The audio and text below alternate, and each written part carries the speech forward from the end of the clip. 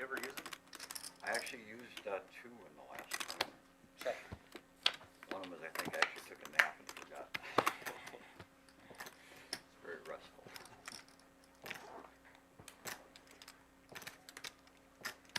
You know Martin Gabriel, right? Yes. I used one of them to slow roll him in the Bahamas.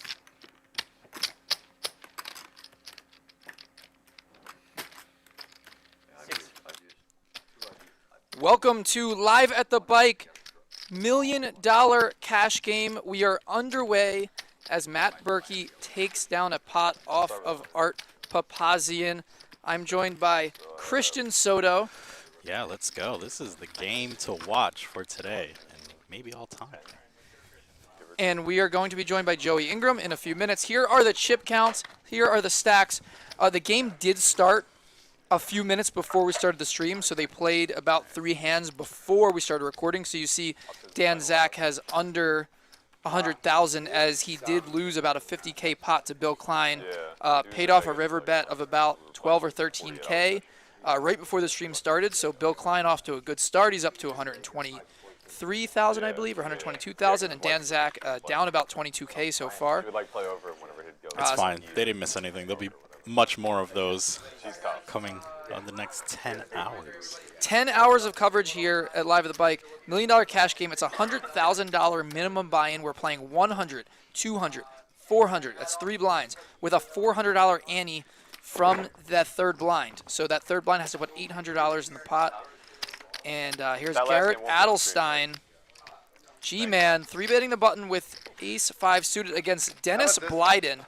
Dennis Blyden, new player to Live at the Bike. He won the LAPC 10K main event last year for about $1 million. I have a funny story about that too. And we hear that Dennis is quite the action player, and we're excited to see what he brings to the table. And a good flop for Garrett. Yeah, very favorable flop for Garrett in position. It's going to flop the nut flush draw and a pretty good board for his range. Just use all of them the first hand. Check 5,000 from Garrett. And fold from Dennis. So you see, good players 3-betting these wheel hands especially against late position opens or players that have wide ranges. And Garrett, that's a good flop as well, and is able to take it down with the aggression. So Garrett off to a good start. Garrett in for 125,000 so far, but I have a feeling that's going to go up when seat 5 sits down. And then if you want more time, each of those is worth. Yeah, seat 5 is going to be Oscar, who he battles in a lot of these Las Vegas big cash games. Get back to 5. Yeah, he's been around the Los Angeles scene for a few weeks or a few months as well. He's been driving some big action games, and it'll be his first time on stream. And you'll see Oscar, he'll probably be in about 10 or 15 minutes. And wait till you see how much he buys in for. Give it all to him. Zack in seat 1. Seat 2 is Dennis Blyden. Seat 3, Art Papazian. Seat 4 is the reigning World Series of Poker main event champion, John Sin. First appearance on Live at the Bike since before he won the main event. He played a few times the year before that. Seat 5 will be Oscar. Seat 6, Garrett Adelstein. Seat 7, Matt Berkey. Seat 8, Bill Klein. And seat 9, Dan Smith. All very capable players. And we're going heads up here. Art versus John Sin. Heads up to the flop. 7-6-4 rain, giving Art the 2 overs and a backdoor flush draw, and John Sin with a gut shot. Or an open-ender for John Sin. Oh, yeah, for sure. Sorry about that. So John's just going to c-bet this flop, and he's going to take it down. And John Sin off to a nice start. That is the main event champ, sitting next to the 2-time WPT champ, sitting next to another WPT champ. So seat 2, seat 3, seat 4, those are guys that know how to win tournaments. And no, how about seat 9? Seat 9, Dan Smith definitely knows how to win. He knows how to win WPTs, but not World Series events. He's not won a bracelet yet. Oh, wow. He's due. One of the best players to not win a bracelet is Dan Smith. Also one of the best players. Very good overall, mixed games. Yeah, for no sure. limit, cash tournaments. Watch seat 5, seat 6, and seat 7. That's where the action is going to be. Those 3 players sitting next to each other, Garrett, Oscar, and Berkey are going to drive the action of this table, I presume, as well as Dennis in seat 2. And we are now joined by none other than Mr. Joey Ingram. What's up, guys? Very happy to be here. I'm very excited for this, man. Last $1 Million Cash Game was such an amazing show. All right, good start. Yeah, it's crazy when the table draw came out and I saw that it was Oscar followed there's by my Garrett 200 followed by calories for the Berkey. day. I was like, well, that's where it's gonna be. No, I'm good. I feel weird just sitting here, but I wouldn't know how to help. I don't even know what I'm supposed to do. Yeah. Just take a rack and start rubbing his sheets. Yeah. Trade pants, right? If you're a real friend. Hopefully the tray caught it all.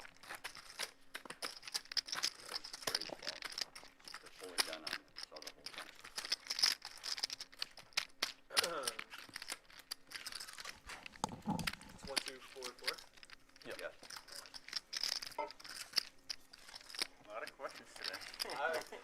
I was going to say, you sounded like a rookie. Was this known? Did everyone know this? No, I don't think anyone knew. I thought it was just once. Ryan only tweeted about it about once every 20 minutes Yeah, for the I was past gonna say, yeah. 6 months. Dan Smith with King Queen offsuit and the table banter Okay, sure. talking about how there's so many tweets about this game.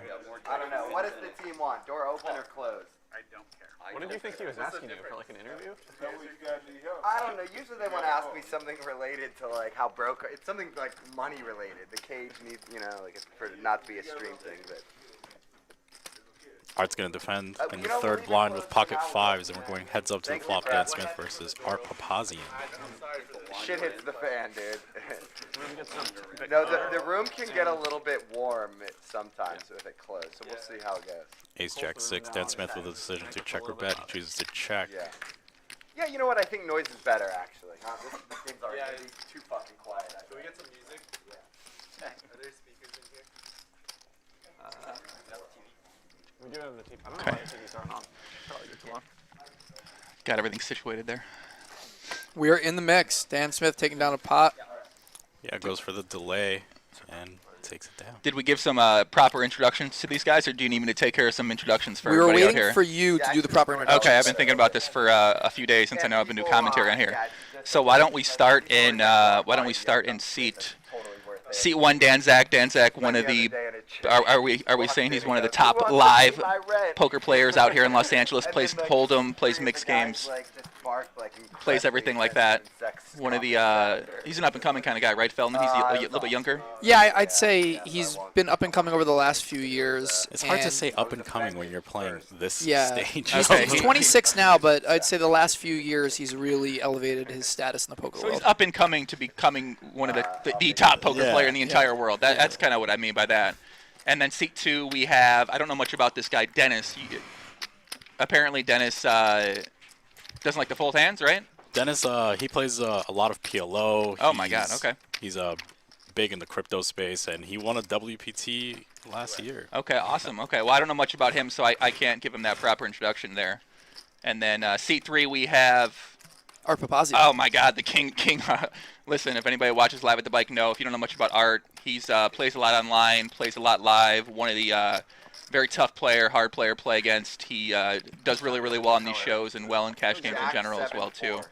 Then seat 4, we got Johnson, the champ. Johnson basically travels around the world, living a champion's lifestyle, has a good time, plays a lot of high stakes poker, plays in home games at casinos, does a lot for charity. He's an awesome guy. Obviously, seat 5. No, you're doing Oscar. You're doing great. Seat 5's Oscar, who we don't. He's a crypto guy, right? Made all his money in crypto. I don't know much about him. I just met him briefly. He battles in a lot of Los Angeles and Las Vegas games, big games. Okay, that's Oscar. Yeah. Oh, I'm excited for his presence there. Obviously, we got Garrett Adelstein. When I was getting into a debate on my Instagram today, they were saying that Garrett might be great against these people, but he wouldn't beat the top online 6-max poker player like that. I think Garrett can take these guys in a deep stack setting. Garrett is the man. He's one of the most entertaining, exciting poker players to watch in the entire world right now, and he's many a fan favorite out there. So, And then next to him, we got a big bet Matt Berkey. Obviously, Berkey's a well-known player on these streams in the very high-stakes games. He also plays in the high-stakes games in the Bellagio and the Aria as well, too. Mainly Aria, where Nolan Hold'em is. He's got his academy, Solve for Why, with Christian here. Christian's a part of that as well, too. Very polarizing figure in the poker world, but overall, very fun to watch. Likes to mix it up. And people seem to enjoy criticizing him for good and bad plays that he makes. And then who do we have next to him? Bill Klein. Bill Klein. If you guys know much about Bill Klein, he played a little bit on high stakes poker back in the day. Very infamous hand against Phil Galfond, where he bluffed Phil off a pretty big hand. He plays a lot of high stakes cash games too. Also loves golfing. I think he said he lives in Southern California. When I talked to him a little bit. Is And Bill Klein still donating I all believe- the winnings and losses? I believe he is still doing the donations as well too. And then he donates all his wins and losses to charity, I believe. And then my man King Dan Smith in seat 9, lover of high stakes.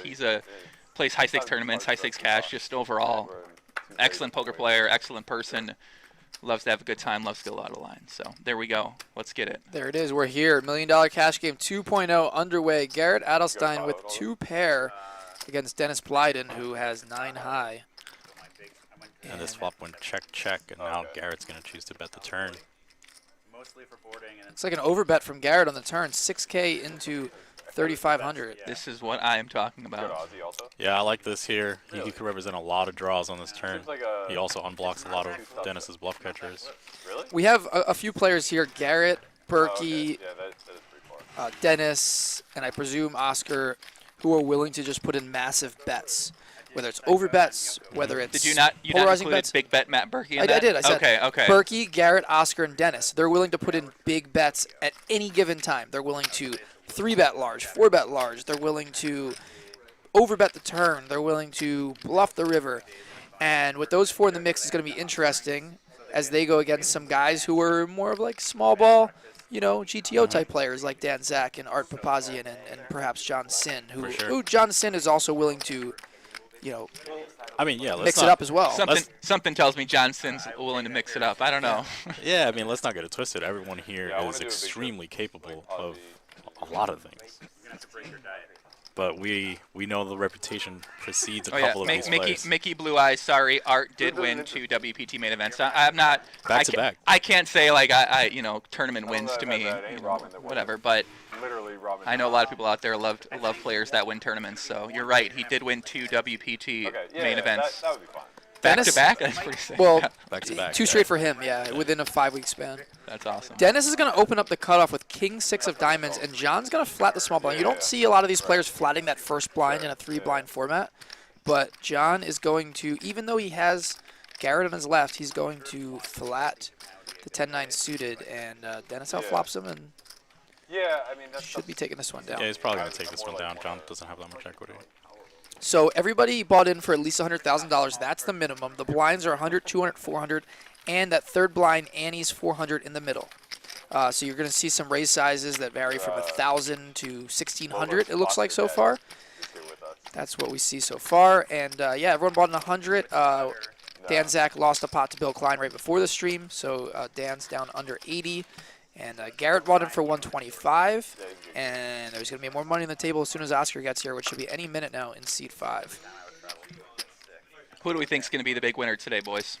I have no idea. This is anybody's ball. My pick to win, Matt Big Bet Berkey. Getting vengeance on the haters in the chat. I think Matt Big Bet Berkey is going to come in big today, and he's going to have a big win. He just won, I think he posted a near million chip stack over in table 1. And that was a lot of pots between him and Dennis. Little inside scoop for those. Yeah, they have history for sure. Yeah. Like, Dennis wanted to be here today to play against Matt Berkey. Yeah. There were some Really? quotes that he told me that basically allude to Dennis wanting to play in this specific game because he wants to get Matt Berkey back. So you're saying that Dennis in seat 2 is targeting Matt Berkey in Yes, this game? there will be some hands between these two. Okay. Yeah, for sure. And they've been battling the last week. A lot of big pots in Ivy's room. So Perfect. they're back.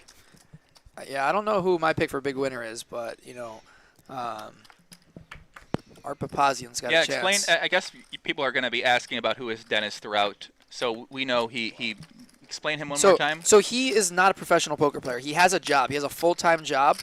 A full-time job where he gambles for hundreds of thousands of dollars on a daily basis. Okay. I'm sure he's very successful in some investments, and he has a good job as well. And he also won the LAPC main event last year for $1 million. So he's got some good things going for him. I truly love the kid.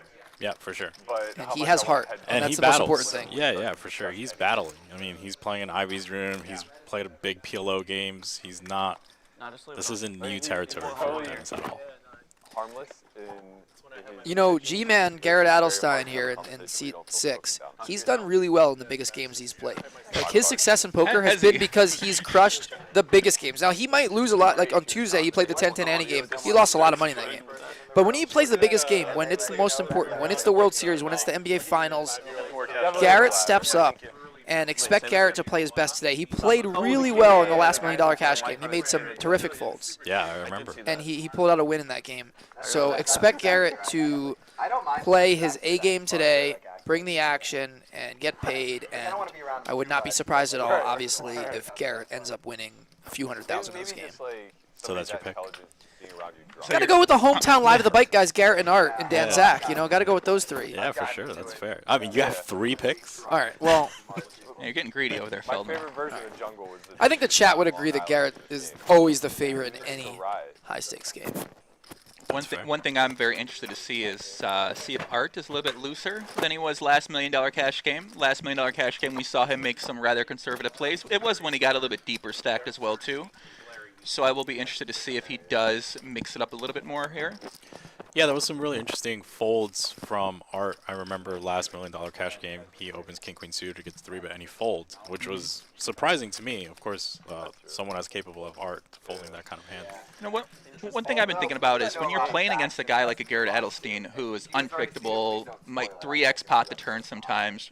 What's kind of going through your mind as a poker player when you know you got somebody like that in position on you, or someone that you're going to be playing some pots with? Are you maybe more inclined to fold pre-flop against somebody like that, or what's kind of, how do you adjust to someone who's, I mean, look at this, he picks up aces right on time. I mean, Yeah, let's see this hand, and then we'll talk about that. how it's so tilting when you get aces and pick up no action. Well, looks like he's going to pick up some action here. That's a 3-bet. Okay. Dennis mixing it up. He is going to 3-bet the third blind to 5,400 with a queen 5 suited, and Garrett has aces. Wow. This is a wet dream for a poker player. Yeah, for sure. I expect Garrett to 4-bet here a high frequency of the time. Just because, like, Dennis is incentivized to just flat, given his position. So, like, when he 3-bets here, he's, like, often going to be polarized, which incentivizes us to just, like, cool him off. Is Dennis willing to play a 4-bet pot out of position with queen 5 suited? I mean, we'll see. I don't think so. That's a big 4-bet too. 18,200. Yeah, I like this a lot. I mean, Dennis should be polarized, which means, like, aces also unblocks. I mean, sorry, aces blocks his bluffs. You said Dennis should be polarized? Yeah, the reason is because, like, he's the third blind, so, like, the majority of the time I think he's incentivized to just peel and, like, realize his equity. So when he chooses to put in more money, do you think Dennis is thinking about that? No, but I mean, I don't think he would, like, 3-bet with a medium. I think he's 3-betting, like, some really good hands. So you don't think he some 3-bets like queen 10 off or king 10 off? Right, exactly. So I think, like, a lot of the times when he's I don't know, man. This from what anyone that's 3-bets queen 5 suited, I think they're capable of 3-betting anything at any given time. So that's fair. That would be my assessment of after this large sample size of hands we've seen him play. That's fair. That's a man ready to put money in. I like that. Yeah. I mean, you know, we'll never know how he's constructing or anything like that. But I mean, generally speaking, I think he's just gonna have some really good hands and some really bad hands. But all right, so that is what it is. But like the point is that like, Dennis is in again. if you're fucking brilliant and you like really like are passionate about something, like the fucking sky's the limit, you know? Yeah. Just with being like a poker player to the world's best Jeopardy player. You know? He had to run really good for that. Like, you have to get on the show, and then you have to win. Flush draw for Dennis, a bunch gutter of for them in a Art. row. Like, he did Yeah, eventually interesting lose board one, here. one just happens to be the second one he Yeah, plays. of course. Like, There's Art like doesn't a necessarily hard have to where always you fold. lose one of your first ones, He has a no gut matter shot. how He also has good blockers to the 7. Yeah, if you're like 90%. I don't win against the expect field Art to shot, actually fold here. You're still like gonna brick a lot. Yeah, well, his daily. On TV is no joke either. What one of the problems with playing someone against Dennis is that someone like Dennis is that he doesn't really let off the gas too much. Yeah, Art might be considering raising here as well too. Yeah. Oh, he is. Wow. Just have some blockers to the 7 with the 8-9. Obviously has some equity as well too. He knows Dennis is going to be really aggressive and betting a lot of hands here that are weaker. Credit to Art for not backing down. He's willing to go for it against a guy like Dennis who may not be a folder. Dennis looks like he's going to put in a 4-bet. A 3-bet, yeah. Oh, so Re-raise, yeah. A A re-re-re. Yeah, a 3-bet on the flop. Yeah. Wow, he is getting a lot of chips. Wow. This is a massive. Wow, he's making it 21,000. It looks like. What a play by Dennis Blyden. Champ versus champ crime right there. WPT champ versus 2-time WPT champ. The LAPC winner gets it done. Wow, let's go. Wow. Loosen up a little bit, Dennis. Come on. So, I mean, we can see Dennis where he's thinking. He's obviously understanding that people might be attacking him because of how aggressive he is playing. Therefore, he is going to decide to 4-bet a hand like a king deuce suited, whereas most players we play against that we would consider action players, maybe we expect them to just call there. So now, when you're in a position of one of these players at the table, something for you to consider more is, okay, we know he's capable of 4-betting with a hand like that or 3-betting on the flop with a hand like that. Like anti-inflammatory. You know, that's some pretty vital information, I feel like, for sure. as a poker player. When you know an action player, we're going to call him, let's say, whatever you want to call him, is capable of doing something like that, because not all the players you play against are ever going to do something like that. Right, there's definitely a difference between like loose passive and like loose volatile. And it's like, this is loose volatile, which is a completely different profile. I might need to change my biggest winner to Dennis here. I feel like his style is going to... It's a disruptor. It is, it really is, man. Uh-oh. Pocket kings Here for we Dennis. go. Yeah, and I don't expect Berkey to fold to Dennis much. Oh, boy, these Matt two. Berkey. Oh, wow. Matt Berkey and Dennis have history, worried and about you. He just said, he did say he wanted to go after Berkey. He wanted to play a big pot. neither one of these two are folding against each other today. They are going to battle. Berkey might fold versus this size. Oh, Yeah. he did Yeah. fold. It was a really big 3-bet. Wow. All right, well, Anticlimactic. I think like 4 hours in after Berkey's stuck like 200K, I think he's not folding to ace 10 there. That's fair. Especially not to Dennis. Yeah. I mean to Dennis specifically. Yeah. Faded Spade in the chat says 100% Joey. Spot on about Dennis. He definitely erred on the side of super aggressive with any 2 suited cards during LAPC. That's certainly, maybe players at the table do know that. And Oscar is buying in for $400,000. Game is on. Game is on Well, for sure. so what's Garrett? Is Garrett going to reload here? Because Yep, he does yep, like to cover. Is he yep. going to just pull out a 500,000 in chips here? Oh, it's going to happen. So, No, I don't- okay, before Garrett adds on, Wow. we already have over $1 million in play. We now have You're the big one. 1.225 million on the table as of this moment, as Oscar puts on 400,000. This is our new player, Oscar, in seat 5. Can we get an explanation on who Oscar is one more time? He's Oscar. He just bought in for 400,000. I mean, we don't have a deeper explanation of Oscar. We just a man that Oscar's a businessman who loves to play big poker. He's from Hong Kong. Okay. And he's been in LA and Vegas for a few months now playing poker. The crypto god Oscar. Okay. And he just had a baby actually 2 weeks ago. Oh, Yeah, the here in baby. LA. His wife had the baby here in LA. The baby run good, though. So that is Oscar. Dennis back at it again with the Jack 7 offsuit. And Berkey's not going to fold this one. 9 if he cares. My hand got It's worse. 900 one. And I'm out of position, so I figured I have to come along. Wow, so Berkey opened, Bill flatted, and Dennis 3-bets Jack 7 off. This is back-to-back 3-bets from Dennis versus Berkey. Berkey now peels, and we're going 3-way to the flop. 24,800 in the middle. Wow. Flop is 885 rainbow. Checks through, and the turn's a jack, Oh, so that boy. gives Dennis the jack, but Berkey, it's 855 jack. Berkey has the best hand. He's got top pair. And after it checks through twice, Dennis is going to put in a bet here on the button. And he is dominated by Matt Berkey. Looks like roughly a little over half pot going into the middle. Maybe a little If you're less. Berkey here, do you ever consider check raising potentially, or would you always just check call here? I think, Because you might get some value against worse jacks, maybe some flush draws as well too. for sure, Berkey can consider check raising. I think like with And the he- ace of and he diamonds, he does. leans more Or no, towards not check raising. Those are 1K chips, right? Those Yeah. are 5K. Okay. Which ones are the 5K, Ryan? The lavenders. Yeah. The Lavenders? purple, Okay. Right there. Okay. Yeah. Thank you. So we have a $47,000 pot as we go to the river. Ooh. Oh my God. And Dennis gets there with a better 2 pair now. He has jacks and 7s. Matt Berkey with jacks and 5s. I don't expect Berkey to fold to a bet here either. He's pretty much at the top. Can also beat a king jack type hand if you happen to have that. Yeah. He beats some value hands. These guys have a lot of history. They've played a lot of crazy hands together in the past. Not on Live at the Bike, but at other casinos. And Dennis bets 30,000, and it's going to be pretty hard for Berkey to Yeah, I fold mean, here. can you really ever fold here against? I mean, obviously they have history with each other that we don't know about, but it would seem to me that this is not a hand you fold. You just call and lose. Oh. Wow, what a hand and a crazy run out. Yeah, that's bad news for Burke. Rough start there, and a good start for Dennis. $107,000 pot goes to Dennis Blyden. And we He see free bet Garrett. the jack 7 offsuit there. Oh, look Yeah. at the chips coming on the table from Wait. Garrett. Here they come. Here they come. Did he just tap? Did he tap Oscar and then add on 500,000? This looks like it. He's not trying to. He's not trying to hide his intentions. Oh, here come the chips. The magical bag. Oh my God! Oh, lavenders. Wow. Okay. Here they come. Here they come. They're still coming.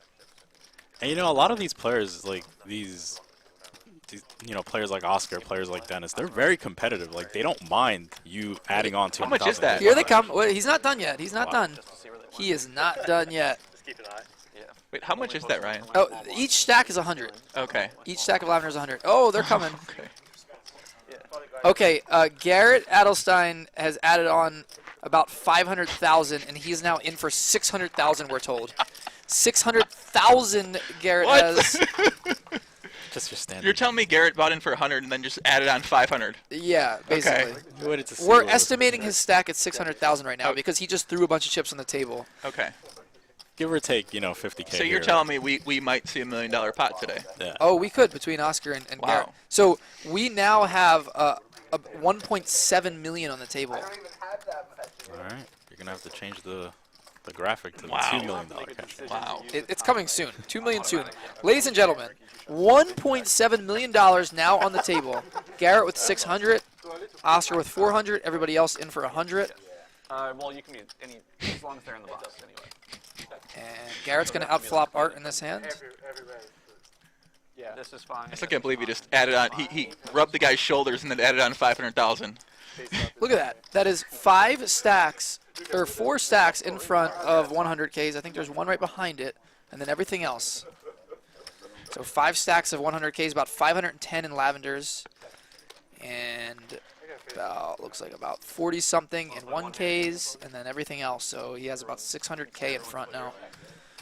As this one goes check, check. And Garrett's going to chop this one most likely with Art, unless Garrett bets. No. So they're going to chop it up. $600,000 in Garrett's stack. Unbelievable. Obviously, by far, the largest stack anyone's ever had on Live at the Bike. The largest was the last $1 million cash game when Garrett had 3 and change. So now he has 600. The largest was 3 last time? Yeah, it was like 317 or something. Okay. Or 370. Look at the stacks here. Look at the stacks. This is something else, Ryan. I'll tell you that right now. This is awesome. Really I cool. also expect Berkey to add on fairly soon. You think Berkey will add on as well? Yeah. We now have over 1.7 or about 1.7 million in play. I don't think Berkey can help himself with these 2 big stacks on his right. To just I know sit there. this There's is just no way. Yeah, it's I think I feel like even a player like Dan Smith looks at this now and he says, "Man, I maybe should have wired in more than 200 here or anything like that." So Greg in YouTube chat asking, does the bike have 25K chips? No, there's no 25K chips at the bike. So 5K is the largest chip. So you're going to see a lot of chips in play because of that. You know, you see like Berkey had no 5K, so he had to pay off that last bet with 30 chips. Like, that's a lot of individual chips to pay off a bet, you know? That's semi-tilting too. Yeah, exactly. If you just pay off one chip, it's one thing, but he paid off 31K chips. Yeah. single chip payoff. I never thought about that. Look at Garrett's stack. That is what you call hashtag chip porn.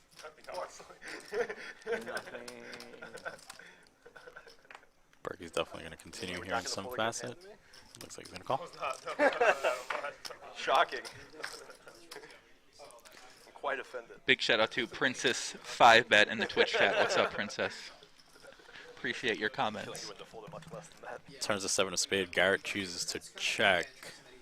3 helping a little more Berkey's range than Garrett's. However, I expect Garrett to probably bet all of his 3s on the flop for protection, so somewhat of a neutral card.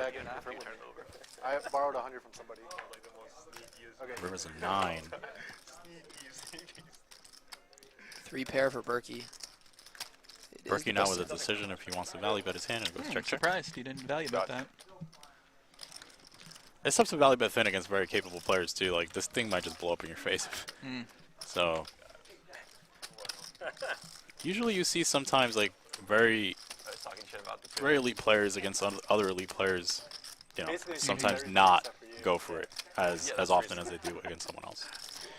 Yeah, it's definitely something to think about too. Is certain players are going to be playing against Garrett differently. They might be playing against Oscar, and they might be playing against Dennis. You know, some hands, reg versus reg, where you have a deep dynamic with your lines are going to look a little unusual to some people sometimes. Whereas against a player like Dennis, you might come out to be a wild man because against different players, I think that you adjust differently against them. I'm really interested to see Dan Smith. Like I haven't seen too much Dan Smith in the last couple of years in terms of cash games or things like that, and it's always interesting and exciting to see like the OGs come out. Yeah, for sure. Dan's been around poker a very long time in the online streets, and now he plays some of the highest stakes online, or high stakes live, rather. I'm not sure how much online he's playing right now. Shout out to Wino Poker in the chat. She says Ryan, Joey, and Christian are turned on for sure, but who isn't? That's true. I mean, this is a pretty epic game. It's a special moment for poker. Just, I mean, I don't know. It's just pretty cool. Squeeze here from Berkey, the big blind. God, ace king has got the goods. Whoever at this table has done the longest. What the longest? Garrett's going down. I would take Oscar, and I would lay a price.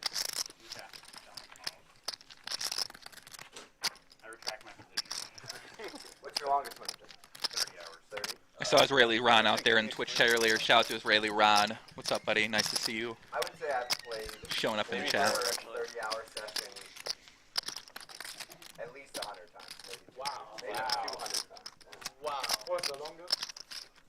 Longest maybe 55. Yeah, not that long. We'll talk about their longest sessions. Garrett said he's done about 55 hours. He's done 30-hour session maybe 100 times. Wow.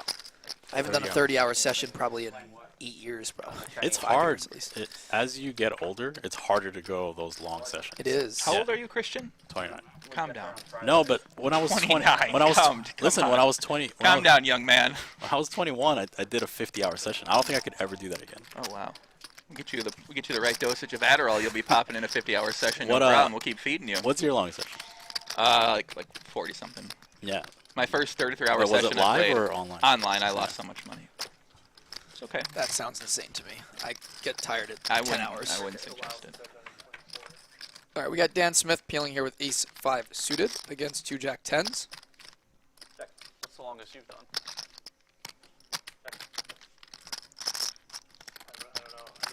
Flop checks around. Turn is a queen. Nothing doing for anybody who wants it the most.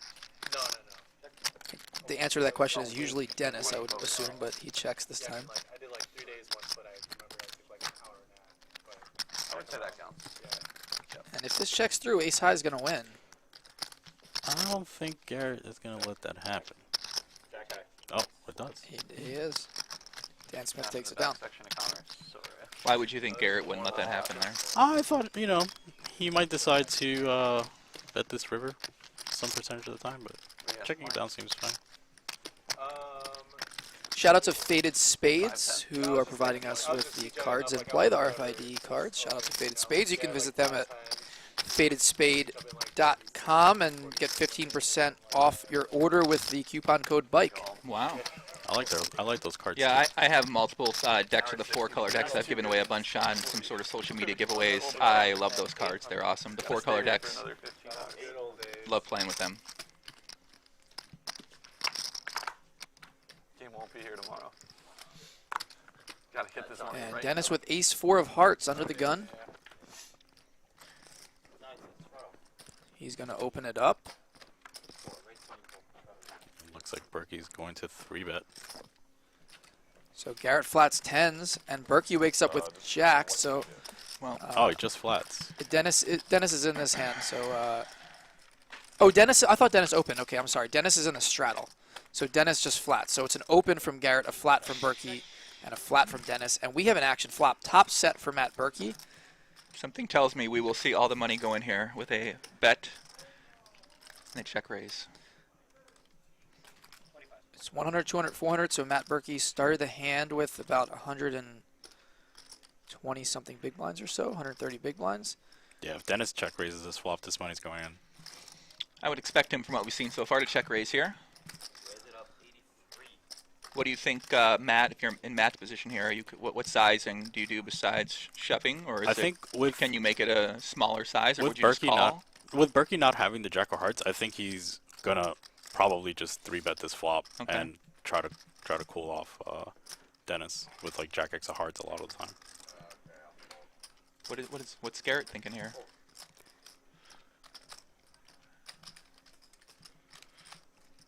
So Garrett Berkey's got 55,000 left here. So if we do 3-bet, what size? I think you have to either shove or flat here. I don't think there's a lot in between. It looks really strong if you make it like 25 with 30 back. Looks like he's gonna click. So he made it 17, it looks like. Yeah, there's definitely exploitative coming from Berkey. Like, this is only because it's Dennis, probably. Well, they're both all in. All in a call. We got a $124,000 pot. Flush draw for Dennis. Top set for Matt Berkey. Oh, that's a rule? Looks like they're running it once. They're hard on the turn. Oh, man. Berkey just cannot catch a break on some of these live streams, man. Just take this. And Dennis Blyden wins a $124,000 pot with a flush draw against Berkey's top set. And the rivalry continues. 96, 97.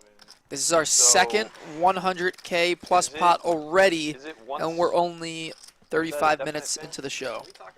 You know, me and Berkey were talking about how bad he runs on some of these high-stakes streams, and I mean, what can you do there? This is what you want. You want a flop top set against your nemesis at the table. He has that nut flush draw. Sometimes our hands have to hold up, and sometimes that's not going to happen. But you got to stay composed. You can't really go on tilt, which that happens to a lot of players. You know, they have a rivalry with somebody, they lose a big pot to them, and all of a sudden it affects their game against every other player in the game too. I think weaker players that happens to. Yeah, for sure, especially early on in in a like long session. long Because you're thinking about that, chasing those losses for, all right, we're down 80, all right, we're down 70. So it can be tough to deal with as a as any poker player out there of any level. Yeah, I owe you 60. And then I have. Monkey Mel says, what did Berkey put him on? It's a good question. I think we've seen his capability of having any two cards in a lot of situations like that. Yeah, and kind of like what I said, like Berkey didn't have the jack of hearts, so there's like a fair portion of Blyden's check raise range there is jack X of hearts, and you know he's not gonna fold that hand, so we're just trying to cool him off. Also, like that history, that meta that they have, like I don't necessarily expect Blyden to like sometimes he'll like check raise call an 8 or something like that. Oh, yeah. Cool.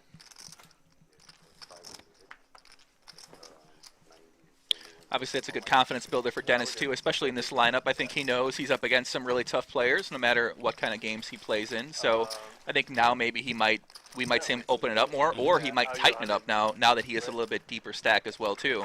You know, maybe some action players are inclined to play looser when they are that $100,000 buy-in stack size. Then once they win a little bit, you never know how they might adjust. So I'm going to be interested to see how he does adjust here. By the way, that is $600,000 in Johnson's hand right there.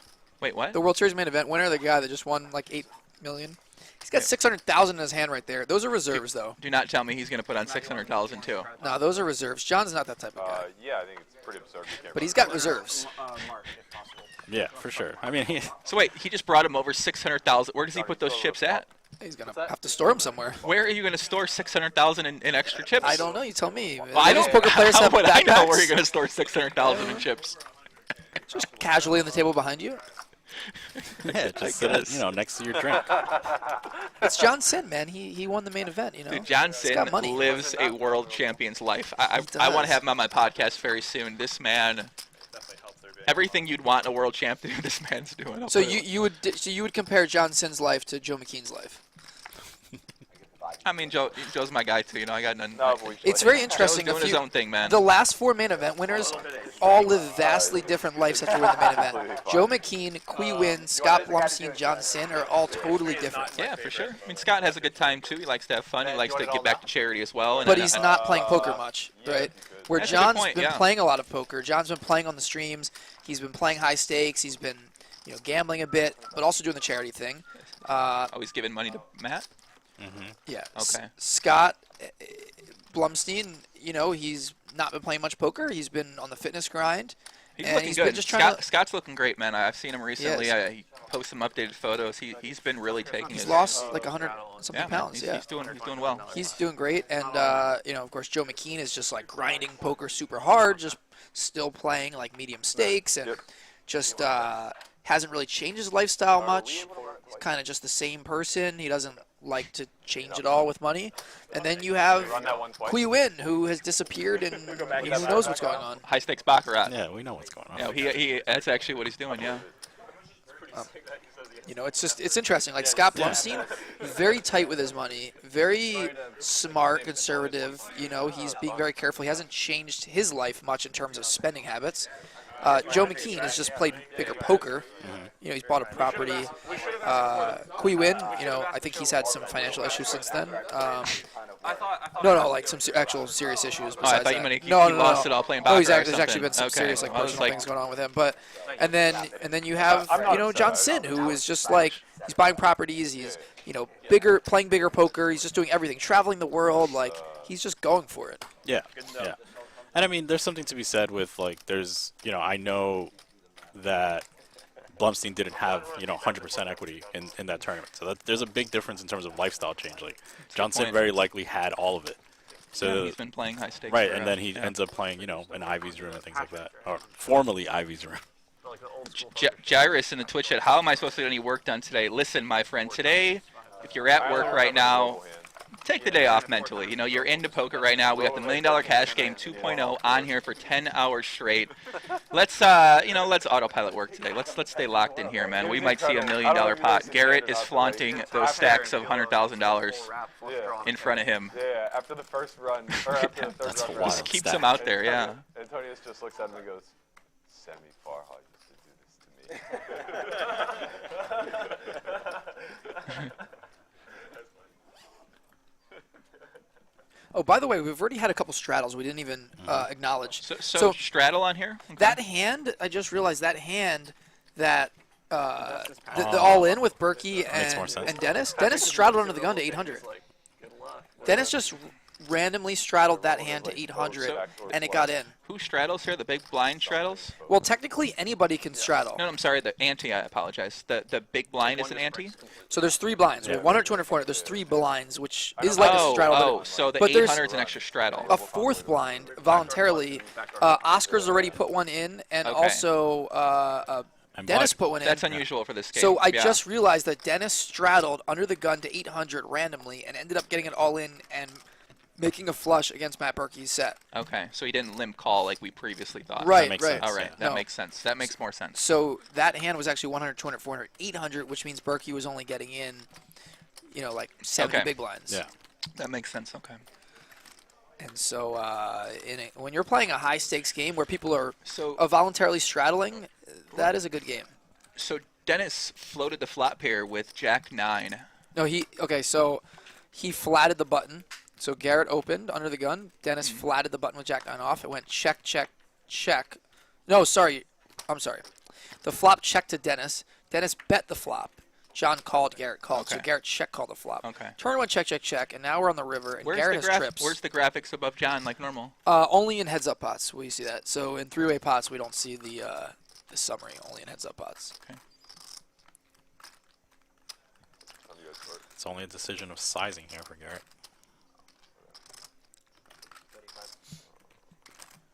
He's mostly targeting an 8 with this size. Some 7x. Johnson blocks 7s, blocks 8s. Could he go for it? Could he put in a check raise here?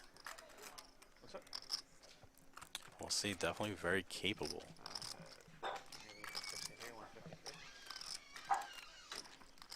I feel like he's more likely to bluff raise than to call here. He could also rep 5-6. And here it is, Johnson, the main event champ, putting in a bluff check raise against Garrett. That looked like it was big. Yeah, 23K facing 3,500. Keep this so that Wow.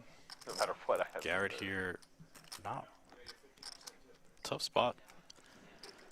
5-6 is in range. 7-7 in range. 8-8 in range.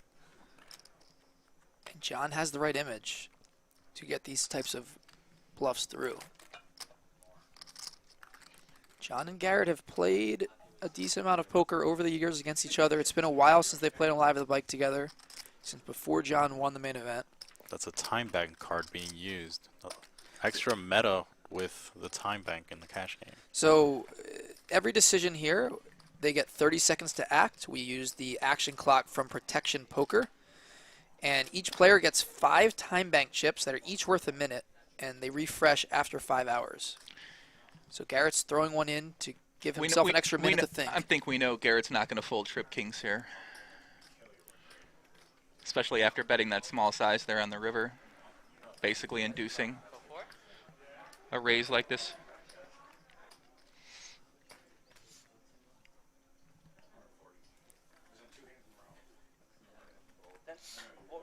And he folds. Wow. Garrett folds trips. Good read, Joey. Yeah. Well, Chad can give it to me for that one. Johnson using the 7 and 8 blockers to get it through. I think no one in the chat would have predicted a fold there. Wow. Big time play by the main event champ. Hey Brian, do you know any way to That's what I'm saying, man. All these players are capable. It's just wild. This is it.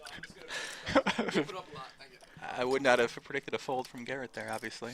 Wow, Johnson gets it through. Wow. What was approximately the pot size on the river when Garrett bet 3,500? Yeah, it was 2-2-2 on the flop, and then it was 22 in the flop, so it was 66. It was maybe like 10. He bet like I want to say about 35 into 10. Yeah. Someone in the chat said something about the straddle when I didn't know where the straddle was. So in this game, you can straddle under the gun. You can straddle on the button as well too. Anywhere. You can straddle you anywhere. can technically straddle any amount, any position. Right. Re-straddle, double straddle, triple straddle. It just doesn't happen that often at these stakes. Yeah, I was surprised. Right? Like especially other than under the gun. Right. Who's just gonna put money into the pot. Yeah, that's why I was confused about when you said what did he straddle and what position. So a few years ago, when we first started doing 25-50 games, when we had Doug Polk Week, the original Doug Polk Week, February 2017. One of the games that week, Josh Macchiello, you guys remember him? Yes. Shout out to Josh if you're watching. He was down a bit, and he had about 6,600 left in his stack in a 25-50 game, and he straddled his entire stack. So it was his like middle position. He just straddled his whole stack, and so the action started to his left. And so Doug Polk had ace-5 suited, I believe it was, and he just shoved for 66K to isolate the dead stack. And they ended up running it twice and chopping, but that was an epic moment where Josh just straddled 6,600. That's wild. Someone just changed their mind as a good turn card for them was coming. Yeah, didn't you say you like getting it in Like in the behind, process you're of happy coming up. because I don't want you way behind. We are in hour 1 of 10 hours here on Live at the Bike. $1 Million Cash Game 2.0. Ryan Feldman, Christian Soto, Joey Ingram will be with you the whole time. As Art Papazian, regular here on Live at the Bike, raises it up with pocket nines, and John Sin going to flat the button, defending the button with Queen Jack. And that is a 3-bet face for Garrett. Nope. Oh, No, yep, there it is. yep, there Yeah. it is, there it is. Wait, you know when Garrett has a 3-bet face? Oh, I know everybody's 3-bet face. Okay. When I play poker, I look at somebody at the table, and when they pause, that's their 3-bet face. The 3-bet Wow. face. You must be crushing the games with that information, huh, Yeah, Feldman? that can really get me far, yeah. Art's going to call, and John's probably going to get away from this one. yeah, this is one of those hands where you do fold in this situation. Like, you're going to call a lot of hands in a 3-bet pot here on the button, but Queen Jack off is a good one to fold. And Garrett outflops Art. Curious to see what sizing Garrett goes with. Yeah, in if this he bets at situation. all. I think if he's gonna bet here, it's probably gonna be like third pot. Looks like 5K, yeah. So Yeah, somewhere about- in that vicinity. Yeah.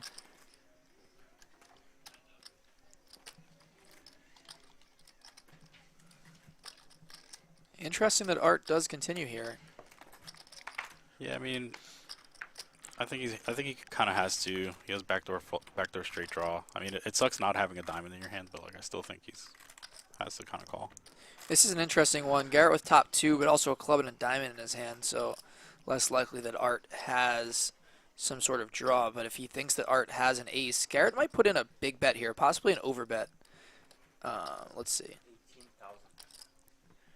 Yeah, quick fold, 18,000. So about 3/4 pot and a quick fold from Art. Garrett trying to target a hand like ace 10 suited, ace queen.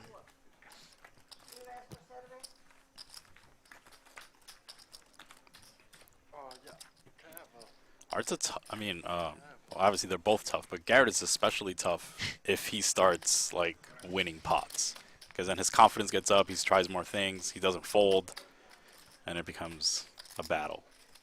$1.7 million on the table. Yeah, if you're just tuning in and you're a little confused what you just saw, Garrett Adelstein does have 600,000 chips in a stack, and the player to his right, Oscar, 400,000 he bought in for. That's not good. All right, Dan Smith in action. Dan Zack folds the ace 7 of diamonds.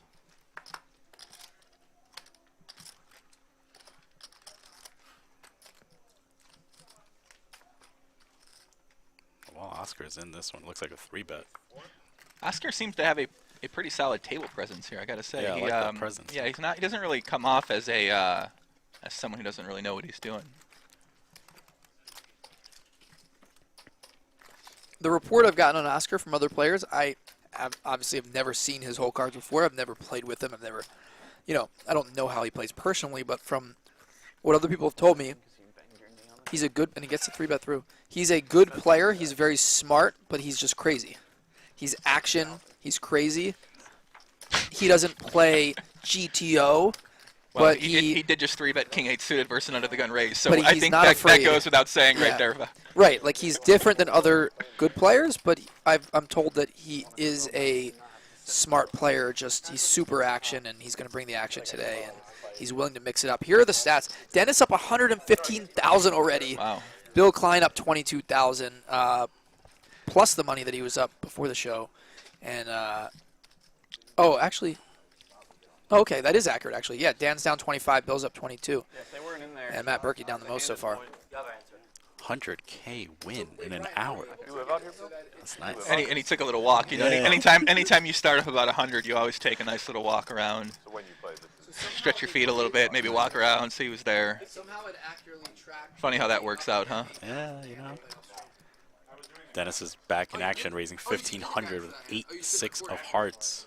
Oh, sick. Okay, cool. Cool. So Oscar 3-bets the King 10 offsuit here to 5,300. Oscar is aggressive.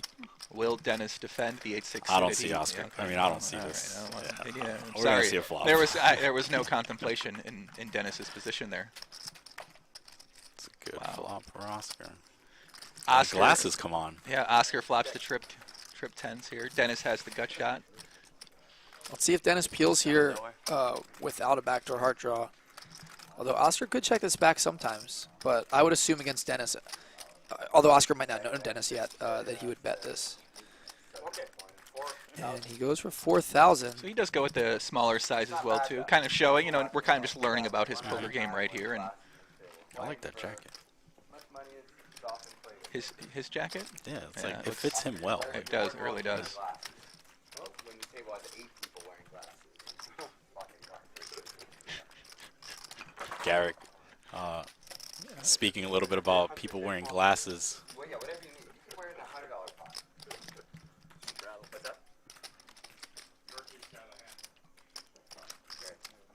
So it looks like Dennis is going to straddle to 800 out of the gun here. okay, alright, that's fair. If you had it up, it would Sure. Dennis Blyden with the $800 straddle in a high-stakes game. Advertise a million This guy dollar cash came to game all play. against Garrett and Oscar. What are we here for? Let's go get lunch. Fuck. Raise it up 24. Someone's got to throw the Andy's. Garrett here raises to 2,400. Bill Klein's gonna enter the pot. He's gonna Much better deal for them than heads up. Alright, it was on, then I turned it off, now I turned it back on, Sammy. Then Zack folds ace-10 offsuit and Blyden with ace-4 offsuit. Easy defend in the straddle. Yep. And we go three-way to the flop. So we have an unknown hand for Garrett here. Never mind. King 9-7, a piece for Garrett and Bill Klein. Garrett 80. flops top pair. Bill's got the open and straight draw. Obviously, Bill is not going to be folding his hand here. Garrett sizes up. Pot was 8,200. Garrett bets 6. And we're going to see a turn. Heads up. Wow. Garrett turns 2 pair. Bill Klein has the pair, second pair now with the open and straight draw. For a second, I thought he had 6-8. I got excited. I said, oh boy, here we go. It's a good turn for Bill's range, but Garrett has top two here.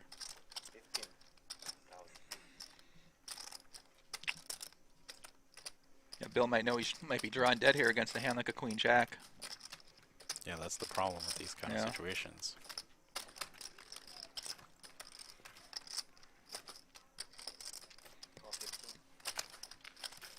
He's going to call. We're going to see a river. $50,000 pot. Garrett likes seeing that card. Flush misses, straight misses. What sizing will Garrett go with here? Pot's $50,000. He's going to want to target a king the way the hand played out so far. Obviously, Bill doesn't have a king. And I expect Garrett to go pretty large here, maybe like 30, 35,000. Yeah, he can also get called by a worse 2 pair that Bill might have as well. He's digging. He might even go bigger. He might go over 40 or an overbet, but Yeah, it I looks like think 35, 40 is probably ideal. Yeah, 40. 40. Fold. Yeah, I can understand that sizing there. If Bill does have a 10, he's probably going to fold his 10-8s, 9-8s, 7-8s. So hope to get called by a worse pair, yeah, some like type of king, king. queen. Yeah, king, Yeah. queen, or worse 2 pair. another pot for Garrett Adelstein. By the way, I've been saying it wrong for years, but I'm told it is Garrett Adelstein. Well, Stop excuse me. Yeah, serious. So I'm trying to. I've said Garrett's name, Adelstein. Me too. Like infinite. Yeah, infinite. No, amount me of too. times. But I want to get it right from now on. After 2 years, I think by now he deserves our respect, and I think I'm going to say it right. Yeah, that seems Garrett fair. Make his family proud. Adelstein. Yeah. Okay. Garrett I've been calling Garrett Adelstein to himself. For Right, me too. But long time. because he's a nice guy, he doesn't care. He's not going to correct people. Are you wearing a Gucci watch? Bro, we got a stream going on. Come on, God. don't be outing me on here, man. Come on. Wow. This was my watch I wanted didn't when know- when I was young. I didn't know YouTube pays that well. That's a nice watch. YouTube Pot Limit Omaha pays this well. But no, I bought this when I first started making money at poker back in the day. Dennis takes another one. Small blinds. Gucci watch. Man, let me tell you a story about this watch. I was always, when shopping, I lived in San Diego, and I had barely had much money at the time playing small stakes online. And we went to the Gucci store for some reason. I saw this watch. It was blinging, and everybody online in the 2+2 forums, everybody had a nice watch. Like, you always bought a 5K watch whenever you made it. Like, so of course, I wanted to do what they did. So when I think I had about $30,000 in my bankroll, I decided it would be a smart idea to buy the 5K watch. And one of my best decisions I've ever made in my life. So now I just wear the watch still. I've had it for years. And it's like a sign of when I worked so hard to try to make it. And it was just such a motivating time in my life. So I wear it to remember that. So that's why I like to rock this one around. Awesome. Boom. Got to bring out the best of yourself today for this Gucci game. Poppy. Exactly. So if you want to make it, get yourself 30K and then buy yourself a 5K watch. And Well, I'm not. it's Listen, uptrend man, from I'm there. not advocating for that. But I was swinging 5K a day anyway at the time. It wasn't a big deal to me. Fuck that. I agree. You got 20,000. How much lower can you go? It was very unfortunate. By the way, if you guys want to watch more poker, if you want to watch the original $1 Million Cash game or the condensed version of it that we put together, or after this show's over, you want to watch it again tomorrow, you want to watch the other 1,500 videos that we have dating back to 05, you want to watch Joey Ingram play poker, you want to watch Christian Soto stack Hashtag King, you got to go to liveatthebike.com and subscribe. So show us some support if you're enjoying what we're doing today. Liveatthebike.com and sign up. We have a special promo code for this week. 2 weeks for free. You could try it out. It's high stakes, one word, high stakes. 2 weeks free. Join us at liveatthebike.com. Is that a good promo, Joey? That was very good. Joey, the king of promos? Well, you mentioned Hashtag King. I mean, I don't think Hashtag King's selling any subscriptions. I'm going to be honest with you, buddy. I mean, maybe people that want to see Christian stack him for 40K. Yeah, let's just say that. What was that pot? Yeah, it was a lot. It was over 40, right? No, I think it was like 20-ish. Oh, it was 20. I thought it was 20 each. That's right. It was 20 something. Yeah. Yeah, it was 5-10. It was pretty insane. Pretty big pot. Dennis with the combo draw is going to bet and takes it down. Another pot for Dennis. Something about watching Dennis and Oscar play a hand together is very exciting. Yeah, because you don't know what's coming. Like it's just one of those hands that just could develop out of nowhere, which is exciting.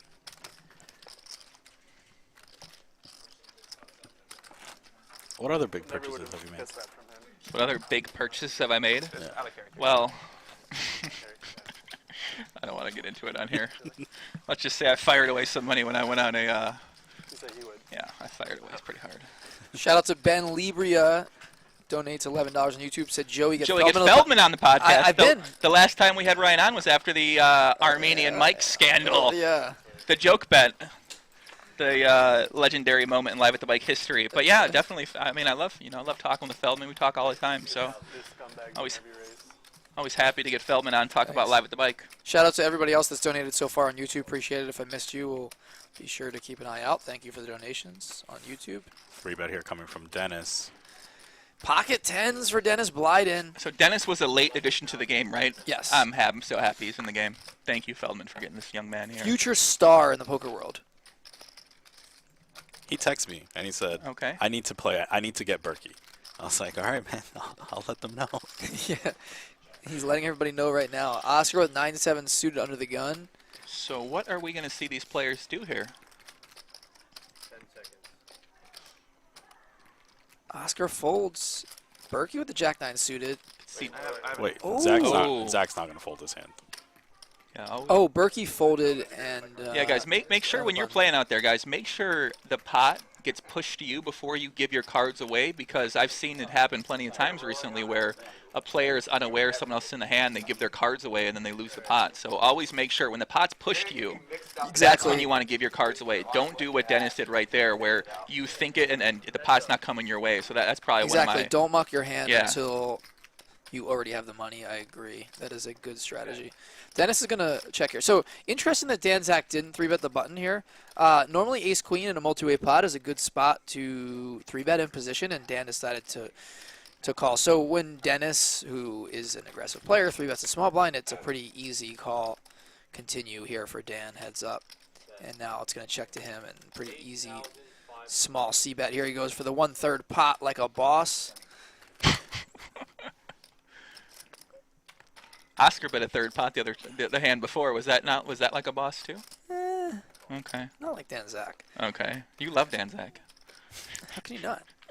I mean, I love him too, but turns a 6. So Dennis actually check calls here with 10s. Interesting in a 3-bet pot.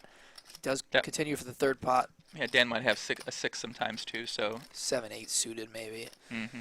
And now Dan has to decide, does he want to put another bet here to build the pot or check to evaluate the river? He's going to put another bet. Yeah, I think once Dennis checked the flop, Dan's trying to get the money in. I think he thinks he's pretty ahead of Dennis's flop check range. And he just wants to play for stacks. Yeah, and stacks get a little awkward here where Dan bets 21,000. If Dennis hypothetically were to call here, you know, the pot ends up being, I forget exactly how much it was, but say 75,000 and he's got 32 back, you know. I think that at that point, if Dennis were to call, his hand looks like a weaker ace, like an ace-5 suited that he might 3-bet. Well, just take one.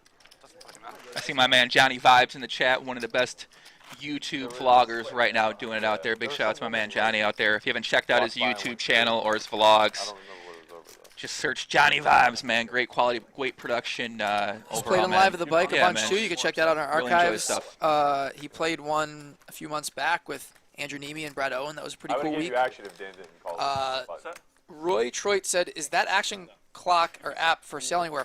Contact Protection Poker. You can look them up on Twitter at Protection Poker. They are the ones who own the action clock. Same clock that's used for high stakes games and tournaments all over the world. WPT. They've got a nice little corner of that market, it seems like, huh?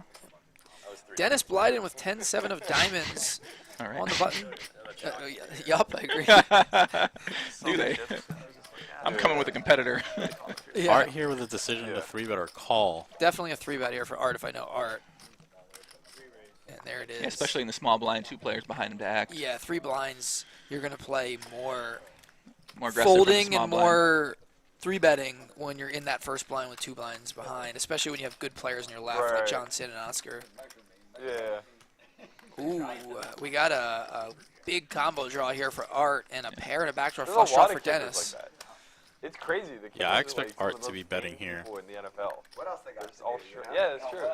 Fucking kick for a half hour and then go hit the gym. They boom the ball and they're just all shredded. Mental game kicking is so tough, though. As soon as things go down. Looks like it's in the Yeah. vicinity of like quarter every one pot. of them just like cracks if they miss. Yeah, Art goes head bets 3,600. I don't think we'll be seeing Dennis fold here. Are we talking Four about pot. Yeah. And looks like a raise. It's coming from Dennis. No, that's a call. Oswald for the Steelers would play. Right? No, that was a raise. I didn't see That was the a 5K I didn't see chip, the yeah. 5K chip. Okay. So Dennis is going to raise to 8,300 here. Wow. Value raise. Right, but like, so if you're whatever 80% from. Do you think we 45, might see Art re-raise here? on occasion, you I don't think so. I think King High with a gutter and a flush draw is a good enough hand to call with for this price out of position. If he knows Dennis is getting a little out of line, I think Yeah. it's could be like something to consider. I think he just knows that way like to Dennis frame might positive keep and betting no matter negative. what. We Mhm. compound negative just because through evolution, like Turn is the queen of diamonds. Ooh, Art turns the nut straight. Dennis turns the backdoor diamond draw here. Ooh, let's see if Dennis continues here or takes his free equity. Pot's 28,400. Art has $58,000 behind. You're supposed to, right? It's your job. Wow. I really would have liked to see Dennis check. I don't think there's many hands that Art bet calls flop that check fold this turn. That often, right? If a wide receiver drops a couple Dennis times, goes as with a long as half you pot have sizing, 14,700. he gets forgiven Will in Art a way check that- jam here, or will he just call, maybe thinking that Dennis even though there's sort of the same doesn't have much here? probability. Yeah, I don't think there's a size to check raise two other than all in here. So it's either all in or call. Art's going to think this one through. Whatever he does is probably the right decision because he's Art. And he does just call. Yeah, not surprised to see that. We've seen Dennis be Every year he has like 2 games. pretty out of line. This river could spell disaster for Art if a diamond comes. CFS, and every other game he's just like the biggest. Well, that's an River. interesting one. That's Oh, gonna check, check. Yeah. Everything. And Art's going to take this one down. A wise check back by Dennis. $57,800 pot there. One game a year where he would score 3 touchdowns, put up 200 yards, and have 13 receptions. And Art is back in the green. Possible.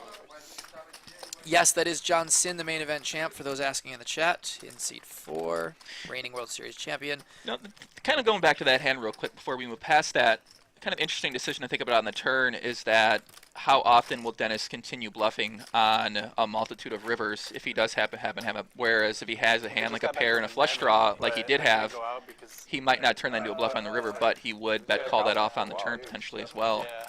And also if you do have that king jack there, there's a lot of potential rivers that could slow Dennis down if he does have, I mean, some type of 2-pair hand. No, we drove, but I don't think I'm going to make that. Yeah, I agree with you. It's kind of a very interesting It's a lot decision. brutal. It's a lot more brutal than I thought it was. And obviously that's a big decision right there. It's a lot of money you get in there really far ahead too on the turn. Which is like, I think like just driving in the dark for fucking. Where is Vinatieri now? He's not on the Patriots, right? I thought he was. Did he go? I think he's Colts, right? Bill's tired of folding, and he's gonna raise it. Oh yeah, you're right. No, I don't. I think that happens sometimes for some players. They just, you know, for whatever reason, they just decide to make a raise. I mean, you just want to be in the action. Like, there's so much Right. going on. Like, you're like, this hand's like, it's not the best, but I want in. Yeah. He gets Berkey to call him with a dominated hand. That's it. They're literally just. It's Oh, really? so terrible. Awesome. Bill went with the 1/3 pot size in that pot too. $3,100 pot. You bet 1,000 there. Takes it 1/3 down. pot like a boss. 1/3 pot like a boss. They have like Exactly. on offense Their anyway. offensive line, who's basically never That's festival fair. before to go to Coachella with us. Oh, yeah?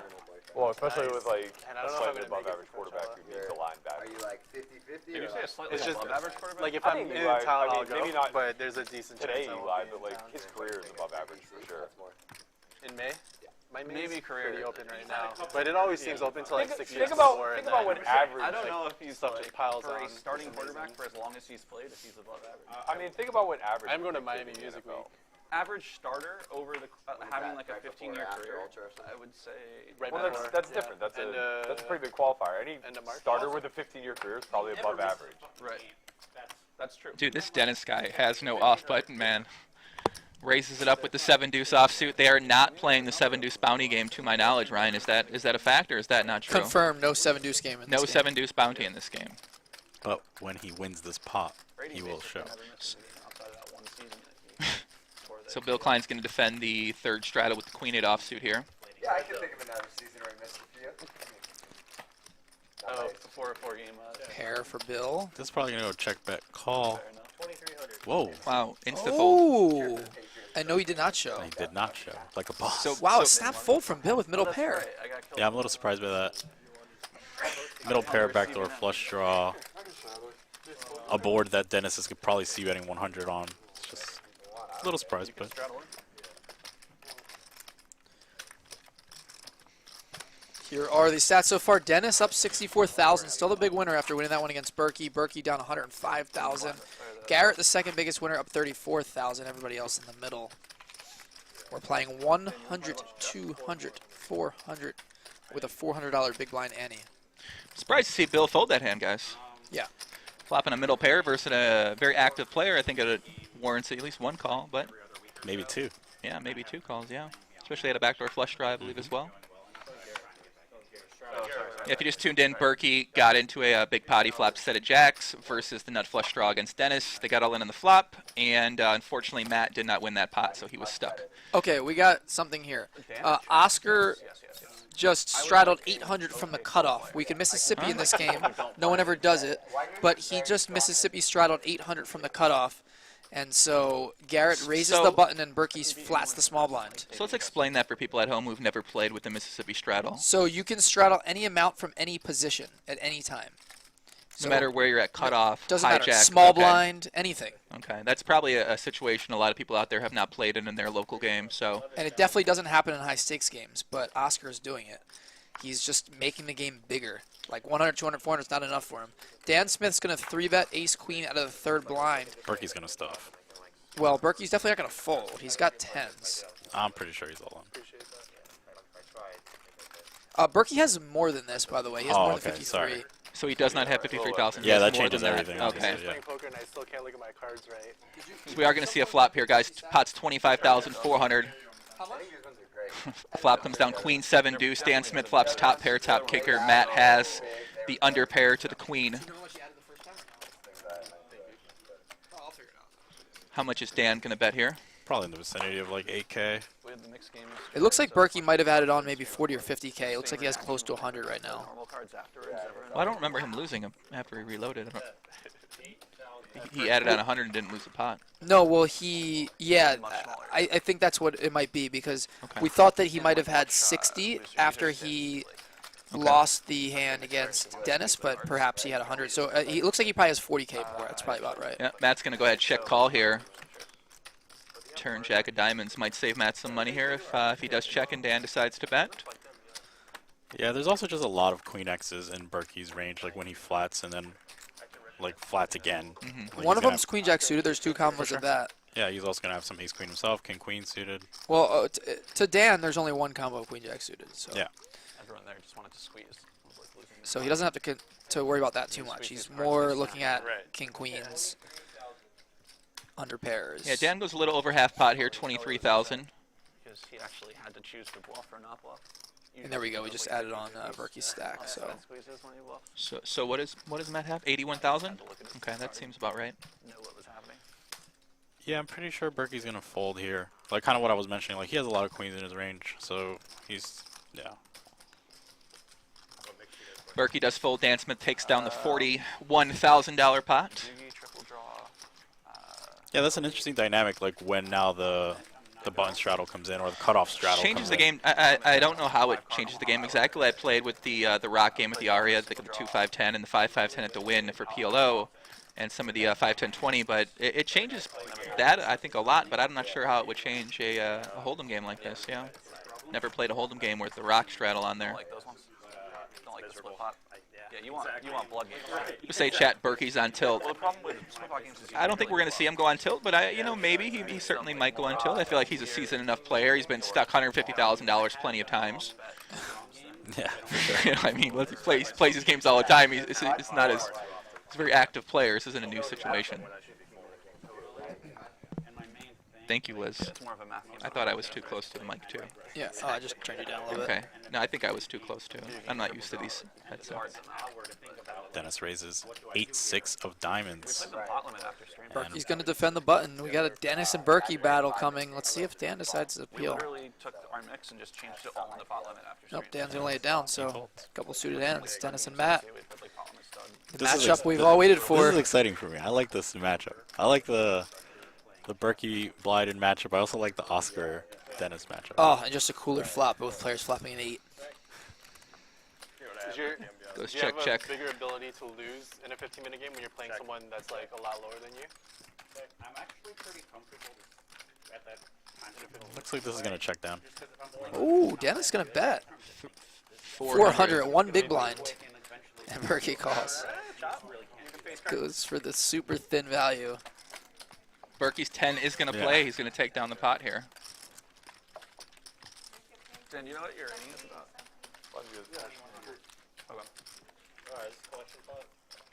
And you're like competing with PMs for the most part. That's pretty crazy. You probably should. Well, I'm mostly losing. Right. But like when I don't lose, it's a big story. But like I don't know, I'm like 1.5 out of 12 or 15 or something against like good players. But Dan's talking about Play, chess, all I believe. online and you He's play been playing a lot of chess lately. I'm going to Iceland to play. Well, he's been like a long time. Yeah, a long time. He's had a lot of success when he was a child, but recently he started playing a little bit more. That's good practice. I mean, that's like when I play. You're ready for the chess, tournament. too, or like details, or like I get it. Oh, yeah. Yeah, that's how I play my poker, 5-minute poker games. Did that guy win the WSOP main event? Yes, John he did. Sin, yes, he did. Silver in a very slow game, but I will try in Iceland. Is there a big chess thing in Iceland or something? I mean, it is a prestigious event, but it's a $300 buy-in. Yeah. Is it 122 sudden death 1 or is it different structure? It's a lot faster than that. I'm gonna guess like 40 and 90, but I'm not sure. Okay. So that's it.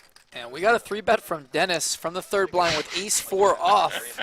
Dennis, you need a nickname for Dennis. Well, we have a Dennis the Menace that plays regularly on Live at the Bike. I think Dennis is way more of a menace than the other Dennis the Menace. 2 games a day. We'll let Joey think about it for a little bit. So Garrett is going to call here. They're very deep, about 160,000 to start the hand. Garrett pocket twos. I only played for 1 year. But like every major tournament used to be 2 hours for the first 40 and then sudden death an hour after that. King 6-5 rain, and Dennis tends to just c-bet these kind of boards. And he should. This is a dry flop. It favors his range. Yep. He should be able to c-bet small.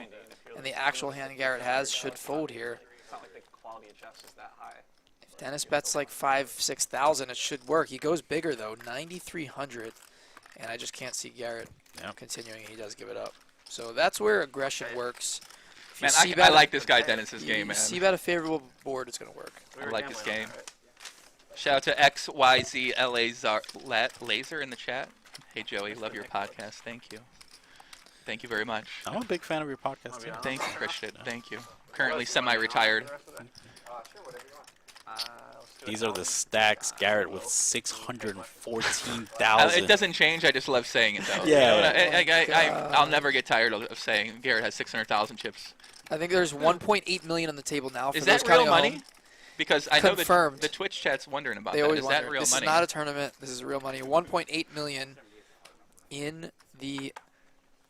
on the table. That's crazy. You know, I predicted on Twitter This morning I said there's going to be over 2 million on the table, and a couple people were like, "Oh, no, there's not." Like, come on, you're crazy. I'm like, I know who's playing in the game. There's going to be 2 million on the table. No, Feldman. I think those people on Twitter know better than you do. Yeah, that's so true. That's true. I'm going to defer to them. They on know this one. Oscar and Dennis better than me. It's Yeah. true. Garrett with pocket tens. He's going to raise it up after Oscar limps with king nine suited. First time we've seen this. Art with a decision, probably going to lean towards a call just to keep Oscar in the pot as well. But interesting that this is the first time we've seen somebody limp. Oscar limping the king nine suited. Definitely unorthodox. Exotic. I like that. Exotic. Shouting and Schulman. Deuce 5-8, 2 hearts. Garrett with the best of it. Pocket tens. Yeah, no one really with anything else here besides Garrett with the overpair to the board. Beware of Oscar with 2 overs and a backdoor flush draw. You never know. Yeah, I'm curious to see how he handles I the would- odd position against Garrett Adelstein. In a 4-way pot here, I think this is a spot for Garrett with tens, which is a vulnerable hand that you want to bet a pretty good size. And I like that he bet he more does. than 3/4 pot. I like that size. You don't really want people to continue too much in a 4-way pot there. Yeah, it's also one of those situations where like the majority of the value you're going to get is going to be on the flop because the board is going to deteriorate rather Right, quickly. exactly. So like you're getting that big value bet on the flop is nice. Yeah, you bet 3/4 pot. That turns like a jack, a queen, a king, an ace. Now you got to check. So, or even at 8. Do you got to check, though? No, you don't. But then it puts a lot of pressure on like the, you know, You your don't have opponent's to, but you're going to be inclined to a lot of the time. An average spot, 10. Wow, 10? Yeah, Garrett Adelstein doesn't sound right. Sure, Ninja, I agree. Just doesn't. I would guess like Generally, it's like 3. If you guys never been here at the Bicycle Casino, definitely check it out when you're in LA. Premier place in Los Angeles. We're currently in construction for a brand new Legends High Limit Poker Room, which is right down the hall here. I don't know if you guys saw when you walked by. There was the construction there. You can hear it over here. That's nice. It's going to be open probably any day now, and it's going to be for any of the big off-stream no limit games as well as the big 200-400 mix game that's been going here regularly. So awesome. So what do you expect to see in there? just those games, like the big no limit and the big 200-400 mix. Those types of games. But what's considered big no limit here? Like 100, 200 plus. Okay, yeah, okay, nice. You know, anything, like if this game ran not on stream. Right, it would be there. So yeah, we got that. We got the hotel. Hotel's very nice. Very nice hotel. I've heard a lot of good things from everybody that stayed here. Only 99 rooms. They're all really nice. And we got the brewery here, which has good food, as well as the Phoenix Cafe, Chinese food. So definitely come down here, check it out. There's a spa as well if you want to bring your wife. If you're This is a like male poker player and you want to bring your wife to hang out during the day, you just send her to the spa. There's this a lot is of gonna great be amenities here. the bicycle resort and spa. Or you send her to, like, to the beach or something. Why would you? Like Oh, are we pimping out the? It's a Okay, nice spa. yeah. We got a nice pool too. Yeah, send her to the bicycle spa. You're right. Never mind. I forgot. I wasn't sure what we were doing The there. beach is far. You know, LA's a big town. It's also like If you're gonna be playing poker, I want to send my wife far away, right? I played Baby, so take many a few dollars. Or she could sit behind you and watch you play. Yeah, If you want to be one of those. Let's move on. no, yeah. It's so good. I would love to. John with ace-10 off in the second blind. It looks like we have a straddle here from some random position. it looks Dan, like the button. okay, so Dennis straddled 800 on the button this time. So the Mississippi straddle didn't play a button straddle from Dennis, and it folds to Dan in the cutoff, Calls. who just calls. Wow. So maybe he was hoping that Dennis would 3-bet the straddle, but he doesn't. Maybe he wants to keep Dennis in as well, and that's going to turn out pretty well here. Flops Jack 9-4. Dennis top pair. Zack with the over pair. Yeah, this isn't a good board for Sin facing two callers out of position, and it looks like Dan Yeah, this checks. is why I guess he calls. Yeah. Keep that button straddle in the pot. So now how is Dan going to play this hand now? Bets half pot here, 4,300 into about 8,000. I got the feeling that all the people who Well, Dan has a decision if he wants to check raise or call. I don't necessarily think I didn't even trust like you can go wrong with either one. I like favoring a check raise against Dennis, but it's standard to just call. I'm thinking with the stacks this deep, perhaps he wants to just call, where, you know, yeah, he's gonna be okay with getting it in, but you're not like fist pump getting it in for 93,000. Absolutely not, Even yeah. well, although it is a 800 straddle, so it's only 120 big blinds, but still, it's not I think exactly I think an ideal when situation. Dan check calls here, he's going to have a 9, right? A 9, 10, 8, queen 10 type hands as well. Yeah. Sometimes a hand like 10s or 8s or 7s. There's also a lot of value in letting Dennis either continue bluffing or Well, letting. I'm saying if you're Dennis here and you're thinking about what hands did Dan just check call me with. Yeah, I mean, I assume Dennis is thinking about shutting down river if Dan calls here. But there's some value from Dan's perspective in letting Dennis think he has the best hand. Mm-hmm. Where if he check raises, Dennis might fold a jack. Ooh, the river's an 8. That gives Dennis 2 pair and Dan a straight. Let's see if Dan leads here. I think he probably should. There's not many hands that Dennis should be betting this river with on this run out after he gets called twice. Like, even betting 2 pair here is really tough, but he's going for it. I mean, Zack knows his man. He's going for a super small value bet here. He's going for 1/5, 1/6 pot. And I'm very surprised that Dennis would even bet here. It's such a I'm small not that bet. surprised. He seems like he probably might want to include this as one of his hands he bets for value here, knowing his own image too. It's just hard to get called by worse. Like, Dan would have to have a hand like 9-10, I think. Which he could have. 10-8 as well too. And, wow. So Dan's going to put in the check raise, obviously.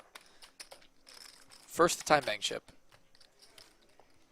This hand has worked out perfectly for Zack.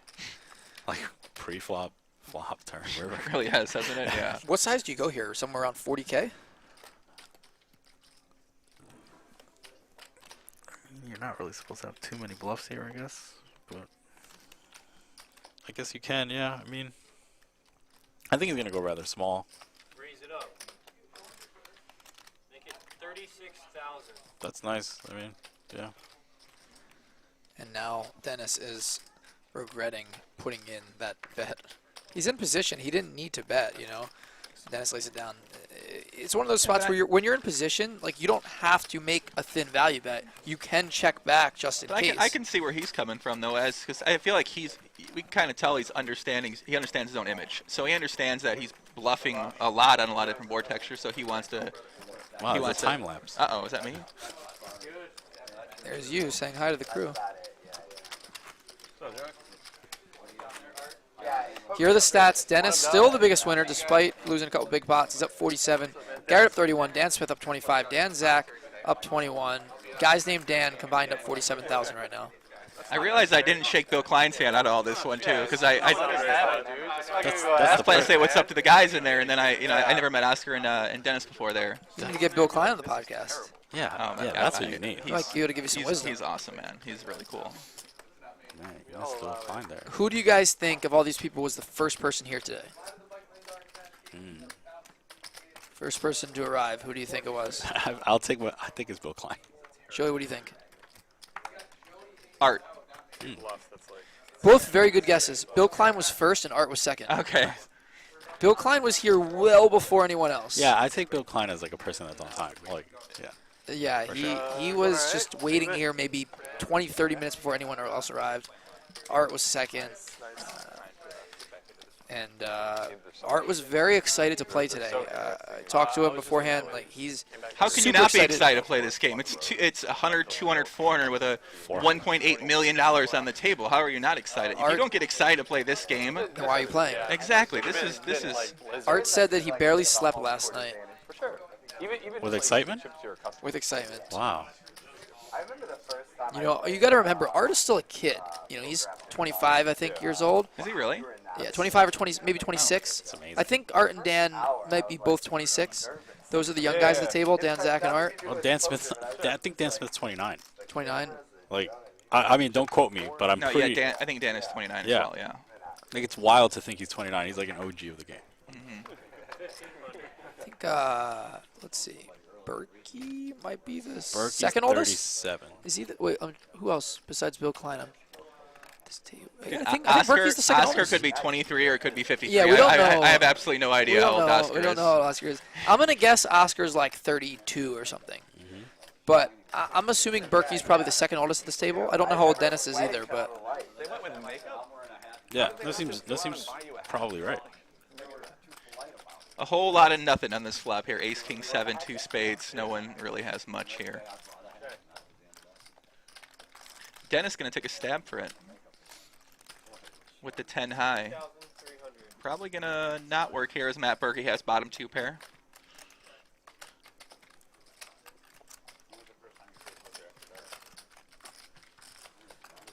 I gotta say, Dennis. I don't know if this is crazy to see, but Dennis seems to me like he's the most locked in this game. Everyone's kind of talking, having a good time.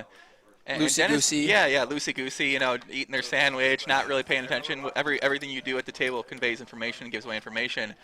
And it seems to me that Dennis is really locked in. He's kind of picking up on little spots where maybe players appear a little bit weaker. And That was like a master class. Taking stabs. I know that would. I know. Come on, we gotta show love out there to everybody who watches YouTube advertisements of Daniel Negreanu's master class. It was like a very monumental hit. Yeah, Because like Phil was one of like the first like internet guys who had ever made it on high stakes poker.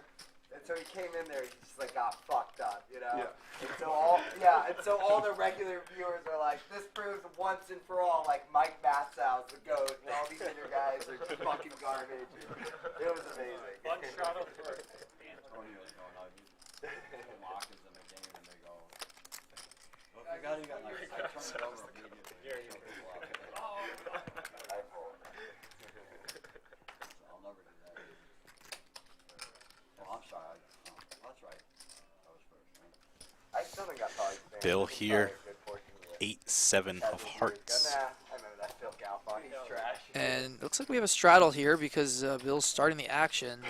So another straddle to 800. Looks like Oscar with the button straddle. So ace-7 of hearts. Bill opens it up. That looks like a 3-bet from Dennis with king-10 offsuit. Wow, he is aggressive. Yes, very aggressive. And an interesting spot for John here with one of those in-between hands. Like ace-jack suited, a pretty good hand. Maybe like the worst hand that you 4-bet with or the best hand that you fold. I'm not folding ace-jack of diamonds to Dennis. I mean, The question is... it's tough, though. I understand why he's folding. It's just a tough formation, but Dennis is just so wide that I think we just performed decently well. And Oscar with the same thing here. He's got king-queen off on the button. In the straddle, already has 800 invested. Does he want to put in a 4-bet? Looks like it does. I was hoping you'd win. Here we go. Oscar recognizing how light Dennis can be. Yeah, I'm not trying to call you out, but you know, you sport this one a good $26,000 4-bet here from Oscar with the king-queen offsuit.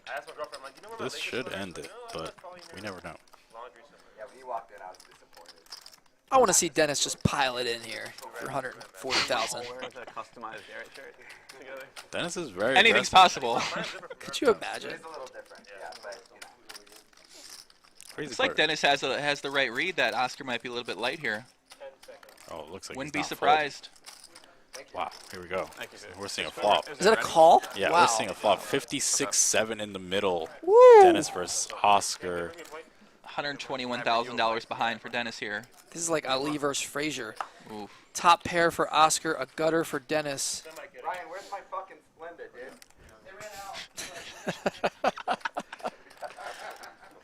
Roughly 2. Wow. Wow, Dennis leads. What?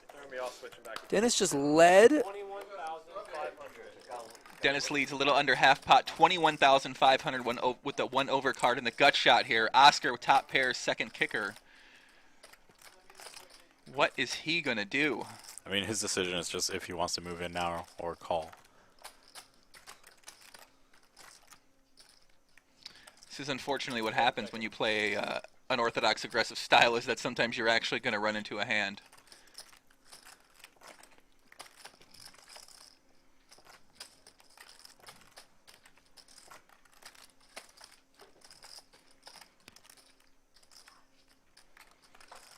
This is definitely not in the solver, you know.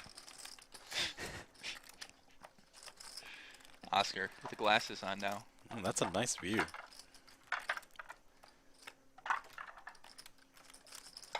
I think Oscar's probably gonna put this in, but calling's obviously okay as well.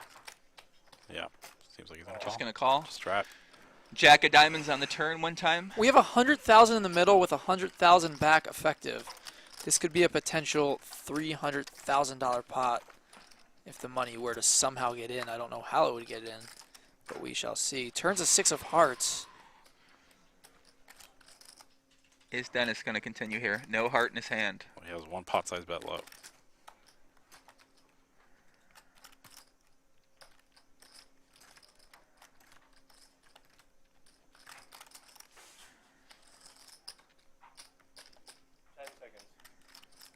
What hands does Oscar have that call 4-bet, Like call the flop, and then fold this turn? That's what Dennis is thinking. Ace king, no heart. Jacks, maybe no heart. Yeah. That's about it, probably. Not many hands. And if Dennis does do it, will Oscar fold?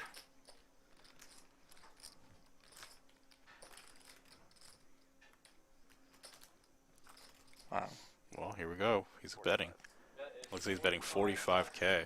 Wow. The heart that Dennis has without a heart. $45,000. And Oscar is put to the test. So now if you're Oscar, I think that is call or all in. Obviously, maybe fold sometimes too. I really think that it's going to be hard for Oscar to continue here, but if he calls, I mean, there's only 54,000 back. So yeah, I mean, shoving, if you're going to continue, makes sense, but when you get snapped, you're just dead here. Oscar doesn't have a heart either. And so I think Oscar, unless he just knows exactly what's going on here, I think he kind of has to fold. If this gets through, you need a nickname if this gets through. Wow. Like right away. The tension is high right now at this table.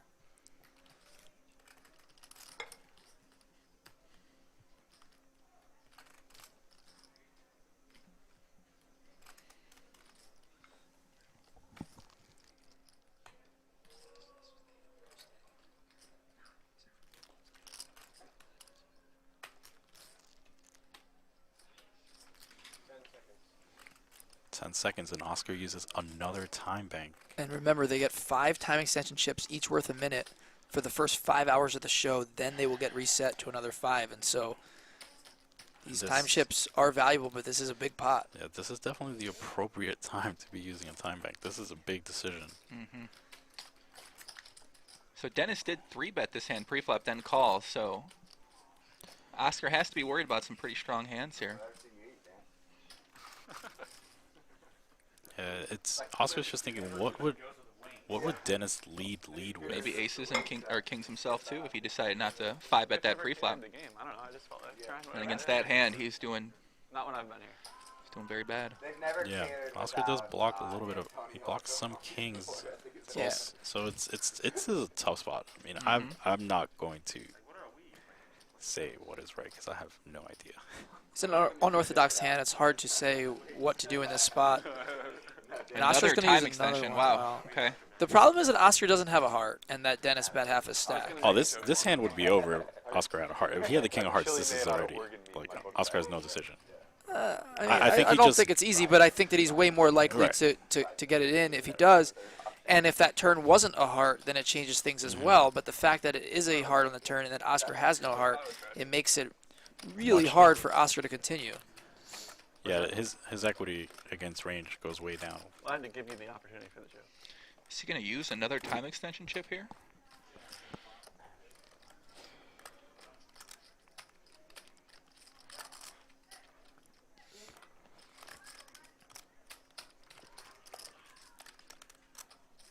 Where do you think he's leaning?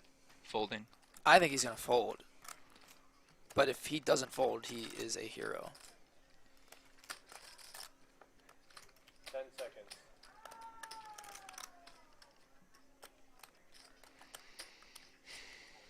Oh, he goes all in! Oscar. Oh, wow. What a play by Oscar. Are you kidding me? Wow. This sucks. And Dennis is going to save face a little bit and fold. What a play by Oscar. How did he figure it out? How did he know? Wow. I think he kind of just backtracked to why he 4-bet to begin with, and he thought that Dennis was pretty light, and he said, all right. What an amazing feeling when you aren't snap called there. Oscar takes down. The glasses come off, and the other glasses come back on. A near $200,000 pot there for Oscar. Oof, big pot for Oscar there. That's a big momentum shift, too, because it's like when you shove there and you're wrong, it feels awful. Oh, yeah. And when you shove there and you're right, it's the best feeling in the world. Yeah, that chips. That was, so when he bet 45, when you put Oscar's 45 in there, that is nearly $200,000 pot. with another 50-something for Dennis to call. So What a read. that is the What a actual read. biggest pot we've had on Live at the Bike. Check out Faded Spade, providing us with our RFID cards today. You can get 15% off at fadedspade.com using the promo code BIKE. And we are going to have a giveaway. We're going to give away a set of 2 Faded Spade decks in a little bit. Yeah, Joey will help us give that away, so tune in for that. I like those cards. They're pretty high quality. I like them a Trying lot. to undercut everyone before. Okay, and by the way, we are an hour and 40 minutes in, and we already have our largest audience easily that we've ever had on Live at the Bike. So thank you to you guys, the fans, for tuning in and making this historic day for us here on Live at the Bike. And guess what? There's still over 7 hours left in the show. And I mean, congrats to you. Like, these games are not easy. Sorry, over 8 hours left. Sorry. 8 hours left. Wow. Yeah, it's not easy to put together for sure. I appreciate it. No, it's not easy. I know a little bit of the insight that goes behind some of these things sometimes, and it's really tough. Like, you know, there's a lot of moving parts in terms of like getting the players in, all the money situation, who wants to play with who. Like, you know, there's a lot to juggle for you. And here we go. We're gonna see Dennis versus John Sin. Dennis opens, gets 3-bet by John, and we're gonna see a flop. Dennis added on 100,000, so Dennis now in for 200. He was the big winner early. Now he's down after that huge hand that did not get through. What a play by Oscar. And like I said, Dennis now in for 200, and we now have a 1.9 million on the table. Check 4,000 and win for John Sin. So all we need is one more 100,000 add, and we'll be up to 2 million. I think I'll take that happens. The promo code at fadedspade.com is BIKE, B-I-K-E, BIKE. That is the promo code for 15% off. Here are the stats. Oscar, the big winner now, 93,000, followed by Garrett, Dan Smith, Dan Zack, Matt Berkey down 114,000, Dennis down 52,000. If you want to subscribe at liveatthebike.com and check out our content, you get 2 weeks free. Special code just this week, 2 weeks free. The promo code is high stakes, one word, high stakes. You can check out our entire archive of about 1,500 videos, including today's show and the last $1 Million Cash Game. It's all there at liveatthebike.com. And the swings are real in this game. I mean, Dennis went up from being a big winner to losing, and now Oscar, who was like hovering around even, is a big winner. We know your answer, Bill. What a beast, Oscar, to make that play. That is insane. Yeah, I mean, the cold 4-bet and then shoving it in on the turn. He lives for big pots. Fun's good.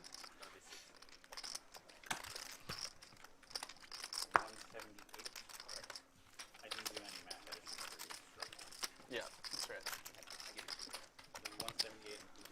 Yeah,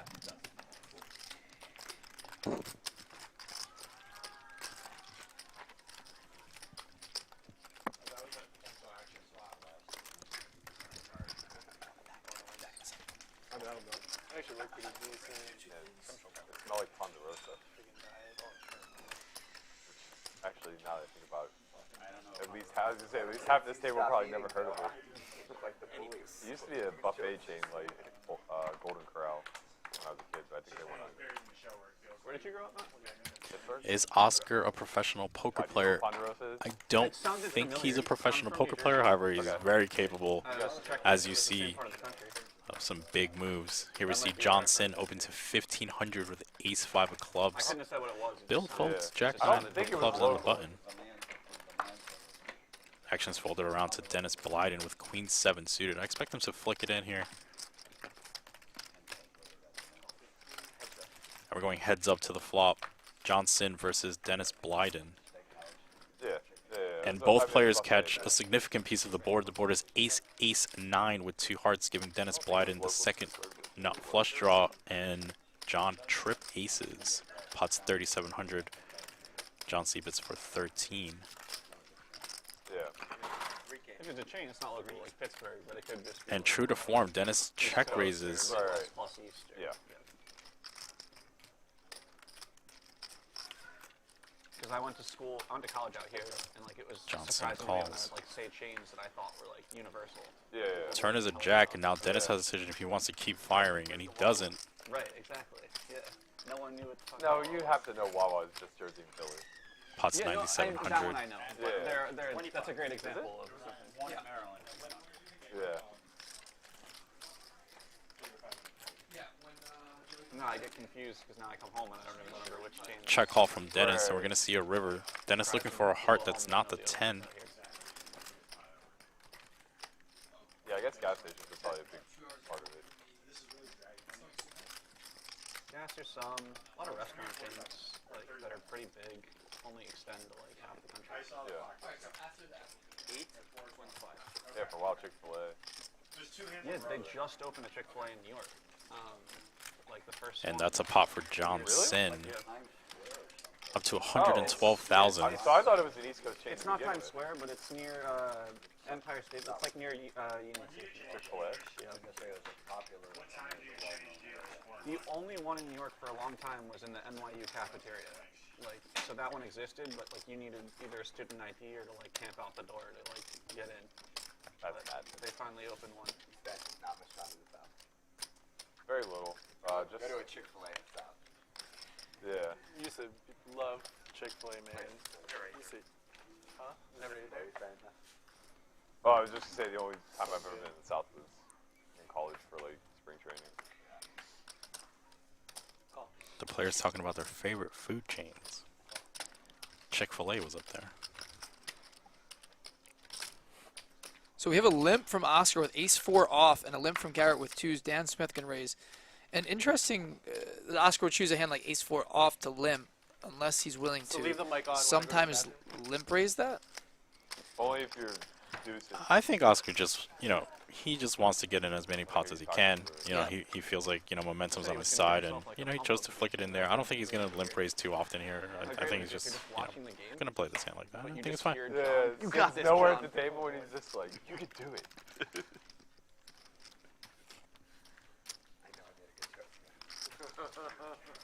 Dennis enjoying some food in the background. The Bicycle Casino, gracious enough to set the players up with a buffet there in the back corner, which I indulged in a little bit. There was some coconut shrimp there. That was pretty good. I mean, that place really is the best. Which place? Chick-fil-A. Yeah. I don't get it. I've only had it once. It's totally It's fine. the buttered bun, I man. think it was a below average chicken sandwich. What about the fries? You do the fries? I mean, they're special. It's good for what it is. Like, I heard everyone rave about like, oh my god. you need to I'm not on that level, but chicken sandwich. That's the one. Is it my turn? if you want a fast food chicken sandwich, like right now, that's the best one to get. And it's not. Exactly what Bill says. Yeah, exactly, and it's not. Right before the Super Bowl, they were talking about how there's a Chick-fil-A in the stadium and whether or not they're going to be open. And Bill Klein throwing in his 2 cents about the Chick-fil-A. Why would you open a Chick-fil-A on one? Yeah. I saw that article and he considered that. I feel silly. Exact same all around, yeah. So we got blind versus blind versus blind here. Everybody with a suited hand, and Dennis is going to continue with Queen 4 suited against Oscar. Sunday forever, right?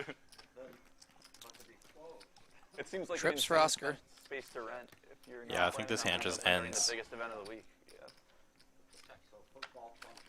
Yeah. Check though.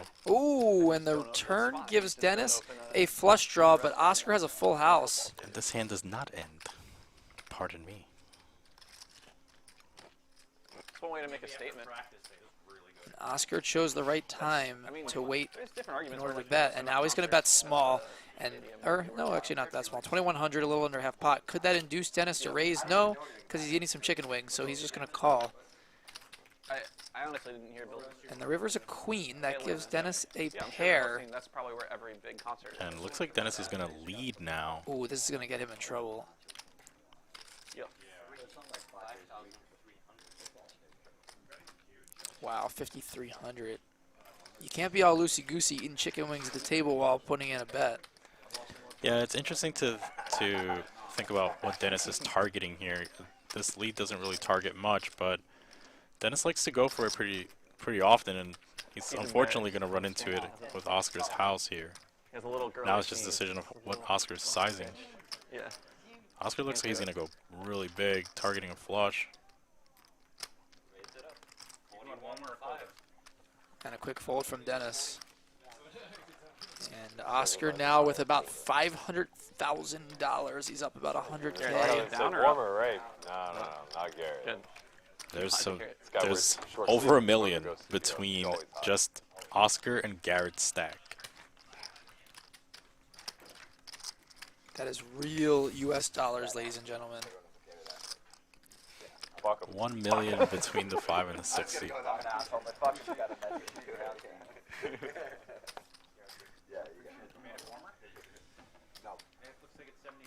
know, it's like not working. I said it for lower. We maybe try and get someone in here. Some comments of how fickle the chat is. You know, they love Dennis, and now they don't love Dennis anymore. Like, what's going on? Like, I love Dennis. Dennis is great. It's my fault. It's the steam coming off my head. Looks like Matt Berkey here opens Queen Jack offsuit. Dennis defends the button with Ace 5 off. Action folded to Garrett, who flicks it in Totally fair. with pocket twos Nine again. hands, there's a lot going on. He'll get to you. Check. Okay. Just go around the table. Take a number. My grandma used to do that. King Queen 7. Good board for Berkey's range. He's using a C bet. Looks like he's gonna take this one down. Wonderful. No stranger to verbal abuse. You guys want to talk about it? One for Berkey. It's been a while since Berkey dragged one in, so I'm sure he's happy to get the momentum train going in terms of winning some pots. Yeah, I think Berkey's in for about 200,000. So he's down a little over 100 now. One what? What are you talking That about? last hand. This one? Yeah. You? Yeah. You That were in easy, it. bro. You were in the hand. No, I know. No set, no bet from me. Sure. Didn't you literally finish the hand with the last You one? closed the action. I didn't win the hand. There's 3 of us, though? Yeah, Dennis was in there. You just- yeah, you fired. Finally found a hand he didn't like. Couple of time extensions and everything.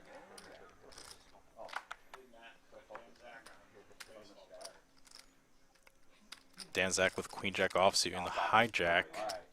Going to come in with a raise. And Dennis right behind him, not letting off the gas. That looks like a 3-bet. To 2,400, small 3-bet. Trying to isolate Dan in position. Dan is not going to fold for this size. Dennis says, did I price you in? The answer is yes.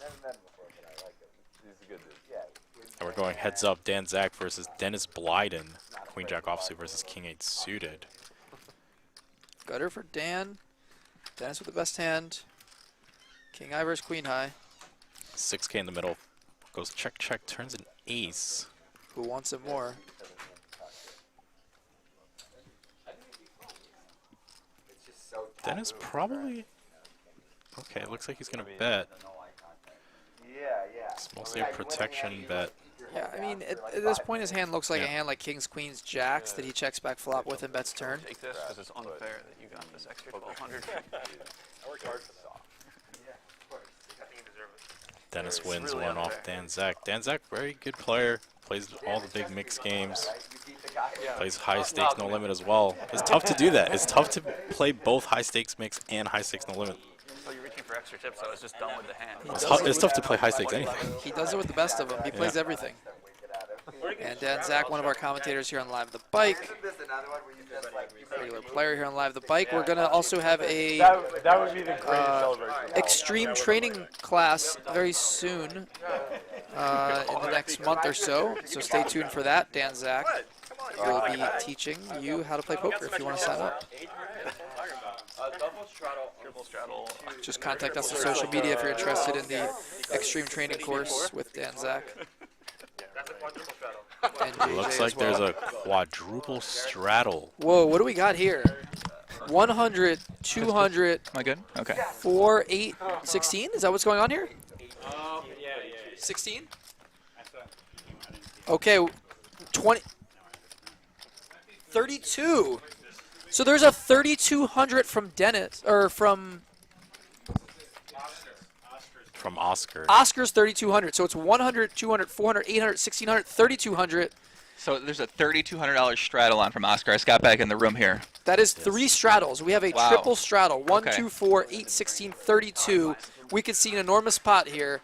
Art with Queen Jack. Dan opens it up with So the pre-flop tens. raise here is $7,000 out there, guys. Pocket tens, Art folds Queen Jack offsuit. Oscar in the Button straddle here. 3,200 on the button with 8-7. I don't think he's gonna fold this hand. You- No. I mean, he's getting a pretty good price. He's in position. I mean, let's just. I don't like folding. I mean, Something let's I don't let's think he's do going to something. fold either. yeah, you have to call. And he We does. got a heads-up pot here, 17.5 in the middle. A triple straddle pot, 3,200 from Oscar. This is super high-stakes poker. And we have a straight for Oscar. Don't fold. Get out of here. Don't The fold. nut straight from Wow. Oscar. Wow. And Dan Smith is in a world of trouble with the overpair. Pocket tens, 4, 5, 6 rainbow. Yeah, 4, 5, 6 rain here. This is a really good board for the in-position player, but Dan looks like he wants to bet here for value/denial, and that looks 10,000 or 8,000, 10,000. Will Oscar give Dan the bad news here and raise, or will he decide to slow play his hand and call? I think a raise is a good move here. This favors Oscar's range. Obviously, he has it. Dan can have so many different overpairs here. Ooh, he just calls. Ooh, the turn's a queen. I mean, that's a good card for both players, particularly Yeah, because you would think if you're a Dan, you're thinking Oscar has a hand like a 6-7, 5-7 type of hand too here. Right. Maybe Ace-7, right? Something like that. So pot's already $37,500, $109,000 behind here for Dan, so you've got some room to play. Dan just deciding how he wants to play this, and he's going to check, which is pretty standard here. And now Oscar deciding what kind of sizing would he like to choose. He obviously wants to get stacks in by the river. And you guys got to remember here, there was a $3,200 straddle on here from Oscar, so he only had to call 3,800 more pre-flop, so he can have Everything. yeah, pretty much everything. Yeah, so Dan started the hand with not that many big blinds. 120, yeah. 127,000 on a $3,200 big blind. Small bet here. That's like a 40 big blinds or so that he started the hand with. So this is very shallow. I thought Oscar would go bigger here. He only goes 14,000. I thought he would go 1/3 bigger. pot. Like a boss. Exactly. Come on. This might induce Dan too, possibly, if he thinks that Oscar does have a 5-7, 6-7 type hand. Looks like he's going to call. Ooh, just a call. Pot 65-5. River 10? No. Oh, That you want the pain. That would be No, dirty. I don't want the pain for Dan. Oh my God! Get out of here! The river's a 10. Max Oh. pain for Why? Dan Smith. Oh my gosh! You brought this upon Oh me. my gosh! Get me out of here! I'm 1 for 3. What a card. Dan Smith checks. Oscar has the nuts. Wow. Wow. That's messed up what you just did.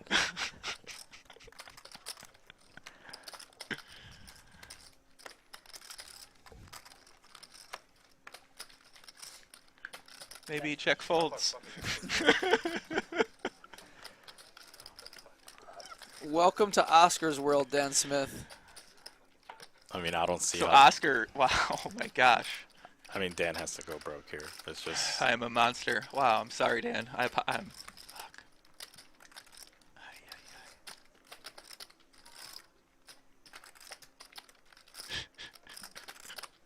ay. I mean, it's so hard for Dan not to go broke. Like, turn sizing was such that it seems as if Oscar doesn't want to get stacks in.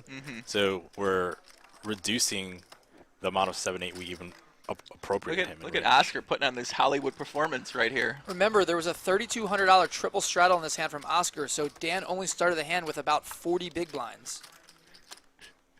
No, I mean, he's just supposed to go broke here. There's no way. I mean, if he shoves, he's going to get snapped. Yeah, for sure. Wow. Yeah, Dan thought he had the best hand. He tabled it like he had the nuts. Wow. All in a call. We have the largest pot in Live at the Bike history. $257,000 pot. Oscar flops the nuts. Dan Smith rivers a set. Ship the money to Oscar. Largest pot in Live at the Bike history, $257,000. Wow. That's brutal, River. Oh, okay. And the bricks come out. No big deal. Dan Smith just take 100K out, put it on the table. We're only 2 hours into this, guys, by the way. Wow, how did you call that, River? That's messed up. What a hand. A triple straddle. Oscar triple straddles the button to 3,200. Dan opens with pocket 10s to 7,000. Oscar defends the 7-8 off, flops the nut. Dan rivers the cooler, and Oscar takes a massive pot, and he is now up. Look at those chips. What's he up, like $250,000 now? He's got about 6. Yeah, I think Garrett's going to add on more now, too, because Oscar now covers him. So guess what, guys? If Garrett pulls out more money out of that backpack. Guess what? What? Dan Smith just rebought, so we now have $2 million on the table. $2 million in play here. This is the $1 million cash game, but there's now $2 million in play here. What a moment in Live at the Bike history. When I clip out that last hand for my Instagram page, I'm going to be sure to keep in the part where I called for the 10, unfortunately. I mean, I wasn't serious. I didn't think the 10 was coming, but... wow. It's all my fault. All right, here we go. Another pot developing. Dennis opens to 1,400, gets 3-bet by Sin. And Berkey cold calls. Bill also cold calls. Okay. We might see the game loosen up a little bit here. We do have some quality hands here as well, too. And we're going 4 ways to the flop in a 3-bet pot, 18,800 in the middle. There's only been like one that side. Ooh, a set for John Sin. And that's top pair, top kick for Bill Klein. This could be dangerous for Bill Klein. Gonna see action check to John Sin, who's ecstatic. That's a pretty sick fucking hand right there. It's a painful river. 8,500 from Sin. That was still pretty fucking.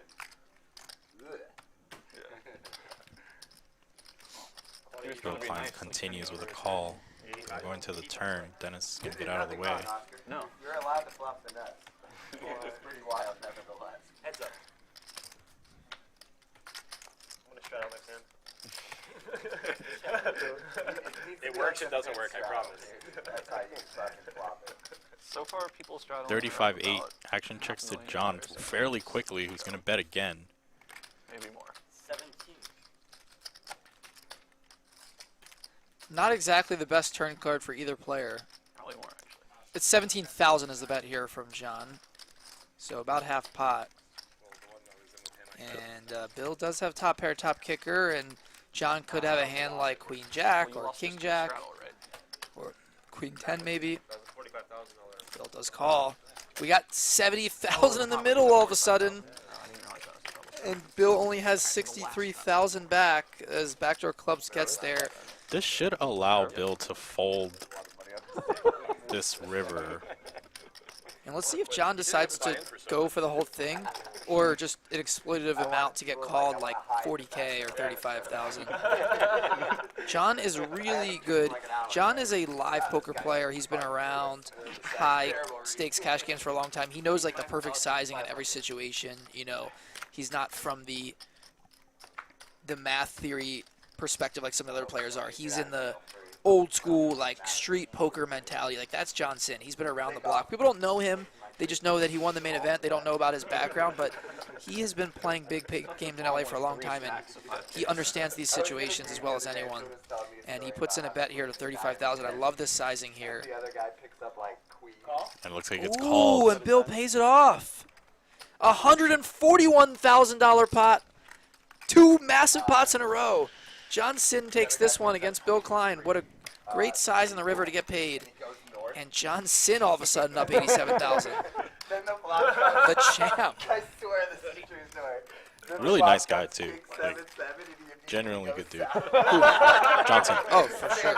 Well, both players. Oh, yeah, I was gonna say, which? Yeah. I mean, they're really great. Yeah. But yeah, what a great bet by Johnson. He gets paid, and now Bill Klein's stuck about 75K. It's a pile of It's 1Ks. definitely the trouble you get into sometimes when you cold call a 3-bet opposition with a hand like an ace-jack offsuit, and you end up playing a big pot against. Is that what the guy happened? who He cold called? Yeah, he cold called after Johnson 3-bet pre-flop. I mean, that's the danger of having a situation like that happen. Yeah. Joey, by the way, we are now up to 9,300 live viewers right now. Wow. Like, This is by breaking. far the biggest Let's go, stream we've man. had. We're only 2 hours in. We're 2 hours. I mean, listen, we're 2 hours in. I do got to say thanks everybody for tuning in. I was pretty excited about this game going on. This is just a special moment for poker to have these type of players together for this type of lineup with all you guys out there watching right now. It's it's something that doesn't happen very often. We can all get excited about something like this. Let's see what Bill Klein has on here. What did he added 100. Yeah. So we're up So to he's got 127 now. we got 2.1 on the table now. 2.1 million plus. Let's see if Garrett has anything else. Well, here we go. We're going to see a little bit of action here between Dennis and Matt Berkey. The rivalry continues. Berkey's gonna fold. Yeah. He keeps 3-betting and folding. Come on. Makes it huge. I mean, I guess. I mean, he's out of position. Yeah. You know, tough player. I just assume he's going to make it a.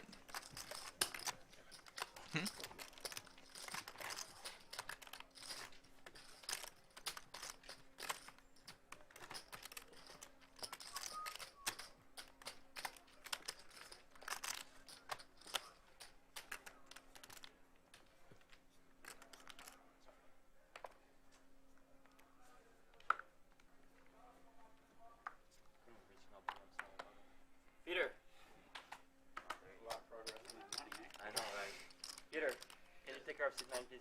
Okay. Raise 12. Garrett opens here to 1,200 with 5-3 of clubs. Matt Berkey's gonna follow along with King Queen offsuit in the cutoff. Oh, I can't do that. It'll be too. The quality will be too low. See how the quality is. Folds around to R. Parpazian. Yeah. 8-5 off, and he releases heads up to the flop. Garrett versus Matt Berkey. And that's a good flop for Garrett and a terrible flop for Matt. This is gonna cost some money for Berkey here unless he finds a way to improve. 3,500 in the middle. There's a lot back to play. Garrett with 616,000 chips in front of him. That's correct. That graphic is right. I mean, Berkey's, if this board doesn't run out particularly poorly for Berkey, he's very likely to pay off 3 streets here. And Garrett's going to start with a 3K bet on the flop, which is fairly large. And that should announce to Berkey that Garrett's rather polarized right away. Literally nothing. Matt, just go ahead and call here. Top pair. Well, that's good for Berkey, particularly. That should save him some chips. If Garrett goes for another big bet here, I'm not sure Matt expects him to do that with some type of Jack-10 type hand. You guys are buying a house? Or sorry, yes, you were buying a house. I think Matt folds a turn here. Or you have to Well, call one more. The ace is actually like decently okay for Berkey because he's gonna have a lot of floats in position that contain the ace. So in terms of like, he's no longer at the top of his range, but he is gonna call one more, and this is not like this is a particularly interesting river just because Berkey might find a way to pay off. But I think he's going to let this one go, but we'll see. I'm curious to see what size Garrett does go with here. Matt can have an ace sometimes. So many of these towns, like they're famous. It's north of downtown, right? Pot's 19.5. Like near Echo Park. Further. It's like. Yeah, very interesting river out there, guys. I understand. It's like 15K from Garrett. Yeah. I said near. I think Berkey probably lets this one go. It's between there and like Pasadena. Okay. Got it. But it's tough. I mean, Garrett's a definitely capable player. Yeah. He could have hands like you mentioned, like Jack-10, King-10 particularly. But in terms of like, Berkey does have Ace-X in range. But this is a really good hand, though. It looks like he's going to pay this one off, and he's going to be showed the bad news here. Sorry. Matt not running well today so far. Loses another pot. $50,000 pot goes Garrett ways with the full house here. Yeah, it was a good turn for Berkey to get away, but then he had to definitely call one more, and then got a particularly poor river. That, in terms of like, you know, now it makes it harder for Garrett to have a good hand, but he did have it. Yeah.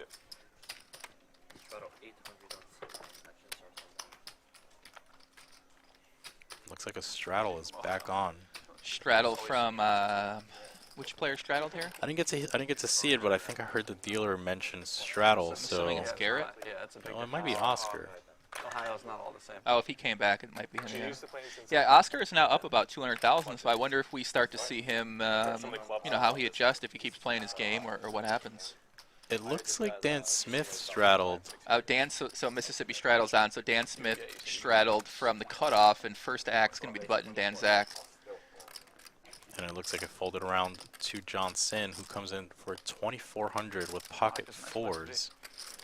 Action folds around to Dan Smith, who's definitely going to continue here in position with Queen Jack offsuit. And he's going to call. Is that right? I guess we never really played. Lucky for you, I'm fucking steaming. I run good. Heads up. Can take back the- Flops ace 10 6 2 hearts. Gut shot for Dan. Backdoor quad draw for John. Not as relevant in the two card. The two-card version of Paulo and Omaha. Exactly. Yeah. Sometimes you have four backdoor Beach quad guy from draws. surfing guy. Is that true? Far too uncoordinated. Yeah. You have a set and you have a two pair on the board. You have four. No, I lied. No, actually, you don't have four backdoor quad draws, do you? I'm tripping. I guess it's been a long time. You've had a lot of opportunities. And Dan's going to take this one away. Okay. You go to Mammoth? You go up to Mammoth? This game was already big, but it I has know, this with vibe the that it's going up. Oh, we're 2 hours in, Christian, Yeah. right now. Guys, just remember, right now, it's 4:11 here. We started this at 2. We have 8 more hours minimum to go. There might be some overtime as well. That's what I'm saying. Like, the energy, I feel, is that Right. this is only going up. Oh, for sure. This is going to be... We might see $1 million pot here. I mean, We really might. we would be like pretty blessed to commentate a $1 million pot. How many people have commentated $1 million? I know Tuckman commentated. Tuckman and Robert Williams Yeah. in the third, of course. Oh yeah, the OG PLO. Whoever did the Party Poker Big Game. It's a good question. Maybe the chat knows out there. Yeah. Who's commentated $1 million pot before? I know Tuckman did it with Yeah. like Durr and Ivy. Yeah, the Yeah. straight for straight hand, yeah. Berkey here with pocket fours. I thought it said someone had ace-king suited. I suppose that was incorrect. You buy position. Okay, it was incorrect, I believe. Well, there's an ace-jack off from Johnson who's gonna call, You're buying and last action. maybe this Are was those the the player. three? with- Are those the 3-bet eyes Garrett has? That That's kind Feldman of. was referring to. We'll see. It looks like it. That's probably the ace-king suited that we Right. caught. He is I going mean, to 3-bet. ace-king Yeah. offsuit, but yeah. Is Matt Well- deep enough here to call, or yeah? Well, They should okay. have added this as an option. Why not? I don't. Could only be good. I mean, he's close, but I think he should probably fold. In my opinion, like There's no the, downside. Just the amount of hands he's opening under the gun, like he's gonna have better hands than this to call the 3-bet, and this is like pretty far down, and he's not that deep, but He does go Berkey's- ahead and call. Berkey does call, and we're gonna see a 9-3 deuce. trying to think of a counterpoint. Pretty decent flop for Berkey, and also pretty good flop for Garrett in terms of like range on range. So we're gonna see what occurs here. Garrett chooses to check. That's still fair, right? Though, like as long as it's an option. Berkey like, now everyone has the checking option. for a It's not club. like it's unfair, and it seems He like overall. very well knows he doesn't have one. He does check back. Let people who want to do it do it. Turn is a 3. 9-3-3 deuce. 2 Right. clubs now. Another good card for Berkey. Yeah, if you got pocket fours here and you don't have a set, this is going to be one of the better boards that you're hoping for. For sure. And now Garrett chooses to check again. Yeah, but And then now what if we Berkey get with a a final decision if table he with wants to an bet event for where someone denial wants or to straddle check, it, and he chooses to think about check. how great that would be. That would be great. River Ah, is not man. favorable for Berkey. Garrett now with top pair, top kicker, That's 18,000 in the middle. It's a tough river. I guess we'll see what size Garrett will go with. Whoever's to the left of the person that wants to do straddling. But I guess if it's under the gun, it doesn't matter. And this is gonna check You can down. straddle from any position. It's really annoying. Wow, Matt thought he won that hand. But that's also fair and random. Yeah. 18,000 of Exotic check on the river there by Ace King. the exotic check.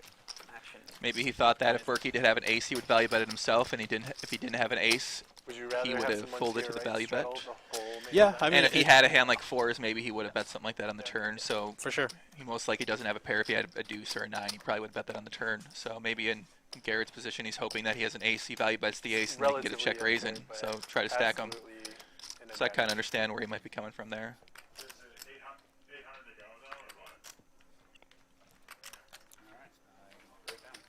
Oscar taking a walk. Usually what happens, like I said earlier, whenever you win that first 100 or 200, you need to stretch your legs out sometimes. Yeah, but Dennis is taking a walk too, and he's down. That's true. So it evens up. Got a really big hand. It's cool if I play one hand for 200. Looks like Dan wants to add on some money here. Yeah, that looks like a rack of chips for Dan. Although I'm not sure if that was him exchanging chips or like the bricks of cash, or if that's just more chips. So we'll find out soon. Dan Smith does raise to 1,000 with Jack 10 offsuit here, and he's gonna win. Now you get to see. Oh, You know, no. the games usually have like this, Oh, ship it. like wave, you know, Yeah, yeah. of like I see. a lot of tension, a lot of action, and then it kind of just like cools off for a little bit, and then it picks up again. I feel like it's cooled off a little bit. Like it's just like okay, like you know, Dennis has taken a walk, Oscar's taken a walk, you know, Berkey's getting a little unlucky. Things are just getting like you know, kind of calmed down again, and then I'm sure it'll pick up Oh yeah. rather soon. It's like we're stewing the pot around Yeah. right now. We're mixing it up. We're seeing what happens. We got Dennis playing 85% of his hands, and we got Oscar. Oscar's playing pretty solid, man. He doesn't. Yeah, he's not. Nothing I've seen so yeah. far is going to make me think he's He's like a big dog for right. some reason. But what Feldman said earlier was that crazy. So you know how some of these guys like an Oscar are when they go crazy, like they might just launch in 400 big blinds sometime with no pair, and you Yeah. stack them with the nuts. Like that's the kind of player right there. And I mean, he put in the $3,200 straddle. so, exactly. like, I mean, this He- isn't the guy he's- that's here to fold. I know he's you not here to fold. I agree. I'm an idiot for taking Garrett here with Ace Jack offsuit I'm up a lot of money. in the small blind, which red black. is the first You're always blind. red. So clearly red is the edge. Shout out to Smitty PLO in the chat. If that's the Smitty that's been playing on Global Poker in the PLO tables, hello. Too soon. I assume it is. Bill Klein peels. With the 7-6 offsuit, he's in position, and he's also in the third straddle here, so he already had 400 in, so it was 1,200 more for him to call. King 5 deuce, 2 diamonds, and now a decision if Garrett wants to bet. This is a very good board for the That's you, John. original raiser, so he's going to So bet, darn good. and he's going to win. I'd Garrett imagine playing, he's you know, still doing his fine inch with tough straddle pot. style Yeah. in there, raising, How could he making make it tough for his opponents. That's true. Got my man Lex Veldhaus in the chat. What's up, brother? Nice to see you, man. Yeah, we got 2 players here with $600,000 in their stack. We have Garrett Adelstein, and we have Oscar, who is Garrett's right, who is currently taking a walk. So yeah, we have the potential here to see a $1.2 million pot, and these are 2 players who I don't feel like will have an issue playing a $1.2 million pot. Yeah, I mean, especially with the amount of straddles that we're seeing, there is a higher than normal probability that we might see it. Right. Yeah. If we're going to be seeing the $3,200 straddle on, then yeah, for sure. Guys, by the way, Faded Spade, who's providing our cards today, they're giving away something in the chat. Check out the YouTube chat here. We're also going to give away cards for them. The next time Matt Berkey wins any pot, Faded Spade will select somebody in the chat to win a free set of Faded Spade playing cards. Shout out to them. Might be a few hours at the pace we're going right now. Unfortunately for Matt winning a pot, man, Yeah, it's been rough. he's got to keep that composure, guys. It's going to be like this some sessions, guys. We're out here. I mean, we all play poker. We all have sessions like this where it just doesn't seem like something's going our way, and you can't let that compound itself to make another mistake. You're stacked again. You're down a few more buy-ins. This is what happens to weak players. Yeah, for They sure. I just mean, let that emotion start shaking around, and before you know it, you're down 3 buy-ins, and you say, oh, well. So this is interesting. So looks like Oscar's away from the table. So John, the cutoff with 8-7 off, is going to open because he's basically the button with Oscar not at the table. yeah. And Bill's going to Why, defend why, fours. why is that? Do they still have to deal him in? Yeah, it's a time game, so they'll deal him in still. That makes sense. Okay. I've Yeah, seen so that. you still Pay get his dealt in blinds? until you miss your blind. Yeah, Oh, he just okay. missed 1 hand, so or however many hands it He's was. been But, gone for a little bit. but yeah, as long as you Okay. don't miss a blind, you're still going to get dealt in. So once you Like if you play your blinds and then you miss under the gun, then yeah. No, I think Garrett's the button here. Yeah, Oscar's been gone for. Oh, you're Garrett, right. You're yeah, right. John, I'm sorry. Garrett was on the button when You're John, right. Yeah. No, it is right. No, John. Yeah, John's the cutoff. Oh, so you're Garrett's the saying button. Oscar's dealt out. You're Right, saying. correct, Oh, okay. yeah. Gotcha. Okay. Yeah. Gotcha. It looked like that was why. Maybe John just decided to open the cutoff with 8-7. I was trying to, make an excuse for why John opened 8-7. Well, I think now he has a river bluff. I do really like his turn check. And now he's going to go for the river bluff, targeting a 9, targeting a 6. And it's Well gonna win. done by John. John with at least two bluffs so far. John Sin, the champ, up 86,000. Yep, very good. See Oscar, if you're just tuning into the chat, guys. Oscar sits back down right in the middle. Okay, you're right. So I see. So he was out. So now Oscar's probably going to straddle to come back in, I'm guessing. Unless he double straddles, then it won't be your action. Well, it looks like conversation of a double straddle is on. Yeah, double straddle. Good. Double straddle, good. Love this Oscar guy. He's a fan favorite already. You hear what he said? I think we're back on the wave. We're back on the uptick. He's like, yeah, triple straddle's cool. Flop the nuts. So let's see what kind of straddle action we got going here. There is at least one straddle because Oscar's in. So yeah, it is Oscar. So there's no extra Oscar straddle. Mississippi straddle. So the action's going to start after Oscar, even though Garrett's in the cutoff. Correct. So it's a Mississippi. So it starts to the left of the straddle. Garrett opens with King Berkey Queen. added on a pile. Oh. Whoa. Where'd Whoa. Berkey get all those chips? What happened? How much does Berkey have there? Oh, wow. Berkey added, okay, I think 200. Oh, At least no. 300? Well, R has aces, Oh, so boy. yeah. I mean, How much did Berkey add on? He added 200? Yeah, Berkey added about 200. So, So Berkey Garrett- has 257 right now, guys. So Berkey added 200, so he's now in for 400. Yeah, and this is just gonna fold. I don't think Berkey peels here, facing Art's cold 4. Yeah, he's got 2 right there, 210, 230, 250. Yeah, that makes sense. So, yeah, Berkey's in for 400 now. This is pretty small sizing, but I think that Berk probably is just deciding if there's enough implied odds against Art's range. Oh, no. here. No, he's not gonna. I don't think he's Okay. gonna 5-bet. He's just thinking if he wants to call or not. So Matt Oh, is he gonna, called. You were wrong. No, I said. Oh. He said he's going to come. Oh, I no, thought you were saying- we didn't I think thought he you was were. going to go I thought all you were in. saying he's posturing. I Oh. thought Oh, he my was looking God. crazy over there for a second. How does he peel there? Wow, is this stuck Berkey right here when he just peels the 8-9 off? Exotic. Or is just I want to play deep stack poker? I think he has a sense that R is at the top of his range, and it was a pretty small 4-bet, so he's just saying, is there enough implieds to call? And obviously this is extremely loose, so... He's probably thinking like, hey, Oscar called 7-8 off, and he flopped the nuts, so why can't I? Yeah, that's fair. And this hand's going to end. Art goes ahead, Oscar's- bets 10,400 there. Matt folds very quickly. He's done. Look at these sexy stacks. Yeah, there's a lot of money between that 5 and 6 seed. And the 7 now, too. And now the 7. And Johnson. Actually, you know what? Yeah, This- John there we added go. on a little bit as well, by the Yeah. way. So, earlier. So we actually have about 2.5 million on the table now. Yeah. 2.5 million on the table. Garrett and This game's kind of Oscar making about me nervous, man. 600. I don't know. Like, we're going to see some pain. There's 1.5 between the 5, 6, and 7 seeds. We got 2.5 in play. $2.5 million. That's a great question.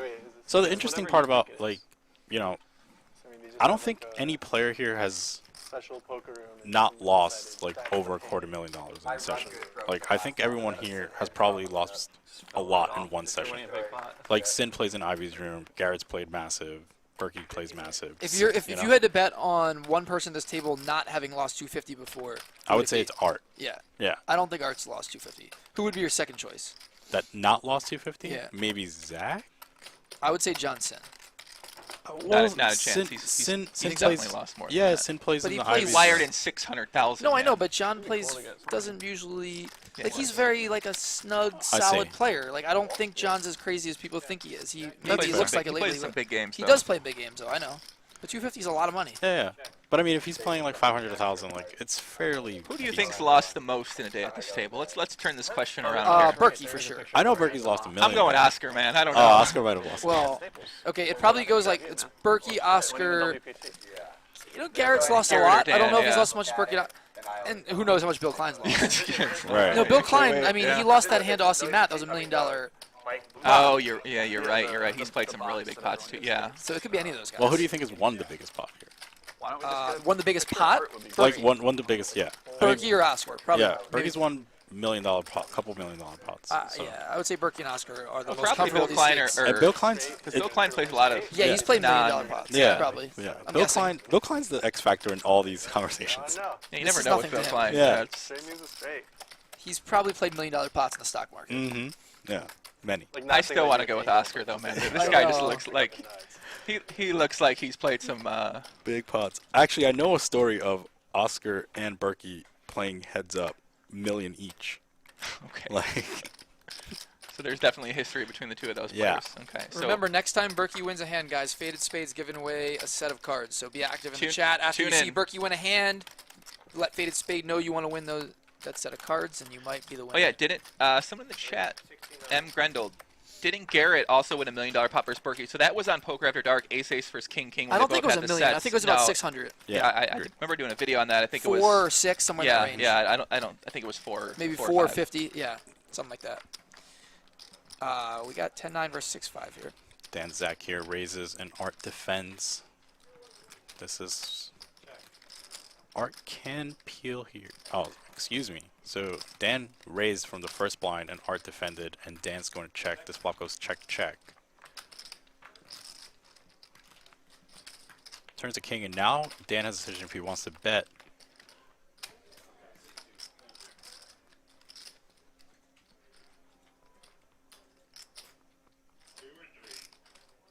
Pot's 3,800, and Zack is definitely going to bet here.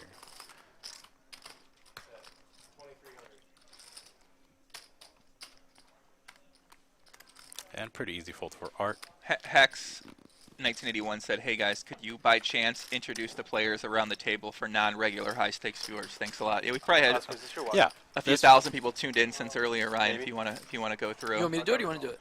No, I don't want to do it again. Okay, all right.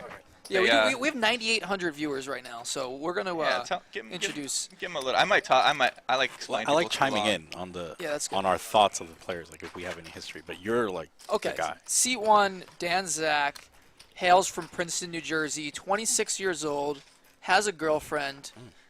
That's a good start. Her name is Ivy, and he's lived in LA for. See, I get it personal. I get extra personal, Joey. Well, this is interesting to me. I'm curious this too. Yeah, it's not just about poker, you know. These guys have lives. Dan Zack, he's lived in LA primarily for the last few years. Goes back to the East Coast sometimes. He used to play a lot of Borgata, plays some tournaments, but mostly a cash player. These days, he enjoys Hearthstone. Did I say that right? Hearthstone. Big player of that. He's improved a lot, I'm told, in that. He's really good, and he is one of the best mixed game players, I would say, in the live mixed game players in the world. He's played as big as probably. Well, I know he's played 1,000, 2,000 because he did that on the other stream a couple weeks ago. But he's at least played 1,000, 2,000, maybe bigger. And very good at every game. He is a wizard. He commentates here on Live at the Bike, and just very smart guy overall. Seat 2 is Dennis Blyden. Today was the first time I met Dennis. He won the LAPC main event last year for about $1 million. He has a job, a full-time job. He's very successful, plays a lot of high-stakes poker. Do we know what this guy's job is? I don't know if I want to. I mean, he told me, and I don't remember exactly, but I don't know if I want to say what his job is. Okay. No, I don't know. I don't know if it's a secret, but I'm not going to reveal his business if he doesn't want me to. You know? I don't know. But he has a job at a company. Effectively, he's not a pro, but he plays a lot of big games, and he's a very capable opponent. Yes. Dennis with a pair here, John with 2 pair on a dangerous board. And it looks like John's going to bet for value with bottom 2. I didn't see it either, but I'm guessing it was 10. That was And let's see if this induces Dennis to raise. No, Dennis going to fold. So, seat 2, Dennis Blyden. Again, first time I met him. He plays a lot of tournaments. He plays high-stakes cash. Plays PLO as well. He's a big proponent of the great game. Wait, who does? Dennis. No way. Yeah. He plays this huge, guy plays Potman Omaha, the great game? huge PLO. Wow. Yes. I heard he's just as good at action at PLO. trying to think if there were any 10-year contracts prior to pool. Joey's, I don't think look at there Joey's were. face right now. I think Where's he play PLO at? I don't know, live, I'm just online, just everywhere. curious where he played. I think live and online. Yeah. You might want to find out. PLO online, Dennis plays. It may have been I've been told. But they set that bar. Do we know a site he plays on? I'm not gonna. Yeah. I Well, don't there's know. not many sites. What site does he do? crazy. Have any Don't idea what know. site he plays on? I don't know. The Zynga? last decade of his career, whatever was on. All right, let's go to C3. C3 Art Papazian. Okay, this guy, 26 years old, I believe. First two As the best player. WPTs he ever played, he won. Yeah. Legends here, beat Phil Hellmuth heads up. 5 weeks later, Maryland Live, he wins that. Okay. That's impressive. I But think he was does top not 10 change to a without- tournament player. He has He not was played so many good tournaments even since then. before. He's stuck to the cash grind because he knows that's his bread and butter. About 2 or 3 years ago, he was playing 5'10", 1,500 cap. He shot up in stakes, worked hard. He used to be a His years with the Pirates. not so great player, like an action player, a guy that knew what he was doing, but was like a guy that you want to play against in the game. And he just moved his way up stakes, quickly moved up to 2550, 5100. Now he's playing the biggest games imaginable in live poker in LA, and he's regarded as one of the best high stakes live cash players around. Art Papazian. Really, really good. Seat 4, John Sin. John played a handful of times on Live at the Bike a couple of years ago. He's been playing live casinos and home games in LA for a long time. He is originally from somewhere in the Midwest. I want to say not Minnesota, but No, not even Like, close. is anyone even something in the like top that. Missouri, Minnesota, one of those states in that region. So maybe somebody in the chat can remind me. I forget exactly what the state is, but some state in the Midwest he's from. And he's been out in LA for a lot of years now. I want to say John's maybe around like 30 to 31 years old, somewhere in that range. Seems fair. 32 maybe. I mean, I knew Of course, he won the main event this year for over $8 million. And he's been living the life since No, then. no. I mean, that's Turn goes that's check, like check, when the and clubs that's going were- Oh, with the to club river yeah, a 10 for Bill Klein, Yeah, I feel but like I did too. When I was John out, Sin but now with it's been a trip long aces, time. queen I know kicker, how baseball goes. 15-1 in the middle, Back then, and a I quick remember- call from Bill here. And Lines it that's off another again. pot for John Sin. Wow, John gets billed twice for some decent pots. and so I would like wake up. So Bill first down thing now, in almost the morning, 100K. run down to the computer. Some people in the chat saying Illinois, like Chicago area. That's where John Sin's from, actually. Makes sense. Seat 5, Oscar. First time on Live at the Bike. He is a mystery. Crypto. Crypto, businessman, poker player, fashionista. We don't know. He's But a- you see that jacket? Yeah, that jacket's It's a nice. super exciting season. That jacket is probably worth Yeah. like I mean, I was a fan. that jacket might be. Well, what does the chat think? Well, the jacket's definitely worth more than anything I own, like in terms of clothing. Yeah, I don't well, know about that's Joey. not close. I don't know about that watch. That Joey watch, has, but though, yeah. but that is. I think he's got like snake skin or like A snakeskin jacket. That might be I don't know. expensive No, it's right not there. snakes. bat skin maybe. It's something. But it looks Beaver good on skin, him. maybe? It looks good on him, though. Yeah, It it's looks something. nice. It's pretty sick. He also has a nice watch, too. We don't know much about Oscar. We know he plays super high stakes poker all over the world. I want to go. He's from China. He just had a baby 2 weeks ago. Some of the chat saying that he plays like nosebleeds in Macau, so Oh, for sure. Well, I think he's lost maybe the biggest pots then here. yeah. Seat 6, Garrett Adelstein. Everybody knows him who watches Live at the Bike. He's been playing high stakes live cash for a long time here in LA. He's from Arizona originally. He went to University of Arizona. He's in his early 30s. I think Garrett's about 32, I want to say. He used to play online as G-Man and super entertaining character at the table. He's the most entertaining person in poker right now to watch play. He's more or less kind of like a modern-day Tom Dwan Yeah, in yeah. some ways. I've heard that a Right, couple Joey? times. Would you say that? Yeah, I can see that. I think Tom Dwan was my favorite poker player to watch on television for as soon as he came on the scene, even when he was playing online, really. He was very entertaining to watch. And, I mean, Isildur maybe had it for a little bit online, but still live poker, no one came close to Tom Dwan. And obviously since Tom hasn't played as much, I think Garrett is the most entertaining. Now, would I say he's on that level of Tom Dwan? Maybe if we were editing these videos down and we just saw certain Yeah. hands, but Tom Dwan, I mean, he was battling against Phil Ivey, Patrick Antonius. That's true. You know, like he's going against the top players, played any lineup. You know, that was a special time. There was also something about Tom Dwan back in the day in that, like, he was so young. He looked so young, and yet he was so fearless. Yeah, And he had that stare allure. with his eyes. Yeah, we got something here. John Sin. Johnson mixing Check it up. raises with the King Jack.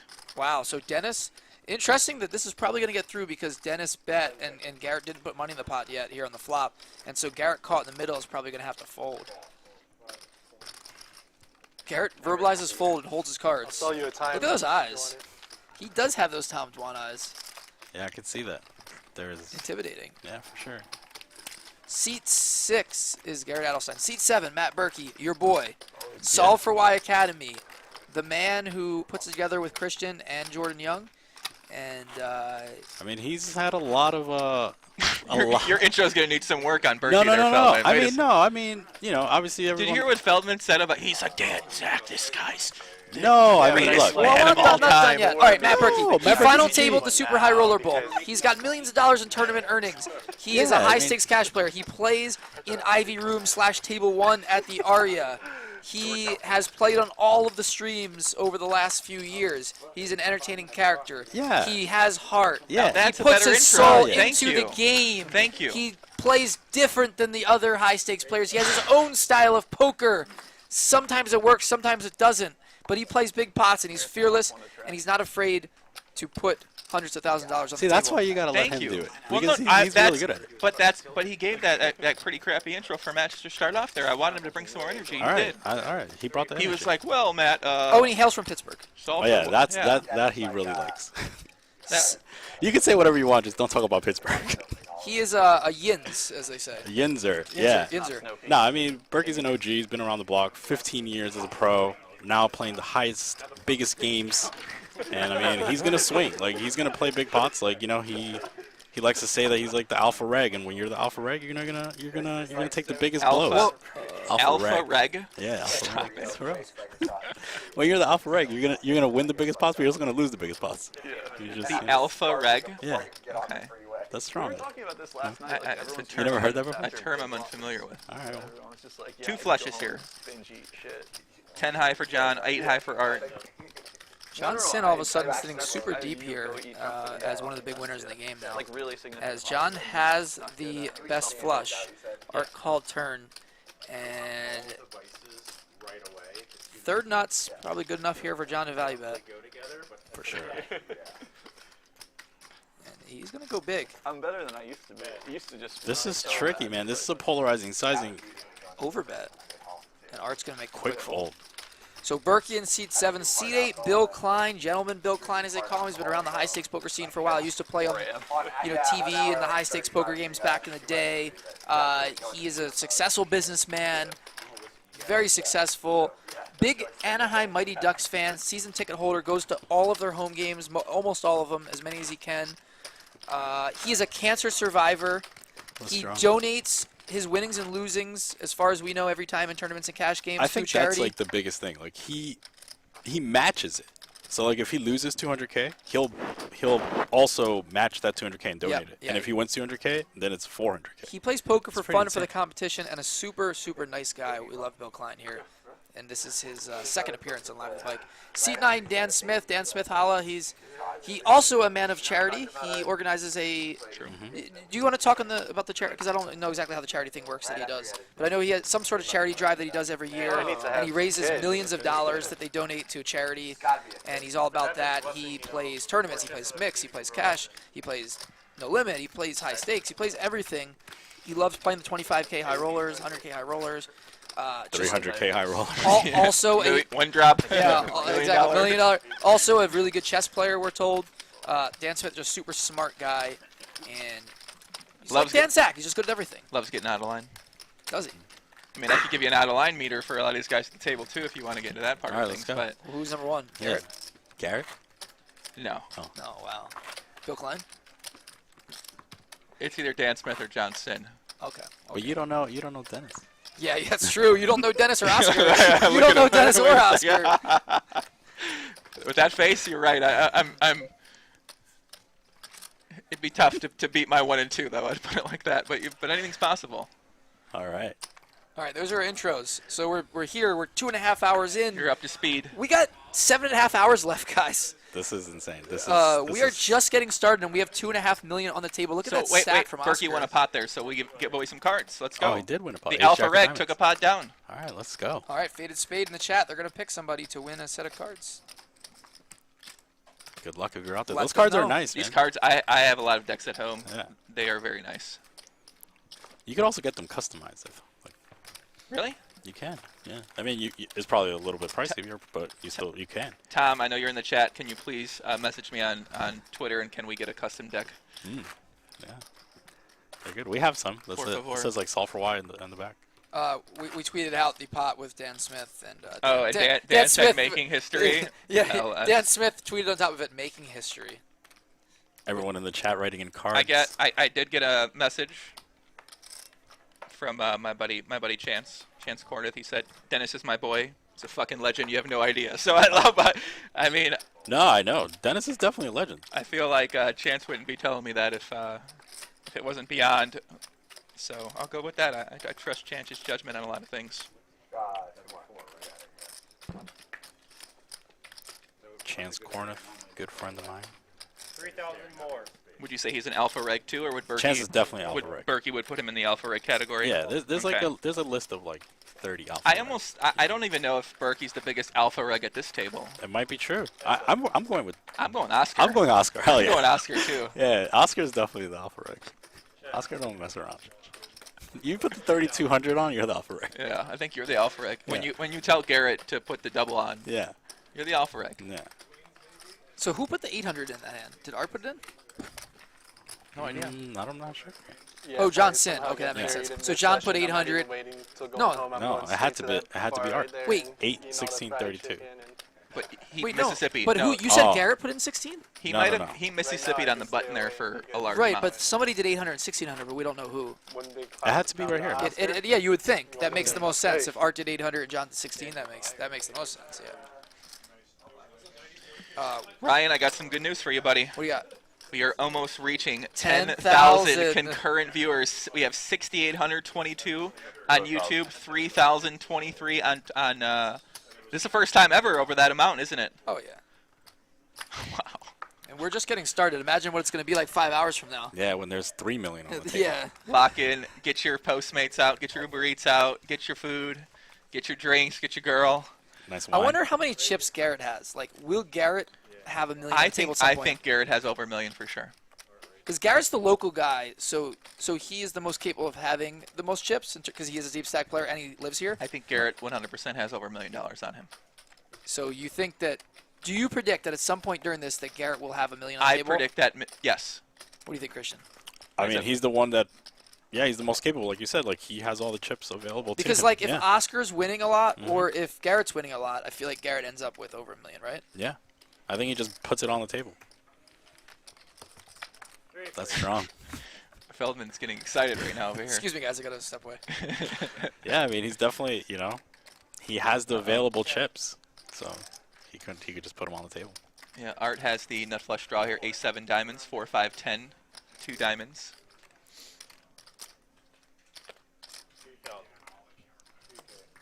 Art here bets 2,000. Dan Smith folds. Dan Zack now with a pair.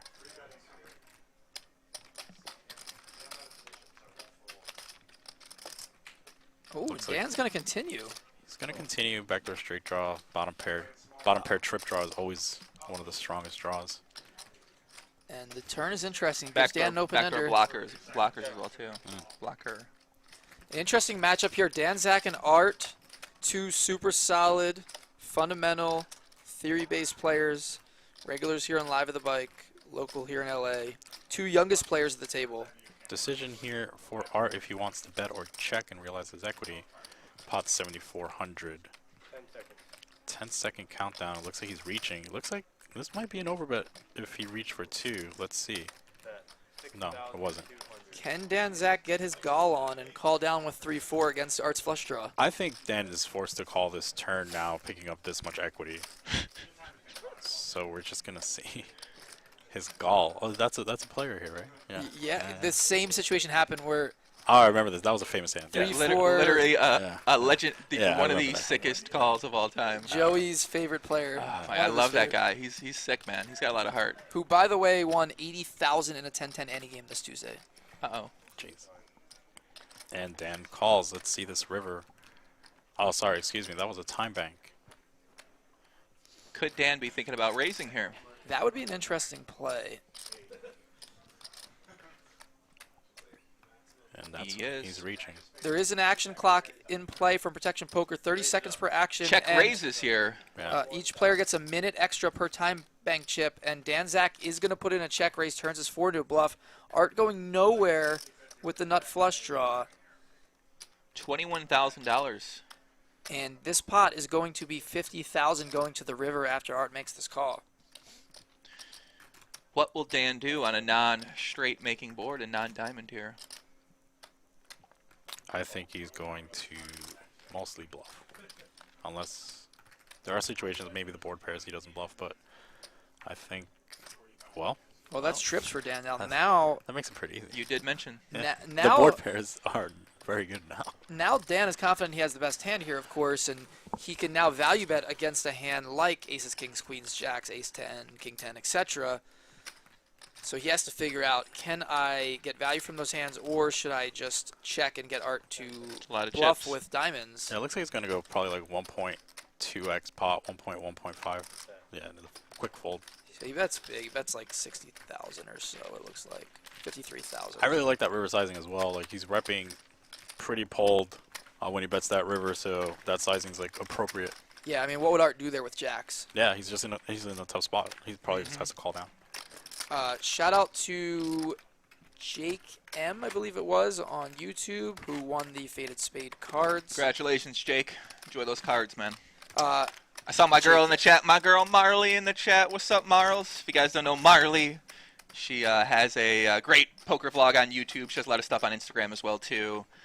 Definitely got to check her out. She talks over the hand she plays. She plays in some in Ivy's room as well, the table one, too. She's been mixing it up there in the high-stakes games. It's going to take a while for that transition. Like, no longer Ivy's room. It's just table. Awful name. Yeah. Awful. we are now certainly over 10,000 Are we? viewers. Shout out to you guys watching.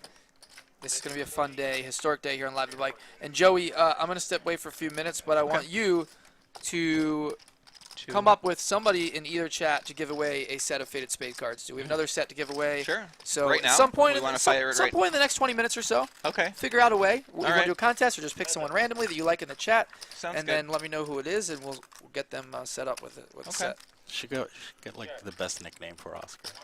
That person gets it. Yeah, I kind of like that, too, yeah.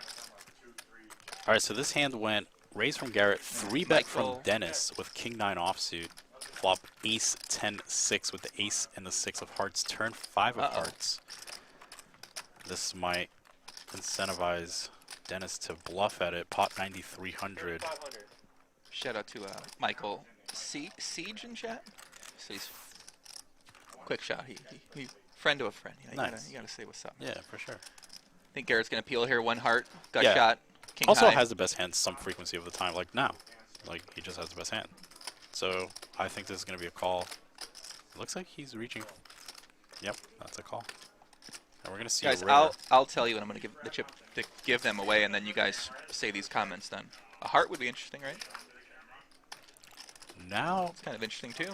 yeah, I mean, let's see if Dennis chooses to bluff, and he's not one to give up. No, he is- Pot's 16. And he chooses to Very block small. river, yeah.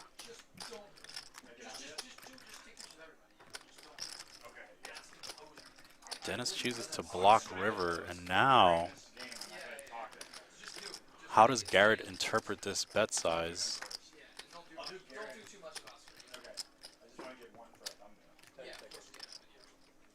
And it And he works. does fold. Dennis takes gets it it down. through. That bluff gets through. Yeah. Yeah, we've Nice seen bluff. Dennis mash the gas almost all these hands. Unfortunately, he lost that big one against Oscar there when he had the king 10 versus the king queen. But for the most part, no one's necessarily had a super strong hand against him, and a lot of his bluffs have gotten through. But look, I mean, that block river bet size there, like, that shows some finesse from Oscar. I mean, sorry, from Dennis there, and No, that's nice. He's pretty strong. shown a lot so Yeah. far. He's done different sizes. He's showed a lot of aggression. Went for the bigger bets sometimes. Go for the smaller bets like that sometimes. Like I said, I feel like he has a very good understanding of his table presence, of his image to other players. Yeah, Chance Corneth was right. Yeah, that's what he said. Well, yeah. Chance might have been calling him that for a few different reasons. So That's fair. Up to me to interpret the specific reasons why. Bill Klein here with king queen offsuit, gonna come in for a raise. 1,600. Dan Smith looks like he was interested, and that's the reason why. Ace Queen off. Did you pick up on something Yeah, from him there? yeah, Really? Okay. Yeah, I've been really trying to pay attention to this while I play. Pick up on the tells people give away. I'm not saying I picked up a tell on the great Dan Smith. I'm just saying. You did say you looked interested in the hand. I mean, I don't know. Maybe you saw something. You never know. All right, fair enough. 5,500 and actions folding quickly around. Dan Zack folded 7s. On the button. Food runner. I get food runner, please. And a quick call from Bill Klein. We're going heads up. Bill Klein versus Dan Smith. Bill Klein dominated. What's that? Really wasn't that good. Yeah. Ace high board. Pretty favorable for Dan Smith's range here. I expect Dan Smith to probably third pot this. Fair portion of the time. I can just imagine going to play the local 1-2 game, and there's like a 3-bet pot, and then the random guy who watched the stream's like, oh, that's going to be a favorable board for your range.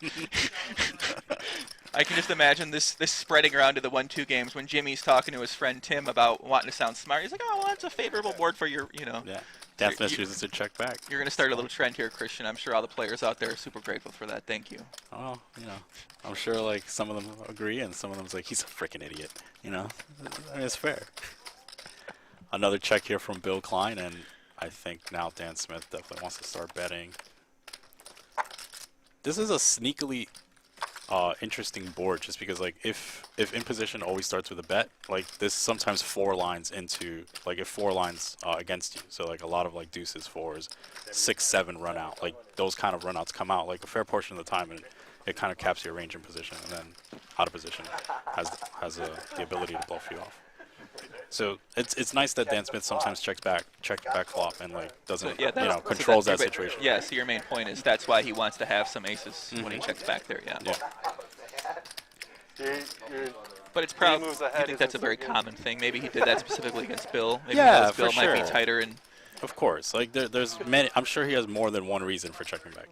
It's just like he's elite. So he has. When you hear an elite player give you reasons, it's just like there's so many reasons, and it's just like sometimes overwhelming. Yeah. Berkey looks pretty triggered, man. I mean, it's tough. Like when everything's like going against you, and there's a lot of action in the game, and you're just like on the wrong end of it. Sometimes it's a little annoying. Octagon Blue said I alpha regged the hell out of paper requirements in college. I love this new alpha. Alpha reg. Now I gotta say, term. I did not make this up. Berkey, self-appointed nickname for himself, alpha reg. I wouldn't say he's self-appointed. I think we heard it somewhere, and then like maybe he brought it upon. I don't know. So Bill Klein's going to 3-bet here with the king-queen offsuit. Dennis is going to cold call in position with the pocket 5s, and then Matt is going to call with the pocket 7s. I like this 3-bet from Bill against Berkey. Berkey, like, he's very likely to continue rather often against Bill, so 3-betting these like merged hands in position is going to be really good. And Dennis is going to flop bottom set, and we'll see how this plays out.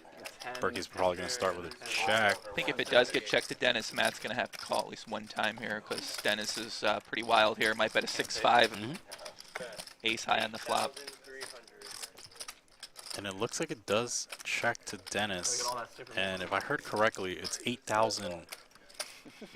That's the pot? 8,300. Berkey with a tough spot here. And he does call. Stupid Julian Edelman MVP bullshit. This pot's 32,000, 120,000 left to play here. Still a lot of money behind. Yeah, about 4 pots to play, and that's another 6, which is. I win if your number comes twice, though, right? Interesting because Berkey does block 8-7-9-7, which is not good. Right. So Berkey might be able to get away. Pot's 32,700. 18,400. I think Berkey gets away here sometimes. Like Dennis is capable of betting a 10 for this size. Us blocking 8-7-9-7 is really bad. So I think Berkey does get away here sometimes, but I don't know. I've seen that look before. So yeah. You definitely have the live reads going on here, Christian. This is pretty spooky. Matt does call. Can we see a 7 on the river here?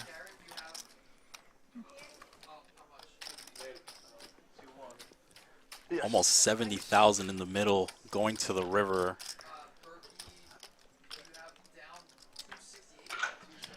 River's the ace of hearts. Dennis is going to go pretty large here, given the history. I think that Dennis is just probably going to bomb. Like, Pot 70,000, big bet. I believe so. I mean, I'm not sure, but we'll see. I think that he thinks that Berkey's rather sticky against him. So, yeah, look, it's just going to come in really large. Looks like about, it's a lot. Yeah, I kind of felt this this coming. It's just, given the history of these players, like, Berkey's just probably over defending against Dennis in general. So when Dennis has this kind of hand, Dennis is very good at understanding the meta and just bombs this river. And we'll see what Berkey decides. I think it to just do. started. $71,000 river bet here. Berkey has a really poor combination to call. I mean, we'll see. They never have mangoes here. I've tried. No, they don't. Oh boy.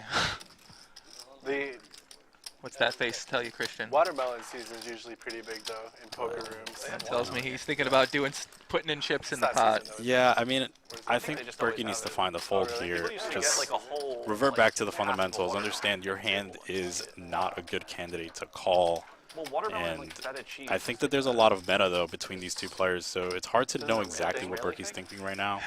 He's probably seen a lot of this action a lot of happen, meta. so, I mean, we'll see. And it looks like he's going Oh to call. boy. I'm telling you, we've seen this before numerous times on the show. How much would you pay for mangoes right now? Not that much. I'm not a big Oh. They could have won right. Yeah. Perfect. Yeah. He almost put it in there. He saw the pump. See that? Little hand forward. Mango's a great fruit. 10 seconds. This time bank adds additional pressure to Berkey's thought process. Lights keep flashing on and off. Maybe he wants a hero call very badly here against Dennis.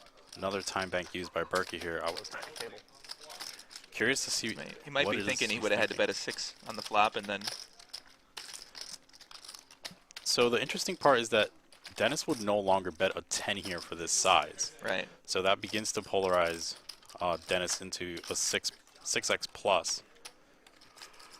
Potentially maybe ace 10, but I don't think so that often. Dennis did cold call the 3-bet pre-flop too. Man, that's the least give me some pleasure having me in the cage. Berkey 15-year live pro. Like, Is that a reasonable everything he says probably has a meaning.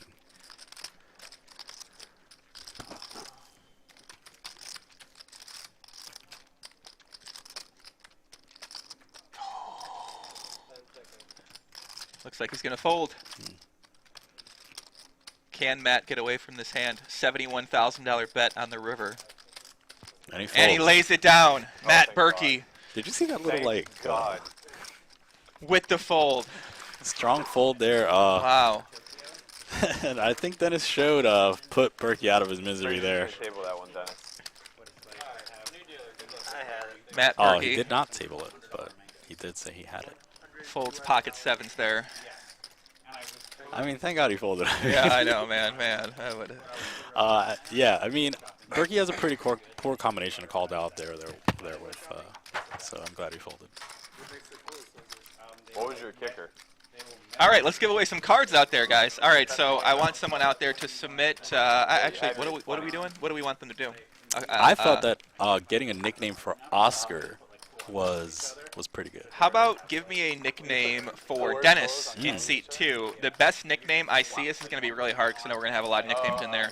The best nickname I see is going to win a deck of the Faded Spades cards. 2 decks, actually. So the best nickname I see, I mean, there'll be a lot of nicknames out there. This is how you become Jeopardy champion. How do they get in touch with us, though? I guess Twitter? Activated charcoal. It's good for your Okay. sinuses. How much is it to? How much are these pillows? $200. 400. Joey, please, can I have the cards? What a great name on Twitch. Why were the mangoes $100? Wait, that's actually the name? That's someone's name, That's yeah. strong. Drawing Dead They Dennis? like I don't agree with that. Nah, they're come on, Japanese man. mangoes. Didn't you just see? He had a full house. Dennis the Deck Lord. Dennis the Decimator. These are getting pretty good. Are you sure they're the best?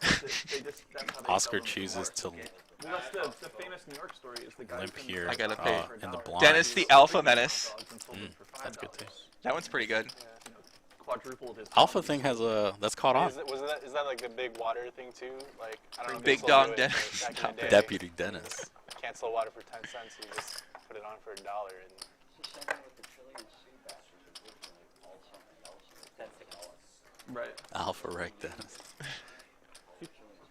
There's so many names scrolling through here. It's just tough to do. You gotta be careful which like. I know. I'm trying to can't- say all these. Yeah. Yeah, you can't. What was the first one? What was the second one I said about the Alpha Reg in there? Dennis the Alpha Menace.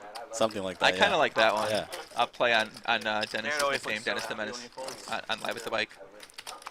Not a curious. thought Dennis of the time. Alpha Reg Slayer. Well, Berkey did beat him for a lot there. I don't know if we can call him that. Do you like that one? Dennis the Alpha Reg Slayer? It's kind of long though. Yeah, it is kind of long. Yeah. Dennis Polk. You have plans post Korea? Drawing dead Dennis would be good if he was bad, but Yeah, he's battling out there. I don't think he's drawing. dead at Dennis all. the Aggro Menace. I kind of like that one. I like that one. That's winning so far. Feldman, what do you think? Art Parpazian, excuse me, with King Queen offsuit here. I kind of like Dennis the Aggro Menace, I like that one. and they can just put Aggro Menace in the thing.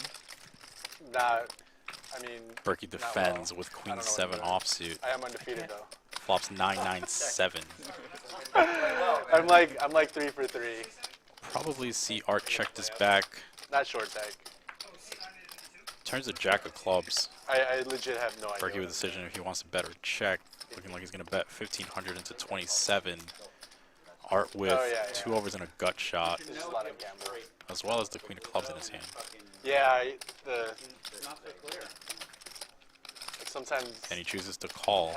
one time I had a double gut shot and I had like no idea, and it's like, you know.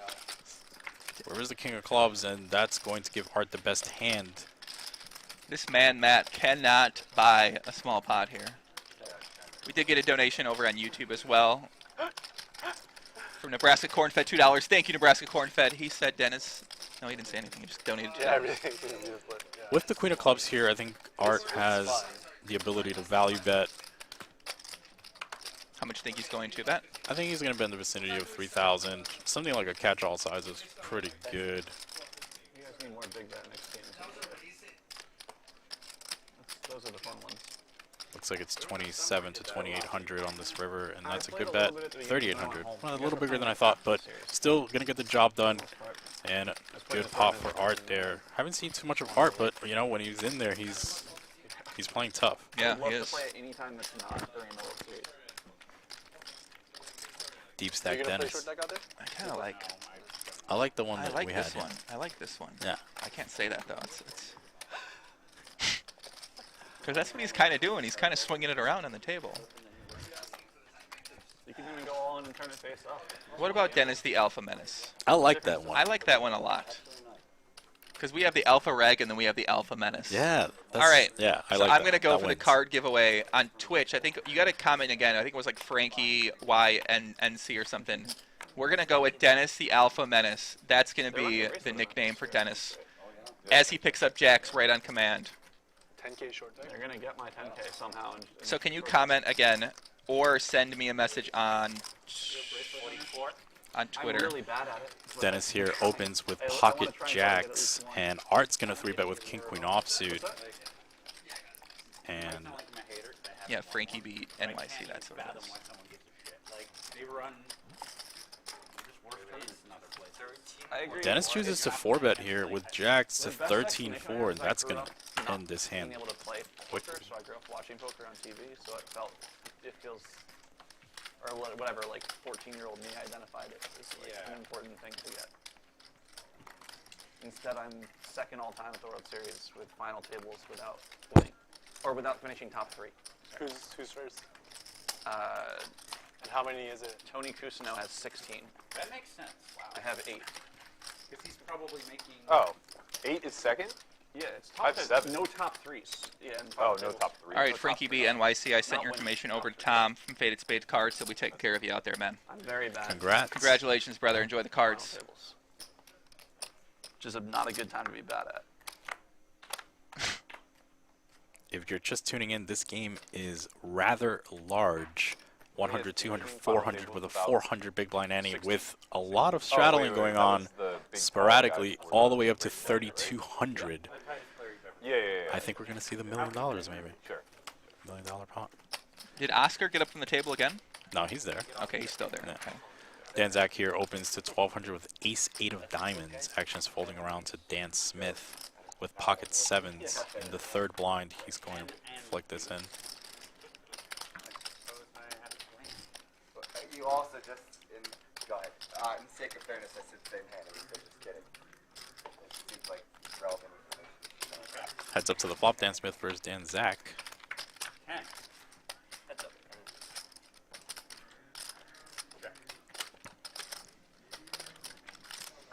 995.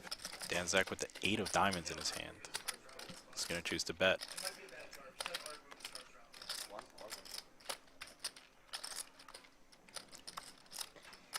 Down bet flop from Zack, and this is an easy continue for Dan Smith.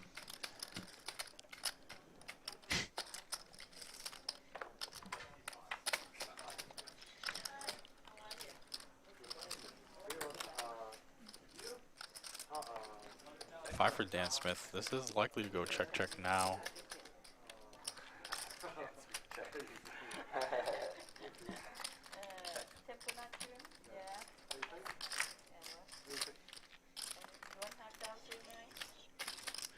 Dan's gonna go ahead and bet here. Yeah, I think he can. Like, unfortunately, like a lot of his floats get there as well. Like 6-7, 6-8. You know, his 5x's now make a house on the turn. So like, he can't really bet that large here. Yeah, and he does. And, I mean, these guys are they're goats. So like, he chooses a really good sizing, 1,600. I love it. These guys are the goats. He does get a call from Dan Zack. Pays it off. Small pot, $8,000 goes Dan Smith's way. He's up a little. He's still down a little bit. If you're just tuning in, people are asking, how did Oscar get 600,000?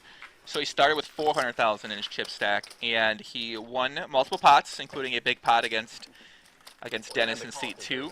So he is up about 200,000. Garrett is probably in for about 600,000 total, I believe. Yeah, Garrett's in for 600, so he's up a little bit of money. Johnson's up money as well too. Dan Smith and Berkey are going to be two of our biggest losers here right now. You can? Yeah, you can. Yeah. The chat will make fun of you, but you can. Shadow. You see the top left graphic there. Subscribe to the Live at the Bike YouTube channel. Wait, Nick gets one entire stream and they lose. You'll have a lot of highlights of these kind of games, which are really well done, really well produced. The intros are pretty sick. Fold. Yeah. I really fold. I fold. Raise to 3,000. Berkey here opens to 3,000 with ace-jack offsuit on the button. Bill Klein with pocket 3s. Looks like he folded. And action's folding around, and looks like Berkey wins. Yeah, it's a pretty big pre-flop raise. That's what Berkey's known for doing, right? Makes most people have been opening to 15 or 12 or 16. Well, I believe there was an 800 on. Yeah. I mean, sorry, yeah, there was an $800 straddle, so a little over 3x. Like. Garrett here with $644,250, followed closely by Oscar with $624,000. Over $1 million between those two seats, and here you see the players are up and down. Oscar up $229,000, followed by Johnson up almost $120,000, and this is not even close to being done. Bill, did you say you had too much information about I was about going to Dan's say, sleeping probably habits? the same list. Johnson here with pocket 8s coming in for a raise. Everyone else is fascinated. And Oscar with queens.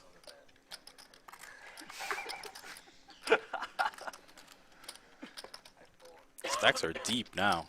Oscar just calls with pocket queens. Yeah, I like mixing this in there sometimes, you know. Well. And this is going to be well, a 3-bet from Dan Smith. Probably a 3-bet from Dan Smith, a call from John, and then Oscar is going to have a little decision to make. So we might see all the chips get all in the middle here. Dan Yeah. has about 111,000, and John 217, Oscar 600. So Yeah, no, I know. This is a big 3-bet, 9,500. And John's probably going to call. Although there is a small argument for folding. This is a pretty large 3-bet, but I don't think he will. Especially the times that like you call as well as Oscar comes in. Increases the implied odds of your hand. But I think we're going to see Johnson kill us. especially with Oscar behind him, you Yeah. can assume I'd call sometimes too. Yeah, it looks like he's going to fold. I did say that could happen. Yeah. I used to be so good about it. We've gotten worse and worse. Now Oscar with the decision if he wants to 4-bet or call.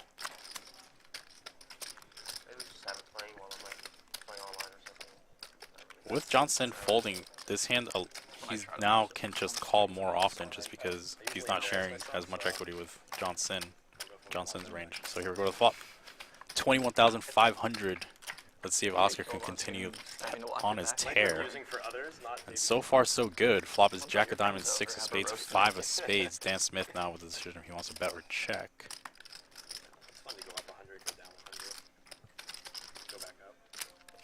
You got the key part of them being fun at the end there. Yeah, that's the last part. Oscar with the glasses back on. I just hope Oscar didn't bluff me. That hand there would be so sick. If he rebluffed, like, Dan what the does fuck? check here. I have to know what my tell is. You weren't expecting to get jammed on there, huh? Check, check, flop. Can't be a tell, that's every time. Oscar playing this hand about as tricky as you can possibly play a hand. You know, it's tough because, like, when Dan Smith checks, like, he's not always giving up. Like, and sometimes he might check raise, and now you're in a weird spot with queens. Whatever. How you going? Not great, but He's not winning the 100 yet. It's way below. Yeah, this is a pretty good card for Oscar in terms of his range. So Dan Smith's not gonna fire. He's gonna check, try to attempt to show down with this hand. I think now Oscar is pretty confident that queens are good. Maybe he should just check it down. We'll see. I don't know. I don't think he will. You never tell me. I tell everyone else immediately. He's the only Oscar person I won't has no time banks left, at least from what I see. So it's gonna be interesting to see how that develops in terms of the meta. I feel like lifetime I've answered everyone's questions on this show always immediately. And everyone 10-7 and he wins. except for you. That could have got big. That could have got big if Oscar wanted it to. Yeah, that was a very anticlimactic hand right there. We see pocket queens, we see ace king pre-flop. It's almost like you just want to see the tournament run out. You just want to see all in a call. Yeah, that's a good point. I do enjoy seeing this What does he always say? Are we steep stack poker take place. You can't say. Yeah, you can't say. That's what he always tells me. He wants to say, but he can't. Yeah.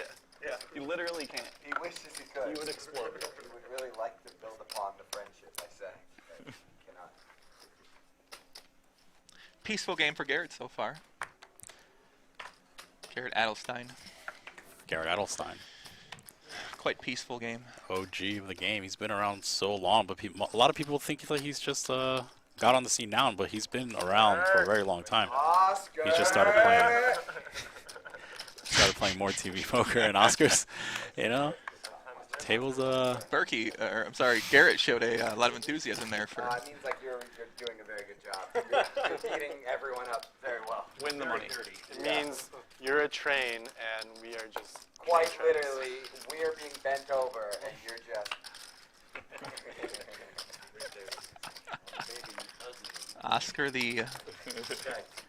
Oscar's running these guys over. Garrett's saying, baby's gonna and be just fine. I can't These are disagree. very nice shoes we're buying. Action checks to Oscar with a gut shot to the 7. Backdoor straight flush draw. That's also available. 10 seconds. Interesting that he's choosing to bet. This is a tough board to just go fold to fold. Art with the 2 overs in the gut shot. Yeah, he's probably going to continue here. Oscar with a John, do you still live out here? near pot size No, bet. Vegas. You moved to Vegas. Yeah. A little less. We're about Without a club, I think there's an argument for Art to Southwest just side? fold facing like this big of a bet size. No, Ben's like straight south, I think. But we'll see what he chooses. 10 seconds. Are you in Vegas? Yep. I own a condo at Panorama. I rent in San Francisco as well, so I go back. Oh, that's right. I knew that. It was actually like almost entirely unfurnished until I posted a picture on Twitter of like, hey, this isn't my sleeping conditions during a 100K final table. And Rachel saw it. And was like, We got my man Ryan Fee Poker in the chat on Twitch. Shout out to Ryan, man. He's been battling in the high stakes live streets here in Las Vegas recently. Yeah, I saw he was streaming the other day as well. Yeah, he's streaming it too. Crypto prices are down these days. You know, all those old poker players who retired now got to come back to poker and play a little bit. But I think Ryan still loves playing the game. Yeah, Pop in Ryan. Omaha, Nolan Hold'em, loves them both. Ryan Fee played one of the more memorable hands against Garrett Adelstein when he had kings against Garrett Adelstein's pocket 8s on a 10-9x board. Turn went overbet, river went overbet. I was actually in that game, which was a pretty insane hand. Here we see Bill Klein open the hijack with Queen 10 offsuit. Dan Smith calls with 8-7 suited. And here we go. Looks like Alpha Menace here. Alpha Menace with the 3-bet from the Ace 7 offsuit.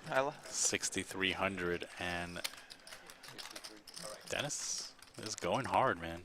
Bill Klein here is probably gonna fold.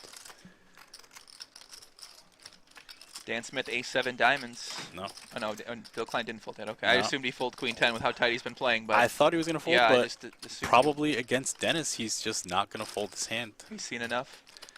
And now Yeah, Dan's... Bill Klein played pretty snug so far today. Now Dan Smith with a situation, Ace-7 diamonds, 1 call in front of him. I like how you phrase that, a situation. Well, we have a situation's brewing here for sure. I feel... Roughly 20,000 in the middle, and we're going 3-way to the flop, which is Jack 8-7 with the 8 and the 7 of hearts, Jack of diamonds. So Dennis doesn't decide to c-bet here. Checks pretty quickly. and I do like that check. I don't think this is a pretty bad board for him, facing 2 players. What some would call facing the enemy unit. Who would call it that? I don't know, just like people I've heard. Okay. Turns the 5 of hearts, giving Bill now the queen high flush draw, as well as a gut shot to the 9, which he already had. And Dennis checks again, and this is probably going to check through once more, unless Smith decides to bet this turn. There's a chance he might fold out the other Ace-7 and get a call from Queen 10. But he checks as well. River. And that's the nut straight for Bill. It's going to be hard to get action here. 19-9 in the middle. Let's see what kind of sizing Bill chooses.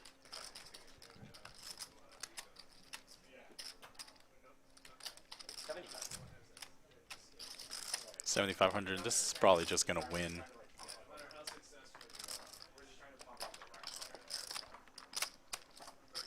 Evan Friedman says, I've never seen Bill Klein in a non-green jacket. He does wear the green jacket a lot. He might Well, I have know a he's into variety. golf. Yeah. He probably just golfs in the morning and plays poker at night. It's the life of a billionaire. It's great. Give him to Oscar next time. Oscar, once again, taking a little walk. Easy to take that walk when you're up 250 and people at the table are calling you a train. Yeah. It's like, you know what? Maybe there's a little bit of tilt to that, too. For sure. There has to be. There might be some gamesmanship there where, by walk, maybe you just put the players on a little bit of tilt because you're not there for them to try to take your money. Because he's obviously aware that Garrett Adelstein adds on $500,000 to his left, or however many thousand he added on earlier. He's aware that Garrett's there to try to play a $1.2 million pot with him, so... Absolutely. Maybe this might put the players on a little bit of steam, make them come back, and maybe be a little bit overactive against him. Dennis looks like he wants to enter this pot as well with another 3-bet. Alpha Menace, 3-bet in 2 hands in a row here. He likes his Ace-X unsuited hands. Yeah, that's how you win tournaments. Just 3-bet all these Ace-X's. It's good. I would not want to be at Dennis' tournament table. This guy seems like he would make your life hell. Yeah, Dennis actually bubbled Berkey in LAPC when Dennis won the tournament. And this is a big flop for both players. Little action here.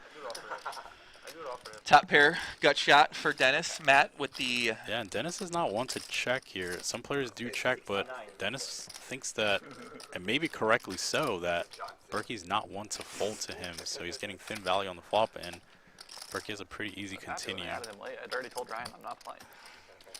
6,900 and a call. Will we see Matt finally catch a positive card for him here? 4 hearts. That is a good card for Dennis. No, I backed out for a Expect second, this to go but, check a fair amount of the time, but it's hard to predict what Dennis is going to do. He's betting. He's got no chill. He's going for it. And that's going to likely deny Berkey's equity in the pot. And spot on. Dennis bets 16,000. Matt folds. Dennis takes down another pot. So just like that, he's back up a little bit. He was up about 100. Lost that big pot. Now he's back up about 80,000. Dennis plays. He's tough, man, because a player that's just in your face the whole session, and you just can't, you just always have to be on guard to play a big pot. It gets to you. Has Berkey won a decent sized pot at all this I don't session? think so. I don't recall him winning anything notable quite yet. It's like a lot of. I mean, it's only been 3 hours here, but it's been a lot of. Yeah, he got it in good with top set. Then after that, Right, it's all been really rough. So. And that's going to happen sometimes when you play. Is that you play a long session. The one time you finally make a hand, you end up losing a big pot. It's just, unfortunately, it's how it goes. For sure. It sucks. Yeah, it sucks. What else can you say? It's like I sit here, I don't make a hand. I make top set against this guy, and he stacks me. Yep, that's definitely true. I mean, but all these players have been there before. Like, they've all put in thousands of hours. And this is going to be Berkey versus Johnson. Johnson raises from the first blind. Berkey defends, and he's going to flop an open in the straight draw, and he's going to bet and win.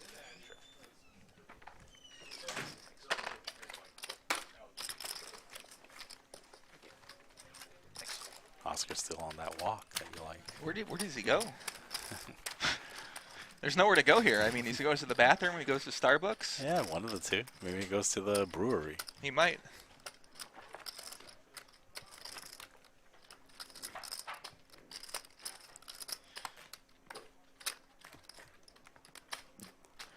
You can see the winnings here right now, guys. Yeah. $245,000. And the stream's been going on for roughly 3 hours? Yeah, 3 hours. Johnson up about 100,000 as well. Matt Berkey down about, how much was that? One Fourths or something. It was 180-ish? 180-ish. Wow, that hurts. Dan Smith changing the channel on the television right now, putting on a. Dennis here opening with 4-3 of hearts in the hijack. Garrett's got that look.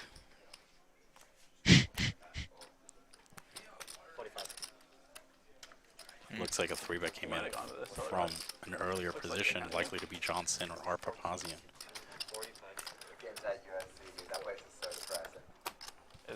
Looks like it was Johnson, and that's 8-7 of clubs going heads up in a 3-bet pop versus Dennis, who flops the straight on the board of 7-6-5, and he's going to choose to lead. So we already saw a hand where he did this leading with the King 10. Bet folded the turn. Now he's choosing to do that when he actually has a strong hand. Yeah, I think this lead is pretty cool. This board definitely favors Dennis over Johnson, and him choosing to lead here is pretty cool.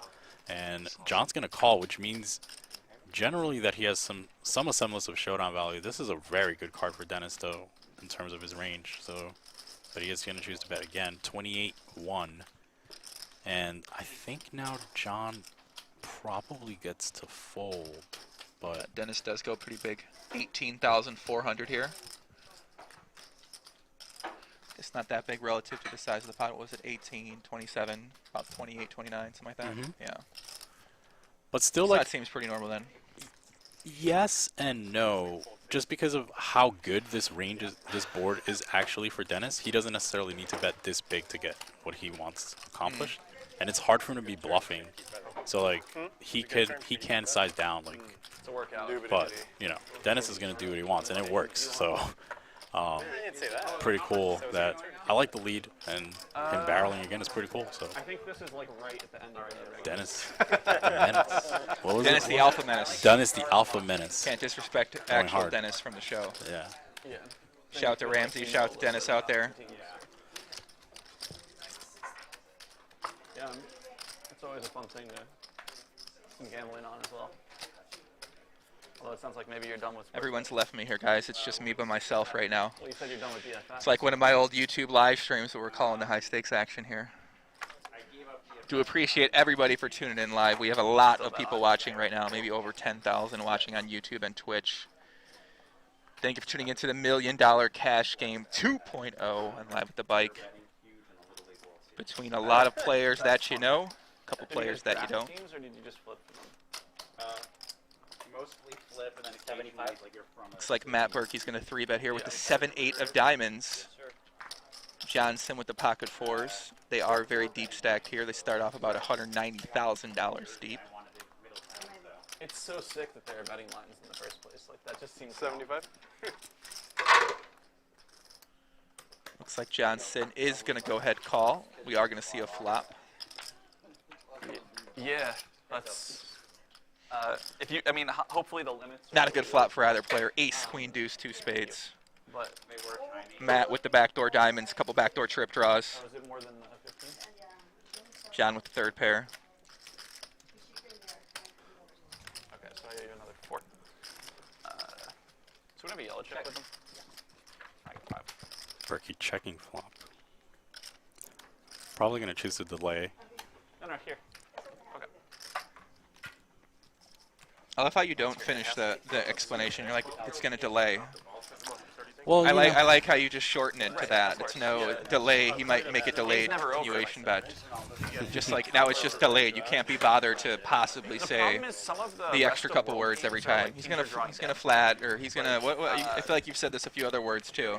He's gonna continuation. It's like when did we get so lazy to the point where we can't just continue the sentence? He's gonna, you know, I could have considered. Yeah, I did consider for like 10 seconds.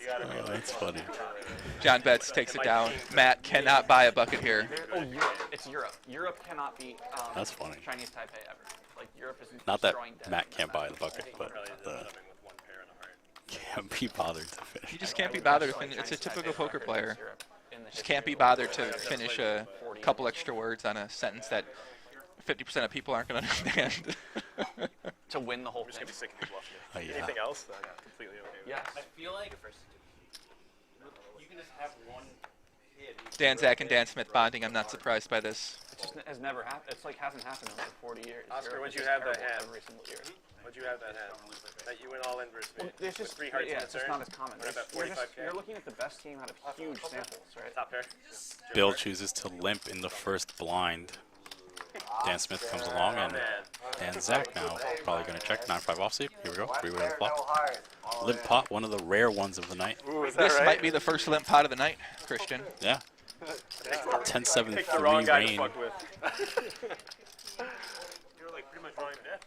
Yeah. Pretty The king. good, Well, the king was good.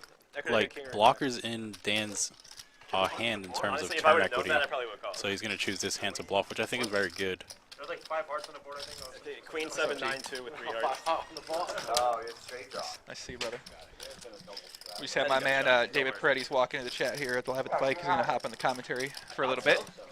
Might have worked against some other He people. likes to finish sentences. Oh, Yeah, he finished the sentence. He's like a literary.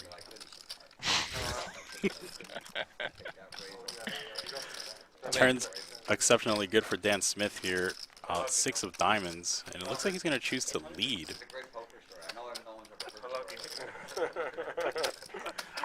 Looks like a lead block from Dan Smith.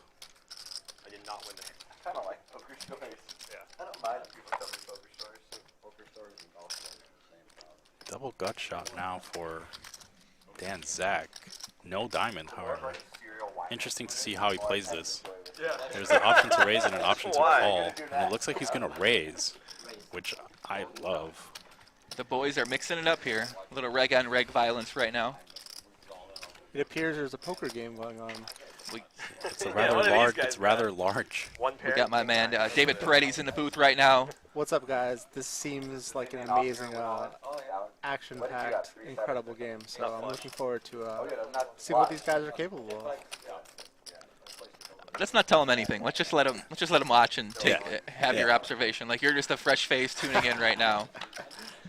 And that's going to be a block and then a call from Dan Smith. So Rivers to Jack. Dan Smith still has the best hand here with the bottom pair. I think it's going to be really hard for Dan Smith to show this hand down. Zack just has a really good candidate to bluff this river. Blocks the 8-9 and 4-5 and 4-5 and doesn't have a diamond. So portions of Dan Smith range, as you see here, are going to be like diamonds that are forced to call fold. And Zack is definitely capable and understands. Looks like a large bet. Looks like an over bet. The lavenders are 5Ks, right? Yes, correct. Yeah, so 5K lavenders. The 1K are those little the grays. I have no idea what color that is, but greenish, grayish, something. And Zack bets 1.1x on the river, and it's going to likely win. This is a tough spot for Dan Smith to make a hero call. But never know. He's thinking Dan's about reaching it. for the time bank chips. He was attempting to shuffle the time bank chips, which would have been new. And that feels good, man. When you get that one through against Dan Smith with that candidate, it feels nice. Dan Zack has such controlled aggression here, man. He is tough player. Yeah, for sure. I mean, he just recognized the spot extremely well, and I mean, what can you say? It looks like Dan Smith was like a few seconds over, so he had to use a time bank there. Oh, they made him put one in? Yeah, they made him put one in. That's annoying.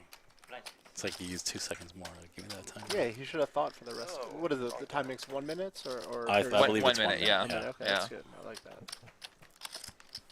I mean, this should be in all casinos. Like, this time bank format is just amazing, phenomenal, absolutely phenomenal. I need in the actually the local Omaha games in Vegas. They don't have much people tanking for the most part. I'm not sure how the No Limit Hold'em games are, Christian, when you're playing in the people think all the time. Yeah. Like you very rarely see anyone tank for minutes in any situation in PLO. I mean, I was just at the Commerce playing some 10-20 No Limit, and there's like a couple players that they just tank forever on any medium decision. Like it's absurd. There definitely should be a move towards these increased use of shot clocks, time banks, etc. in cash games. Obviously, this is, I think, is this the only cash game that uses time banks? I believe so. Yes, I think this is maybe good, the Aria, when they have. I don't remember seeing any like Poker After Dark time banks or anything like that. This year, no. Oh my goodness! How many chips does this guy have? Exactly. He's got about 650,000. Welcome to the game. Welcome to the game. We were waiting to see you to catch up. That's Oscar. He has 650,000. Look at his towers. I mean, you could tell this guy like played a lot with like toys and blocks as a kid. Yeah. He also Sure. He's into this. He's into this stuff. Okay.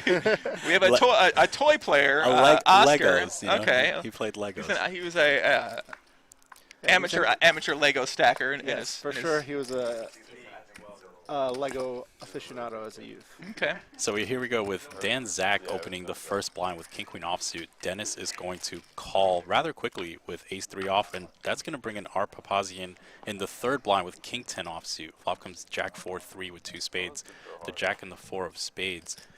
Zack with a pretty interesting candidate, and he's going to choose to check, and that's going to open the door for Dennis, who's going to bet pretty big here. Looks like 42 or 4,300. And this is just a great hand to bet this flop with in Dennis's shoes. There's so many cards you can continue on the turn to barrel. And could give up by Dan. David, what have you been playing recently, man? I haven't talked to you a little bit about poker. I've been playing a lot of no limit cash games. So my game is pretty sharp right now. You playing mainly the 10, 20, 20? What are you playing out there back home? Right now, I'm from Boston. By the way, my name is David Perettis, guys, in case for you guys tuning in. I've played poker for a long time now, and very long time. I'm primarily a cash game grinder.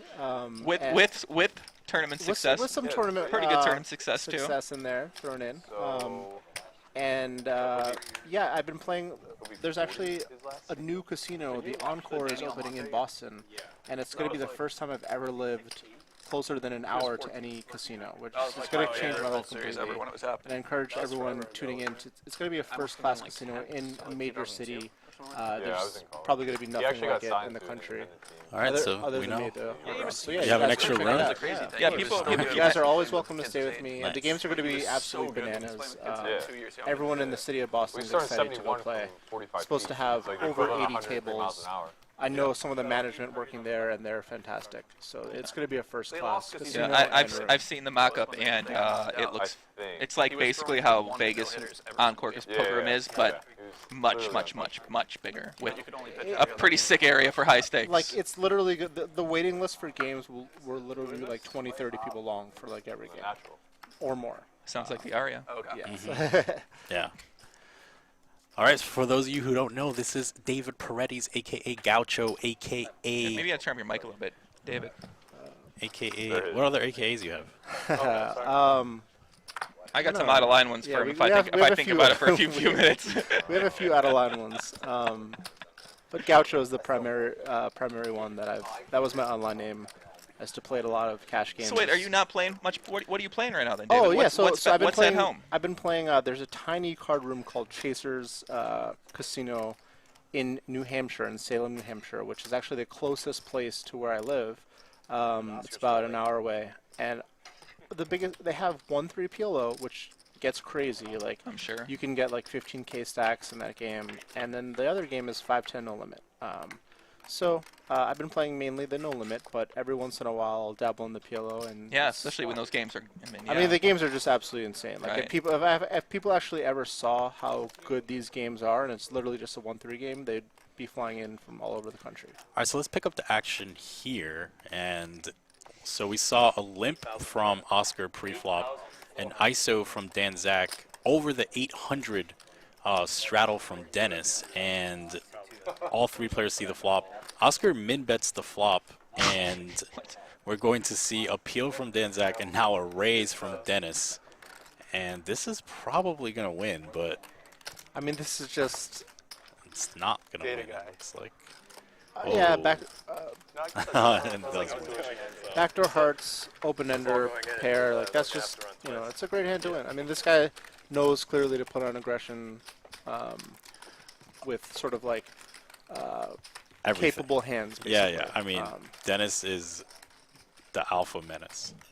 Dennis the alpha menace? Okay, Yeah. perfect. I like it. Free entry, actually. And Matt Berkey's the alpha reg. Yeah. Okay, gotcha. We're still looking for the G-man is just always going to be G-man. There's no other. Big tournament bracket. Dan Smith Holla, I feel like, is always... Dan Smith Holla is always going to be Dan Smith. We need one for Mr. Talkative Art. Who How do you say Art's last name? Papazian. I've always called him Art every time I've thought about him and talked to him. I believe that name is Armenian, Papazian. What about Mr. Talkative Art? Say it one more time. I think it's Papazian, but I could be Papazian. wrong. Papazian, right? Papazian. Yeah, I was right. Yeah, that's Armenian, right? I'm pretty sure. Armenian, yeah. So he's probably the best Armenian poker player in the world. Okay, Sweeney, we have near $2 million on the table right now. Bill here opens to 1,600 with 8-7 suited. Gets called from the first blind by John Sin, ace-queen offsuit. And that's going to bring along Garrett Adelstein with Jack-9 offsuit. Flops Jack-10-8 with 2 diamonds, giving everybody a little bit something here. John with a double gut shot, Garrett with an open-ended plus top pair, and Bill here with bottom pair, a gut shot, and a backdoor flush draw. And he's going to choose to c-bet. This is kind of a sexy hand for Johnson to check raise here. He can barrel diamonds. He has clean outs.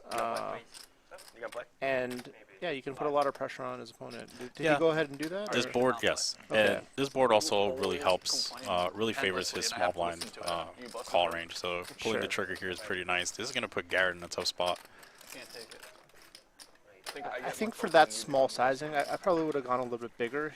He less than 3x'd, I think. I think Garrett can peel to this size. It's tough though with, and it looks like he's going to cold 3 this flop. Was that like and started playing high rollers. That was a mistake. Oh, yeah. I enjoy it though.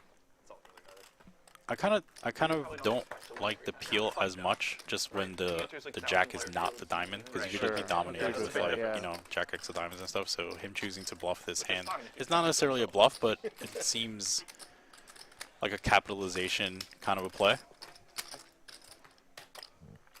And have Garrett and John battled a lot in these games out here? He played worse after busting them. not that I know of. Like, I don't think they have too much history unless they were playing like pre-John Sin winning the main event.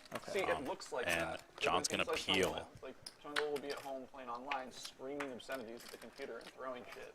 Eight of clubs falls off, and now we have a decision to see if Garrett continues to put on the this gas. is what makes Garrett so great. I mean, him putting in this cold 4, I suppose.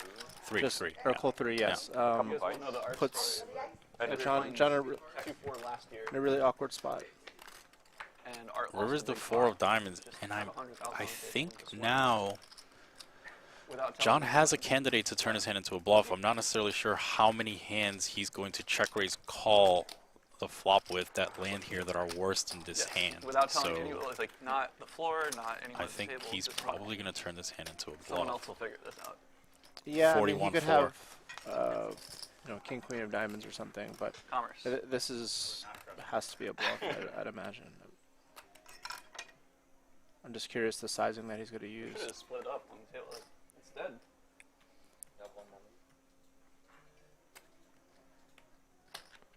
Thinking it over. That was a little like hiccup. Well, it looks like he's thinking it over to make sure that he can actually bluff this river. Trying to figure out what his target is. What is he targeting to fold that Garrett plays this way? What hands does he 3-bet the flop with? Check back that fold. That is 22-5 from Just Johnson. a little over half pot. I mean, this is like a relatively cheap bluff relative to the pot size. Obviously, it's 22,000 real American dollars, but yeah, I feel like this gets looked up. Now G-Man has to think, what hands does John check raise the flop with, call my 3-bet, land on this river that are bluffing, or worse value? There's unlikely there's any worse value. So yeah, there's definitely no worse value. So yeah, it's definitely it's just a pure bluff catcher. He blocks the straights. And it gets through. Johnson finds the bluff on the river. See, this is like another thing. Like, people have to bluff in these spots. Like, this is what makes these guys great. It's like in those spots where your hand is no good, and you have the opportunity to win the pot, and you're at the bottom of your range, so to speak. You have a really good chance to get it through against thinking opponents. There are certain players that bluff just simply isn't going to work against. They're never going to fold the jack. Like, sure, certain players in this game wouldn't fold the jack in that spot, but Johnson pulled the trigger against a capable thinking opponent that could potentially fold that type of hand. And it's a great kudos to John. It's a great play. Yeah, both players putting each other in really tough spots. Like, even just forcing Johnson to pull that trigger and get him off is, it's pretty good. Oscar here with 10-7 of diamonds in the first blind chooses to limp. I believe I saw King Jack of Hearts hit the muck. I'm not necessarily sure that occurred, but I glanced through my vision. So if that's true, that's interesting.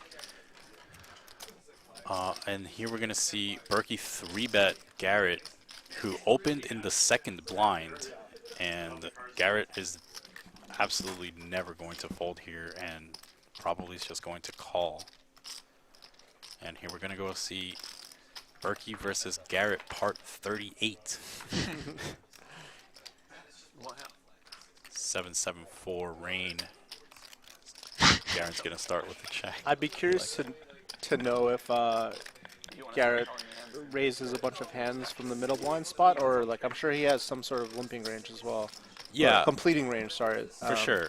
So I think he's incentivized to have a wider opening range there and knocking out Berkey and going heads up versus Oscar. Yeah. So I expect that range to be, a little bit wider than just his default. Right. 15-8. Flop goes check, check. Berkey with a gut shot as well as ace high. Garrett's going to choose to bet. So Garrett has the, like, you can see his eye movements. He has like the Phil Ivey. Head is always like still, but the eyes are going ballistic. Like, it's sort of like an uncontrollable like need to view what your opponents are doing. Seems like it. 31-8 in the middle. Garrett here. This is just the worst spot for Berkey. Like, peel with the gutter and over is like bricks everything. Can't do a thing. Like, can't rep much.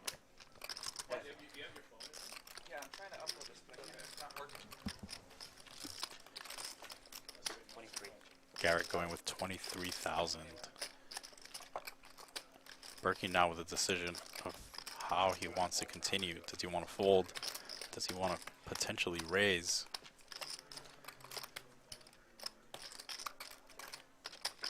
Having an 8 is pretty bad in terms of like calling, obviously. Yeah. He may raise, but I think he's just gonna fold. I mean, it's just you can't rep enough with that line. Yep.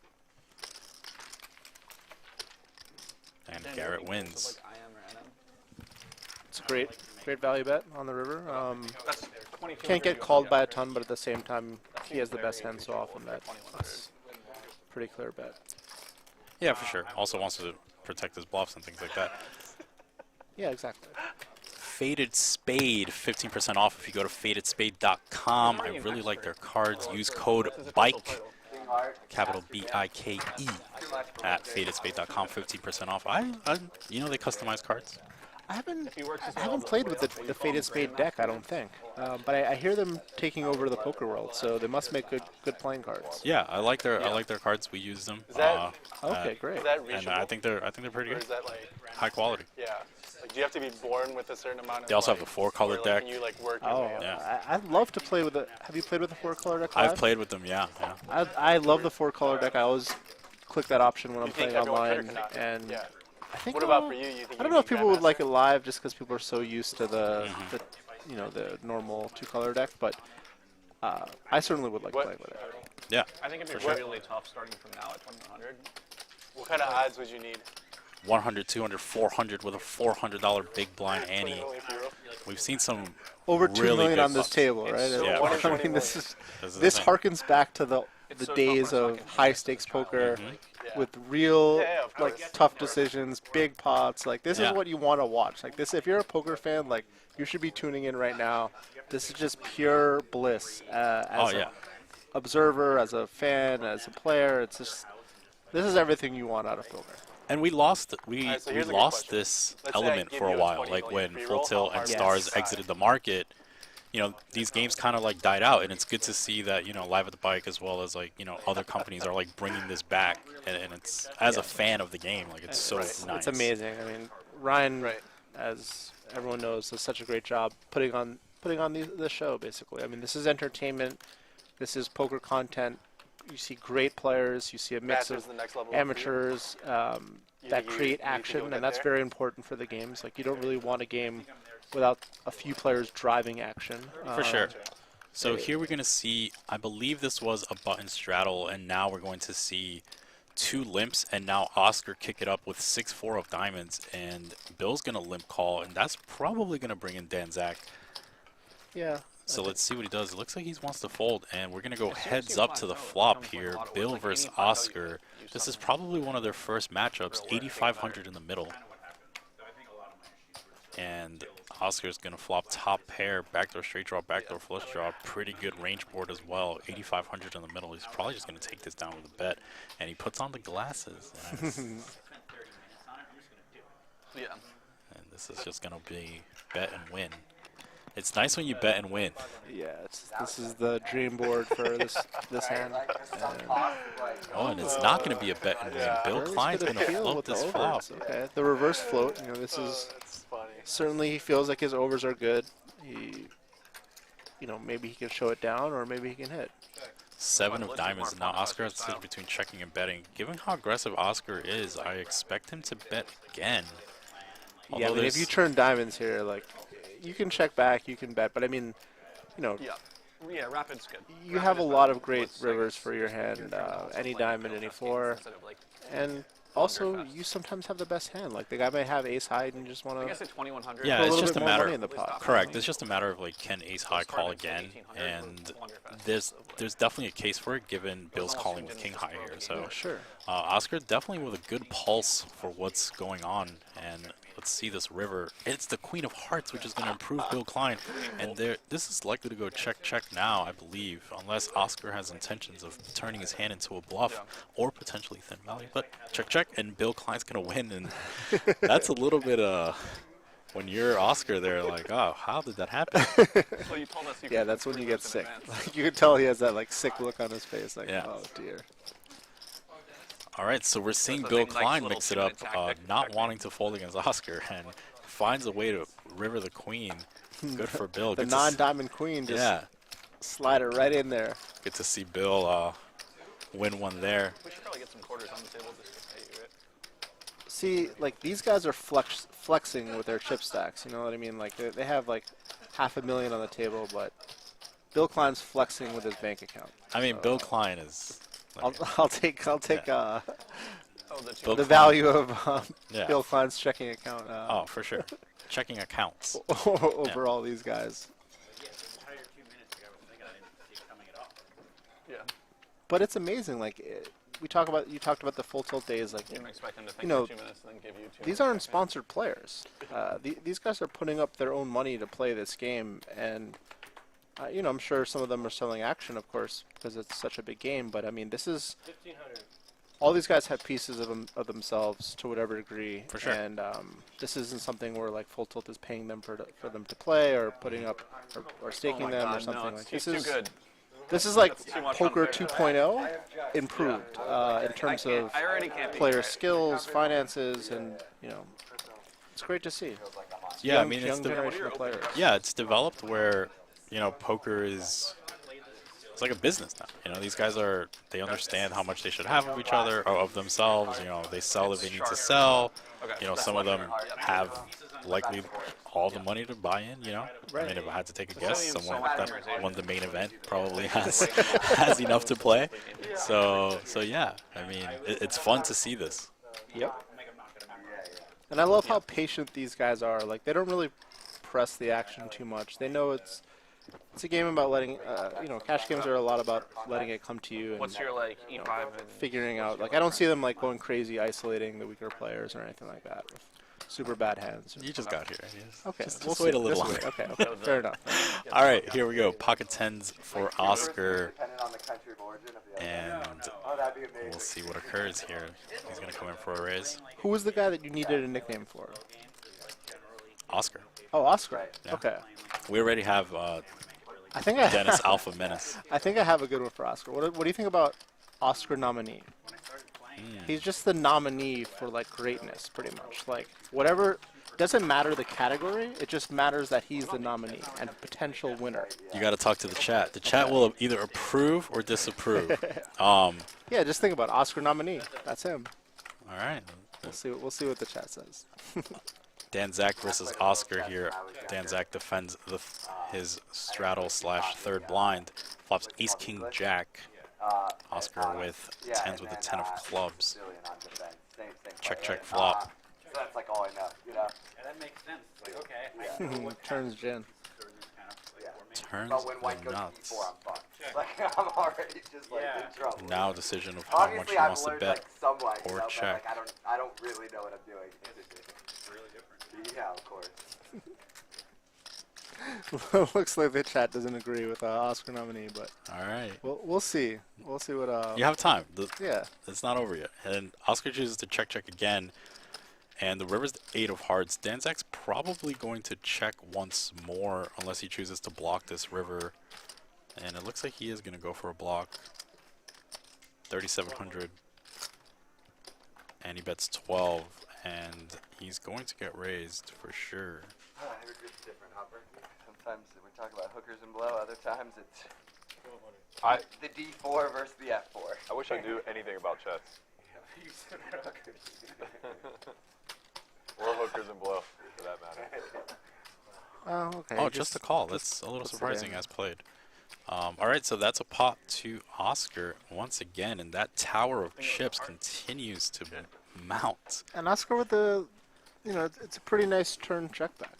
He checked the flop, checked the turn back, got a little value on the river, let Dan improve, and most of the time if he bets the turn, he has 2 10s in his hand. There's no betting from Dan earlier, so yeah, most of the time. The river was an 8. Giving Dan. That's why Dan blocked the river. That makes a lot of sense for sure. Right. Yeah, excuse me there, I missed that one. So yeah, that was a nice play by Oscar. Then I got a shot. That's all I ever see. So. Yeah. That's like when you're like 9 years Oscar old. Wilde was not bad either. Yep. Oscar Wilde was, I believe, Yeah, you got to keep an eye on the chat. They come up with like really unique ones as well. We got the Alpha Menace from the chat. Oscar Wilde was a famous writer, I believe from England, and yeah, maybe he has those glasses, the nice jacket. You like the jacket as well? I mean, it looks like a bandana that yeah, it's slick. Okay. He clearly cares about fashion. You got to see when Joey comes back his Gucci watch.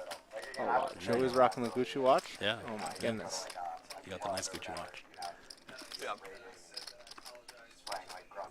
I feel like there might be some sick watches at this table. This felt so good. Like, it looks like Art's got a pretty the nice. only year I played was as a high school senior. That looks like a so I would Hublot. lose occasionally to like 12. Maybe that's one of the watches he won at the WPT. Oh my god. Yeah, chess is a game. Dennis is back, and Dennis the Alpha Menace is back. Seat 2, and things are probably gonna heat up. I like seeing the Dennis versus Oscar matchup. It's one of the most entertaining matchups we've seen so far, and there's a long time left in the stream, so Just fucking playing the game. let's see what else we got on this Academy Oscar Gamble. All right, I think we're getting somewhere soon. 80-year-old playing nosebleeds started at 1-2. Queen Jack offsuit here from Matt Berkey comes in for a raise to 1,500. Dan Smith on the If button an with 10 8-year-old suited. sat down here, I'd leave right away. I'd be like, nope. I feel like these are nice hands, the 3-bet. They're very playable.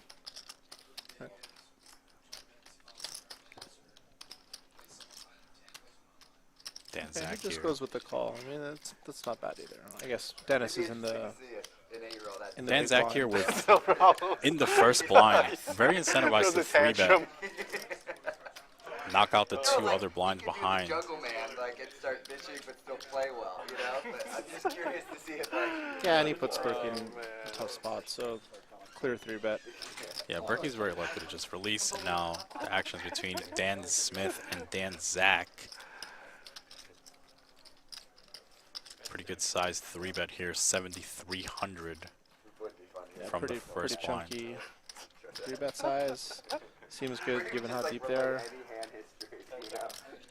As well as just positions, should be 3-betting big. Here we go, heads up flop, ace queen offsuit versus 10-8 suited for Dan Smith on the button.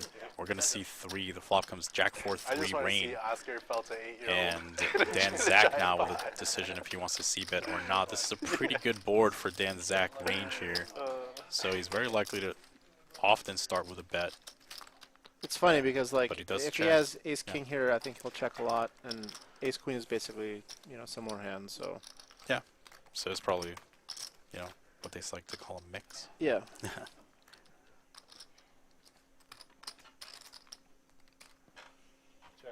Check flop. Gonna see a turn.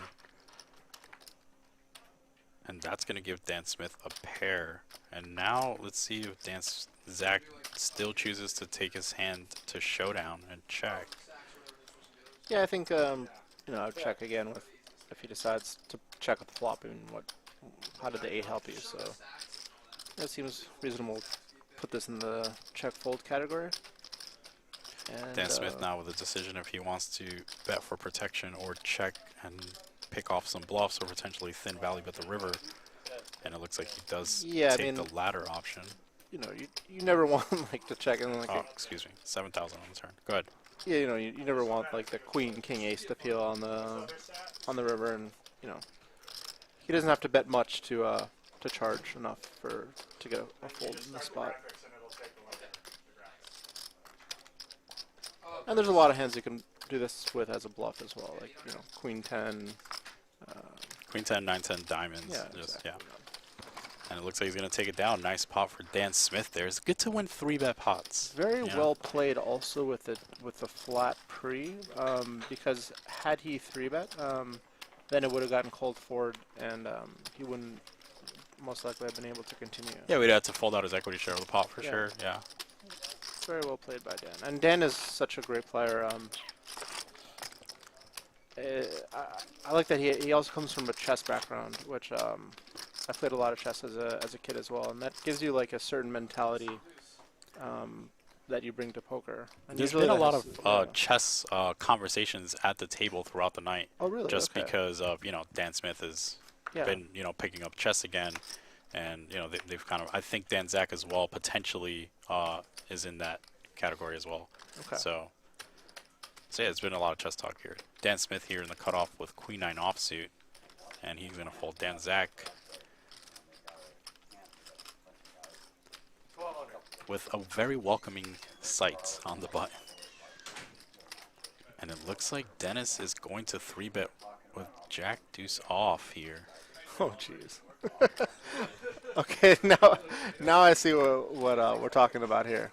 Dennis the Menace with the No, Dennis the Alpha Menace. Dennis the Alpha Menace. Okay, Yeah. I love it. Dennis the Alpha Menace with the NE2 3-bet, and I'm pretty sure we're gonna see a 4-bet from Dan Zack. Yeah, I think he can 4-bet. I think he can flat. Both are good. Given how wide and sometimes linear Dennis is 3-betting, I think 4-betting here is definitely a good option. And it looks Yeah. like he's going to Yeah, I mean, if take you it. have Ace King in these spots button against an aggressive small blind, like, yeah, you just got to put in the 4-bet there, and you're going to be ahead so often. And then worst case scenario, you know, you can check some flops back if you need to. And that's going to take it down. Another one for Dan Zack. Very tough, capable opponent. Plays both mix and no limit hold'em at the highest levels. Also very young. I think he's like 26. I mean, or maybe something like that. I mean, I personally love watching him play. I've watched him play on the mix game recently on Poker Go, and I've watched him play here on Live at the Bike. I mean, he's just such a solid player. You know, he's never gonna lose, basically. Like, And here we go with the VPIP percentages, voluntarily placing money in the pot.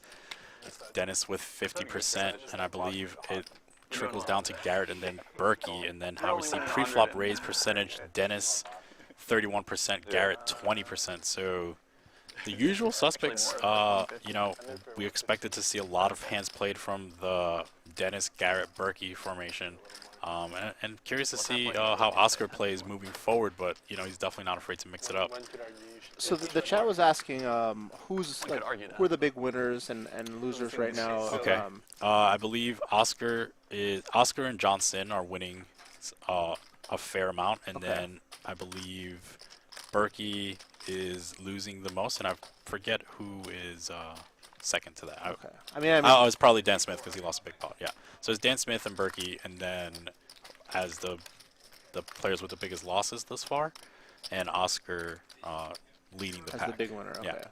Perfect. So here we see Berkey open with pocket deuces to 1500 under the gun +1, gets 3-bet by Art with pocket aces in the first blind, the small blind, and now Johnson gets out of the way. This is a great release by John. I see a lot of players just peeling there, but you know, your range is so face up when you do that.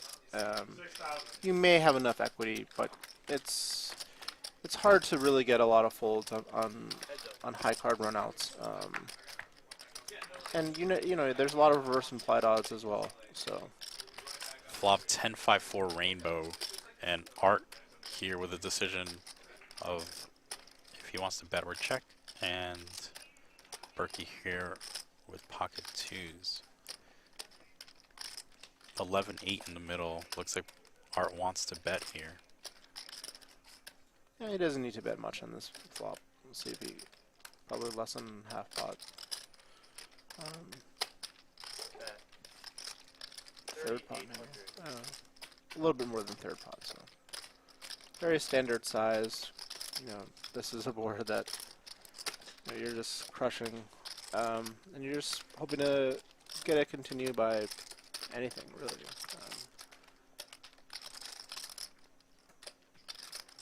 And here we see, for the Berkey's price, gonna Berkey raise. Oh, okay. Interesting. So Berkey's going to raise here, and Art has a pretty easy continue through a call. It's not that much incentive for him to 3-bet the flop. He's just going to... I mean, this is just a very creative play by Berkey. Like, this is outside the box. Like, you don't see this. This is the type of play where Berkey is basically repping a set. I mean, are you repping like jacks, queens, kings?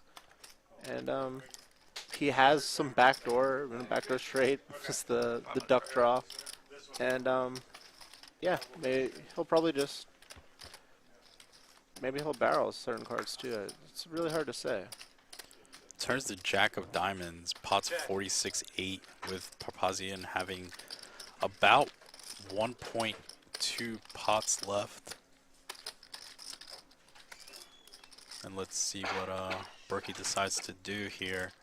Oh, that's another thing. Like, Art actually didn't start the hand with that much, so yeah, the turn pretty much is a give up. What does Gus say? It's a shutdown. I think this is just a play that Matt made. Maybe occasionally, Art would have some sort of suited ace or something, and yeah, it's a good give up. He, Matt made a play. Kudos to him that a lot of players don't make. And he saw his equity. Yeah, Berkey seems to think that he's not performing well enough through a call. This is like one of the hands slightly outside of the hands he would continue. Thinks that he can shed out potentially Papazian from having his Broadway combinations and just win the pot right there. If not, he realizes his entire equity and just ran into aces, and that happens sometimes. Exactly, and look, there's no money put in after that, So good pop for Art there, winning one with aces. Good to see him, and good playing creativity and discipline by Berkey as well. Triple straddle, but no double straddle? You look 32, but you don't go 16? Yeah, depends on the feeling. There's been some $3,200 straddles in this game. Oh my goodness. I mean, like I said when I came in the booth, this is real poker. This is what you want to watch. This is what you should be tuning into as a fan, as a player. Like, this is fantastic. It looks like we saw a cutoff straddle from, you can straddle here from any position. We saw a cutoff straddle from Dennis here to 800, and it looks like Art chose to raise to 2K from the button, and we're going heads up to the flop. Dennis with ace-4 offsuit and Art with pocket tens, and Dennis is going to outflop him with top pair as well as a gut shot. And now Art has a decision if he wants to bet or check. I kind of like betting here for denial reasons. It's a small bet situation. Maybe I don't even know how much. How much should you bet? And it looks like he gets check raised rather quickly and hands over. Yeah, I mean, I don't think. I mean, Dennis may have some bluffs there, but I mean, tens it's kind of like one of the worst hands you can peel there, and you're just dead against an ace. So. Very nice small bet by. I'm assuming the bet was small by Art, and then fold to the check. Yeah, it's really tricky with someone like Dennis, who, his aggression frequency is pretty high throughout the tree. So it's betting these merged hands on early street, even though you're supposed to, sometimes gets you in trouble because he's just so aggro. Right. I mean, what if Art just has ace king there? Then just the pot is getting massively bloated, and he has right. But what I'm saying is, ace king's the top of his range. That's fine. You kind of want him to be aggressive now when you have those kind of hands. But when you have these merged hands, you're kind of in a tough spot against that player profile because he's so aggressive through the entire game tree. He's just check raising all kinds of hands. So puts you in a tough spot. Dennis just kind of puts people in the cage with all these check raises and things like that. Yeah, I mean, we've seen just me sitting here right now for very briefly, we've seen 3 hands where Dennis has been super aggressive, and so far correctly. All right, here we're gonna see Garrett versus Bill, and this is a good flop for Garrett. Flop is Ace Jack 5. Garrett opened, and Bill just flatted with Ace King. Wait, Garrett's in the offsuit. big blind though. It says. That's Well, okay, the graphic was off. Okay. Excuse me. All right, so let's see what we can gather as the action ensues. It was a bluff. Maybe you might be right. Okay, yeah. So yeah, it seems like the action is catching up as fast as we can here, but we do know that Garrett has top and bottom pair, and Bill Klein does have top pair, top kick, unless the graphics were wrong. But It that's the makes information we have so far. No sense for Garrett to lead, so I'd imagine he was the initial raiser. We've done it a number of times on stream. But did he just get raised in the flop here? It happened on stream once, but like our game is not qualifying for it, but the smaller games do. I think Garrett bet and Bill They raised. don't. So the bad And bet they raise. Garrett maybe 3-bet this flop? Well, let's I don't see. know what's going on. That would be the biggest mess ever. Excuse us, we're watching the same thing you are, so it's a little hard for us to know. But we're on the river so far, and if the graphics were initially correct, Garrett does have aces up here, and So we do. Bill with So we Ace started doing King stud games now too. on this run out. Sometimes someone wants to. Okay, yeah, so that's what I thought, yeah. 10,000 Garrett from raised everyone, and pre, use like any- you said, use any- no, and that's why the flop Just lead say makes you have sense. any other rack. Turn bet is, again, makes sense. He chose a kind of small sizing. And this is just the gin river. Like, this is actually a spot where, Another way to And Garrett, do it is you could have the Garrett bets 20,000 on this river and gets snapped. for the Andy's ever hand. That's a huge river bet, I like whoever the low card just throws and everyone's penny. it gets called immediately, and that's a big pop for Garrett. Speeds the game up a lot. 62-5 going his way. just the cool 20K river bet. Anything to make it faster, right? Get immediately called. And that's just what, I mean, that just feels so good. Garrett up to his usual ways. Making hands, getting people to call, crushing, making correct holds. You can't. You can't. All these players are just, very capable, very good, play high stakes a lot, and Another issue for you is know, that by the it's, 8th bet they have it's it. good to watch. Yeah, they all seem very comfortable at the table. Obviously this is a big game. I'm sure this is a big game for them as well. So, I mean, this is where a lot of players do have some nerves, I'd say. Maybe these guys are feeling it. But so far, though, everyone looks pretty comfortable. Another button straddle from Oscar, and it looks like it gets re-straddled from Dennis. It's hard to keep up on these straddles because they're everywhere. Oh yeah, it looks like the 8 is on the button, and then the 16 is in the hijack. No, low jack. Low jack, yes, Low jack, okay. correct. Art here raises from the hijack with pocket 9s to 3,800, and this game is getting fast, really big fast. See, Dennis has like top of his range in the low jack straddle here. Ace King King board, and I expect Art to just be firing range here, but he checks.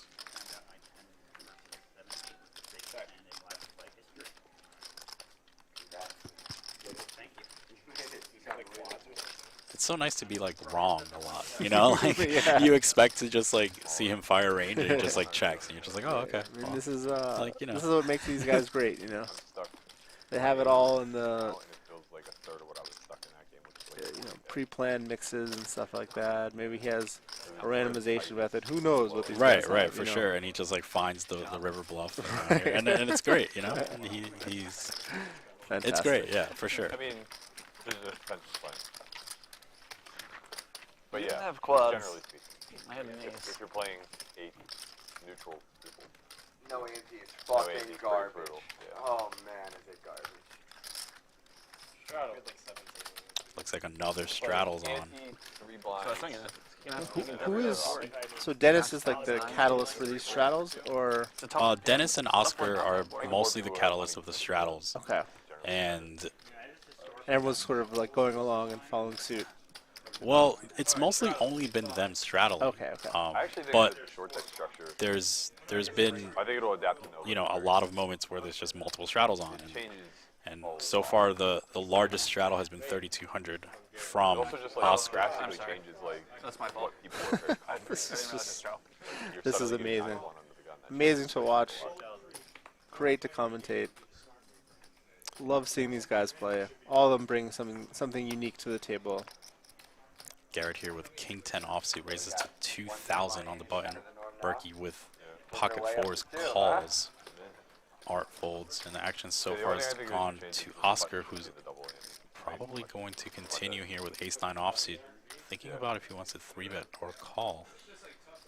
The best thing about like when the straddles just is, to point something out to viewers who may play not as much with straddle games, but you don't have to raise a ton when there's a straddle on. So these guys are using very small-ish relative to how much they'd open in an unstraddled pot. Sizing, just because the straddle is effectively dead money in a lot of ways because the person just has a random hand, so it's almost like an ante or an invisible ante. Big squeeze here, and that's going to take it down. Oscar just putting on the heat. Wow, love it. Oscar up to 630,000, up $230,000. What's up, guys? Saw Ryan shouted me out in the chat. Just love all the chat and love to see your guys' nicknames. We found out the Oscar Wilde might be a candidate. Oscar winner. We had Oscar Wilde, nominee. you said? Oscar Wilde was a I famous like that. writer. Yeah, I like that one and so far. He seems like a little bit of a wild player, so kind of fits maybe. I mean, I think he's pressing the right buttons for sure. Yeah. That squeeze was really nice. I love it. The ace-9-0. Yeah. Let's go. All right, here we go. But yeah, I think that ante structure like Garrett folds action to Berkey on the button. Looks like he's entering this pot. 2,000. What is the structure? 2,000. Well, an ante's 2. Everyone else is 1. And starts to 5,000. 11. 3-bet to 5,000. And quick call from Berkey. All right, See well. what these guys have. Dennis with queen 10 suited, Berkey with queen 5 suited. Berkey in position. We're seeing 3. Ace, Jack, What 8. a flop for Dennis. Like, this is Massive just a flop. dream flop. Yeah. Doesn't matter what the other guy has. Give him any 2. And that's going to Perfect win. hand to bet. Big flop for him. Yep, He shows he Berkey. shows it, yep. That's just a hand so big you just want to just shovel money into the pot. And you're almost hoping to get raised in that type of spot. I mean, you don't want to get I mean, you don't want to, but it's not But the if it worst thing. Yeah, if it happens, But, like, you're alright with it. Yeah. How does it work? Everybody antes that gets collected or it's live? Everyone antes 1 unit, and then the blinds are 1-1. Right. So And then you like just play no limit hold'em. right, but so like nobody's committed. So far, we've I seen think like the a couple of whatever you over wanna call it, happy $250,000 structure pots, will and everybody is active. I believe we saw one for 264 million. I mean, sorry, not million. Excuse me, 264,000. But we will see if we can get up to $1 million tonight. You think there's going to be $1 million pot? It's I mean, there's a possible. chance. Between Oscar and Garrett, there's. Boys, what have I missed besides a lot of no limit hold'em strategy discussion between the two of you? You've missed Art playing very well. It's in some spots, surprising. Some 3-bet pots, very controlled. Very surprising. And And Dennis putting on the aggression in a lot of spots. The Alpha Menace. As well as Oscar, finding the good squeeze spots with the ace-9 offsuit and taking it down. So nothing. I didn't miss Nothing anything. has changed. Nothing has changed. All right. Pretty much similar stack sizes, similar short results, deck everything like events, that. They have everybody. Yeah, generally. And here we're going to see. Joey got back from a fat joint. Oh, man, I love Twitch.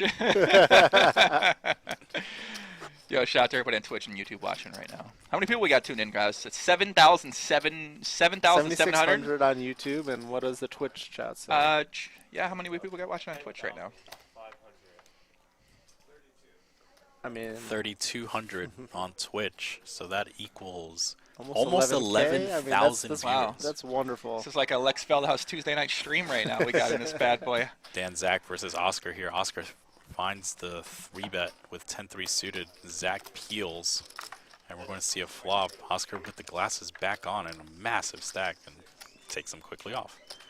King Deuce Deuce Rainbow, really good board for Dan Zack here with his exact hand. Generally a good range board for Oscar, so we'll see how he decides to play this. And He's the doing a lot multiple of, glasses formations here. Switching it back and forth. I guess when he plays a hand, that's when he puts the glasses on? Yes. Okay. Picked up on that, David, like huh? Isn't that how it should be? You take them off when you're not in the hand and put them back on when you're in the hand. It makes sense. So Dan, continuing with the check, I'm just hoping to pray that Oscar puts in some money as a bluff. Dan Zack pretty much always has the nuts here.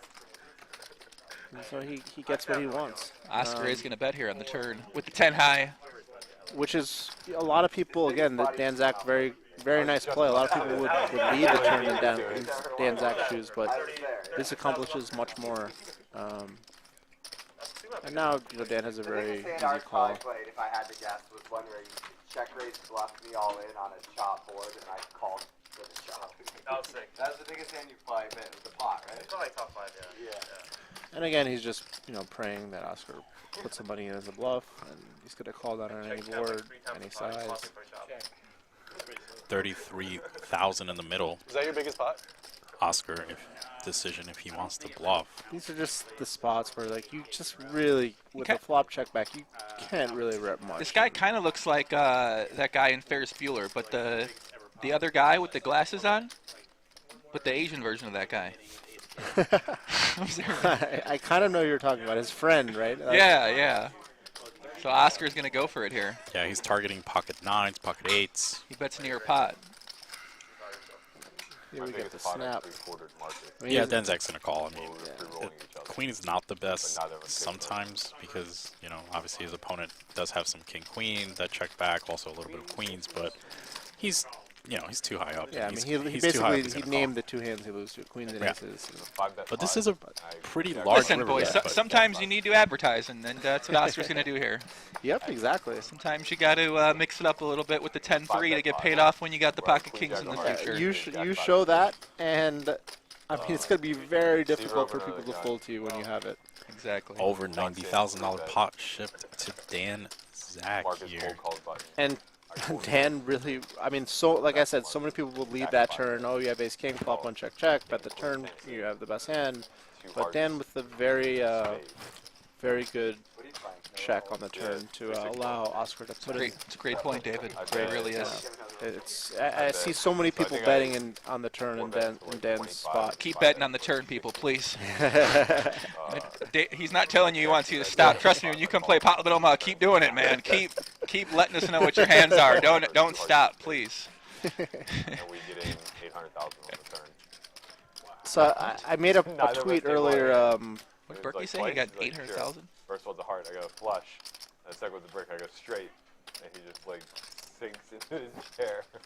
You had the same hand, he had the other flush draw. Is that the story? Yeah. That's a wild fucking hand. That's crazy. I don't think I've ever played a hand like that. Silly. That's awesome. All we had to do was table our hands. We would just chop the pot up right there instead of three-quarter of a $1.2 million pot. Talking about $1.1 million pots. If you guys have ever watched a comedian named Don Rickles, he's very old school. Used to perform with Sinatra and the Rat Pack back in the day. Very funny. He's done presidential things. Garrett kind of looks like him. If you just look at this guy's younger Don Rickles, the face mannerisms of Don Rickles and Garrett. We need to see what Don Rickles looked like as a youth. I have watched tens of hours of Don Rickles. So. Don Rickles is a very vulgar, uses a lot of profanity, right? No, he uses no profanity. Okay. No. So, but sexual maybe, or I don't know. Well, a little racist and territorial or something, yeah. But all right, fair enough. Rest in peace. Three-way to the flop here. Dan Zack opens up the action with 7-6 of diamonds. Gets called. Excuse me. Now Art 3-bets with Ace-10 of diamonds in the third blind, which I like a lot. He's definitely pushing equity against these two players. If Dan Zack folds, he's likely to get a lot of action from Dennis, given how things have played out so far. And that is exactly what happens, which is great for Art. And we're going heads up to the flop. Ace-9-4.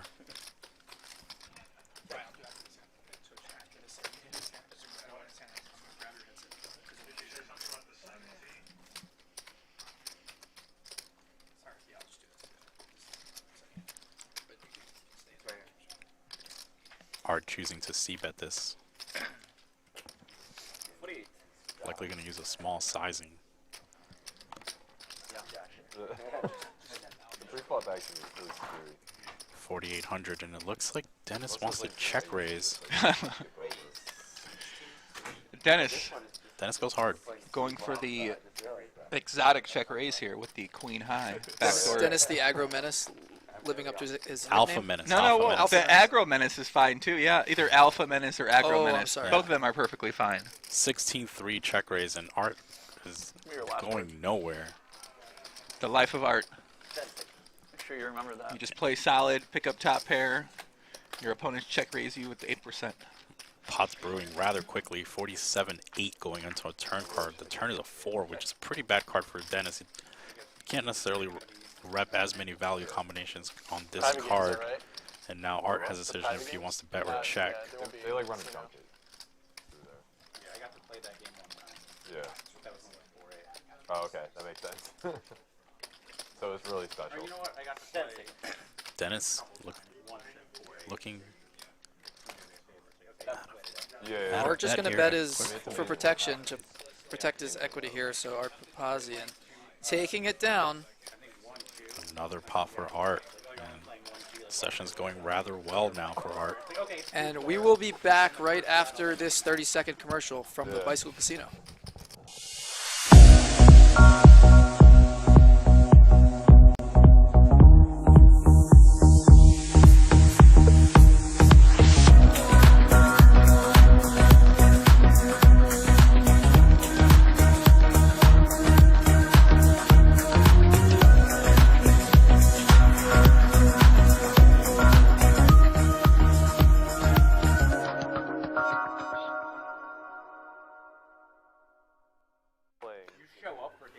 Come on down and visit the Bicycle Casino for some poker action, some I gotta tell table you, games. that commercial, they're leaving out. There are so many Asian women that work here and that play here for some reason that commercial did not quite portray what exactly is going We'll down. hire at you to Bicycle. produce it next time. It'd be a little different commercial. Yeah, come on down to the bike and get out of line with Joey. Shout Pocket jacks shout out to for. Jenny. Speaking of out of line, Dennis usually out of line. This time with pocket jacks. Did somebody pull pocket tens? I've seen it all today. And Garrett with 5-4 suited. You know he is not folding Yeah, this hand something against tells Dennis. me something tells me these two are not going to be folding. This is going to go call. Or Or maybe a 4-bet. wow. Okay. Oh boy, here we go. Well, Garrett 4-bets to $20,000 here. and Dennis is not going This is your to first ever Triton? go anywhere. I heard the last one in Seoul was amazing. The stare down, the quick glance stare down from Dennis. I mean, like the These public- stacks are pretty deep, so a 5-bet would be pretty interesting here from Dennis. I don't expect to see that. I expect to see a flat. Well, Is there anything, though, that you expect to see from Dennis that usually happens? this is interesting. I wonder if he's like 5-bet folding. Yeah, I don't know. And here we go. But when you 3-bet so many hands, I guess you have to 4-bet or 5-bet a little bit more than most people would, right? Yeah, it's just interesting to see. Dennis makes it 58,000, 38,000 more for Garrett to call. Yeah, I don't think he can ever fold this hand. I mean, 124 back. He's put in a fair amount. I mean, he's just going with this hand, and it's good timing. Yeah. Dennis isn't going to fold for the stack, and he's going to hope that Garrett shoves 10s or ace-king. But Garrett does lay down the 5-4 suited, and And good timing from Dennis there. Dennis back in the green over 200,000. Did he start with 200 or 100? Well, he started with 100, and he added 100 Oh, after he okay. lost one of the big hands, so he's got Oh, over 200 now. Okay. That's a bad flop for you too. Good timing for Dennis, and that's a good momentum shift there. When you get one through after losing a couple and finding a 20K. Yeah, for you guys that are wondering what Garrett did, he basically just wanted to see what the flop was because he could have just called in that situation. He didn't need to 4-bet. Right. So he's saying, what would happen if I called? He looked. He didn't see anything in there. So now he's happy. Garrett here with King Queen offsuit raises to 1,200. Well, He has such a calm voice. Used to buy in for 100 to the 10-20 Yeah. game. The next biggest stack Garrett was raises 10K. to 1,200. And John's gonna flatten And then the challenge A6 everyone. offsuit. Let's go. I can't, it's a balance. That's why they brought us both in. Because we're like the hype, I think Feldman's the hype. I don't know. Yeah, when Feldman gets on the bike, Feldman brings it, man. I can't. I can only go to that level in certain times. That's how he got me. I said yes and lost my biggest number. Yeah. We're playing so small. Like, it's not like that dramatic. I see we got a new Party Poker represented streamer out there. Hot at 89. What's up, Alan? What's going on, brother? Yeah, Congratulations on the deal with Party Poker. Yeah, Party Poker doing things right. Are they? Okay, well, I feel like I just opened up a can of worms. We could have a discussion about it. Are they doing things right? I mean, Sure. okay. You feel like you have something to say? Called off, lost my money, went home, sad. Are they? Sure if he would even remember it. I think so. All right, sounds good. Seemingly. Berkey here raises to 1,500, ace 7 of clubs, and takes it down. Who's been your favorite player to watch so far out there, guys, in the chat? I think my favorite player to watch so far has obviously been Dennis. Mine is Oscar. Nah. I mean, the guy's put the 3,200 on. Let's do it, Alan. When you get out here, buddy, let me know. Yeah, he also just bluffed a bunch. Dennis has bluffed about 35 hands. What do you? Oh, Oscar that's bluffed true. one time. Dennis has bluffed 35 times. All right, I'm rooting for Dennis, too. So your reasons for liking Oscar is he put a $3,200 straddle on, and he bluffed once. And I like that jacket. I mean, it's a great jacket. I'm not saying the jacket is Can you guys beautiful. imagine a heads-up match between Oscar and Dennis? I mean, it would just be like... Wow. I'm sure. Can we set that up, Feldman? Sure could be set up. Yeah. Feldman's going to set it up. Oscar versus Dennis heads-up match. I would rather play new games every day. Actually, it's folded around to Dan Smith with ace-9 offsuit. Yeah, guys, if you want to hop in the game, come on down here, put your name on the wait list. Bicycle Casino. I'm curious if this is Dan Smith's last bullet because I think I saw him post on Twitter Yeah, about is 200,000. 200K enough, and so he's already in for 200. So maybe. Well, Dan Smith probably has borrowing power. Oh yeah, I imagine. I think it's nice. Dan, I'm with Garrett, and I wish hard work wasn't as didn't matter. He may just turn to Dan and Zack and be like, "Oh, Dan, can they get 100?" And that's fairly common in these. No problem. It was like that for a week. Yeah, it's what, If you're just tuning in, guys, I see my guy Sam out there in YouTube chat. Who's Oscar? Oscar is a crypto enthusiast, a entrepreneur, and he is from Hong Kong. Also, Joey, the two leading candidates we have for Oscar's nickname are Oscar Wilde, who's a famous That writer. was 100% your nickname, by the way. And You're the one that came up with that one. Stop it. Go ahead. What's next? So, they announced Oscar winner, Julia Roberts, blah, blah, blah. Okay. Oscar winner. Just Oscar winner. That's it. We might need to hit the lab a little bit more. Yeah. Well, Oscar Wilde, I know you love that one personally, as an avid writer. That's the literary reference. I like that. That's right up your alley. If you guys don't know, David is an amateur writer as well. Yes. He actually helped to write a part in a movie, a poker-related scene in Molly's Game? Molly's Game, Correct, that's yes. right, yeah. He helped to write one of the scenes in Molly's Game.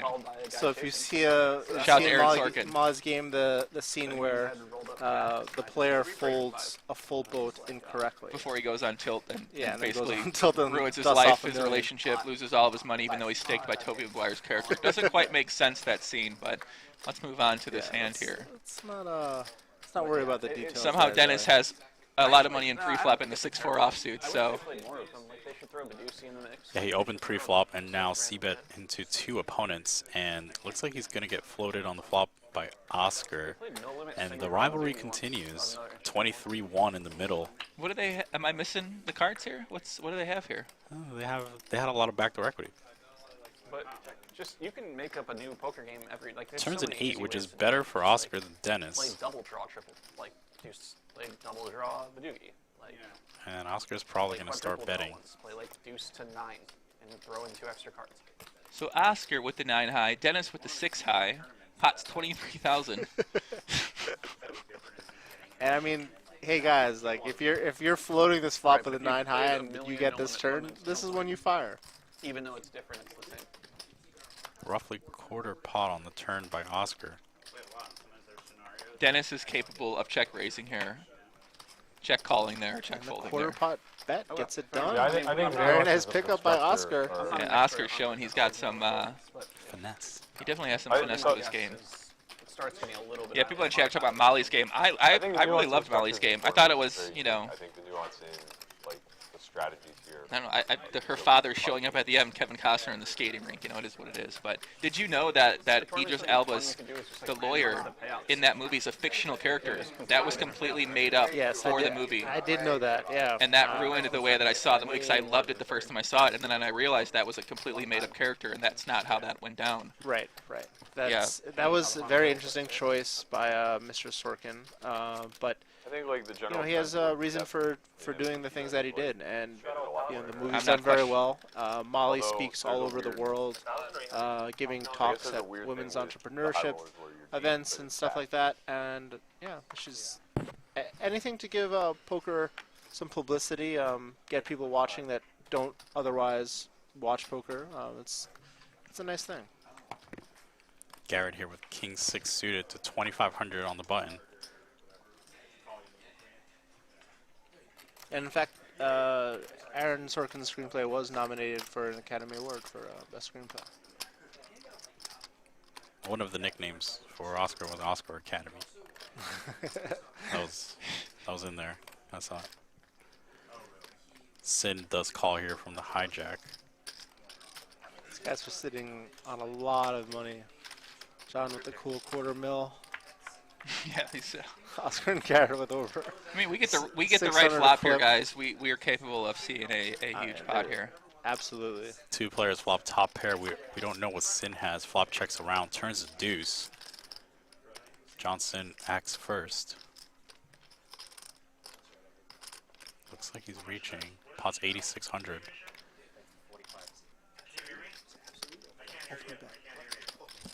So we do not know what John has here. Let's put him on a hand.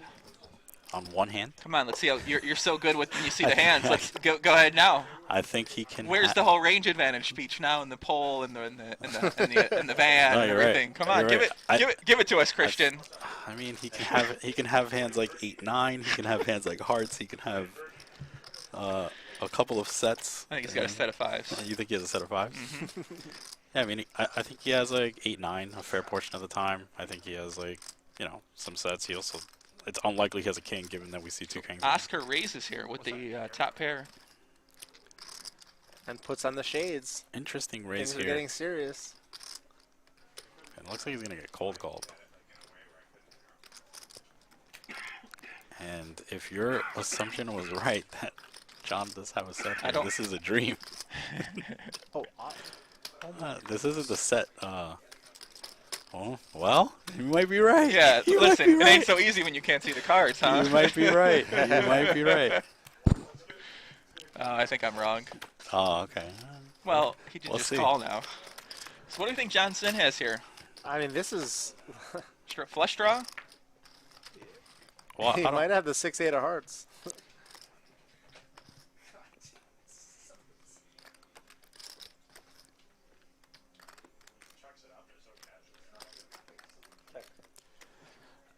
I mean, it seems unlikely he has that much strength, but obviously we can be wrong. Yeah. You could just have hearts, or kind of like what you said, 8-9 or something.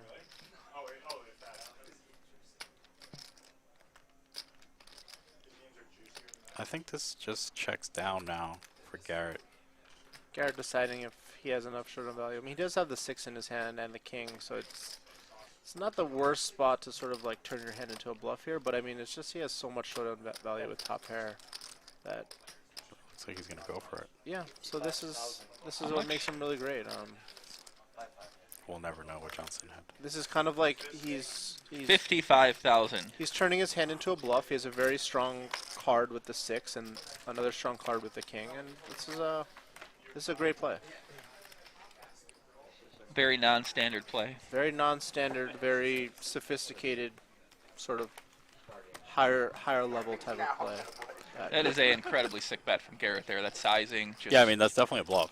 Like there's Yeah, no way. but- That's Yeah, he's turning his hand valid. into a Yeah. bluff, and he has 2 key blockers for doing so. when you guys can see the cards, it's a lot different. I can tell. Hey man. Well, I mean, he had the top pair with the 6. He's got to turn that on. Whereas the other guy, and you can't see Johnson's card. Like, I don't know what he's got. I'm not sure what to do here. I mean, you said he had a set. Listen, I'm gambling, okay? I mean, what's more likely, a set or another hand there? Of course, another hand. Right. I mean, that's the key point, actually. At least I'm going out on a limb, guys. I'm not taking the safe choices like you do. I said he had 8-9, maybe some hearts. It looked like I was right. Yeah, just to remind you guys, we are commentating with whole cards. That makes our job. It's very easy to get biased into thinking that you know what they should do, seeing their hands. No, but the truth is, like, these are elite players. Like, they have a lot of reasons for doing what they're doing, and we're not always gonna know even close to why they're doing certain things. We saw Art with a 9-9 check back the Ace King board. Yeah, but there's 9 players on the table. One person needs to elite check back. 8 other people. Super elite. Here we're gonna see the cumulative winnings. Oscar up 187,500, followed by Johnson and Garrett. John with 117.86. And Burke is buried right now, $270,000. Yeah, I think you can make the same policy. Shout to Jean in the background up there. You can see her. We just take an hour break by the stand. Everybody needs. Yeah, that'd be worse. I think. So one of the things I was gonna point out is these guys are somewhat new to each other, or like I know you said that, or you guys have said that Dennis and Oscar have been playing in Vegas games. Yes. Have they been playing in LA as well, or? I'm not sure how often Dennis has played in LA, but I know that Oscar and Dennis have both played in formerly Ivy's room. Okay. So, the worst named room ever, Table 1. Table 1. Is that really the name of the room? That can't be the. Oh, come on. They can't have possibly to be change keeping that. that. That's terrible. 4 hour delay, 3 hour delay, 2 hour delay, 1 hour delay. Yeah, I was kind of surprised at 10 hours. John here raises to 1,500. It's called by Bill. On the bottom, 4-3 of spades. Dan Smith likely to enter the pot as well. Looks like he doesn't, though. Oh, looks like he probably 3-bet and this gonna take it down. Bill Klein. Oh, Bill 3-bet. 4-3 suited. Yep. What time did they open that? I like it. Bill getting a little frisky. The one down top. Taking it down. Great use of his image. I think he's been playing a little bit on the more snug side. Yeah, Bill Klein? Yeah, I think so. I think that's a great pre-flop 3-bet by him. That, It's interesting because he flatted Ace King, and then he 3-bet 4-3 suited. Reverse polarized. Oh, you're a big sushi guy. That's the term for the reverse polarization of this. We got a name for that where I'm from. It's in Woodland. I mean, I like his style. Yeah. We've done that before. Unpredictable. Just like, you go to a 1-2 or 2-5. Unpredictability, baby. Somebody in the chat, Twitch chat, circa 7777 says turn Bill's mic up. Oh, is he? Yeah, they gave him some sort of contract. And here we go with another $800 straddle from Oscar. No one else finds that funny. That's hilarious. He hasn't said a word the whole entire session. Yeah, Bill is a man of few words, but when he says them, they count. You better listen when Bill talks. That's true. Garrett, the premium here, pocket jacks. The preem. The preem. Oh, he may finish the Yeah, but the problem is his success rate of getting the order right. Dan Smith here. Did Oscar min raise or did he straddle? No, Oscar straddled to 800. Okay, so Garrett is just raising. Yeah. It was And probably he's gonna take Romano. It's like they were out of. And it's interesting to note also that Garrett's opening size is much bigger relative, he almost went a full 4x there, or more than actually. Yeah, and I think that's fine, especially with them both being over, 600K effective. Yes. Like, they're still exceptionally deep. So. Did Dan Smith just fold king queen on the button? Sure. Yeah. Maybe that is his last bullet. You might have been right there. Yeah, I think that I noticed a little bit. There were some funny but, experiences. we never know. Sometimes Dan has the borrowing power, but he doesn't really feel like asking anyone. So. Yeah. It's always going to rain in the next 18 Especially when you don't know the players that much. Yeah, It's not. I guess. Still be like, hey, can I borrow $100,000? You know what I'm saying? I mean, And if I was a player here and I was Dan Smith, and I'm like, well, if I let Dan Smith borrow, then he stays. But maybe there's a little bit of. I don't want Dan Smith out of here. Yeah, maybe so we should. devious. He's pretty good. He's a pretty good player. Like, let's just. No, man, I don't got it today. very subtle, good point. You know, you don't want to keep the exceptional players in the games. That's a great point. Can I borrow? Sorry, man. Who's next on the list? I don't have much. I got nothing for you today. Dennis. Dennis here with another 3-bet. His 3-bet percentage is higher than everyone's for sure. Another exotic play by him. I have to give you this one. And he wins. It is weird. I could see how Dennis just bulldozes his way into a WPT championship. I mean, this is how you win WPTs, guys. You just put the max pressure on. That's what I was saying. This guy is this guy in tournament would be. That's what I super hard to play. Right. Need this again. He clearly that's the good thing about this very aggressive style is against certain players, they're never going to be able to do anything unless they have the top of their range or they cooler you. Exactly. This type of player is just going to run over you so hard. And actually, the one he won, the LAPC, is actually the perfect event for him to employ that style because it's unlike most tournaments. It's a single entry event. So, and it's also a 10K, so it's a higher buy-in price point. And you can't reload. So that two things that are working in his style's favor. Dennis here with a good hand, ace queen offsuit on the button. Or Big East. Big East, yeah. 2,000. Art looks like he wants him. What's that? Here we go. 3-bet Art. See Dennis 4-betting here. Or wait, sure. what? Cincinnati any good this year? Yeah, they're pretty good. They have like 4 losses. Okay. They haven't really played. And he just calls, which Calls pretty quickly. I like folding, Art. He's in position with ace queen, loving this situation. Do not know what Art has. I don't necessarily see Dennis giving up to one shell on this flop. Yeah. And it looks, well, that almost looked like a check, but it doesn't seem like that happened. Oh, there it is. Maybe I'll And just 10,000 quickly from Dennis. The snap fire, 2 Georgia even did it 1 year, right? lavender Georgia was chips. like 5 games under 500. And a and quick just fold fold. from Art. the SEC. Kind of curious to see what he would have had there, but looks like he Nice was probably protection bet by Dennis. Most likely had the best hand and takes it down. Right. You check, I bet. Georgia is in SEC. This is one of my new favorite plays. I want to have him on my podcast ASAP. Oh, Dennis? I would love to know this guy's story. He looks like a very absolutely young love this guy. guy. Like he clearly They won the has SEC no tournament fear like whatsoever at the table. No fear at all. This He's guy. wearing the super high roller hat. Did he play Yes. the super high roller bowls? Yes. Okay. Oh yeah, he did play that one He year. played it. That was Okay. okay. That makes sense. Yeah, he did play it.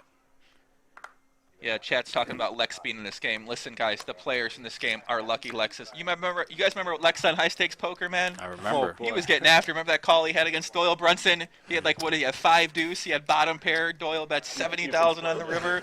Lex hero calls. Lex is listen, man, I love watching Lex on televised poker when he was playing on World Series of Poker. He was Remember playing that World on Series? He bluffed like 5 hands in a row. that's like one of the most legendary World Series of Poker pre-2009 clips pretty much of all time Did there. Ivy put in like a 5-bet Yeah, against him? yeah, that's with, when, like 4 deuce offsuit Yeah, or Lex something? has that infamous hand where he 4-bet, what was it, King Jack suit or something like that, and then Phil Ivey shoved all in with 5 deuce offsuit for 200,000 and Lex folded. I mean, Lex that said- was when Phil Ivey was the GOAT. Yeah, that was when Phil Ivey was just Lex said, I thought you were just mad at Barry. And then Phil says, I was. Can you shout out what someone else has already shouted out? It's weird how I remember that exact quote. And there's like a lot. I play the same way. But hey, he was on the World Series of Poker and he bluffed those 5 or 6 hands. And then he stacked the poor guy. Come on, that was It's not fair. yeah. Had some crow moments on PokerStars big game as well It's the too. first person to have shouted it out. Yeah, for sure. He's been doing pretty well on Twitch as well too, with the tournament streets and playing every single day. I mean, Is he the poker's most successful streamer in terms of I mean, viewership? it's tough to beat Jay Viewership? Carver still, though, I think. Yeah, I think so, yeah. I think he might be actually. Yeah. Like that streams I love playing regularly. trivia nights at bars and Every day. Yeah, He streams every day, close to every day. Pretty like much, 5 man, days the- a week or something. The Yeah. man's a machine. Pump it. I mean, Jay Carver was streaming like every day for like Yeah, I a know while. he did that Yeah. like I don't know, some sort of like challenge or something. Streaming. Yeah, challenge. man, if you guys are on Twitch and you don't check out, subscribe or follow my man Lex on Twitch right now. Go check it out. Go over there, hit the follow button, hit the subscribe button. He streams every single day. Streaming tournaments. Always King Henry VIII or King Louis Winning XIV. tournaments often too. I don't know, man. The guy, I never know how much people are up or down in poker. It just seems like Lex is doing pretty well, so I'm happy for him. Listen, like he's been around for 12. You know, however more many than years, 12. More than that. 15 years playing poker. More than that, yeah. I mean, It's been I expected nothing. He's less. the that deserves some respect, in my opinion. Like that shows longevity. It bunch of shows poker players or, like, adaptability, okay. changing. Longevity is one of like the oh yeah. biggest criteria of Yeah. like how good I feel like your I've- career has been, yeah, or Absolutely. anything like that. Yeah. I mean, that just The shows game's like really good. he The adapted game's with the really good. times. You know, changed his game. The game evolved so much since he was started playing. And Thing is, he not only changed games, he changed his game, but he changed games because he started playing a lot of Pop the great game, and then went to tournaments. I mean, he's pretty much had success amazing. Yeah. at all these game types. You know, it's not like he just, hey, I'm gonna play this, play that, and just it's pretty cool to see. Yeah, it's interesting to see like just people that are just talented card players, like that play all the games very well, like the Jason Merciers, the Dan Zacks, like these guys. That's tough. These Yeah. games are so confusing. Some of these other ones to play at a high level, where Mm-hmm. you have a lot of respect for the people that do play those high stakes mixed games on a consistent basis. Yeah, and because still hang in like the biggest no limit games and like the biggest MTTs, Yeah. no limit. Like it's tough, man. There's not many players that have Dan Zack's capability in both formats, mixed and big bet no limit. That's incredibly impressive. So here we go with Garrett opening the cutoff with 5-4 of clubs. Bill and Dennis enter the pot. Everybody here with a little something, except now Garrett with a 5 high flush draw on the turn, and action quickly checks to him. 4,200 in the middle, and Garrett's gonna bet. And gets the fold from the best hand. And I'm sure Dennis continues here. River is a 6. It's a great question in the in the YouTube chat. Chad Richardson. See, this is a hand like, Garrett's at the stone bottom of his range, and he has a clear bluff. But at the same time, he also knows that Dennis is unlikely to fold much.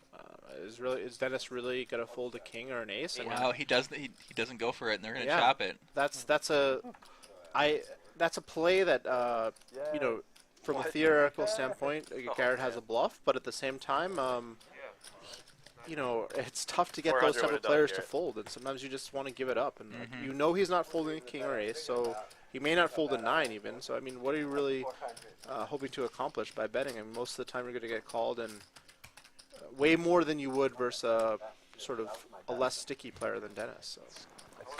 It's not that bad of a give up by Garrett. Someone said who's talking right now. That is David Paredes. David Paredes. Yeah, what's up, guys? Mr. 60 minutes. That's right. Well, you I shouldn't actually was have on checked back. 60 Minutes at one point a long time ago for my help uncovering the UB cheating scandal that resulted in check pot on the river 20 million with being 5-4 refunded high. to the poker community. Makes the hundreds of thousands that got refunded on ACR for players last year not that impressive when I think about it. Hey, 20 million, man, that's awesome, it's brother. a lot of money coming back to the poker community. That was an amazing moment. So glad that I could myself in. How did you uncover that? I used this is before anyone was using The one So fill people in. Like some people don't even know what happened. So a long time ago, Online Poker had a site called Ultimate Bet. For the newer players, they probably don't even know what that was. But it's a now defunct site that I guess was bought by Absolute Poker or something. And I was used to play high stakes games on there. I was playing 25, 50, no limit online, occasional 50, 100. And I was really into very early on stats and data analysis. I mean, as soon as Poker Tracker came out, I got it, started using it. I would help other high-stakes friends. This is when people used to multi-count a ton. So I was very good at identifying player tendencies. This was before the GTO stuff. People had more easily identifiable styles. And so I could tell when Dwan was playing on a different account just because I knew how his stats converged. So there was a player with very unreasonable PFR and VPIP who also was winning ridiculous amounts. And we had a small sample. I said to my friend, he asked me oh, have you played with this guy? I was like, yeah, but he seems to always be winning. He's playing so many hands. So how is he doing this? And so we analyzed further. We collected more data, and obviously everyone thought we were crazy. Oh, online can't be rigged. it's a major site. You know, there's no way you're just crying over spilled milk. But no, in fact, it was uncovered that there's a huge security flaw in the system, and one of the former owners, Russ Hamilton, had access to a super user account that could see people's hold cards.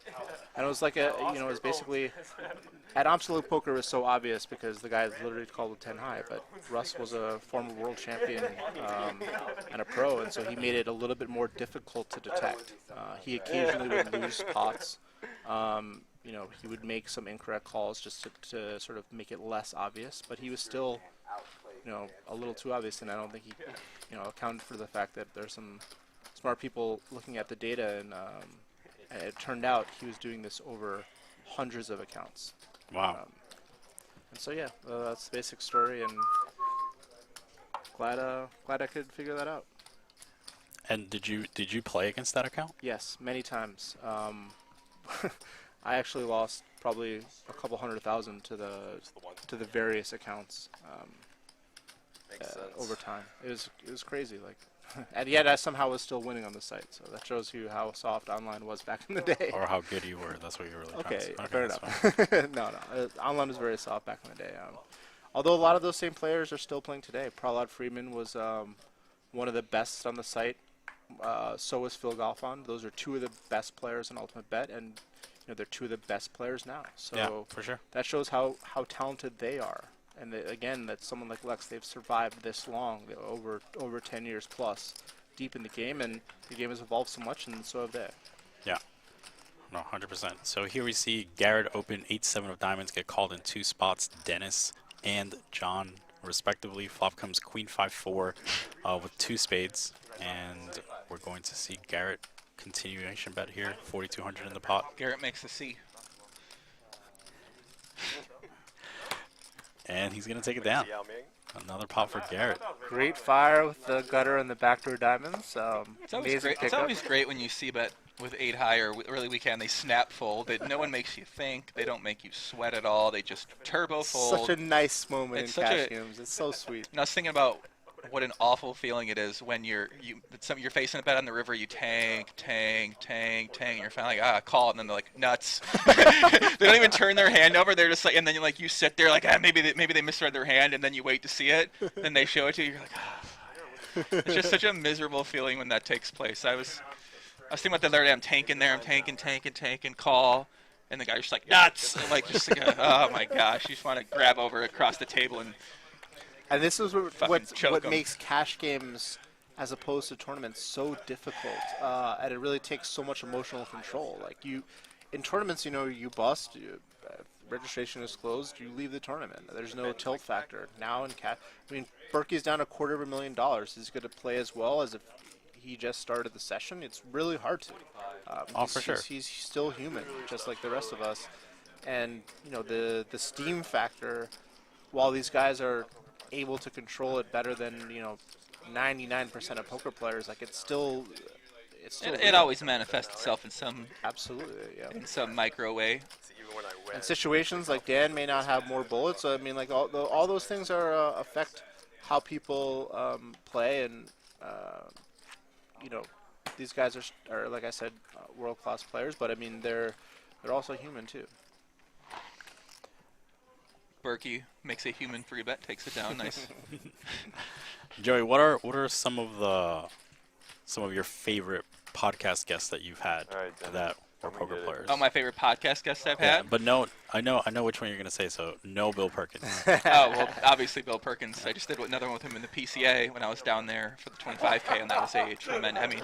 He Adam not doing much. He's the one that's providing the platform of knowledge on there. I think Garrett's probably been one of my favorites too. I just enjoy talking to him anytime we have conversations together. I think when he was on your podcast, he said he spends like 4 hours a day at the gym, which yeah, I think which he was did impressive. Say that. Yeah, I believe it. It clearly. shows. And you takes you're seeing with the biceps when he's playing here. It's but obviously. My man Doug Polk, I always enjoy talking with him. We have a great sarcastic relationship, and he doesn't always know when I'm fucking with him. So that's always that's always fun. If this is a big hand, that's going to go in the clip, sure. unfortunately. So Let me. I've managed not to use profanity this entire stream. I'm doing well. Nice. 78 also. All right, Yeah, so we'll go here back we to that saw question after this. $1,600 straddle from Dennis, and it's going to get opened with pocket sevens Johnson in the first blind to 4,600. Ace 5 of clubs from Oscar. See, these are very weird spots with the cutoff straddle. Yeah, it really changes the game a lot. You know, in John's spot, like that's a really tough position to open from. Like you're gonna get action, and Yeah, I actually expect this to be close to the bottom of John's opening range from the first blind in this formation. And he gets called in 2 spots. So Oscar. Dennis calls with the Jack 9 offsuit there. he's closing the action, Yep, that getting a makes price. sense. You Yeah. know, let's go see C3. 15-4 in the middle. Flop Ace 9-7, 2 spades. Oh Well, dear. here we go. Everyone with a little piece of something. John with bottom set. Oscar with top pair 5 kicker. John has the best possible hand it's interesting. to bet this board. You could see Oscar tanking their pre-flop. Yeah. Looked like he was thinking about 3-betting too. Yeah, for sure. I mean, he had the GTO aces, so like that hand just could 3-bet, 5-bet. Well, they're building it for the mixed games that they have. And John chooses to bet, and curious how this is going to develop. I expect Oscar to call, and Bottom set on an ace high board is literally what dreams are made of. Basically, like this is, someone's likely to have an ace, and they're they're not going to fold it. So Dennis with a good fold on. Dennis might have flop. seen that hand the other day on Live at the Bike when Gal turned 2-pair with Jack 9 versus Garrett's 9-7 and thought about getting frisky there to turn a Jack. And then sometimes when guys been playing them, they've been playing 500. So now John has an interesting decision whether to check or allow Oscar to bluff. We've seen Oscar's propensity to put aggression on in spots. Great point, David, right there. Yeah. So we'll see if John goes with the check. If he does have a hand like an open and straight draw on the flop. Yeah, and he actually does. He does wind up checking, which I think against this type of player is a really good play. I mean, he clearly has a hand worth a turn continuation, but certain players are more aggro than others when checked. And okay, and it's not the end of the world. Which is good news for John, and now he is pretty confident in his hand. 32-4 in the middle, and he's just thinking. What size? Can you think about check raising here on this river, potentially? Assuming that if Oscar has an ace, he might bet the river. If he has a misdraw, he's not going to call. It's definitely a consideration for sure. I mean, it's just a disaster when they check back, though. That's the only ace thing. 5, yeah. I have a fascination with going for check raises on the river. I don't know. You just miss out value. He does the little. That's a block. Yeah. Or fake block, I guess would be better. It's 11K. This is. Yeah, this looks like 11K. Yeah, 2 lavenders. This is unorthodox. No, it's not 1100. He bet 11K, but still, it is somewhat unorthodox. Well, I think it's kind of cool to have hands that you can. Are you sure it's 11? Yeah, those are two lavenders and a gray. Yeah, it makes sense. It's a third pot bet. You hope you get somehow you get raised or. Sounds like a good fold. John indicating that Oscar should at least put a time make in and consider. Oscar finds a good fold on the river with top pair. Great fold. He was facing a small size bet. So many people overpay off in those spots. And I noticed you guys had said earlier that John Sin uses a lot of different sizings. He may be more of the sort of like the old school style of like sort of betting what he wants to accomplish as opposed to his exact range, so to speak, which is a very important skill for live cash. And I know that Johnson had a lot of success playing live before he won the main event, before he even final tabled the main the year prior. So I see that he has some mix-up river sizings, which are I like a lot. Wow, look at these hats. Hallelujah. We partnered with 3Bet Classic Tees and Hats, now available at liveatthebike.com. Use coupon code BIKE and receive 25% off your first order. Look at that hat. I'm going to be honest, if I'm going to go hat or t-shirt there, I'm going to go hat, number 1, and then shirt 2. I like that hat, too. But submit yourself a photo of yourself wearing any of the Live at the Bike merchandise over on to my Instagram. My Instagram's at PAPIGTO. And if you do submit that, I'll send you a little reward. I don't know what I'm gonna send you yet. I'm gonna send you something though. It's a good offer. Yeah, man. Why not? Maybe I'll stake you for a hot 11 on PokerStars or something like that, or a big 22. A big 22. Unlimited rebuy I'll range. get you a yearly Lex Veldhouse subscription.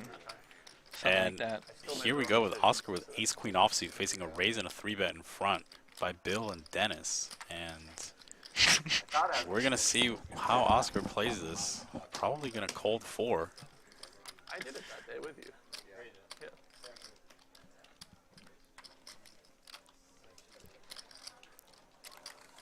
And here's the cold 4-bet. I like this hand to do it with as well. Yeah, hand with nice blocker effects. Perfect. It is a bluff, but I mean, it's sort of like a slightly merged bluff. I don't know. You think Dennis is going to fold here with the 2-3? No, Very deep stack, 200,000 behind. Come on, you're 200K deep. Like, let's see. Sure. Let's get the ace 3 deuce flop. Oh, you want the pain. I want the pain. The problem with folding 2-3 pre-flop to the 4-bet is that you can't win a $400,000 pot. So Exactly. I feel like Dennis comes here to play. I'm dead serious. I feel like some people come here to play big pots and they relish spots like this, whereas other players just fold.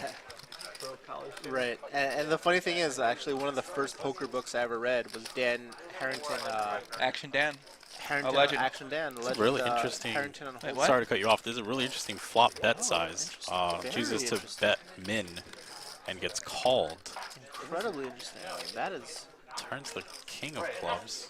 Curious what he's going to choose now. Pretty confused, yeah. And he did this a little earlier in the Berkey formation where he flopped the nut flush draw and a gut shot, and he chose to like min bet. And now I'm curious to see if he's going to do it again. And another really small bet size. That's actually fair. I mean, Mega low. it's almost like he's inducing a raise. He's like, I want to call with the queen, ace queen with the queen of clubs here. Yeah. Yeah, it could be. And there comes a big raise. That's a lot of purple chips that came out Yeah, there. you're right. It's probably not the compound. We would have heard about it. This guy was the 19th overall pick in the MLB. I mean, you can tell What was that the size Oscar here? likes 22,000. Wow. In 2016.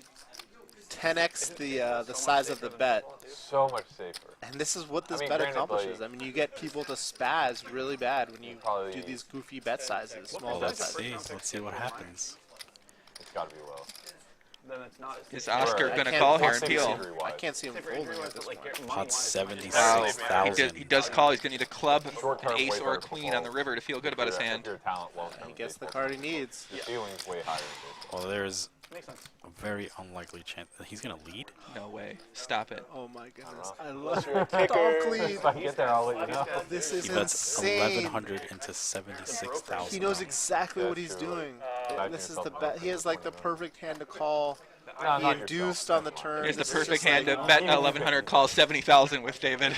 Yes, exactly. If there's ever going to be a hand I'm doing it with that doesn't contain a king or a flush or a full house, this Yes, is it. this Yeah, is fine, it. but you're really smart, so like, at the end of And the let's day, see that if won't he's setting the trap. I mean, he's really making it tempting for Dennis the Menace to put on It doesn't matter how smart you are, like, a shove. I mean, you're fucked in a whole bunch. Like, there's a whole bunch of ways. Oh, here we Oh go. no, you could be totally fucked for life. But This my is point above my your pay grade. I have ability no to idea what's going on. reacquire We need wealth Berkey in the booth for much this one. greater when you're intelligent. It looks like Seeing as Dennis it is goes through reaching, and perpetual that's cycles, going to... having money going broke kind of oh my goodness.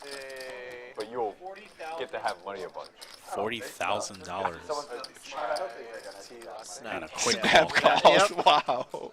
What a call by Oscar. What a This hand. was an amazing Wow. hand. $56,000 pot getting shipped to Oscar with some really cool lines that induced. This was a hand he should have won like 5,000 on, and all of a sudden he's winning 75K on the hand. This was incredible. That was like, one of the I most hope you guys next just level strategies I've ever seen. check cold 4, check flop, min bet. No, No, it was, min it bet was flop. min bet, Min bet flop. min bet, and then like Min bet flop, yeah. 1,100 on turn, Donk lead get 11 raised. 1,100 on river. Yeah, but it's the donk lead after the 2200. raise. 2,200 on turn. 2,200 on turn. 22K. Yeah. Oscar is a Texas Hold'em poker god. I'm saying it right now. This man. Oscar Wilde with the just pure creativity, ownage. OTB Red Baron. I mean, Linus Love, Garrett Adelstein, Tom Dwan, circa 2008, 2009. Oscar from Live at the Bike tonight. Oscar My Wilde, top baby. 5. Oscar Wilde. Let's go. Wow. That was incredible.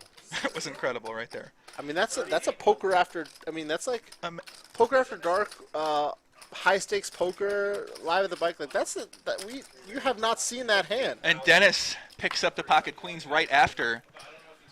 This is good timing to pick up queens. Wow.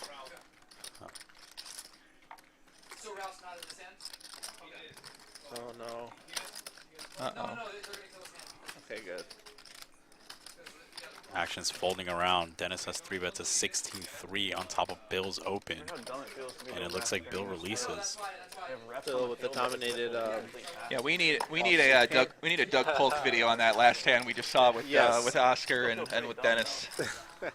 The problem is like Doug's style of analysis, like it doesn't equate to that hand. Like that is so. Sometimes you want to bet 400 here, but I wouldn't do it. You know, like, Yeah, I don't think Doug is gonna approve of those leads. I don't know what he's doing here. He bet 2,200 on the river. It's not in the song.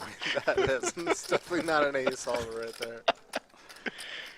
Wow, that was incredible. I mean, you'd probably find a way to put Berkey in the thumbnail somehow too. Yeah. It's funny. Like, well, Berkey was at the table. We're gonna put him in the thumbnail. And find a way to talk about when upper hand Berkey played. See, like Oscar clearly was in the played with a lot with Legos as a young child, but like he's the type that like he didn't just follow the directions. Like he actually went and he merged two Lego sets together, created new things. Was this what you used to say on dates? The reads you made on women? You're like, you look like you used to play with dolls and braid their hair this way and change their outfits once every few days. Yeah, there's people that play with Legos that follow the instructions, and there's people that they make their own designs. And it seems like Oscar was in the own design category.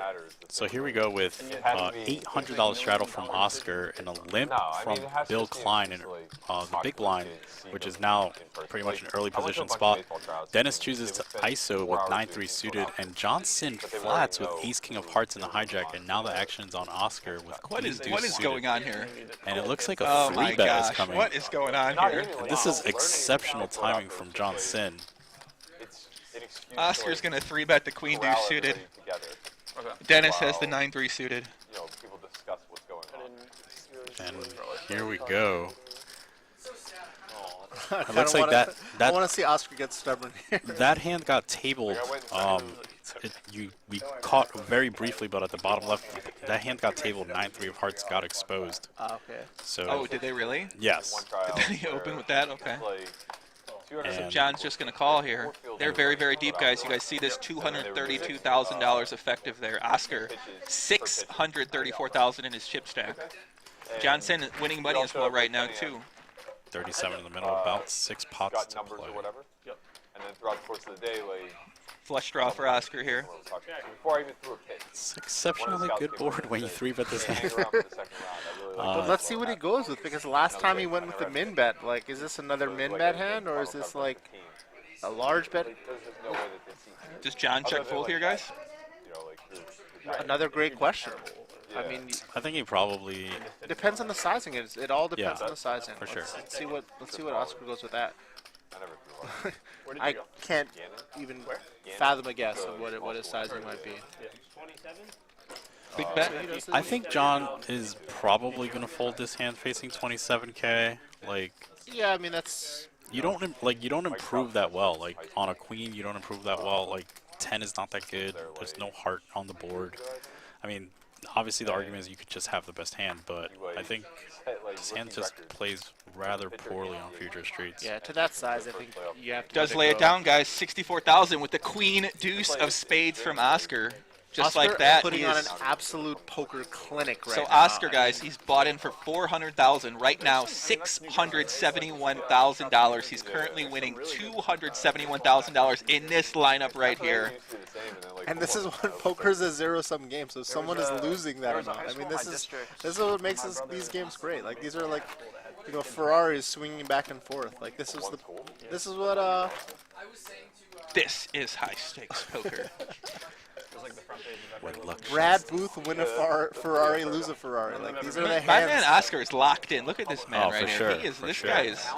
Look how his posture is just. It's almost Like Berkey-esque. Gorman in Vegas. Very. It's not. It's not. We got to see more from Oscar's posture before we put him on a level of Berkey. Berkey's got top 3 poker posture behind Patrick Antonius. Christian, does Berkey practice his posture? Well, he actually, at home? as we say that, he does look a little slouched right now. I mean, he is down 280,000. I'd be slouching in my chair too if I'm down that much in this game. Berkey has like special like computer chairs that are like no one else can sit on them because they're super uncomfortable because like the posture is too good. local, state, and regional work. So here we see a limp from Oscar. Oscar mixes it up in a lot of different ways. We see a limp with ace-9 suited. Like his limps are like not like what you think they are, I guess. I saw him limp earlier with the king-queen off. Right. So there's a lot of like mixing it up that he does. So I think maybe like the top portion of his like medium strength hands are going to the limping range or something like that, maybe. And we don't know, We don't right? know, We haven't yeah, even exactly. seen that many hands, so it's Right. like it could just be. And this is where like the unpredictability factor can work in your benefit. I mean, these guys have played a little bit with Oscar, but it's not like they've seen his cards. So, you know, these hands that he's playing, like they're only getting this information what, half hour later or something, or is that the delay? No. Well, no, it's longer. It's longer. Oh, Yeah. even more difficult. Hmm. If you're a player in this game, are you having somebody relay you? Because we haven't seen people check their phone at all. So are you having people relay you information or big hands or anything like that? Like, what would be your approach That's for where things? the length of the delay matters so much. Like, if it's like a 2-hour delay, like that's kind of like Qualified the normal way. Did it's the work really first not week. that helpful. But if it's half hour, then The two it's teams much that more got the helpful. auto seeds got second and fourth. What would you do? Would you have someone relay you hand histories? Usually week. When I've played on stream, people send me. I just never look. I don't know. It's so uncommon for me to think about that. It just how often? I mean, I don't know, it's just very weird. Yeah, I didn't even think about it. People sometimes help me in tournaments. I found it more helpful. In the district. In cash game, you know, most of these guys have their own strategy sort of preset. Well, the thing for me, if I was playing in this game, I would not want hand histories from players that I already know. So like Garrett, yeah, like okay, Berkey's not gonna ask hand histories of Garrett or John Sin. Like, Right. but there's probably a lot of interesting information that could be gathered from someone like Oscar. And Dennis as well too. Dennis, Right. So that sure. like Like salary, right? the players that you already know, they're not gonna like those hand histories kind of don't matter too much because you already have that profile. But like someone like Oscar, you know, he's a big X factor. So it's like those hand histories are probably important. Yeah, but like you know, as a guy like Dan Smith, really gonna be like, hey, you know, send me the hands. Like he knows what he's doing. You know what I mean? Oh, Like, for sure. I mean, they everyone. have egos too. Yeah, you know what yeah. I mean? Like they're not like.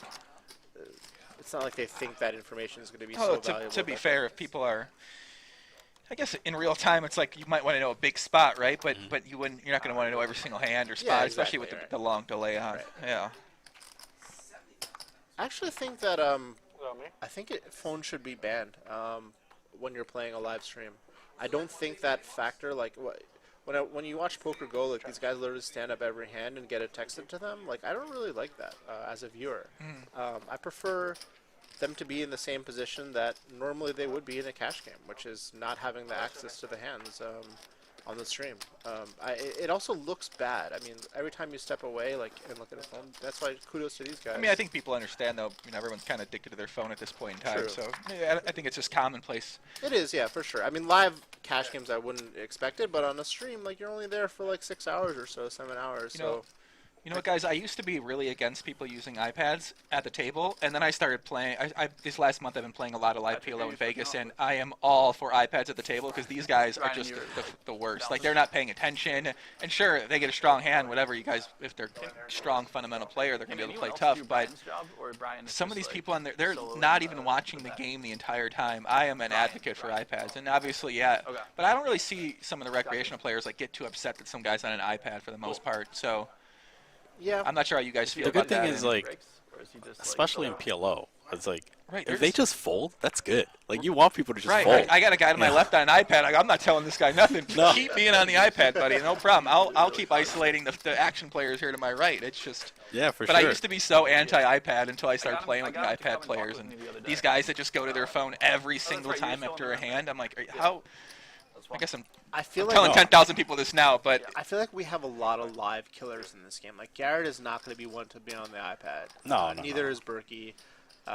These guys want to see. What's the like? Let's take a look at how some of these best players are. Maybe they are when they're not here. Maybe they're on the phone a lot, or if they're not on a stream. You know, we don't really know, but I would assume that most of these guys are pretty locked in when they play, and there's not much. I'd probably say someone like Zack is probably on his phone all the time, just because, like, you know, he's going to be playing Chinese. Like, he has a preset strategy. Like, he's not. I don't think he's probably as reliant and as live tells as like Art or Garrett might be, or Berkey. I'd imagine. I'd say probably on their phone the most would be the two Dans. Yeah, I think Dan Smith's probably on there a lot. Yeah. I'll tell you what, Oscar's never on his phone. That's true.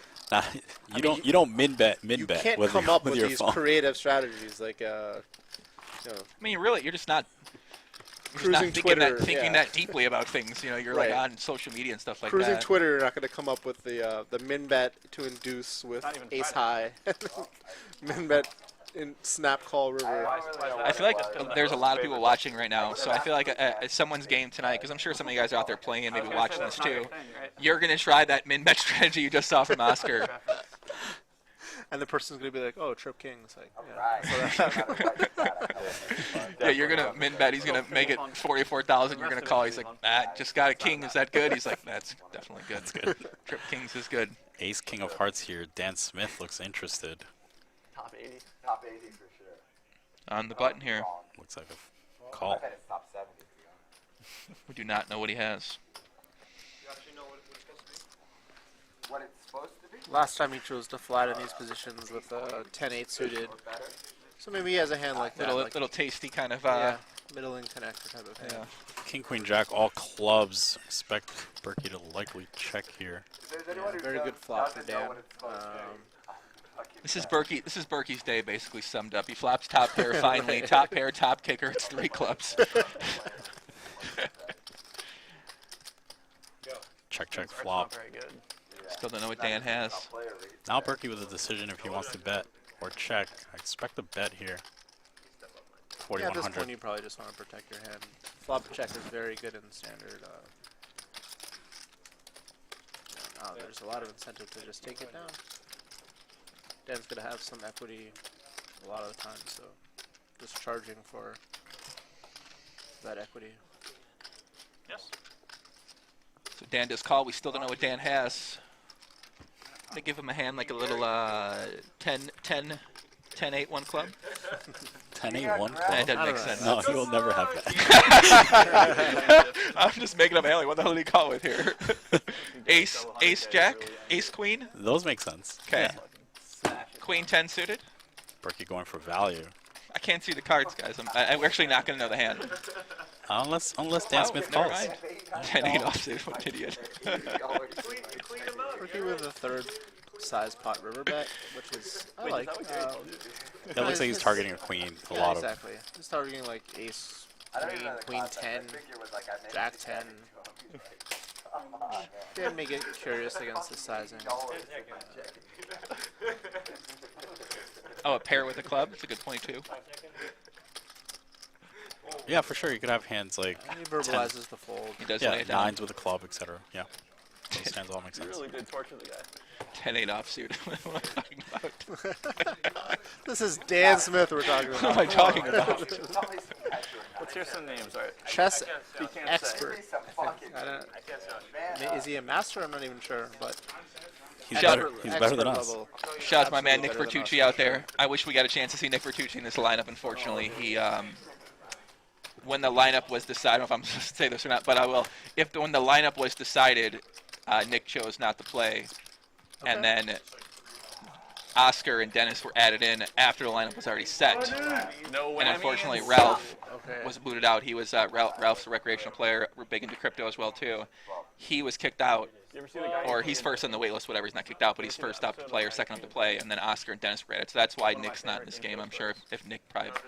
But Nick saw that this was basically the lineup. It's all these top pros out here and Bill Klein. So Nick declined not knowing the full lineup, actually. Well, the lineup was already supposed to be set, and then a couple guys got added. And yeah, that's kind of how things happen. So like Antonio was thinking about playing as well too, but the lineup for Antonio, Antonio's used to playing with 8 people who haven't opened up a poker book in their entire existence. Whereas at this table, these are all very seasoned players. So Antonio, I don't think wanted to play in this lineup, which I understand. If you see the lineups this guy plays in, this guy's be making $75 million a year in poker. He has to be the biggest winning poker player in the world. Antonio might be, other than the Macau guys like Duan and Ivy, might be the biggest winning poker player of all time. Maybe more than well, I mean, Dan Bilzerian, obviously. Robles up number there. one. Robles definitely up there. Yeah, I'm saying like excluding Macau guys. Oh, you would count Robles as like a Macau guy. Yeah, exactly. Okay, I think that makes Robles sense. made a lot of money in Macau. Yeah, that makes sense. Initially, they were trying to figure out how they could not pay him, how he violated terms. They couldn't do it, so they had to pay him. In terms of American, Looks like a check raise is coming here on this turn. very interesting play. Wow, it's a big thing. And this is what I'm saying, like, with these player profiles like Dennis and Oscar, like, when you choose to bet these, like, merged hands, like, things could just blow up in your face because they're just so aggressive throughout the entire game tree. And it's just, it makes things tough, man. Like, we're just, you know, you're just not used to this. Garrett has to fold tens there. Correct. You're just not used to it going check, check, check. You bet for protection / value, and it just goes 17,000. You're just like, God damn. And like, you don't know if you're ahead. You don't know if you're like, you have a hand that really it doesn't really improve. So, I mean, you're just blindly calling down if you decide to call there. And like, Yeah, it's a tough spot for sure. It's very tough. And like, this is a situation like, let's say Garrett somehow knew the hand like an hour or two later. Like, you know, that could help him actually. That's one of the examples that we were talking about. Like, that's a hand that he probably would want to know. For sure. Especially because now we understand that, you know, we may or may not be incentivized to take, you know, those thin bets on turns or whatever because, like, these players are just capable.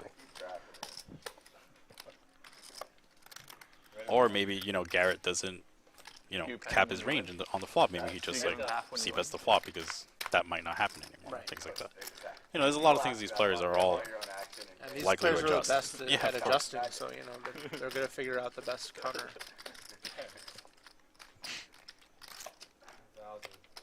What are those blue chips? Are Someone those said blue chips are Five Guys Cajun fries are amazing, though. Oh my God, I love Five Guys so much. Five Guys Cajun fries are pretty good.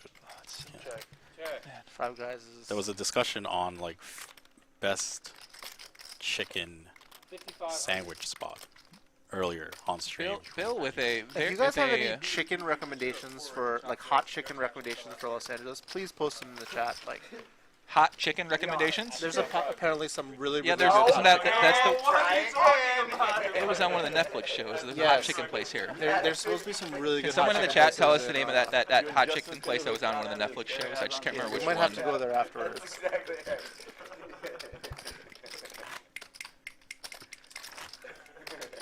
It was like something out of Nashville or something like that. Ray's Hot Chicken. Yeah, Howlin' Ray's. I think that's what it was. Yeah. Okay.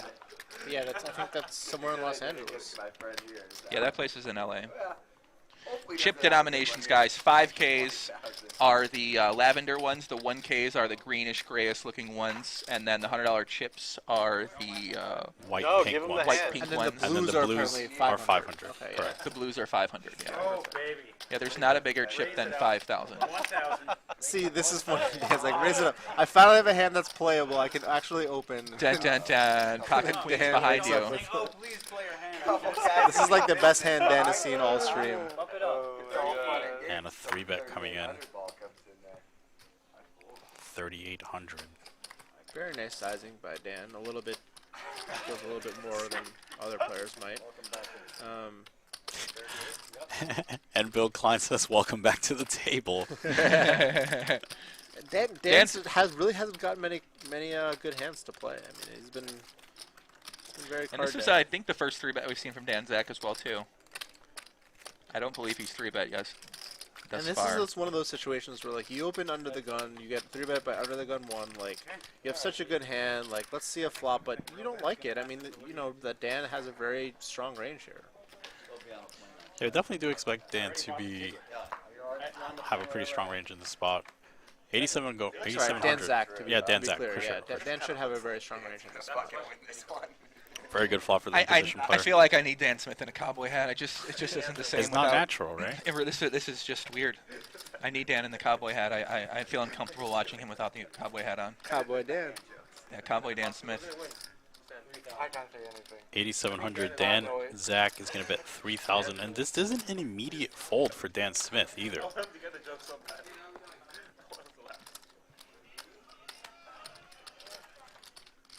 Who's the person at this table you'd least want to have at your table?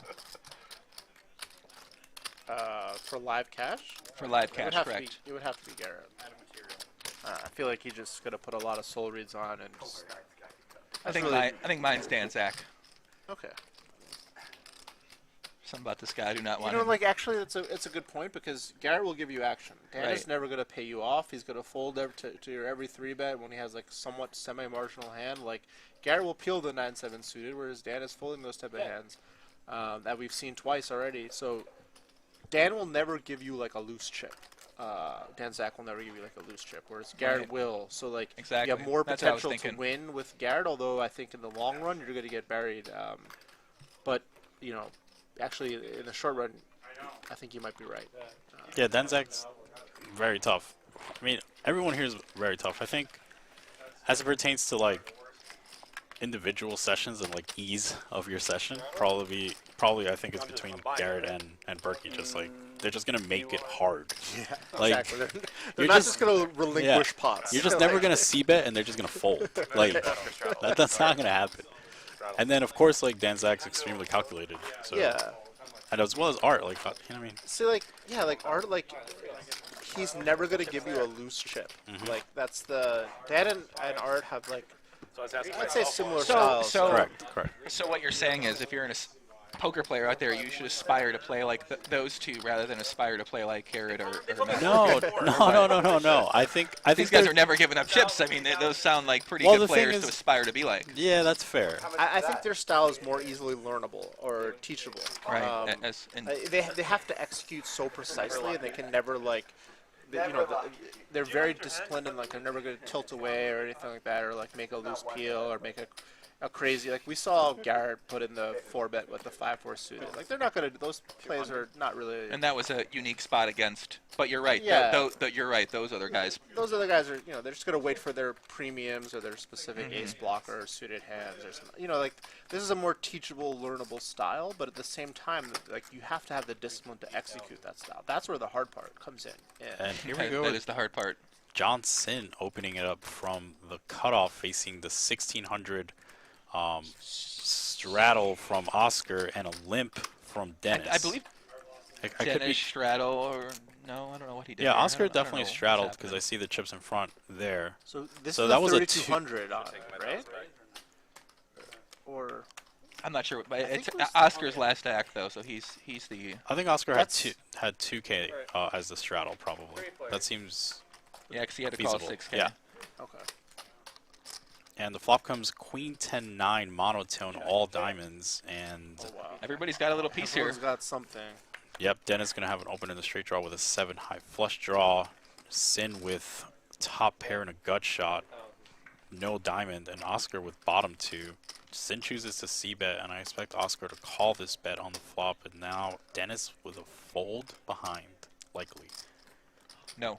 See, this is a spot that is it's difficult for, like, it's not that easy for John to c-bet this hand. Like, he opened a light hand, he got a pretty good flop for his hand, but I mean, like, this is a scary board. Like, a lot of things beat you on this board. Yeah, I mean, this is definitely a high frequency check board for John Sin. So the fact that he chose to bet this, and Oscar is so aggressive in spots like this. Yeah, and this is when you're just like, you can't. I mean, I think a lot of players might probably just call here. You might have the best hand, but you could be dead. I mean, very easily. I think in my humble opinion, he should probably fold. I mean, it's not something like his distribution of equity here is really low. Like. Yeah, but the thing is, like, he also has some equity. So, like, I mean, he's gonna call. Yeah, I mean, like, might be hoping Oscar has like a 1 diamond type hand. You also can't bet this type of board and just fold your hand. You know what I mean? Like, that's a 6 of diamonds on the turn. Might we see John turn his hand into a bluff on this river? Okay, I think we've got confirmation. Howling Raise seems to be the spot. Howling Raise. Okay. So, if you guys want to hit that up. We could do it one of these days. Sin chooses to check, and action checks back on this turn. 6 of diamonds. River's the ace of clubs. Will John decide to bet here? $76,000 pot. I mean, this has to be. He does beat some We've pairs seen and jet John, plus jacks, but yeah, we've seen John go for these bluffs in another hand. that's a good point. It's true. So he does certainly like to, I mean, when he bets this flop and then calls a raise on this run out, I think he does check. All right. And Oscar He's gonna get the wins. showdown. Oscar takes down the pot. $76,000. It's a lot of $76,000 pots going to Oscar. and that's a little Oscar, bit of the look problem how much with, Oscar has. $717,000. The biggest chip stack in the history of Live at the Bike Boys. $717,000 in front of him right there. This is like the kid with the Lego aficionado as a kid. He looks like Baby Driver. That's what he looks like. Baby Driver. He looks like perfect, Baby Driver when the Baby Driver has his glasses on. He's like sitting like that in the car with the. Think about it. I mean, you guys need to admire this jacket. I mean, that is like I've said that a couple times. a bandana like on a jacket. That I mean, Is this, God are only we knows sure how this much- guy's not like some former online player who, or like We're not sure. We're not. He could just be. this guy's awesome. He could just be it. And here he goes with another straddle. he's like Johnny Lawton circa like 2007. Or So something. this is 800 from Dennis, and I believe a 1600 from Oscar, and now Dennis is gonna raise to 6,800 King 5 of diamonds. with King 5 of diamonds, and Sin looks interested in this pot. Oh, excuse me, got one wrong. So like imagine a game where you sit down and then you go to the casino and like you see like 8 Arts and Dan Zacks. Like, are you gonna really want to sit down at that game? Like, is that a game you're gonna be profitable in? Is this a game with 8 Arts and Dan Zack? Thank God it's not. But I'm saying, like you were saying, I what would should leave more- the casino for the day and come back tomorrow. What are you talking about right now? If I go to the casino and there's 8 Arts and Dan Zacks, I'm gonna go back to the car and go home. Right. But on the other hand, if you saw 8 Garretts and Berkeys, they're also great players. They might actually make it. You actually might lose more playing with them in the long run. Well, if you got But a at the stop same- loss on you, yeah. you lose the same amount. Yeah, I think what and I think that's what allows these players to, like, you know, Berkey gets, you know, invited to good, you know, good spots, and like Garrett as well has like made money in like good spots, and it's because, you know, players think that you know they can win a big one, you know, they have a shot, they you have a know, shot, and it's like, and then they and frankly, like they do, you know, they have a shot because, you know, Yeah, I'd crush Garrett. yeah, like on any given I got a shot. Let's go, buddy. on any given day, like, you know, you can win a big one, and it's like that's gonna happen probably more frequently against, you know, Garrett or Berkey than it does against like Dan Zack, you know, Exactly. and that has value as well. Like, you get into good games. People and, want to play right, with you. People want to play with People you. want to play Right. with you. Whether or not like they're making a bad decision, that's on them. But Correct. you know, they're at least giving the illusion of action. Or they're just giving action. Right. That's right. Yeah, and that's, you know, Dennis 3-betting again here. Dennis 3-bets 7,700. We don't know the hand. Bill has folded in this formation before against a 3-bet against Dennis with King Jack off, but he's not going to do it this time. And we're going to see a flop 11-4 in the middle with Bill Klein in position with King Jack off. Dennis with the mystery hand. Could be any 2 cards at You this can point in literally time. be Jack Deuce offsuit. Like Could be. Bad flop for Bill there. It's not been his night in a lot of these But hands. he sets it up in a way that's tough. Check pretty It's like quickly. whatever he wins or loses. So he's kind of down now. You kind of want to cheer for him to lose, you know? Yeah, Dennis has been betting in a lot of spots like this where players. Dennis bets rather small. Got him. Just wins. Yeah, he's been doing things like that a lot. You good. You can definitely tell he's got a great feel for all these different scenarios because I'm sure he's played this aggressive style for many years now, so he's just so comfortable playing this style and putting people in these spots that they might not be used to against a player like him, and he's taking advantage of that right now. Do we know someone on the chat asked like the ups and downs now? Or, like, I'm not sure. I know that. Seems fair. I know that Oscar is up about 300 $15,000. Yeah, I think the theme is still relatively the same. Berkey's losing, Oscar's winning a lot, and I believe Johnson's still up. So I think everyone else is either up. To be up quite a bit. Right. So everyone else is either like up or down. You know. Garrett's been having pretty slow, steady, small session here. He's up about 50, 60,000. That's nice. Kind of cruising along. Nice night. Yeah, like I'm up 50K today. All right, here we go. You just want to these are use just- them three. Just right the there? chip count denominations, yeah. So Oscar is sitting with over 700,000. Garrett closely behind with 670, and then Johnson. Here we go with the VPIPs voluntarily placing money in the pot, and Dennis is 48%, and the usual suspects behind him, Garrett and Berkey with 29 and 28 I think pre-flop we should raise. kick. I think we should kick anyone out with an under 20% VPIP. So we got to let's get Smith out. Let's get Zack out. Let's get Art out. Let's bring let's bring Dan Shack in here. Let's get Ralph in here. That would be an interesting format. Like you get kicked off the show if you're the lowest. Oh, VPIP. that would be. It's like Survivor. Yes. I'm completely all for that. Let's punish the nits. Let's get them out of here. And I picked today to play. But to be fair, Dan, like he might be handcuffed. I mean, he's been handcuffed certainly by the hands he's been dealt. Yeah, I mean, these people want to play pots. I mean, Yeah, sometimes it's just So like you're not getting Dan's been handcuffed, but Dennis hasn't been handcuffed. Sorry. Fair point. That's a good point. All right, here we're going to see an interesting pot. Dan Smith opens with pocket deuces, and Art's going to call, and that's going to bring along John Sin with king, queen of clubs, as well as Berkey with 7 deuce offsuit.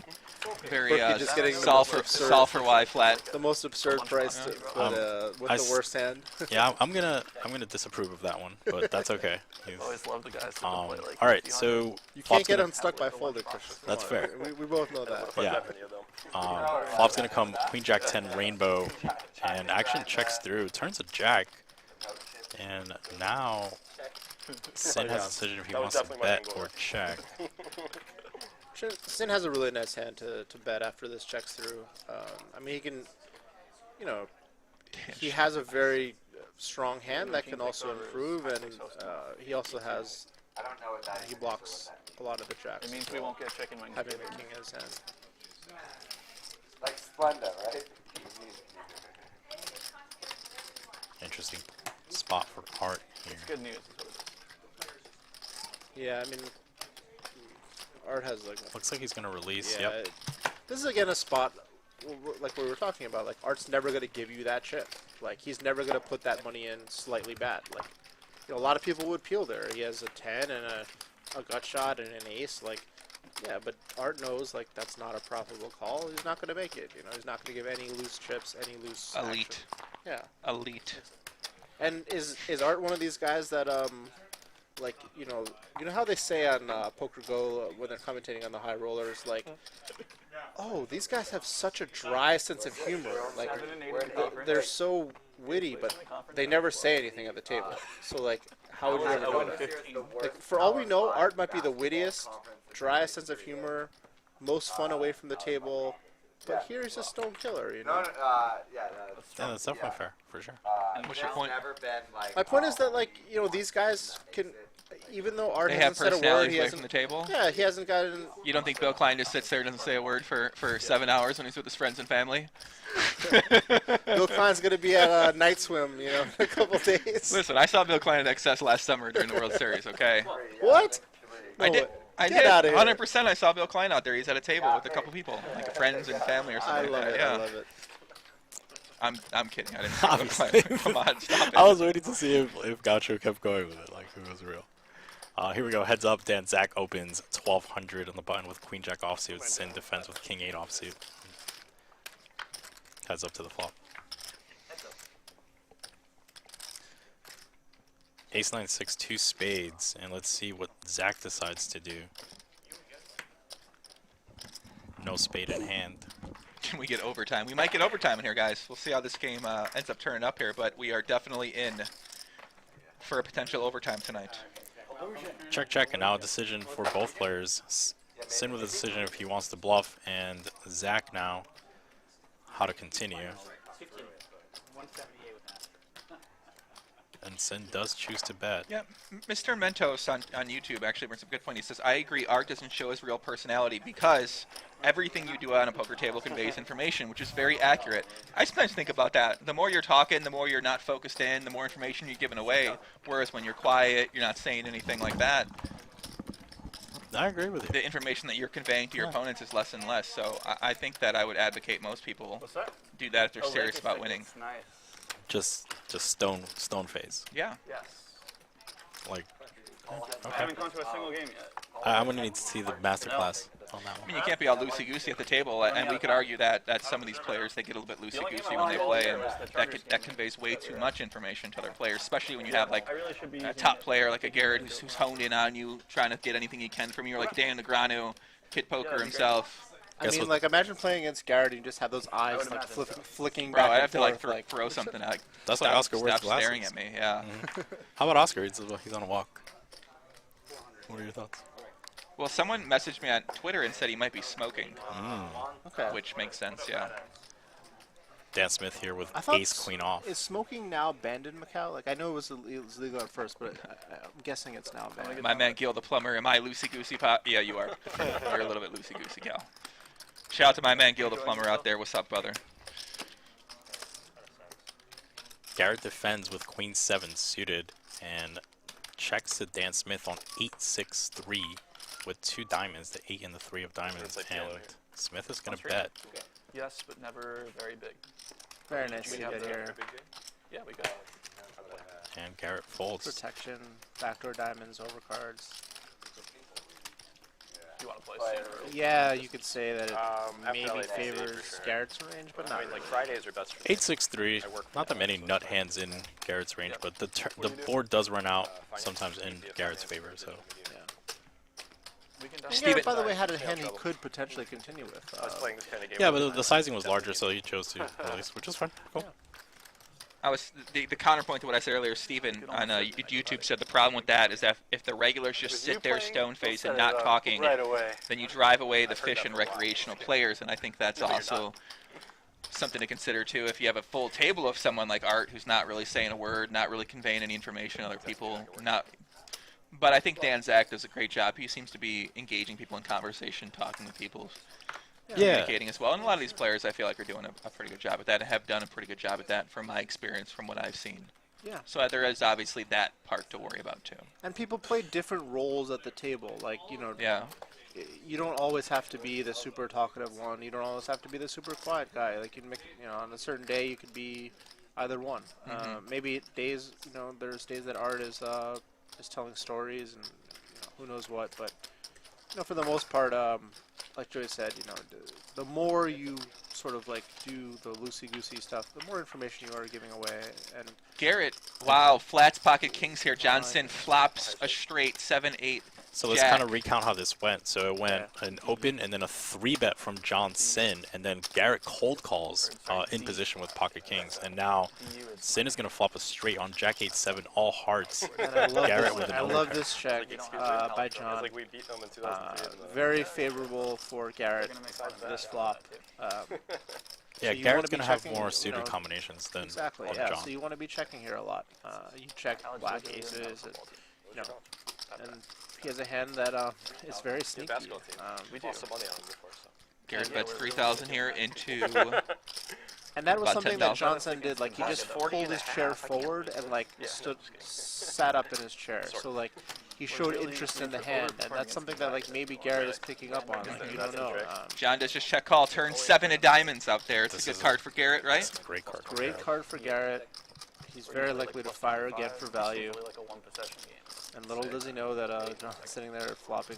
Wonder if Johnson's just gonna check call here. Yeah, probably. I mean, yeah, he's definitely just gonna check call down. There's not that much incentive for him to raise. Yeah, exactly. Yeah, this is a perfect hand to call down with, and probably get a really good price. Yeah, for sure. And again, like this is such a great board for Garrett a great hand and board for Garrett to bet. Some of the blowouts can be embarrassing. Garrett does decide to bet $12,000 here. Half pot size, a little less than half pot, which just seems very, very reasonable for value, and hoping to get called by a jack. Ace of hearts. Half pot? What do you No, mean? that was more. A little more than More half than pot, I half pot? think. Oh, okay. Yeah, near like 3/4, I think. Very nice. Okay. 3 teams go to the tournament. It was 12 into 16. Okay. Very nice. King of clubs on the river. BYU's been was a 1 seed like a couple years. You always want the pain. You did this last time. Tournaments will surprise you sometimes. Yeah, because they've all been on their Garrett gets there with Garrett makes the flush on the river with the king high. John still has straight here. John looking sick. John looking Yeah. absolutely sick. How awful do you feel in John's sin spot here when you flop the nut straight? Consider that pretty strong for like no one else in the I'm unsure if Garrett can go for value here. I mean, it's kind of close. I mean, with I'm honestly shocked Zack has never left. Yeah, because a lot of yeah, there's a check. Yeah, I yeah, mean, a lot Garrett, of his Garrett's range just is really the good. ace of hearts. Well, there's also like nines is also just a straight flush now. Also, Yeah. there's just it's pretty hard to find hands besides exactly like queens with the queen of hearts that calls this river. So Yep. Very good point. Great analysis. it's kind of tough. So yeah, I mean, Garrett finds obviously the good check. I mean, these guys are, like I said earlier, all good. Elite. By the way, just that's a little subtle point. Johnson lost the stone minimum there because Garrett has a hand that he's never folding to more aggressive action. So like this is a spot where like another player is gonna lose a lot of money. Much more money than Johnson lost in that hand. So that Another shows- player might win more money in that spot if the river's not hard. Okay, fair enough. That's why that line is very good from John. Dennis here with ace queen suited in the pocket. Whoa. It's got to be a fun player if Garrett's talking like that to them. I don't know where this guy falls in. Francisco? My seat will be open, so that'll work out fucking perfectly. No, you're never gonna go. Ace queen suited 1400 from Dennis here. That's the only reason I want to come play. That's what I'm saying. No money left in 1 year. I got 6 months maybe. You gotta get some quick. I buy your action for this game for sure. Bill with pocket fours defends the blind 10-7 deuce. You guys go 50. Good flop for Dennis. Oh, hey, you know that. Did Art did Garrett just say that he's not playing poker in 6 months? I think that he was joking with a player that he knows well and says that you won't have any more money in a year, so I need to get it in 6 months. Oh God.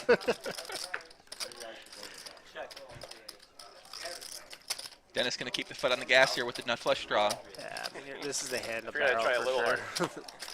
You have it's almost like you're happy like to get called. Betting is cheating.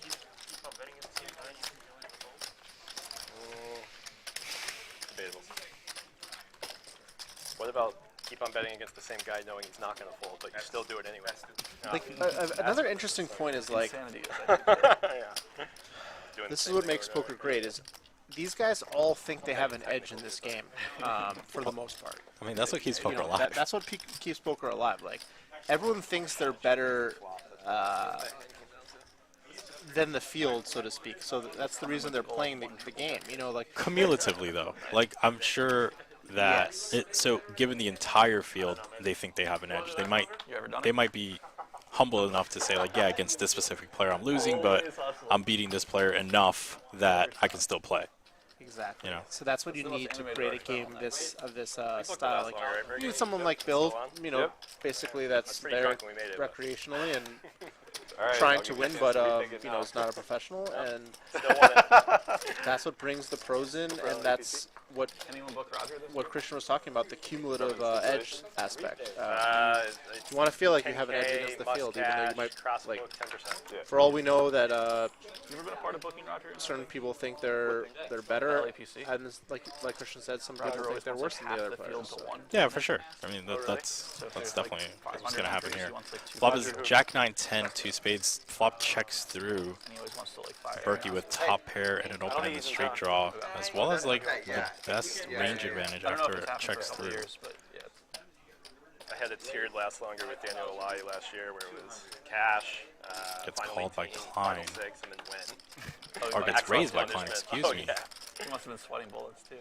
I don't know how big you guys bet, maybe not. It was decently big. I kind of like this line by Bill. Check back the flop, and then now he's raising for value on the turn. It's kind of like a little sneaky merged value type of play. Danny can And he take money. checks down. Danny, by the way, Gonna be a chop. out of all my money. Yeah. Like anytime I've had money, Danny just takes all of it. He's like the only one I can ever win against when I play him in the pro games. What were you doing? I've mostly lost it to him heads up in just every form of poker, and like probably like 5 of my biggest 10 losing days are to him. Guys, I wouldn't. He's also There's a playing chat. every Was time. comment in the chat that Berkey looks bored. Faded Spade, live at the bike. The collaboration's here. Use code BIKE on fadedspade.com for 15% off their decks. I got many 4-color decks at home. I've been crushing my young friend Sasha on those decks since I've got those cards. Thank you, Faded Spades, for giving me the lucky cards. It's the cards. And thank you to Sasha for donating money to me at the kitchen table. I appreciate that very much. Capital BIKE is the code. That kitchen table might be the only place that Sasha loses.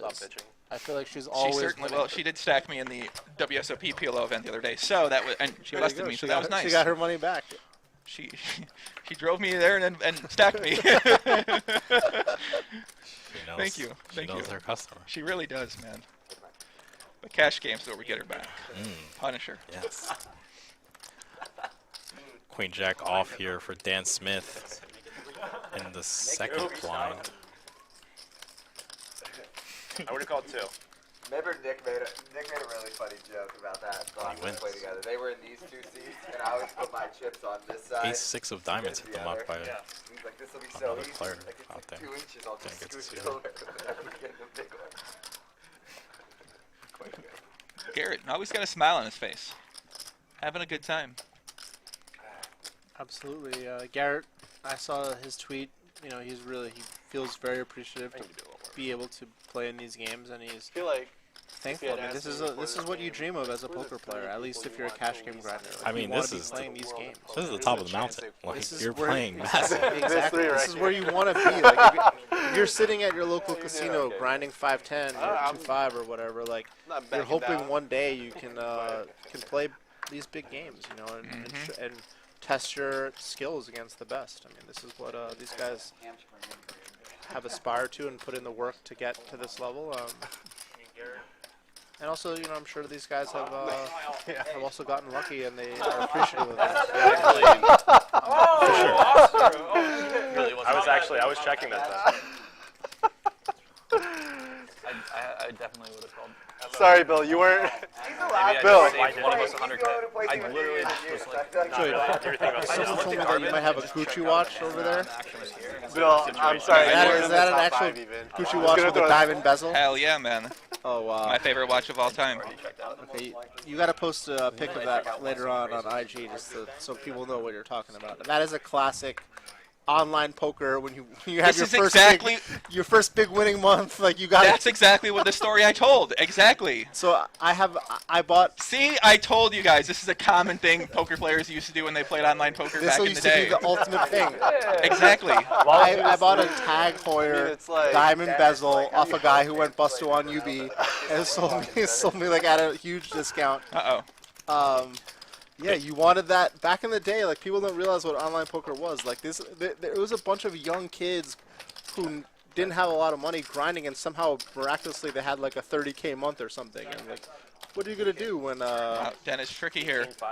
But buy an outrageous watch? A big Dennis check raise by Dennis. Snap raises 15,500 more, 18,500 total here. John, pair, and the flush draw. Do not expect to see him going anywhere here. Bottom pair trip draw is strong. Bottom pair, this is the hidden trip draw. This could be a huge pot if the Stern card comes. 8 of hearts on the river. 8 of hearts is covered by Dennis. Yeah. Dang it. 3, no, man. Not many good river cards, actually. A 3, maybe best. I think the 3 is the. Is John ever think about re-raising here? No, his hand's too good, I think. Like, he only gets. I mean, there's a small argument of, like, you know, maybe Dennis like has like 4 or 5 of hearts and you get it in, like, you know, with a lot of money ahead. But like in general, like, his hand's a little too good to put more as a bluff, like a bluff raise. Every time you look, I think you're gonna fold. You just don't. I thought you meant in the hands, because sometimes it's like No, nothing like that. Is Johnson going to need to use a time bank here, or no? He just calls. Okay. So he does call. $43,000 pot. John's going to need a heart, an ace, or a 3. I expect Dennis to bet fast on a non-heart here. Yeah. And non-ace. It's painful if you're bluffing between that. There were some where you're like Perfect halfway brick into for the second day of Dennis. the session where you're like bluffing on the river. It was like tank the and you're just like dream Those are river fucking. farm. Those are hell for real. Like, Yeah, it's when kind you're of running a- like a big bluff and you gotta be in the. Pretty you much gotta, only like try 5, and 6 of hold hearts it to, like, species. Yeah. that's fucking fun. Maybe a set, but probably not. So. Wow, he's going really big. Yeah. Probably He's just going for an overbet? River Yeah, it looks overbet like he's here? going for an overbet here.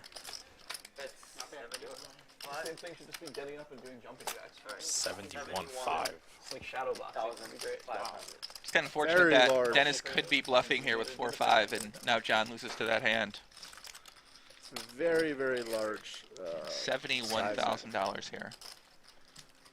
And John is just unfortunate. He has to, can't do anything in this. Pretty intimidating. This hand. Bet like 100,000 on the river and just go start doing that. Sorry. 10 seconds. I don't even know. I'm thinking. It'd be sick if you did this and then just shoved. But yeah, just trying to find if there's some possible hand that he beats, but there's not, so he'll find the fold.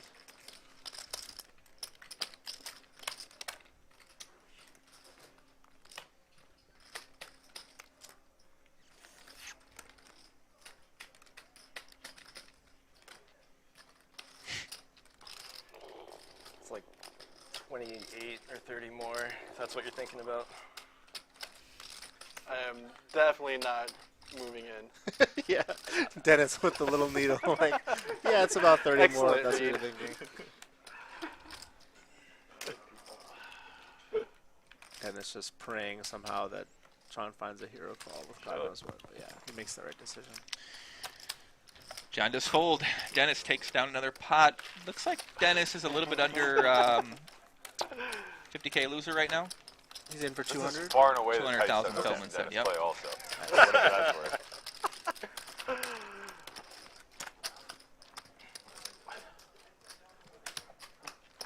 Oscar back in the game here. Yeah, welcome back. The builder. The Lego. Do you have any takeaways from Garrett's childhood, by any chance, David? I feel like Garrett was probably like let me try to think about this. The wrestler? Might have been like class president or something. He was a valedictorian, I think. Okay, yeah, that's kind of Garrett, like where Garrett I was the going. valedictorian? I feel like he was like high school. Wow. that makes sense because like he clearly is a guy that cares about like presentation, you know, Well, I don't. I and didn't have appearance and stuff like that. And You didn't have it straight? Okay. I'm curious also had if he, vibration in it. but and he seems like the popular guy. You For all know? intents and You saw how he was purposes. engaging with the guy who came in and everything like that. So he has a very good rapport with people. So yeah, I don't know that's how how often like, the valedictorian is the popular guy, though. I mean, you but have I think he may have been have to be valedictorian blessed. and president. That's- That's the thing. that's- Like he may have been that type of guy. Like, did Tough to beat ace high. did Garrett go to college or yeah, I think he went to Arizona. Arizona? Okay. I mean, I did put in the 100K Johnson, ace king offsuit here, facing a raise, 2 calls.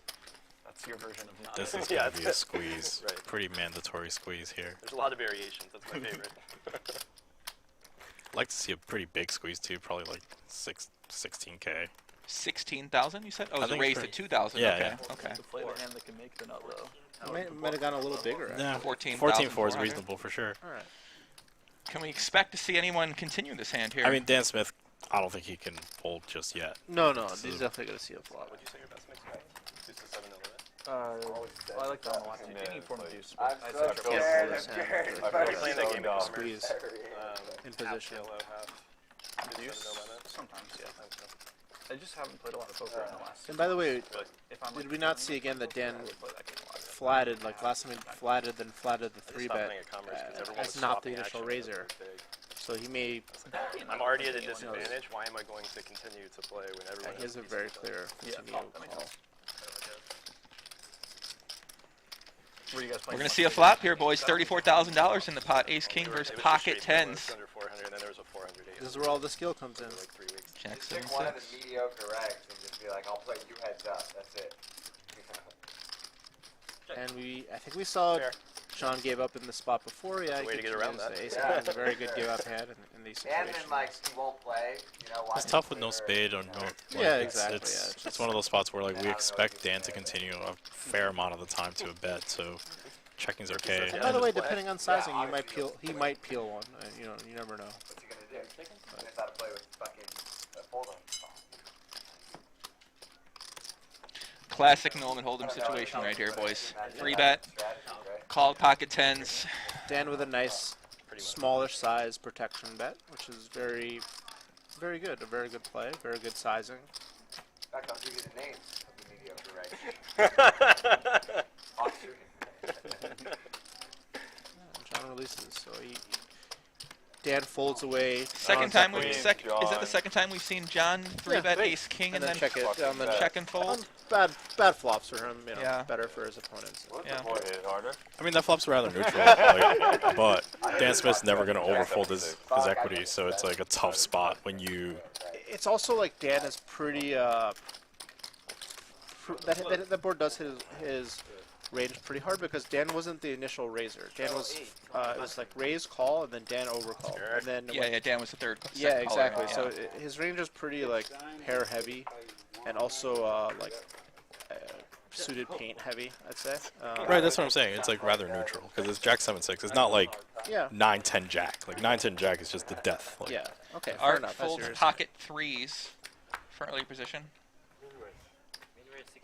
Oh god, last time you sounds did like this. Survivor. Get this guy out of the game.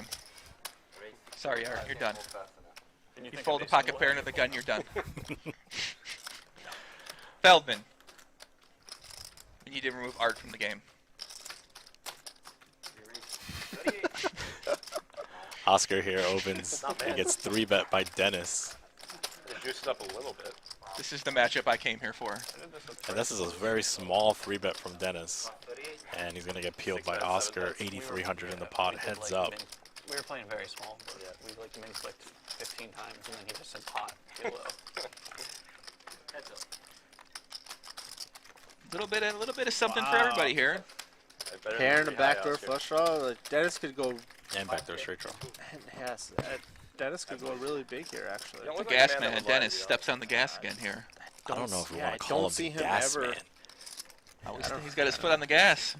It's a very I thought we had the nickname for It's Dennis. a Mike. You need more. There's a Mike. Dennis Alpha Male.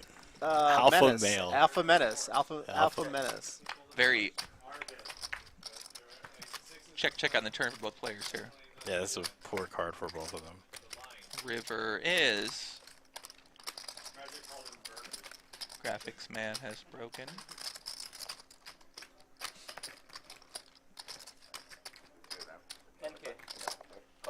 This is a really good bet. It's a king on the river. Oh, a jack. Oh. Yeah, that's a really good bet by Oscar as well there. Very It's value snap. bet. Oh, okay, it was a queen. Okay, that makes it a little easier, but still, that's very nice sizing. Even amount gets the snap. Another pot for Oscar. I'm kidding, guys. I don't want Art to leave. That's my guy. Come on, I like Art. Seven. But to be fair, he's folding pocket threes under the gun, guys. Come on. I mean, do you think Oscar, when he was driving to the bike, thought like, "Oh, all right, I'm gonna win $250,000 today, guys"? Like, He's up more than that. I think he was mentally prepared for anything when he came to the bike He's up today. $335,000. it's just so absurd. He really hasn't made a misstep yet either. He did make that one misstep with 10-3 against, the guy who's never going to give a chip away with Dan Zack, but he did bet 30,000 with 10 high. Misstep is always an opinion. You need to throw a misstep in there once in a while. That was the advertisement, like you said. Exactly. That's the advertisement. Yep. He probably induced with that ace queen hand from Dennis because Dennis sees him make a play like that. So absolutely great. That's what happens. And I believe this is a raise and a min 3-bet with 4 deuce off. John with ace queen suited, I think definitely can put in the cold 4.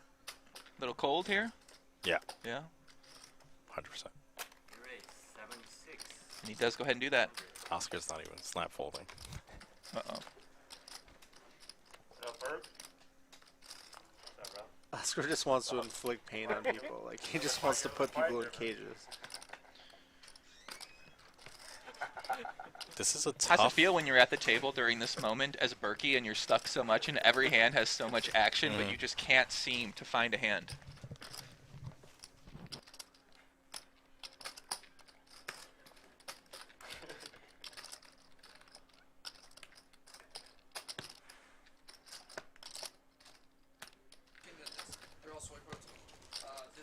Oscar's still in the tank here. Jack 9 of hearts with evil intentions. And he's going to continue. And this looks like a cold 5 is coming. What's that? Cold 5 in the works. Oscar. Wow. Oscar makes it 18,000 to go here with the Jack 9 of hearts.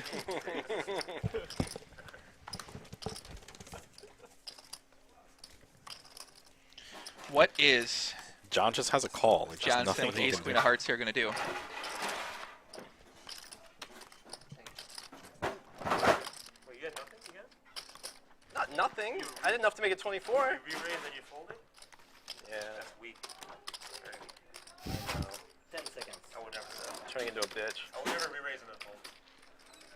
Well, if you only re-raise aces, makes it easy. You got me. You only re-raise fold. Alright, heads up. And here we go. Heads up in a 5-bet pot. $41,000 here. And this is Brick City for both players. 41,000. Oscar with initiative, position, and a pretty good board for his range. Very nice flop as the pre-flop. Both 5-bet. players check. I'm honestly shocked that that Oscar didn't bet that. Sorry.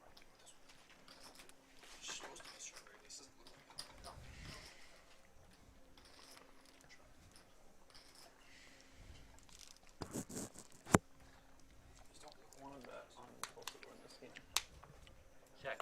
Straight up. Straight up. Check on the flop. I know nothing except looking at the screen. Yeah. John checks the turn here. Well, exactly. There's enough information there, I feel like. It's gonna be interesting Oscar see going if to go for one of his Oscar bigger decides- bets here. Yeah, The one that's 0-14 in the It's conference playing so a conference game. unpredictable. Check. Maybe he feels Oh man, they're down 5. Or up John's 5. 5-bet call range is Super pretty strong, yeah. So he may not want to try to risk firing. I'll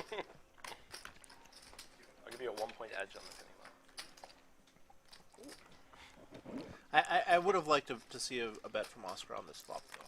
I think that's you have so many ace kings in your range like that. Maybe John might turn his hand to a bluff here, try to get him to fold another ace queen type hand. Not after or this just- line. I think he has too much showdown value. Yeah, I think. We're just the waves. Oscar now with a decision. I mean, this hand does not show down, so Cooler if you were. What do you think he's going to do? I think he's Over forced. bet? I think he's forced to bet. Yeah, I mean, Also sounds sloppy. there are some hands that fold this river that do Although our cold mass forward, odds maybe like like the some previous ace three jack bets. suited, What is things like that. But as played, ace queen is relatively strong. It's like Uh-oh. actually terrifying. Puts the time chimp in. I feel It's a something. very I feel something big We have to coming have here. bottom hand. Like if you were to bet at any point, I would think the flop would be the best point to bet. Like at this point, it's a little bit of a hard sell. Like even if he had like the hand like tens somehow, that's value adding. Wouldn't he just bet the turn? Like Yeah, that's a little Right. creepy.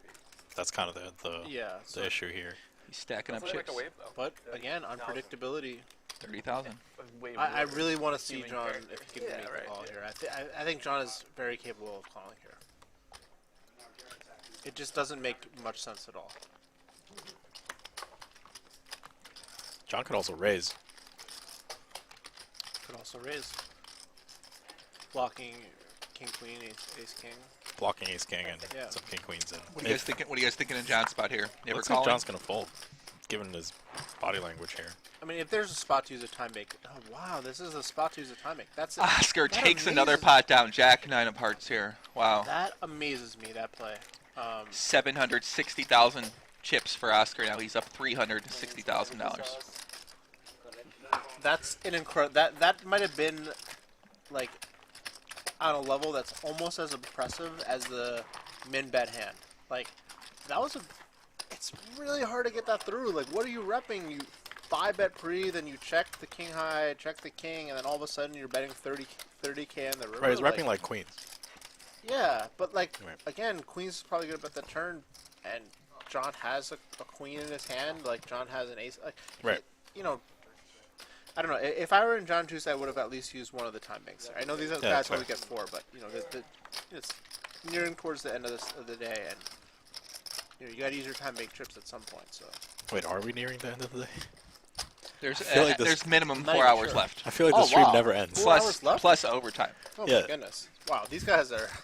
This is poker, guys. I mean, again, like this is a pleasure to watch. And if you're out there and you're, you know, you're an aspiring pro or fan or whatever, like this is the game you want to watch. Yep. Find yourself a few $100,000 getting this game. Come on down to the Bicycle Casino.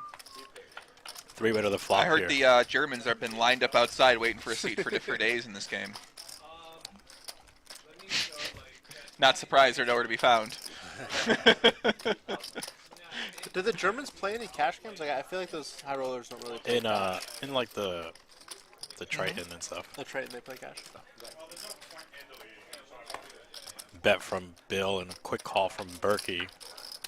Can Berkey finally make a hand today? Looks like he might lead here. Ooh. Yeah. How do you know this? I play with him a lot. what did he do that signified he's going to lead here? I don't know. Takes it down instantly. Bill Klein not even putting a thought into it there. The ace queen with the ace of clubs.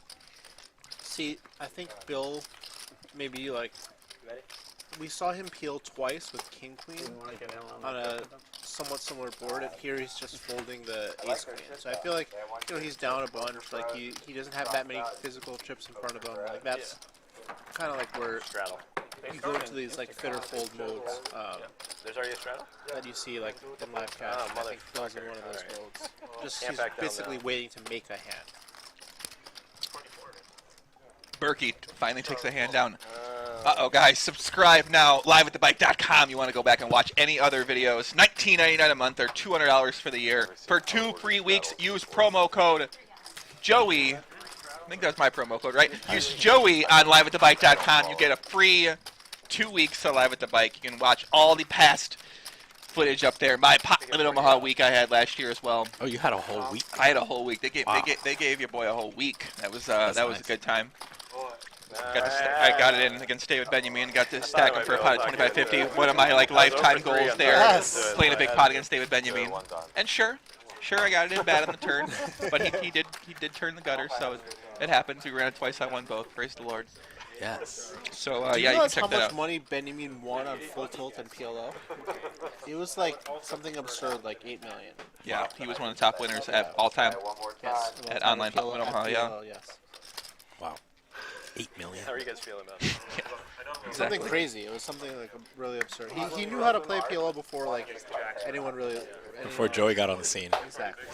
I remember watching him on full tilt back in the day, and when you rail in the high stakes games on the Red Pros and everything, that was amazing. I mean, one of the most inspiring things of all time. Like basically how players are watching this game. That was me watching those games. Like, oh my God, I want to play there some. Like I want to play high stakes sometime. And the Dang brothers, Tom Dwan, like these are the guys that are legends of CTS. CTS, like CTS didn't really play Rail Heaven that much though.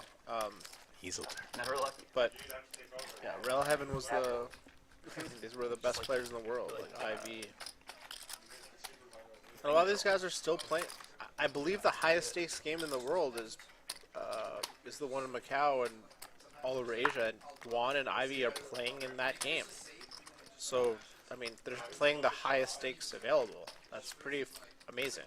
Yeah, and in America, like this is close to the highest stakes you're gonna see. Like 200, 400 with a 400 ante is just massive. Yes. Like it doesn't get much bigger than that. With like all the straddles that are going on too. Right. I mean, this is just a massive game. We're going 3-way to the flop here. Berkey with 9s. 10-10-4. Favorable board for Berkey. 15-3 in the middle. He's going to choose to check.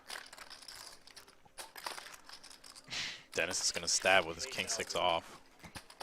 That's going to get Oscar out of the pot. Berkey with a pretty easy continue here, checking for suits. Yeah, very easy call. Shocker. Dennis says shocker when Berkey puts chips in the pot. 31,000 going to the turn. That's a queen. These guys battle, right? Yeah, they battle. Okay. They battle hard. Nice. Dennis wanted to come here to beat Berkey. That was literally his text to Ryan Felton. Excellent. Dennis does not give up. 12-5 from Dennis. I think Berkey's forced to continue one more here, especially with a profile as wide as Dennis. Oh, yeah, for sure. I mean, the queen, Did that just happen? you can have a queen sometimes. Pot's brewing 56-3 No, going to the river. No, you weren't involved. Queen? I know it looked like the joke. That's a Yeah, I was banana. like, You weren't involved at all. It would have been so much better if you just ignored Will Dennis so much better. I don't fire think- one more straight here with the king high? I predict The Berkey does Bo not fold. Jackson river card. Bo Jackson rookie card river. And let's see if Dennis has the heart to fire again. He definitely has a heart to fire, that's for sure. It's just a matter if he's going to pull that trigger down, and it looks like he is. He is counting Oh my out some goodness. chips here. Is he going to go for I predict. full pot size bet? I don't think Berkey's going to fold. 57,000. Well, I mean, when you're sitting there, you're stuck a $250,000. You're facing a 50K river bet. Like, this is the $58,000 bet with the king high on this river. Matt Berkey with pocket nines here. Berkey looking for live read. Can Matt Berkey make this call? The interesting part is that once Dennis bets this size, he's removing a queen from his range. Yes, very So, good point. so now he's polarizing to 10x plus. Berkey blocks a little bit of the 10s here, having two Looks nines like in his Matt hand. has the chips in his hand here. I Can don't- he make the call? I don't think Berkey's going to fold. Can he do it? I mean, I'll say this. If Berkey wasn't stuck, he'd be snap calling this. That's fair. I mean, But, you know, this is when you're stuck in, and you get this. Let's say you just happen to get this decision wrong. It's just such a sick feeling. Like, yeah, and I mean, there's, knowing Berkey personally, there's additional pressure. Like, he's just tired of, like, sometimes getting it wrong on TV, and then, like, behind the glass doors in Ivy's room, like, he just gets it right, and it's like, Yep. and it's like, what? There is pressure. Yeah, for sure. You're especially on. if someone's running a business that you just spoke to. You don't want to make a lot of like incorrect decisions live on the stream. Like, For sure. It's a lot of pressure. Right, that's the additional meta of this spot. Like, Berkey's made a couple bad calls on TV. I think that he's gonna call here. I agree. I don't see Berkey folding this one. Yeah, I They see know him Not to calling. Dennis. They know I want it. He knows Dennis is so capable. Like, okay, great. I like that he's using the time banks. This is what I feel like John Sin should have done. Like, That'd be great. he has 4, use 2. Okay, this is a really big decision. This is probably the critical decision of your night. You want to get this one right. Use your time. Berkey's definitely suspicious. I've seen him call this. Yeah, I think he's gonna call.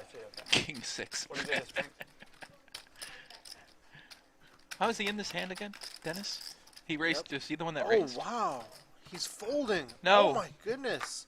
Don't do it, Matt. Wow. This is gonna be sick. He's gonna be so sick if he folds here. He's definitely gonna show this one, don't you think, for Dennis? I would show if I were in Dennis's shoes. Doesn't show. I really like when you bury it. That's very unfortunate for. Wow, Dennis gets it through, takes down the pot. Very unfortunate situation for Matt to be in a situation like situationally being stuck so much in the game. That's such a huge portion of the stack. Like that's just a really. It's just like the It's a really tough spot. See, but I don't get to hear facing that, so triple barrel where the guy can easily just have any 10. Like the 10 deuce doesn't matter. Like he can have any 10. I caught on that when I don't show you think I have it, so I got balance. Yeah, Berkey's been in some pretty tough spots tonight, man. Yeah. Big pot for Dennis there. It's 115K. That's like a very session-changing pot for Dennis right there, I feel like. In terms of if he loses that pot, maybe we see him. Then we see the wheels come off. Yeah, exactly. Yeah, but now he wins, and now maybe Also haven't feeling played great, with tightens up a little bit, maybe. Although I don't, he doesn't seem like the kind of man to tighten up at all. There's a lot of meta going on between those two, too. Dennis has a very fascinating style. I have to say, I'm enjoying watching him more than anyone else have enjoyed watching? I would not want to play in a single, like in a freeze-out format tournament with this guy. Like this. With Dennis? He's just gonna put you in. Yeah, I'm just gonna get ace king go all in. What do you mean? Yeah, He lost fair 100K enough. with his third hand. Nice counter, buddy. We're all 10-9 suited call you, and you're gonna be out. Fold, ace king all in. Stop paying attention to that. We're all Just trying live to and then retell wait for your your brain, ISO that's all and then it's just move it. Should've showed me. Uh-oh, Dennis is I had it. juicing it up here with the 7-8 suited. He tells Berkey he had it. Depends on your That's kicker. his version of it. Depends on the kicker. And here we go. Dennis Jackson. raises with 8-7 suited to I can't believe he pulled 2,400. sevens. That Dan put me Smith up is for- going to continue here. I mean, in terms of we saw that cards in that hand. We look at Berkey's hand. We wish he called, but it's not a bad fold by any means. No, right there. I That's mean, not that's a tough There's spot. nothing about that. That's not a snap call. That's course. not a standard call for some of the people in the chat who are taking a look at a hand like that. You know, that's. I mean, very hey, marginal. you know, it's easy. I mean, you're facing 56,000 or whatever it I was, just and you wanted have to third lay pair to of the the board. table Like, that You're facing they a did, in used fact, BMW the same- on the river. Like That's you're a just nice- gonna, that's a nice BMW. Yeah, it's a nice. No, Nice used BMW. You're just gonna That's pay not the that 3 one off? Series. Yeah, That's not the like 3 Series. That's like a used X3 or mangoes. something. Watermelon. You can bring mangoes. Watermelon. Dan I Zack don't want turns mangoes. I the thought best Dan hand on wanted the turn here. Turns the best hand on the turn. I really do Makes want sense. watermelon though, Okay. yeah. No, just Okay. Plain old Can I get some watermelon. mangoes, please? Yeah. Roughly 10K in the middle of the decision. All right, Now, yeah, Dan eight Zack high. wants to bet. He chooses to check. And he's going to take this one down. Dennis knows better Is than there to a try to time bluff frame on these this two. bet? He comes back into the room. And he says there's no mangoes in the booth. What if she's like, oh, there's It's no also one of mangoes, those scenarios but where Dennis just we'll got lower that them from huge the bluff store. through. that I He's win, right? resting on his laurels a little bit. You know what I mean? You don't have to win every hand. you're too late. That's a nice one. You can. 643. This is a All hand right, like you got it. You get got it it from the back. table. You They take have a little walk. 643 is I'm happy about That's that. an absurd record. Okay, okay. 15 to 20. Yeah. Is Art still here? Oh, he is there. Okay. Mr. Personality, right? I gotta be honest. I'm honestly impressed with his ability to stay quiet this long. It's especially with all the jovialness Really going on hard around to be him. 0 with 14.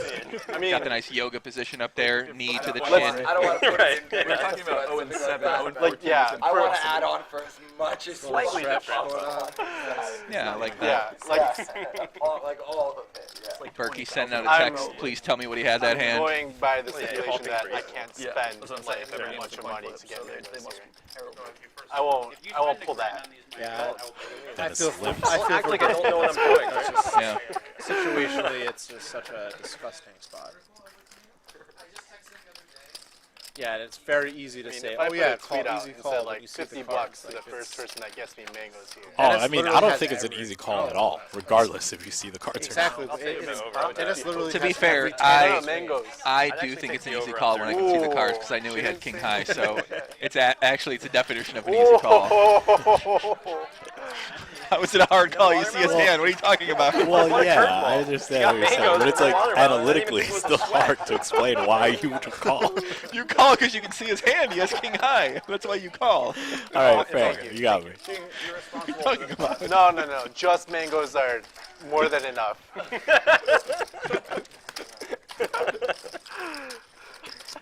still don't think there's any mangoes.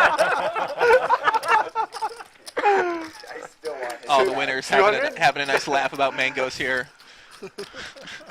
Not Oscar, man. He's locked in, and he's winning the most. Oscar really is locked in. Oscar's like, when is this game running again? I'm gonna have to talk to He's Ryan. searching the best mangoes I've real ever estate had. listings Yeah. for places in LA. Exactly. He's That's texting what- yeah. Feldman, right? That's all- Feldman, you put me on the Oh, list test I'm gonna game spend every this day, 100 please. in Japan for those mangoes. Where are the mangoes? Oh, there aren't. There are no mangoes back there. Very interesting.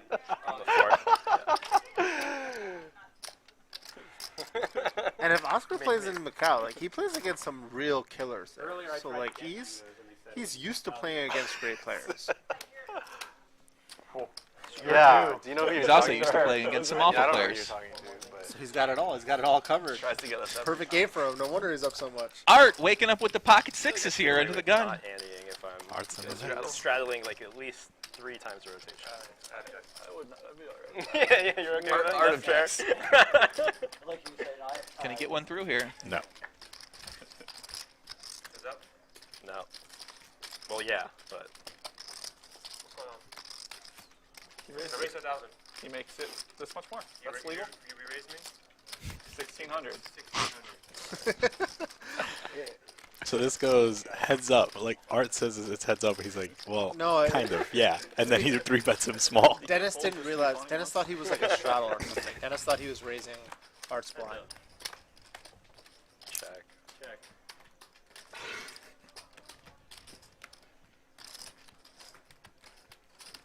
Interesting that Dennis 400 in didn't the bet dark. this flop after min 3-bet inquiry.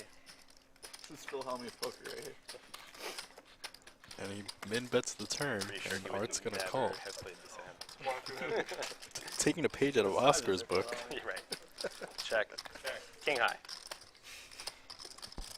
Sixes. Art takes another hand down. 800 in the dark. 800 gets it done.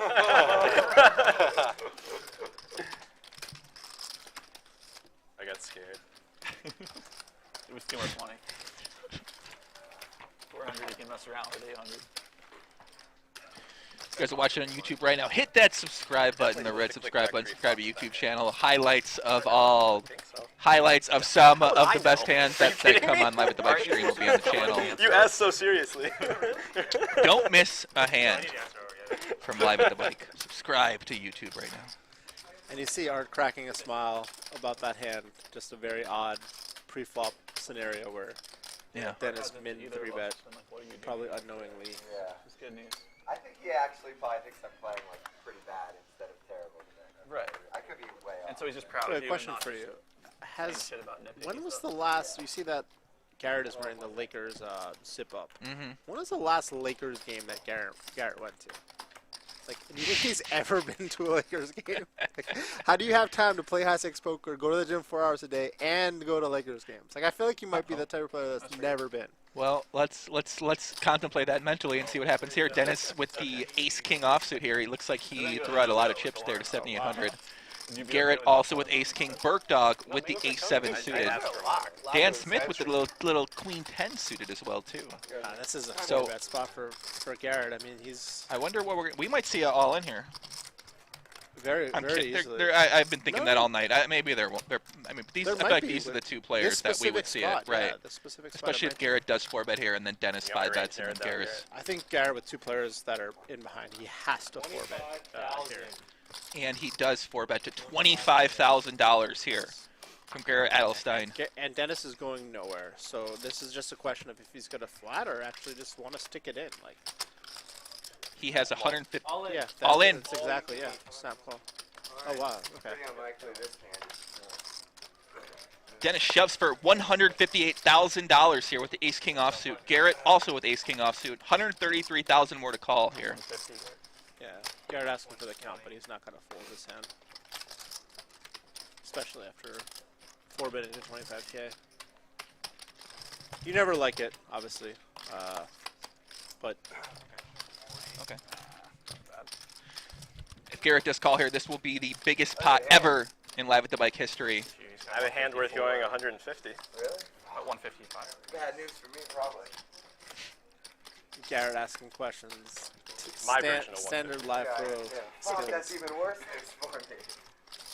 You have like a joker? Just 300 on top of this. Garrett saying, what do you have? I don't think these white chips are making a difference in his decision. 145 plus that. Got it. Thank you. 160, huh? 159.2.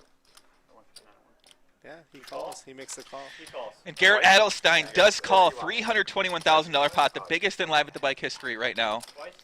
But most likely it will be a chop. They are going to run it twice here, David. Yep. Let's go twice. 2 times coming out here. That's me. Garrett does have backdoor diamonds here. Oh, Okay. come on. That's going to be a chop here. We just Spades Christian are just super coming live. back. We had a 4-bet by Garrett to 25K, and Dennis with the same hand shoved in 158K. And Garrett took a while. He took his Second time. board, no one has a flush draw there. They're going to chop this up, guys. Very anticlimactic. $321,000 pot here. Ace King versus Ace After King you all acted in the way you did, I pre-flop. was pretty sure you had the same hand. Yeah. All right. Yeah. Boo. You know, ace king's a gambling hand. No, for sure. You got to feel good though anytime you get in 160 be pre me and you than chop you it, for right? I mean, Absolutely. better than with ace king offsuit. Was there a straddle? resident sleeper. There was Probably do it with a ace raise queen, and It's a good call. sorry, a raise, a Probably call, go a with 3-bet, and then put in the code for it. Yeah. Who fucking knows, really? I would have probably done the exact same thing with aces. Yeah, I believe that. No more strats. Or actually, now that I'm seeing it, sorry, Garrett raised, and then call, My and then strats do what I 3-bet. feel at the moment. Good. Can I have I know you don't think that, but mine is too. I believe it. Today, It's funny because on the Live at the Bike streams that I've seen in the past, You gotta be Garrett an tends Oscar to in the only game, go so once. Yeah, I've noticed that too. Yeah. So, Wait, what? I don't know if that was just because it was such a big pot. Yeah, don't blame you. Haven't had the same hand. He really wanted to I was equities promised. run out smoothly. Oh, you are? Did they Yeah. both? Did they know that they both had ace king? No. Oh yes, they did. The hands were turned over. But they decided to run it twice. And Garrett, I've never seen him run it twice. Non-GMO. I mean, if you want to get him like on the street corner from the fruit guy, like I'm good with it. 1,000.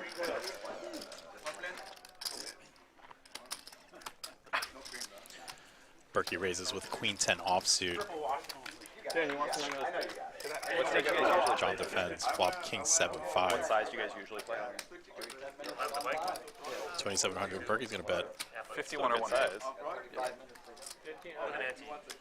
John has a pretty easy continue Smaller here. buy-ins. 20K. Yeah, usually like White 20 chip to high. 40 is the average buy-in. And then Garrett just covers whoever wants to. Got it. Or runs up, whatever stack. By the end of the day, stack probably is average like 60. Interesting turn card. I mean, if you guys did that, Potentially Matt could double here. I think I'd play. Very nice turn card for John. If you wanted to start playing, Just be fun. take his It's equity. just hard for me during the week. Dan, Zack, It's Fridays. trying to recruit Dennis to the game. It sounds like. Yeah, I can maneuver Fridays better. That's a pretty easy value bet for Berkey on this river now. In terms of sizing, he's targeting a 7 mostly, so he Friday should we be can betting bet for appropriately. 2,500. Ryan was like, 2,500. I don't know if you know, I'm like one of the owners here. Imagine being in Dennis's shoes and Dan At the Zack bike? is like telling you, "Oh yeah, we play Fridays all the I time." didn't think that. You know, you're sitting there as Dennis thinking, "Oh, Ryan great, would probably be interested. you in, Dan like, Zack play women's Fridays? Friday, Oh, I'm 'cause it's there. a bigger game. Let's go. I'll be right there next Friday." Had to be on weekends as well. But it would take more 2,500? talking to people and checking. Nice little value bet from Berkey It's here, not easy to get a game like this together. Right, that's like his If I was in dream the is game, to, it'd like, probably run, be easier. run bigger I can games see more that. frequently. and he may get looked Sometimes up we don't actually. even- Like our Friday game is 1-2 or 51, but it runs 80% of the time. It's not Smallish sizing, and yeah, you know, John has a pair. That looks like a check raise. Oh wow. Okay. That was a sick play, mate. like, one Friday we had to switch to 10 and 10. I think I that never say anything like that. I Very nice play by John. I can assure you I would never take Nice anything you say blocker offensively. to do so. More seriously, probably. would be Much better than calling. I'm not sure on performance, that most likely. well, definitely performs better than calling. So he definitely has the right candidate to potentially pull this play off. Now it's a matter of, does Berkey believe this line? How often does he think Johnson check calls, checks, and then checks again with Looks like value? he's gonna see through this. And he yeah. calls. Great play, great call by Matt. Berkey takes one down here. $28,000. That feels good. That's a really good call, man. Yeah, Like, that's a great Close to call, straight. great bet, great call. Saw through the scenario, did not use a time bank. Very quick, easy call from Berkey, and that's a great play. You know, and that's he needed that. He really did. for sure, that's a confidence builder. That's something that could change the session. There's still like 3 hours or Yeah, 4 there's hours a lot to of go. time left. This is not over by any means. So that's a great spot, great pickup by Matt there. Very nice to see that. Well thought out call and made the right play. Did it Not though. pretty decisively. Maybe just a little. Okay. Yeah. Do you? I would think so. I don't think I've never been on the correct side. He of did the not. dealer's mistake. You know, John made a nice play also. Oh, for sure. Like, yeah. that's the thing with someone has to win the pot. Like, Yeah, there's no- exactly right. There's no. I mean, I guess you don't. You can chop it, but in a general sense, like both players could just play the hand correctly, Yeah, but exactly. $12,000 is going the other way. Right. It's the beauty of poker. You know. I don't think they're looking for that. It's like, oh, you played the hand great, but if they did, yeah, but 12,000 is going the other way. it's free to play. Here we see How well did you really play the hand? Right. You just lost 12,000. Johnson here with pocket tens. Looks like there's a straddle from Dennis. Actually, I was at Planet Hollywood playing. So 2,500 from Johnson. Playing blackjack was max bet Dan Smith with ace three of spades has all options on the table here. Yeah, I'm very interested to see if And he does choose the conservative one to fold. the less bullets, less chances you are to make that 3-bet. Yeah, that's an interesting meta as well, just because, you know, Dan Smith did tweet out that he only brought 200,000. I asked him if This game's obviously playing big, Yeah, so you know, so it's one of those things that he's probably going to be passing potentially on like some of these. Yeah, and we've seen him do that a number of times. I mean, it's not like Dan Smith's not hurting for money. It's just the fact for sure. he's limited on his ammo. So Yeah, and I mean that's something that is an additional aspect of the game. Like, you know, he lives in Las Vegas, so moving, it's really difficult to move, you know, $1 million. Oscar racking up here, it looks like. Oh my goodness, I love it. This is the biggest FU to all the players at the table. Just swiping off 300K. Or is he, I'm sure he's coloring up. He can't be leaving. He might be leaving. You think he might be leaving? I think he's done. Wow. So Dennis check raised here with the top pair, Jack kicker. Well, he raised in position. John checked. John bet. Dennis check raised. Dennis is in position. Oh, he's in position. Okay. Yeah. Oh, he's in the button straddle here. Okay. Right. I was like, how is that? How was he possibly last Jack then? I hope Oscar's just coloring up. I really hope. No, he's done. He fist bumped 3 people. Nobody fist bumps 3 people and then stays. Okay. You know, go, hey, I'm gonna fist bump. I'm gonna color up $300,000 here. You know.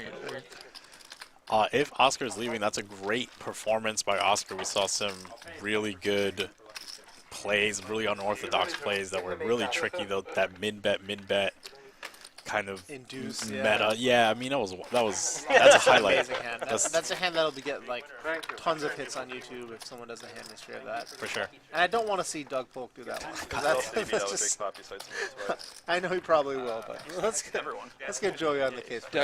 Doug's busy trying to solve the world problems right now. All right, here we go. Oscar, $356,000. Are you for real? And Garrett with a 100K win, very silently and methodically, a 100K winner.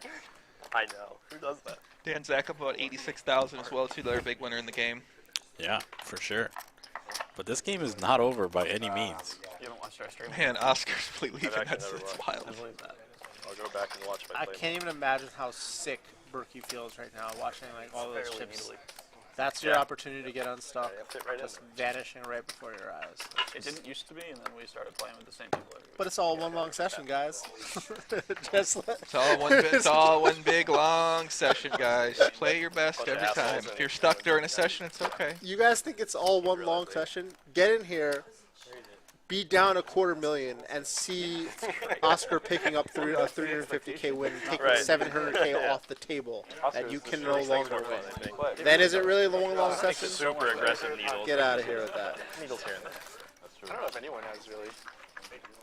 As long as it doesn't get too. You know, I put up a tweet yesterday that said one of the best feelings ever is when you cash out of a poker game, no matter how what you're playing, 1, 2, 2, 5, 5, 10, and you're walking through the casino with all those racks of chips. How good is it gonna feel right now with Oscar when he walks through the room with $700,000 in chips, walks past the guys playing 2-5 out there, the 1-2 table? They're like, what the? That guy just had $700,000 on the table. I mean, wait, those are lavenders? A rack full of lavenders? How much of a boss are you gonna feel like if you're walking out there with $700,000 in the game?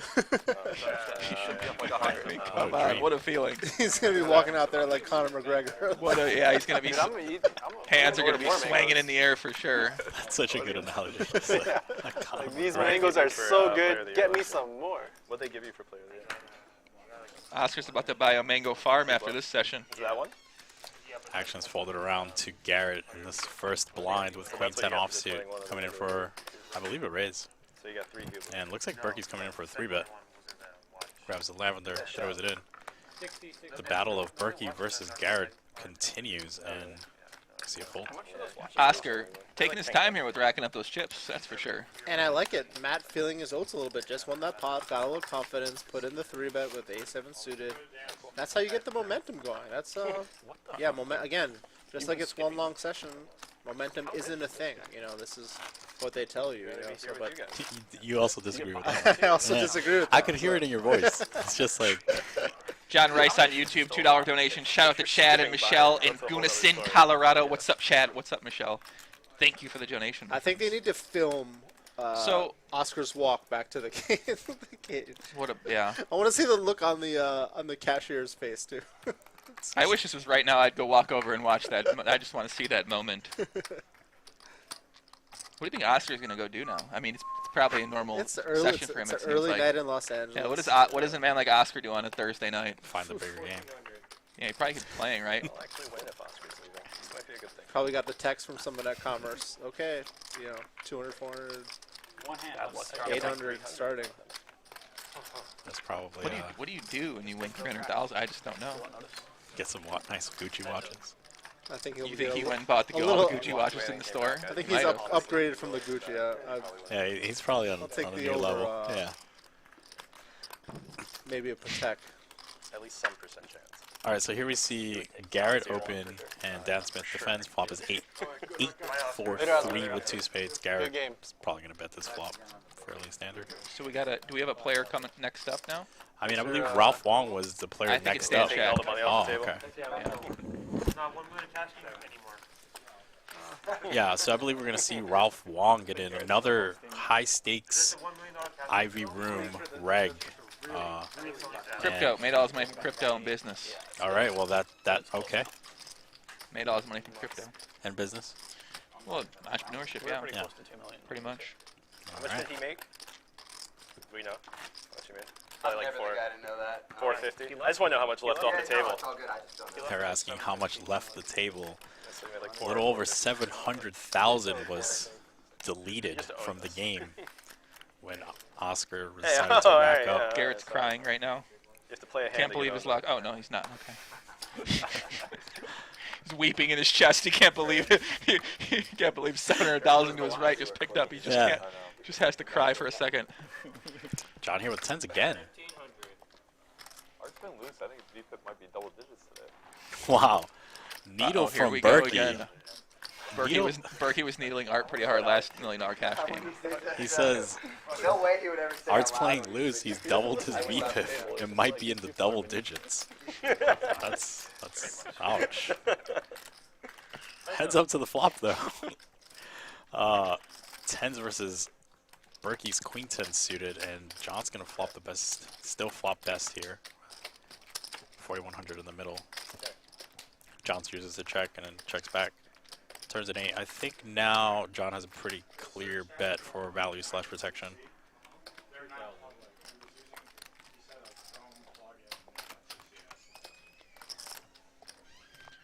Just been told Armenian Mike might be grabbing that seat in the headphones right now. And a peel from Berkey with the gut shot as well as the over. And that's a queen for Berkey, giving, looks like the tide. Berkey, finally. Yeah, it looks like things are changing for Berkey. 8,100 in the middle. I think this is going to be a pretty clear check from John, and Berkey has an easy value bet.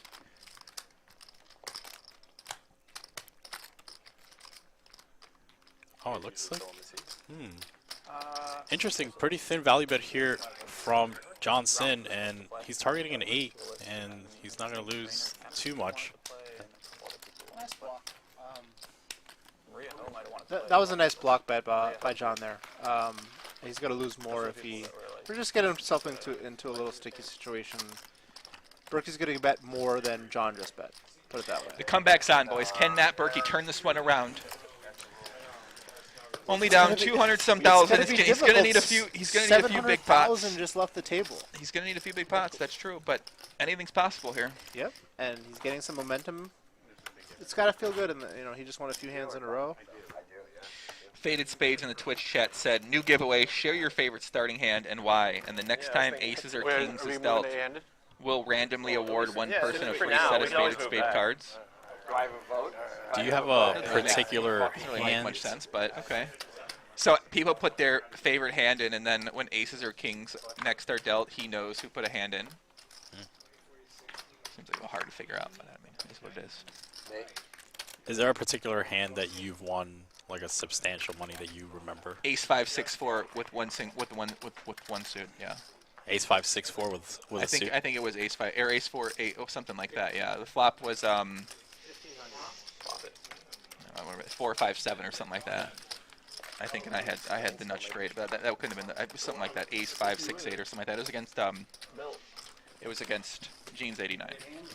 I'll still take. How about you? Do you have like a particular hand? Yeah, I had pocket tens on a jack high disconnected board, and I got check raised on the turn by a billionaire. That didn't last very long. Decided to peel one off, and I was. Ralph must have been sitting. I had two. Ralph was just waiting outside. Oh wow! Ralph just came in here. Ralph must have been playing 5-5 outside. Ralph saw the seat open. He was here quicker than lightning. Ralph was playing 5-5 no limit outside, just waiting. Our new player of the game is Ralph Wong. If you watched the last $1 Million Cash game, you saw he was on the show.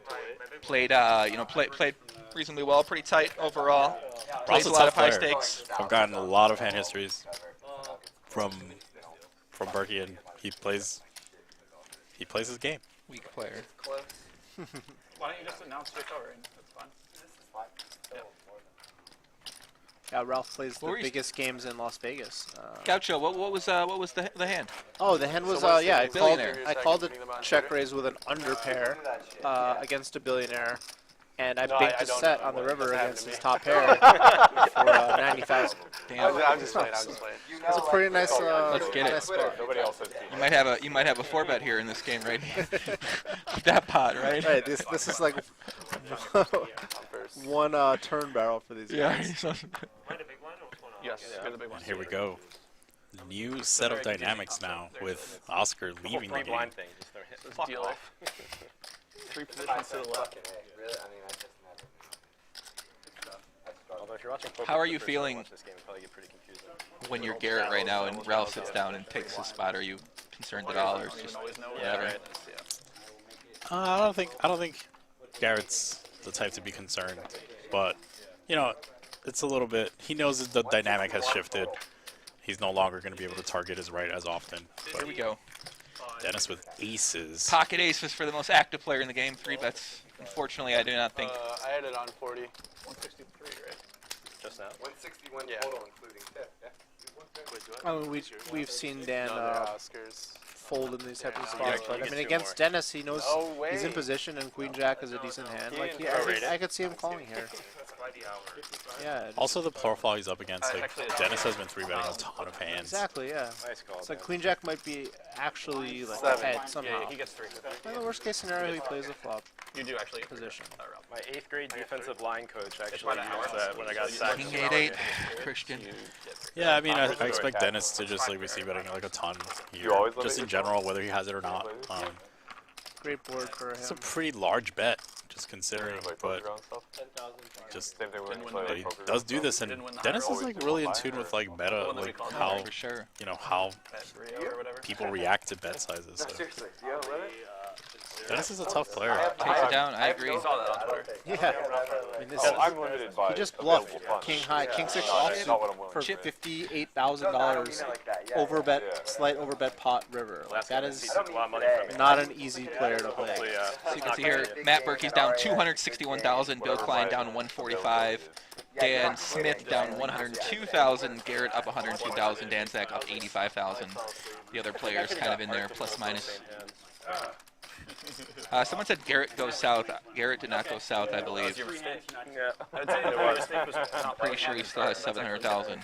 Yeah, he's got the row of lavenders. Man, you know, I put some big ones. Not sure why people are spamming that in the chat. It was weird. We were playing these long sessions, and like halfway He went way through, south? like, the It 18-hour still mark says or he has so, 691,000. it just gets strange. But I do not see those I think it's lavender because stacks I'm playing, Oh, like, yeah. 4-5-handed, there anymore. and throughout the He course took of 2 like stacks of 2 5 hours, payoffs. there was no fewer than 15 4- and 5-bet pots. It was just like never ending.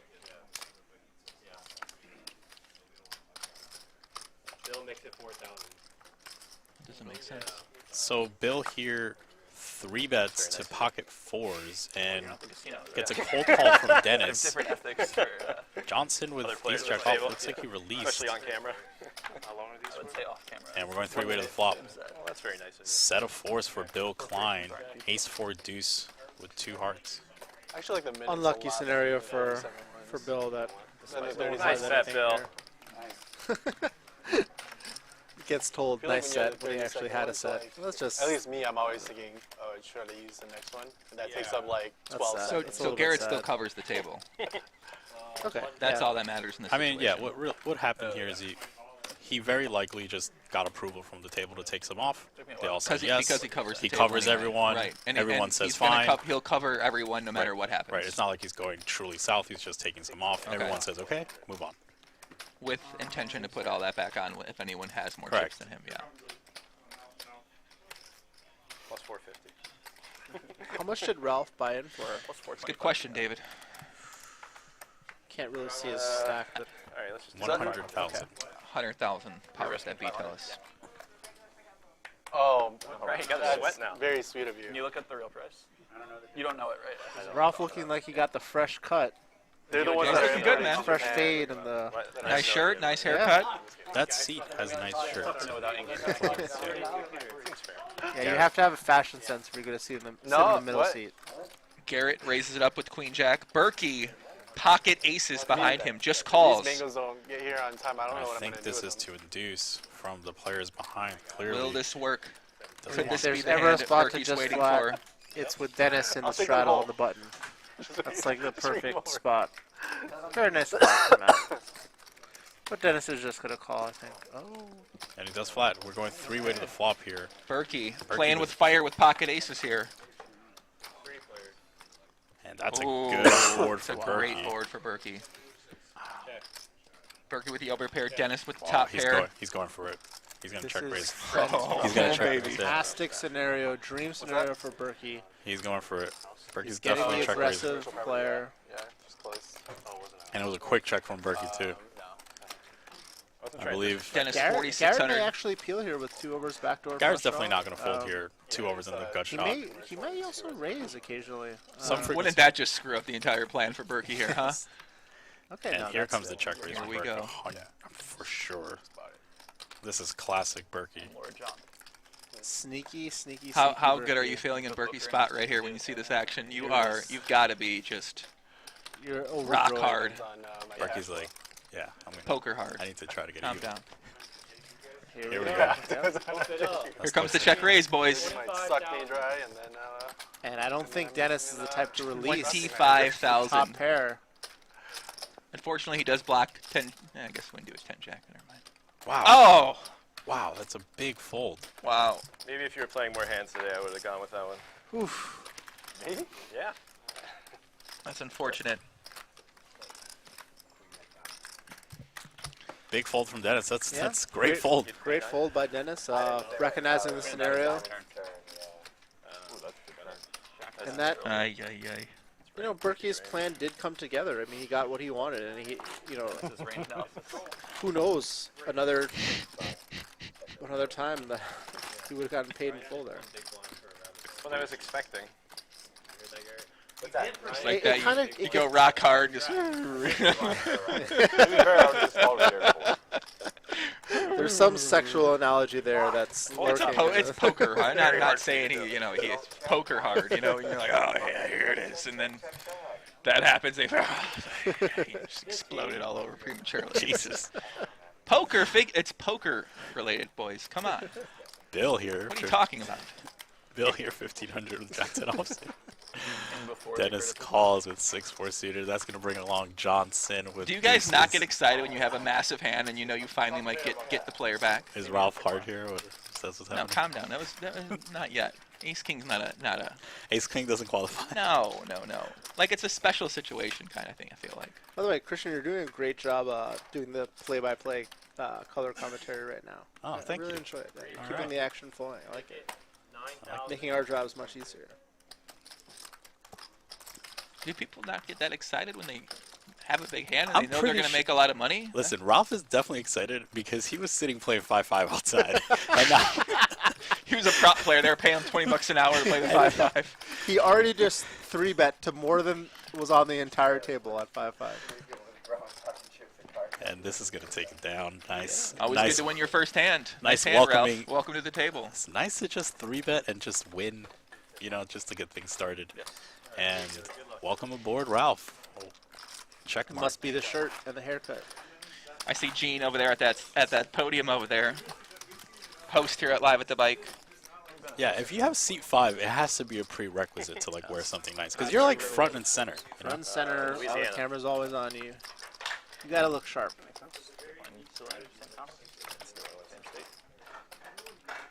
What are you guys talking about? There's a bunch of the schools that I Oh know wait, I'm of. thinking of Tulane. Ralph's shirt. Yeah, Tulane is He also has a nice attire today.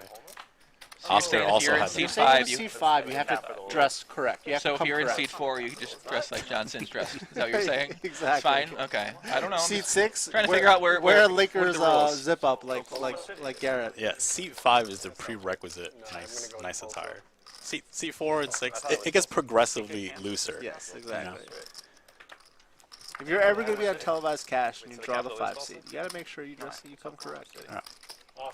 So you should just come correct all the time because you don't know what you're going to draw. Okay, fair enough. Yeah. Have a change of clothes. Shout out Austin Broussard on YouTube. Joey, can I get a shout out? Of course you can, buddy. Played me there. Berkey opens the action here after facing 2 lips from the blinds with pocket threes of 2,500. And Well, their Ralph's not money's going on to the play line. this game. Okay, that's the long play. I see what you did there.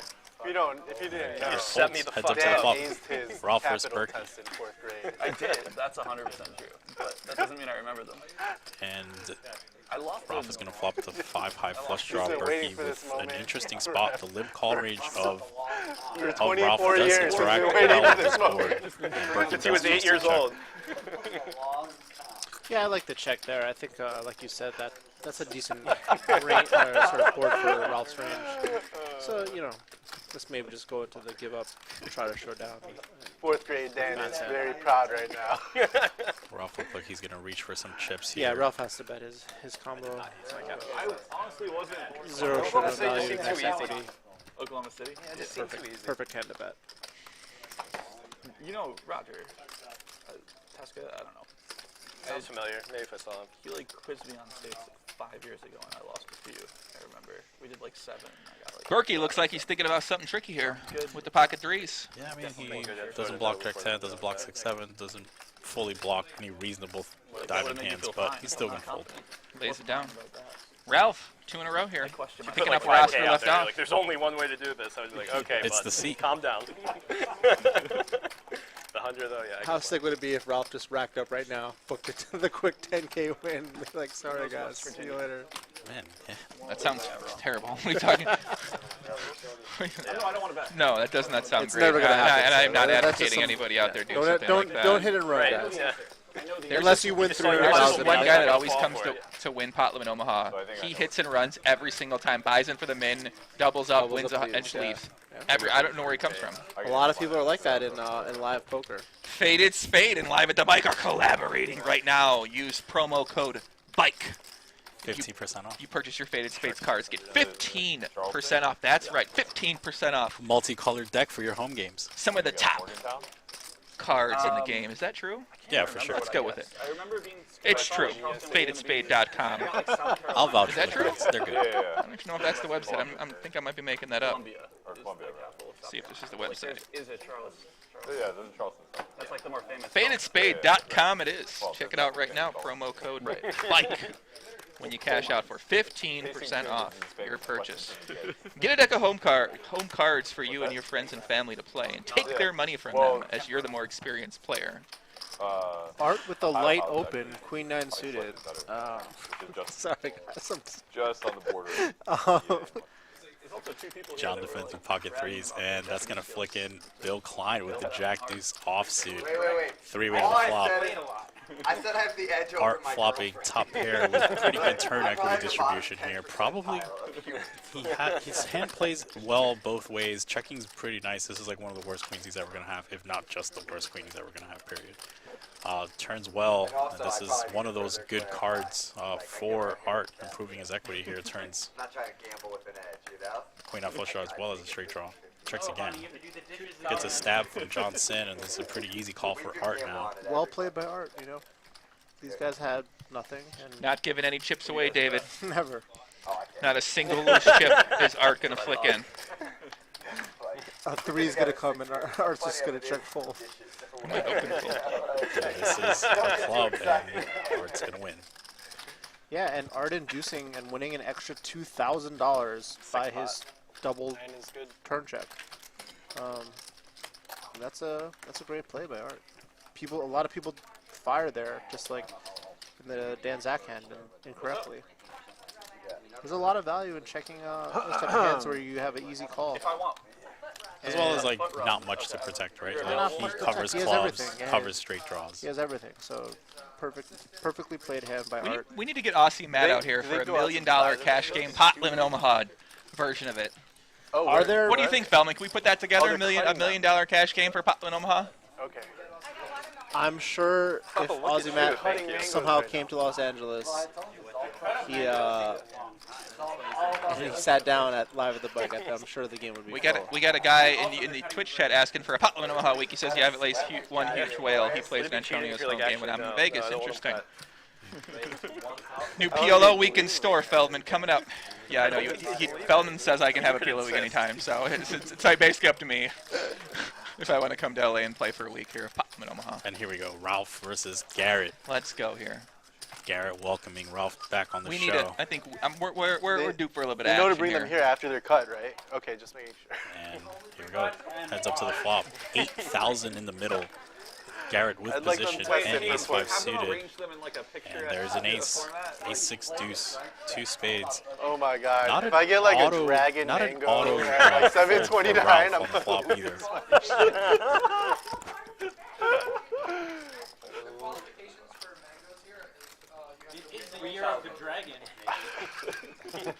Garrett choosing to c-bet for 3,000. I think Ralph has a continue here. Especially the more linear that Garrett is 3-betting, the more often Ralph can call here, and he does choose to call. Yeah, with the backdoor straight, backdoor spades. Oh, it's bad. Set out. These are pretty gangster, man. I'm really nervous about this. Garrett honest in these spots, small c-bet size. I feel like Garrett could fire twice here and charge the spade draw. That's perfectly easy hand. 5 to 1 that I don't. So either way, I think either is fine. But yeah, he's gonna go with the bet here. I like it. That's what I would have played that. Pretty small bet, targeting. Yeah, targeting a spade. Targeting some spades. Can we say mangoes pocket middle pairs. doors? Yeah, exactly. At 728. No. Oh, no. Nice value protection. I'm gonna swallow one whole. This is probably gonna end the hand.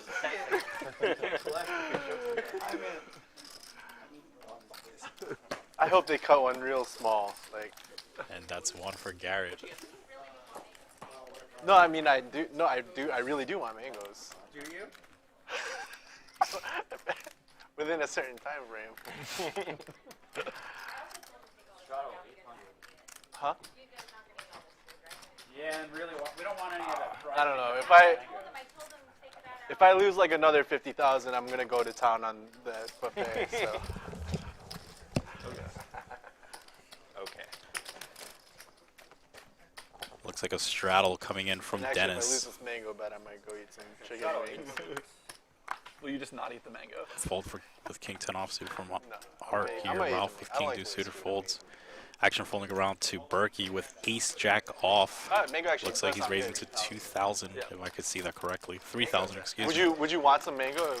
And that's gonna take it down. I don't need it at all. Nice chunky sizing on the button. I like it. You know, it's I like that 3K, especially on Dennis. You know, Dennis is a defender. Like, yes, you need absolutely. To, you have a great hand. Tax an older defender. You know, that's a really nice size up, I think. Who knows when that'll come up. So there's 1, 2, 4, the 4 ante, and then the straddle. Like, just winning the pot pre is so absurd. I mean, they're playing such a massive game right now, and they're all laughing and having fun too, which is the great thing. You know, Berkey's down $250,000 and he's just laughing. You know, I love it. I love it. I mean, all these players have been here before. Like, they understand the swings of Dylan Hold'em. Yeah, these are very all-season professionals. Me too, man. We got 2 minutes. And they're enjoying themselves. You know, this is This So is fun. what if it comes on If you're a 7 poker player, this is That's me, right? Because Like the Heads bet up was in on a 43. limp pot so here. I should Ace, get ace, on 7. Dan Zack 28. with way more aces than Dennis, so What's he's fair just is gonna fair, stab a but ton on this board, and he's gonna take it down. The exhale, Yep. right? Very nice. How can you have an Played ace? by Patrick that asks, are there presentation's worth 100 25K bucks. chips in play? No, the bike does I'm not devastated. carry them, from what I've heard. Yeah. So If it comes 29 just with 5K like is the a largest statue, denomination in play. That's going to be the That would be lavender worth chips you $1. see in front of Berkey's stack there. Cost me 90K, But you did it. but I'm doing it. Yeah. Can I get a four? Can I get a That is John Sin, main event winner, WSOP, world champion. the world champion. Great losing. player. Once in my life. For sure. Yeah. Crushing live cash games for years. Legitimately. Sounds like a fun hand. I did not have it, which made it even more fun. Is John? How's he doing in this session? Oh, baby! I think that John's like hovering around, you know, either up a little or down a little bit, not necessarily anything too outlandish. Just this one, but these ones, the one you ate did. No, it didn't. It That's the best mango skin I've ever had. They have some sort of mango prop bet. I'm not exactly sure what's going on, but They've been talking about the mango for a while. yeah, I think Johnson might have to eat a mango or not eat a mango. I really don't know what's going on, but something to do with Thank mangoes. God and they didn't a skin prop it. bet with Wow, Johnson. can you believe that? Man. Saved by the skin of the mango. I just want to look at it. Oh, thank you. Bro, that skin is, I don't think that skin's meant to be eaten. Needed some sticky rice on the side. Huh? Just gonna let the conversation. Wow, what a continue. line you set. John's sitting there with a fork in his hand. Quality watermelon. All right, so this is a pretty interesting flop here. Queen 10-9 with 2 clubs, the queen and the 9, giving Art top and bottom. John Sin top pair and a gut shot. Dan Smith top pair and an open-ended straight draw. So I'm not too attached. Very interesting spot. I think this is a pretty easy call for Dan Smith. Now the action will be on Art, who I expect is just gonna call. Yeah, I mean, I can't see him folding, and raising is a little bit overplaying your hand, so This is fine. calling seems to make the Yeah. most sense for sure. And here we see the call. So here we go, 17,000 in the middle, Look so good. and that is a king, improving John's hand, but further improving Dan Smith's hand. This is a pretty obvious card, though. It's for Johnson to understand that he's very often not ahead. 17,000 in the middle. Now Dan Smith with a decision of how much he wants to bet, or if he wants to bet. Watermelon is always so good. I love watermelon. Yeah, I mean, By far my favorite I fruit, feel like not even close. Dan will bet here just to protect his hand. Our baseball team used to just Yeah, bring a charge. whole watermelon to every one of our But games. Dan is very good at the live mannerisms. Like you saw a lot of Chewing tobacco. sort of reverse tells Yeah. there and stuff, like using the time bank. Oh, it's such a tough decision, you know, like Where we at? this is what makes Dan like a world-class player. Like you think you're going to get a tell off Dan? No, he's tricking you. Like that's the bottom line, you know, like 9,000 is the bet, and I think that now Art's hand has deteriorated to such a way where they're not even there anymore. The cards weren't even in front of him anymore. I couldn't even finish my sentence, and the cards are gone. That's awesome. Good fold by Art there, and now John with a decision. yeah, very Not tough right spot now, for but John. I'll take some. Thank you. He may have Incredibly hard too to eat. much equity to fold, but I mean it's just a No, no, disgusting can you- spot. I can mean, you eat- Well, can I you eat think the interesting part about that hand is I that hope not. the presence of Art actually protects John. So because of the relative position, don't feel like great. when Dan Smith bets, he harder has for to him be to strong. bet, yes. Correct. It's harder Great for him to point. bluff because the presence of Art potentially having a jack now kind of saves John. If this was heads up, it'd be much harder for him to Absolutely fold. great point. for sure. It's a very nice way to put it. Art is in essence protecting Yeah. By choice. protecting Dan from bluffing too It often. was someone at a casino, though. Right, exactly. Or John being overbluffed, etc. Yeah. Same thing. We saw the V-pips there. I think now Berkey's creeping up at the top of the list as well as It's like Dennis. a combination of the two main meals that I eat. I mean, at this point, like, you know, Berkey's not going to get unstuck by folding. So I mean, Yeah, you yeah, know. for sure. But I don't think Berkey's too worried about leaving this game stuck. You know, there's so, there's a like, game I in mean, Vegas for Philly, him every day, like, probably chicken. for him to play, and it's gonna be Okay, fine. the games have been good in Vegas. Right. That's good. I mean, him and Dennis have been battling a fair amount this week. Nice. So it's you It's know good to hear the poker economy is doing well. You know, the games are popping off all over the country. Boston, where I live, is getting a casino. Like this is great. It's We're good getting times. we're getting a resurgence of poker. I mean, this feels like it. It really does feel like the high stakes poker 2.0. Fernando Diaz asks, "What does VPIP stand for?" Voluntary put in pot. So you know, when you enter the pot, that's voluntarily, meaning like it's not checked around in your big blind and you check it. You know, if you call the raise or something, that's voluntarily putting money in the pot. Right. Anytime you call a raise, anytime you raise, anytime you limp, anything like that is Exactly. All voluntarily that putting them. accounts to your VPIP. Berkey here with middle pair, checking once more to Dan Zack. Dan Zack looks like he is likely to just attempt to check this down. 12K in the middle, 3 on the river. Now Berkey with a decision if he wants to bet here and try to get called by ace high. I feel like he's been going for thin value in these spots. So And he is going to bet. Yeah, I feel And like I really like this bet. Yeah, I mean he very often has the best hand, and, you know. 3,500, and this is strictly not allowing Dan Zack to show down ace high. Exactly, it's great. It's a great play. Nice bet. Targeting exactly what Dan happens to have. The way the hand played out makes sense for Dan to have ace high, and he may find a call somehow. He's a limit player, you know. Limit players don't fold ace high. And Yeah, here exactly. we go. That's a call. Nice bet by Matt Berkey. Yep. 19,000 going his way, and Excellent value bet. A lot of players miss that bet in Berkey's shoes, I feel like. Really important to his win rate overall to be able to make those bets, those thin value bets. Never been. Everyone raves about it. And by the way, like, you know, Dan is sort of capped at what he has, so I mean he's relatively high up in his range, so his call isn't out of line either. oh no, for sure. I mean, Dan Zack's extremely calculated. Yeah.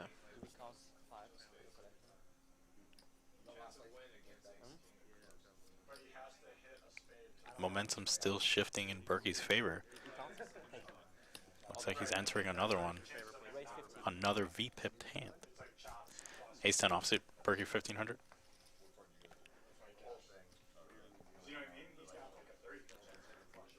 Ken is saying that he's been watching since the beginning of the stream, and Garrett's on his 4th plate of food. Well, how do you think those muscles come? Like, he has to eat. And this is the best, like when the player eating a mango, you know, wakes up and puts in the 3-bet. Like, is that ever with like the A7 offsuit? Berkey folds quickly to Art's 3-bet. Yeah, exactly. Like Art has been playing so solid, and like he's eating a mango. Like all of a sudden, what? He's gonna 3-bet light and put down the mango, stop mid mango, and put in the light 3-bet. I mean, no, it's not gonna happen. So, you know, Art needs to work on his balancing the mango put down. That's 3-bet squeeze. That's next level range, you know. Yeah. But, no. Mango reads, says the chat. Yep. Mango reads.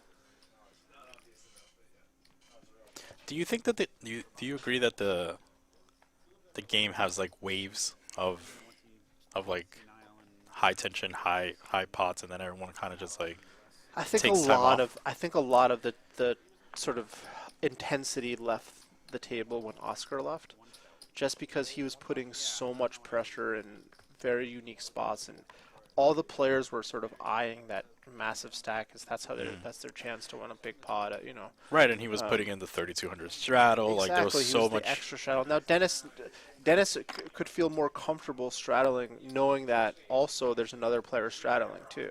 Correct. So that now Dennis may be slightly less likely to straddle, or maybe even much less likely to straddle, given that there's not someone following suit or putting in that additional straddle. So that absolutely it goes in waves. Like this is a scenario where 700K left the table, a huge winner. Everyone still wants to win, but there's less opportunity to do so now that. Well, exactly like the opportunity of $1 million pot is just very unlikely to happen. Yeah, exactly right. Some people in the chat asking who the announcers are. This is legendary David Paredes Gaucho himself, Mr. 60 Minutes, and myself, Christian Soto. No 60 minutes for me yet, unfortunately. How did that feel? How was your walk me through the process of getting on 60 Minutes? It was insane. I actually was working at a hedge fund at the time, and normally hedge funds are very secretive, and they wouldn't just allow a random employee to go on 60 Minutes. But it was something that I actually got hired in part because of my poker skills, and I had to go through the approval process with the general counsel of the hedge fund to go on the show. But the boss was very nice and let me do so, and it was amazing. I mean, 60 Minutes is Obama's on 60 Minutes. Like people who invent and cure diseases are on there. It was an honor. For sure. It was a great, and I like that it did something that positive for the poker community. Poker should be a clean, honest game in essence. Cheating really needs to be curtailed, and it's not like the olden days, the wild west, when the marking cards and stuff. And you always want to be aware of potential of people doing nefarious things. Whenever there's a lot of money on the line, people are going to be incentivized to do so. But the integrity of the game is of the utmost importance, and that's something that I feel like most players are value. So I was glad to be able to contribute to that. Cleaning up the game is good for poker. It really is. So you said you got the job partially because of your poker skills. Do you think there are areas in business or just the business sector, so to speak, that translates poker translates well? I think for many jobs in finance, it's actually looked on as a positive if you have a poker background, because they know you're well versed in statistical analysis, probability, game theory, all these things that come into play in finance. Risk of ruin, all these. Yeah. Risk of ruin, yeah, exactly. All these basically probabilistic outcomes. So an event doesn't just happen in a black or white sense. There's 30% chance that this happens and a 70% chance that that happens. So being able to mentally go through that sort of framework is very important and looked on positive. I mean, sure, poker's not going to apply to every type of job, but there's certain jobs where the strategic thinking element is very translatable into the type of work that you would do in finance. Big flop for Berkey, and he chooses to check the flop, and he's going to turn the nut flush. Check mark next to his name. Berkey turning it around here. Yeah, momentum's been shifting a little bit towards Berkey's way here, and let's see if he chooses it. Yep, he chooses to check again, which I like a lot. These two players are stoic. This is better for range for Garrett, right? For sure, yeah. And that's why he's going to stab. Oh, he doesn't. Wow. Okay. Garrett just has a really bad hand to bet this board. No potential to hit anything. Berkey's effectively just thinking if he should bet or check, and he's going to bet. Yeah. Looks like he's going to block. Okay, I like this. And this is him, attempting to protect his range. There are hands he's going to want to bet here for value, but he can't necessarily pull out. But having this hand in his range will allow him to bet call and protect those other hands that are somewhat weaker. But yeah, this is not if he has a 5 or sorry a 6 here that he or anything just jacks, Yep. anything like that. Exactly. You don't think he's pull here, right? The sizing doesn't indicate pulled. Oh, so. Not pull. Okay. That size, not pull. Okay. Taking notes on the no limit. Joey, watch. Joey's gonna come in here I'm next year. trolling. By next year, he's gonna be in this game. I'd crush all these guys. Maybe not Dan Zack, but everyone else I would take down in 2-card pop. Lots of talking, lots of meta from Garrett. Berkey staying stoic. Thanks for sharing, Strat. In a few years, they're gonna invent cloning and just, you know.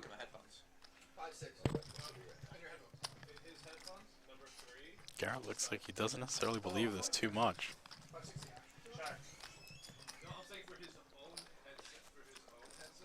Which is why this is a great sizing. Like it kind of invites curiosity, so to speak.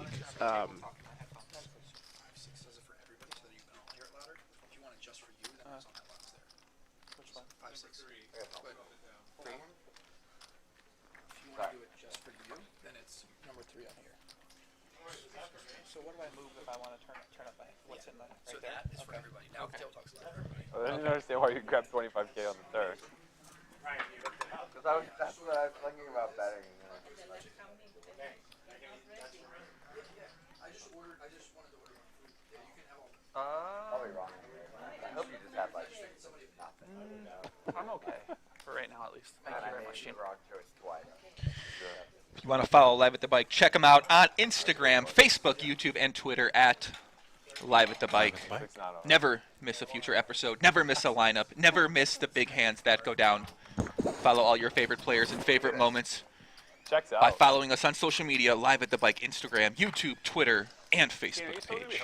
And you see a lot of the highlights of the games being tweeted out on YouTube, and they're very well produced, so it's really enjoyable to watch. Berkey here opens with ace-10 offsuit on the button to 1,500. 3-bet coming from Dan Smith. Right. No, he just chooses to call.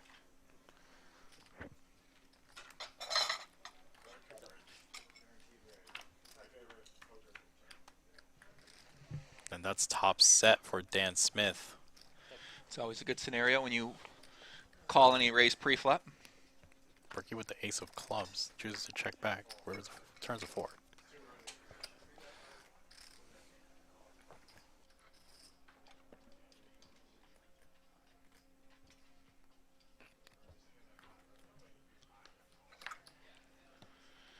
Turn goes check as well too. River. Dan still has top set. Will he decide to bet? He does not bet. Gets full value from his hand as checks 3 streets, and he's going to win the small pot. Can never be too careful sometimes out there, guys.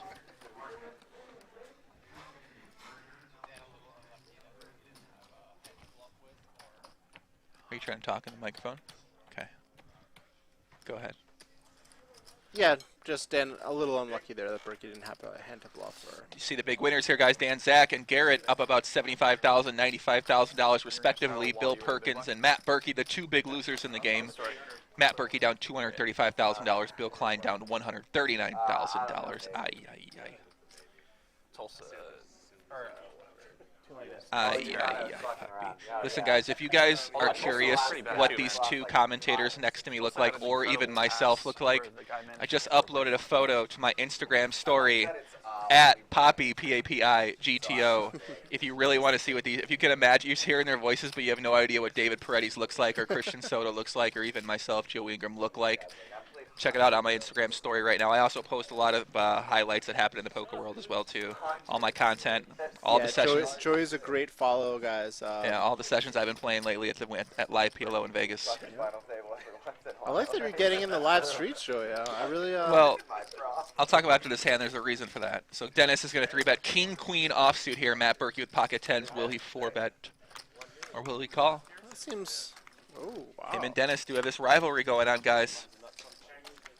Matt Berkey's going for it, $150,000 deep here. This could be his redemption moment. 22,000 4-bet.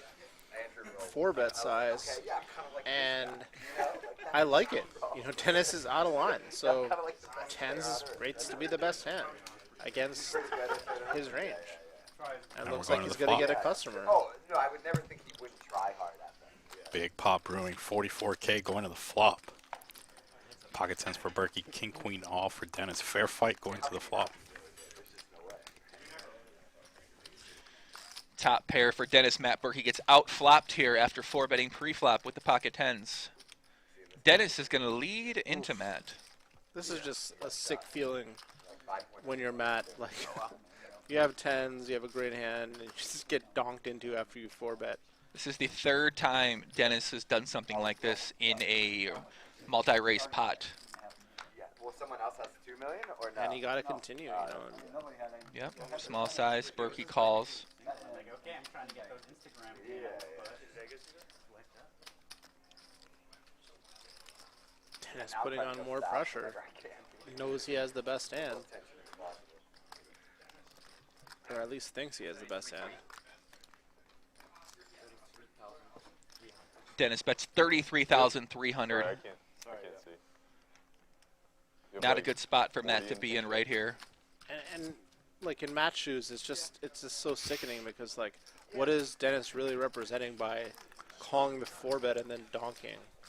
And then donking again. I mean, it's just like, does he really have a king always? Like,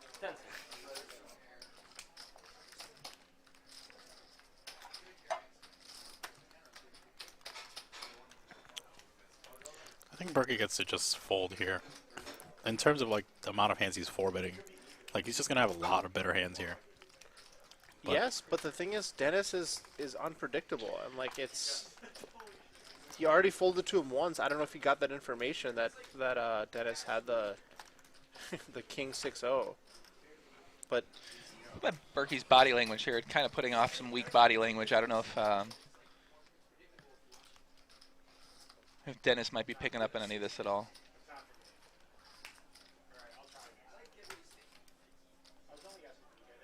it looks like he's reaching for calling chips.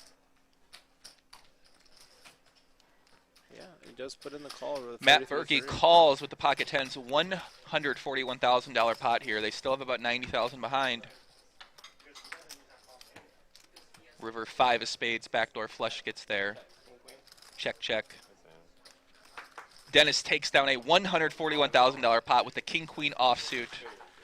Incredible value that he got for his hand. Wow, what a hand. With the donk. A very unorthodox lead there by Dennis. I don't think many other players out there would have decided to take that approach, and he gets paid off 2 streets. Most GTO players simplify their game tree by not having donks in 3-bet pots and 4-bet pots. Well, if people are wondering what Berkey was thinking there was a couple moments earlier in the stream where Dennis had a very similar situation where he had king 10 and he let out into Oscar, once again bet the turn, and then folded to a shove with a very weak hand. So Matt may have thought he was doing something similar in that situation right there by calling that turn. Unfortunately, I think he could have been doing that with some of the jacks, and kind of the hand you hope he had has a 10 in it, and Berkey has 2 10s. So obviously ambitious call, but that's how it goes sometimes between someone you play a lot against with when these two have recently played so much together.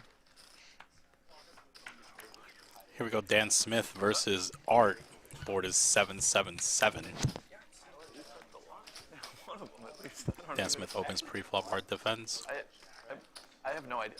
I don't bet sports, so I have no idea. I think it was okay. Intuitively, it seems, Intuitively, it seems all right. Yeah. Both of us having the same hand. Yep. Right, all we know is an 0 and 14 versus a 6 and 9 in fair games. Yeah. Because overall, that doesn't mean much. Just like you have no idea how hard, difficult, how hard or easy they scheduled. But in conference is the same.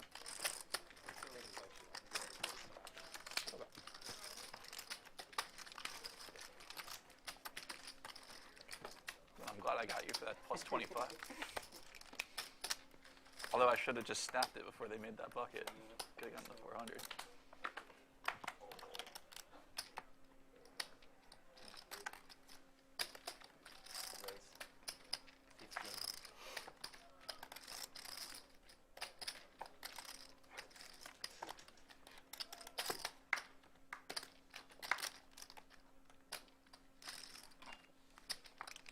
Joey is doing the whole 10 hours. Berkey opening Queen 4 suited gets defended by Dennis as well as John Sin in the third blind with King 10 of clubs. flop is Jack 10-7 with 2 spades. I don't know. Well, because they wanted Joey to do it, I think. Flop checks through, turns the 8 of spades. Joey's only commentated our like PLO games. We did 10 and a quarter and 25 PLO games. Turn checks through again as well. Yeah.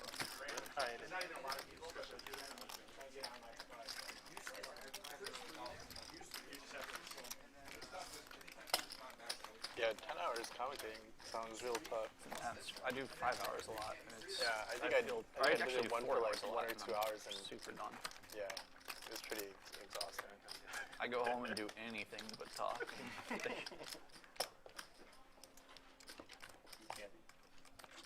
No, I'm good unless I get killed and the candy comes out. Just for a couple hours. Yeah, Although, one time. Yeah, my It was candy pretty thing is, like, exhausting. if it's, I also can't It's have not it in my. house. I would never If it's volunteer there, I to do eat it. I was promoting a charity thing, so I was like stepping in. But Man, just yeah. any form of sugar. I'm just, my favorites are like Skittles are good. I think sour Skittles more than. Action folded around to Dennis Blyden, King 10 of spades on the button.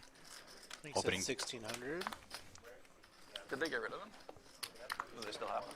Ralph with yeah, that's a the saddest thing that happened standard was defender. Well, not the saddest thing. The saddest thing related to candy. Yeah. That was an absurd statement. It was about to be. It's when they got rid of crispy M&Ms. And they finally brought them back.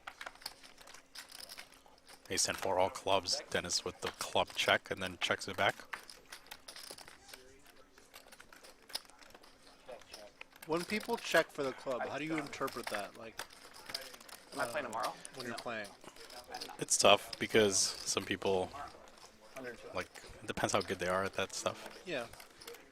Like Matisau is playing. Very nice bluff from Ralph. Antonio's playing. Picks up 3K there. A little bit over 3K. To get that through is a really good feeling, you know. You have queen high, no showdown value, you know you're not good. And you just get the snot fold, which is a huge pickup. I know Mike. These small pots are so important for your win rate. And finding those spots and getting those spots through make all the difference. I'll jump back in here with you guys. We have Ryan back in the booth. Very nice. I was letting you guys, you know. You guys have been crushing it, so you've been letting you guys run the show. Thank you enjoying very your much analysis. for this opportunity, Ryan. Such fun.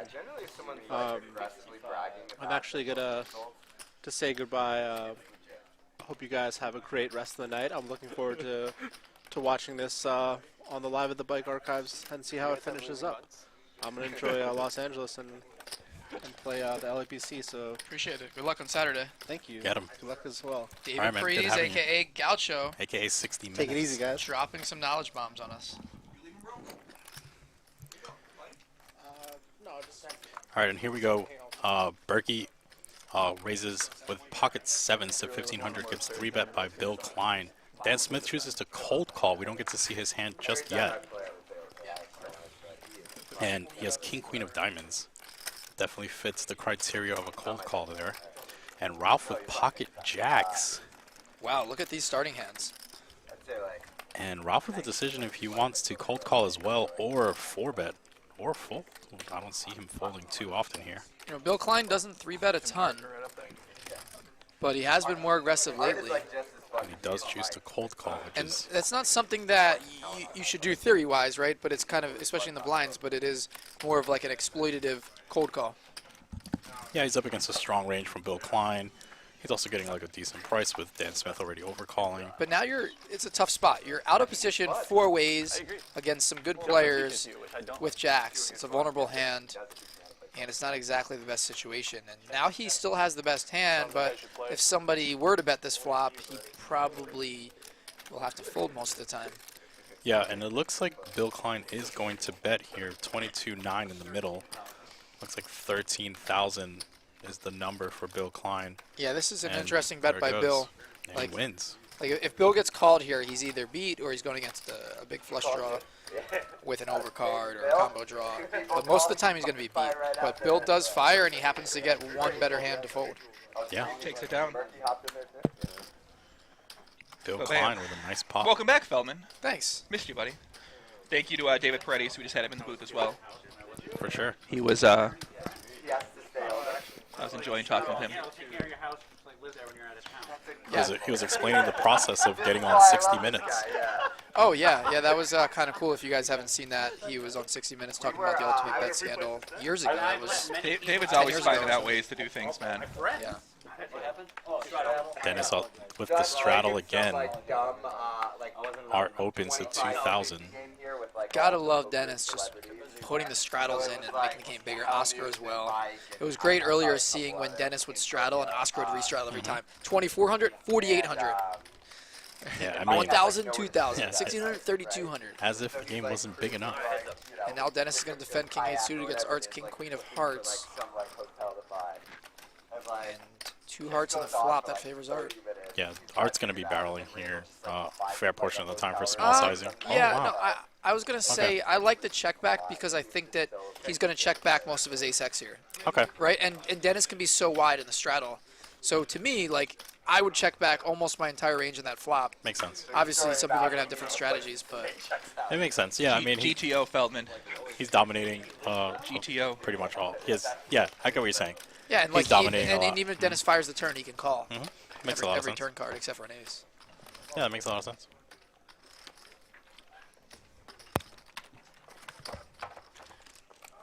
Very GTO, Ryan. You playing a lot of poker lately? I play too much poker. Yeah? How's it been going? Some days are better than others. Well, how could you be losing, man? Commentating the stream as often as you do, I feel like you just have to get so much better by watching these guys No, play. I've gotten way better over the last couple years. Subscribe now for unlimited access to thousands of videos, only $19.99 a month. Sign up now, liveatthebike.com, and guess what? You get 2 weeks free if you sign up this week, so today or tomorrow. If you sign up at liveatthebike.com, you'll get that 2-week free promo code. High stakes, one word, type it in, and you can check it out. You can watch this whole show over again tomorrow. You can watch the old $1 Million Cash game from December, the condensed version as well. Any of the games we run every week, all the Friday games with Garrett and crew. And we have another game tomorrow. So tomorrow night, 6 p.m. Pacific, 100, 200 once again. Garrett and Nick and Gall and Andy, they'll be back in the mix. Possibly some of the other players in this game as well. So, yeah, if you like high-stakes poker, this is the day. But tomorrow's days. still a really good day. Yeah, back-to-back days, high stakes. Oh, shit. Dennis opening ace-deuce off to 1,400. Action is folded around to Ralph with king 7 suited on the button.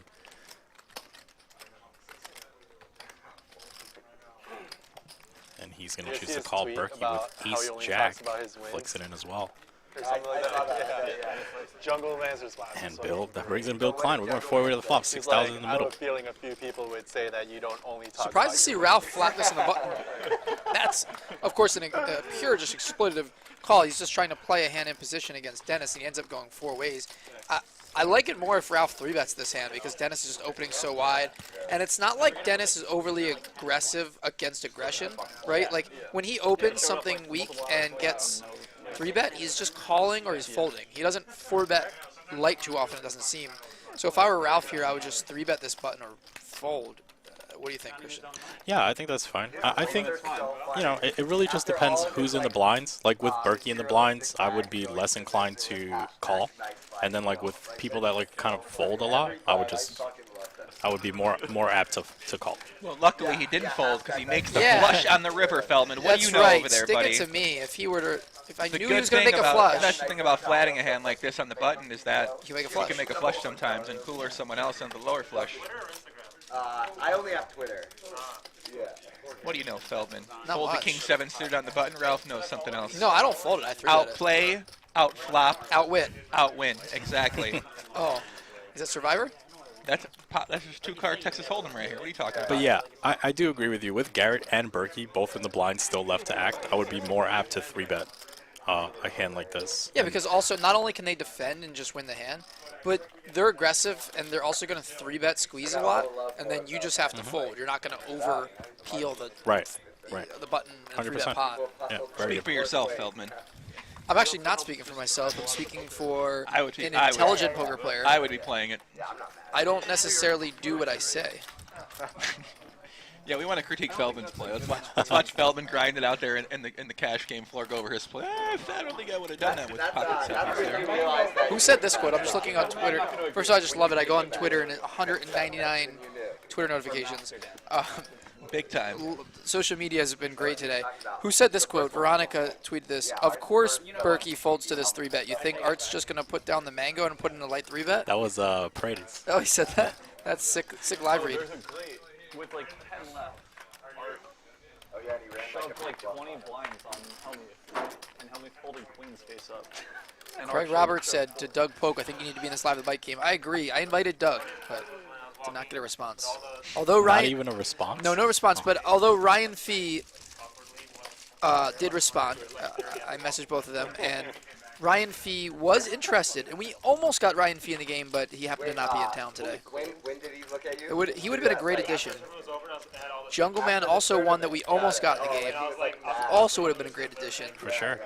He's very competitive. But I'm sure after everyone sees the action today, if Your we phone's get- going to be blowing up. Yeah, if we get a similar lineup for $1 million cash game 3.0, whenever that happens to be, then I think it's gonna keep getting better.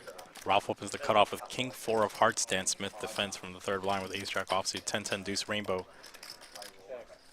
Check from Dan Smith. Ralph with a decision to check her bet.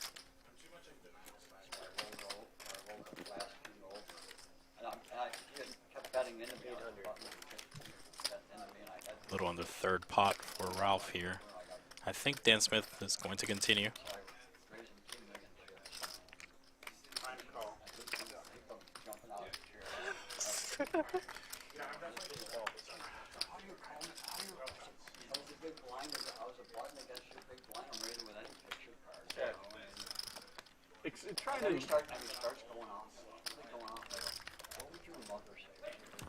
Check, check, turn.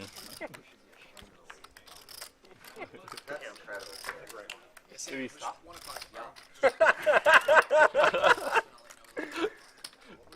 Fucking hell, dude. Yeah, I think he's just so used to when he barks at people, they just like say nothing, you know? Interesting run out. Dan with ace high, and this is definitely goes in the check department. Ralph's one's pretty close. Yeah, he's gonna check it back.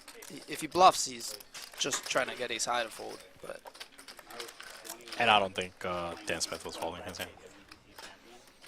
I love the introduction on Live at the Bike's YouTube channel where Art has that big smile about around 16 seconds in. yeah, that's all Patrick. I could watch that every day, all day long. Sure, Art loves that. I think we have we have another intro we have for that we use for the $1 million cash game condensed version on our website. We'll have to use for something else too. That's a pretty cool intro, right, Patrick? Yeah, it's a minute long. It's pretty long. Another It's like a straddle promo from Dennis. video. It's shows Art making the $55,000 bluff against Garrett.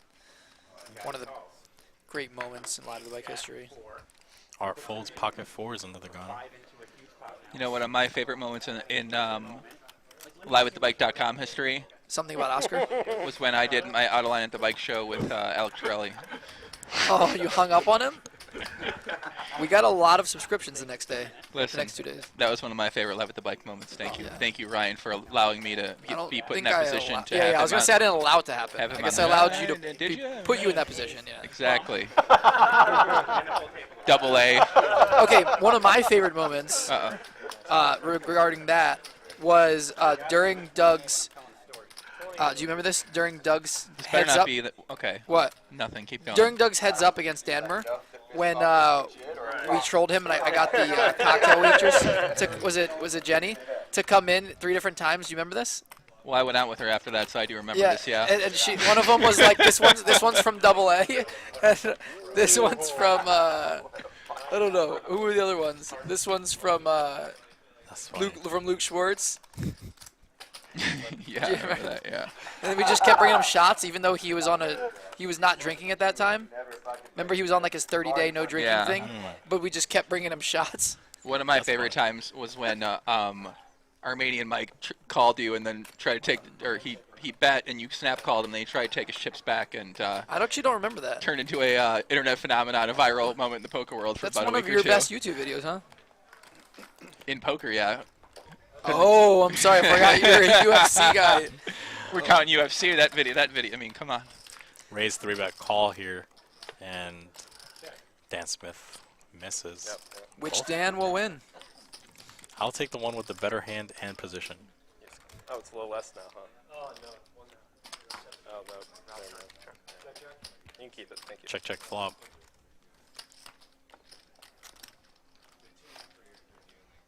I feel like you should count as half. I don't have 10 seconds. Strictly based on stocks. Like, nothing against it. Yeah. I didn't see the Yeah. also.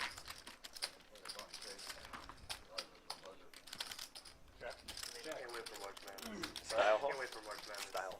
Dan Smith checks once more. I assume Dan Zack is going to attempt to show this down, unless he wants to bet for protection. They're the largest.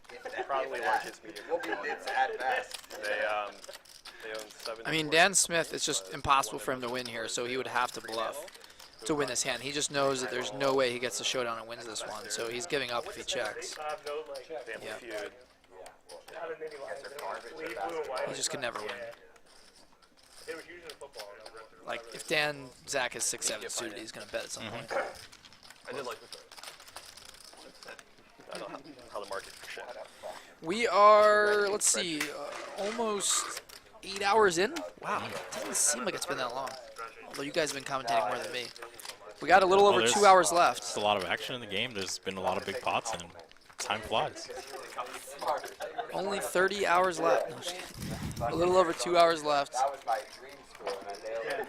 What are your predictions for the final Still trying to think. 2 hours? Did you of give this up? game? I would say some poker hands, some money flying around. I don't know. Anything is possible. You just never know when. The thing is, you can't go away because you just never know in this game when a big pot's going to happen. Yeah, we've seen some anticlimactic boards past few hours here. Haven't really seen anything big take place or anything like that. No big hand versus big hand or big flop versus big flop. Well, once we lose Oscar, you know, he takes away from some of the big action, the 3-bet, 4-betting, the big straddles. No, I'm just so used to. And I think Dennis is adjusting a little bit to the current lineup, right? Yeah.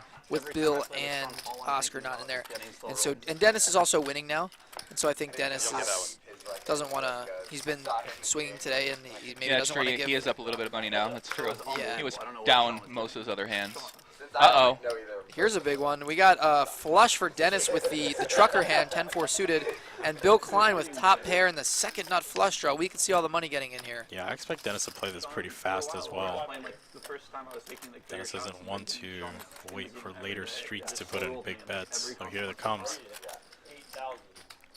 Check raise to 8,000, and Bill's not going to go anywhere. No, Bill's not folding. We've seen Dennis do this with air. We've seen Dennis check raise an ace-high board with queen 10. Not sure So what to Bill, think of it. I'm sure, is aware of that, and will never fold this end, no matter what. Pretty standard just call now for Bill. Don't expect anything else. Bill does call here. 19-7 going to this turn. That is a complete brick. Only 4-5 fills. And that's a big bet. That's Wow. 25,000. An overbet from Dennis. 30,000, excuse me. He just picks up some Lavengers, just throws them All in a call. Wow, all in a call. We have a huge pot here. And Bill's not going to like that when he gets snapped. $154,000 pot. Bill One says- time here. Bill says he only runs it once. Too rich to go twice. And Dennis is going to win a $154,000 pot against Bill Klein. That's okay. Thanks, Bill. Nice play with you, Bill. And that's going to do it for Bill Klein. $200K for him. And Dennis is now up $100,000 today. One of the big winners. Not the e-cigarette company, is it? No, it's like you do like marketing.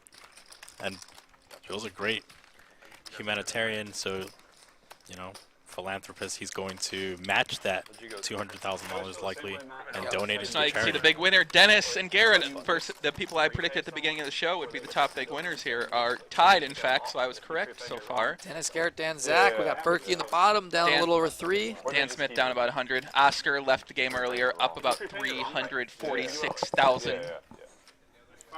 Not a bad day's work. When's the last time you made 350,000 in a day, Joey?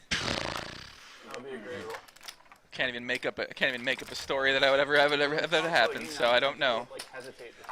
Although I guess I've got 1/3 of the way there, but sick brag. Not all the way there. 350. What would you do, Feldman, if you won 350 in a day? I always offer people I would insurance. smile. Think about each person that Probably. has the decision of whether or not. Okay. What would I do? Living on the edge. Dinner on me.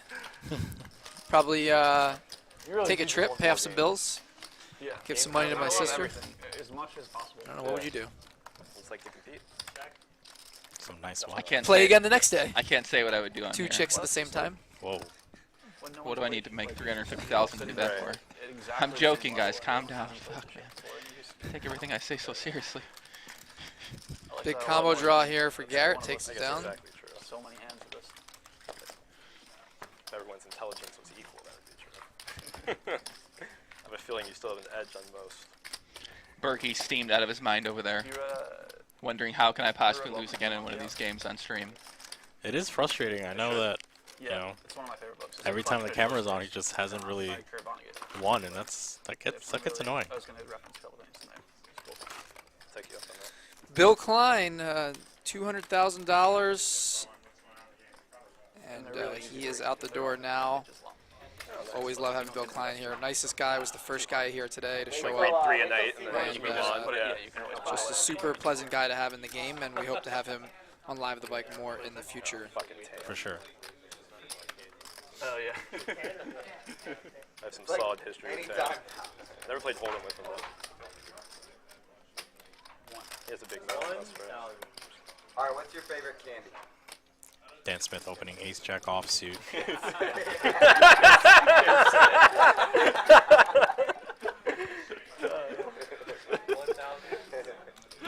Wow, I'm surprised to see Art call here in the middle blind. Art usually plays pretty tight in that middle blind, and he does make the call. I saw the other split 11 and 1 in conference. Jack. Ace high, the best hand here for Dan Smith. You want UC Davis? 10 to 1.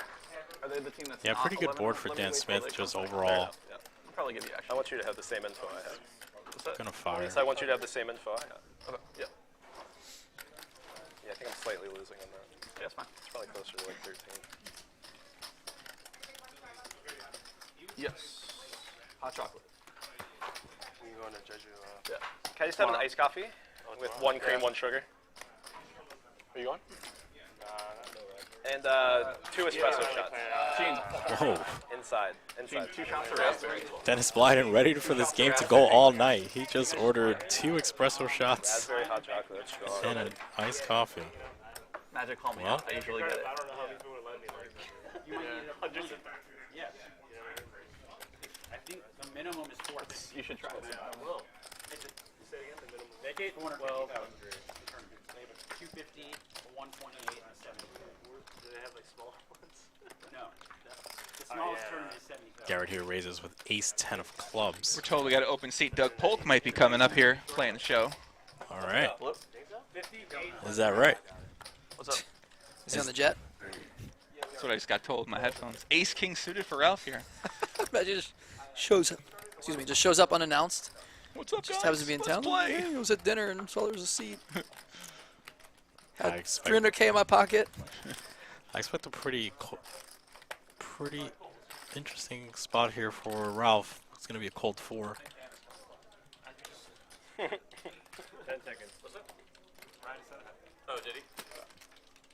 Alright, bump it up. 18,400. Oh. Oh. Unfortunately. And this is going to end the hand.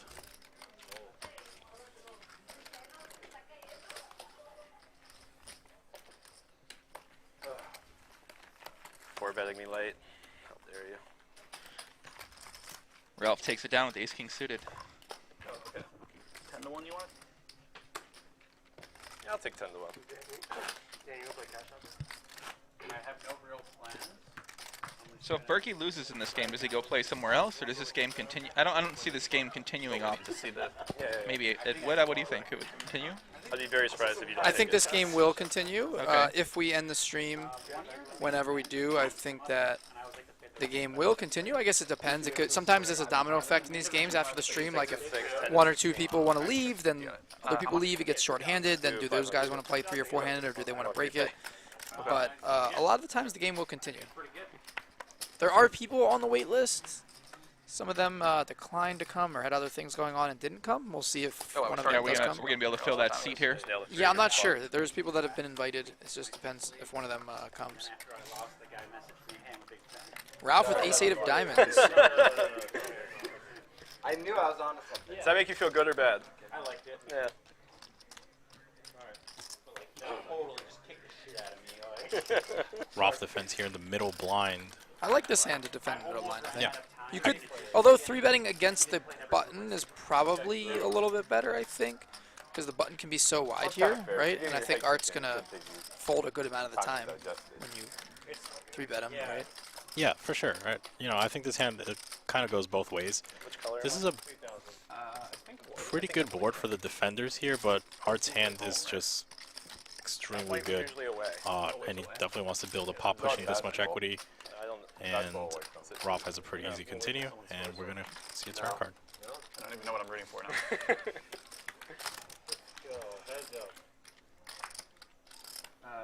You are winning. Pretty good card for Ralph. Can consider leading some frequency of the time here. I was just thinking that that'd be kind of cool because sometimes you'll lead there with like Jack-9 or random spades to rep the 7. Obviously, you want to also lead with the 7 sometimes, but if there's any other hand you want to lead, ace-8 would be a kind of a cool one. Yeah. But I think Art can just have overpairs here. Yeah, but he can't raise them either. So it's like even if Ralph was to choose like a pretty small lead on the turn, like Art can't really raise. This table's really bad. I have like bad. Turn goes check check, and the river's an 8. I will say that the last 2 times I advocated for Ralph to 3-bet when he flatted, he made a full house or stop shuffling chips. A flush. I know. Yeah. I try to make bets. So he's doing the right thing. That I won't shuffle. That I won't shuffle. Yeah. Sees the cards before they come out. And last longer with guys at the table. Ralph with a full house here, and it's an interesting decision here because Art checked the turn, so he might think that Art has a showdown value hand, and Ralph can have all the misdraws when he calls. Yeah. It's so bad for you. Ralph's gonna bet. Jesus, half pot sizing, kind of like a catch-all. Especially raised table. Oh really? Raised table makes it so much worse. Yeah. You're just that much further down, like angle-wise.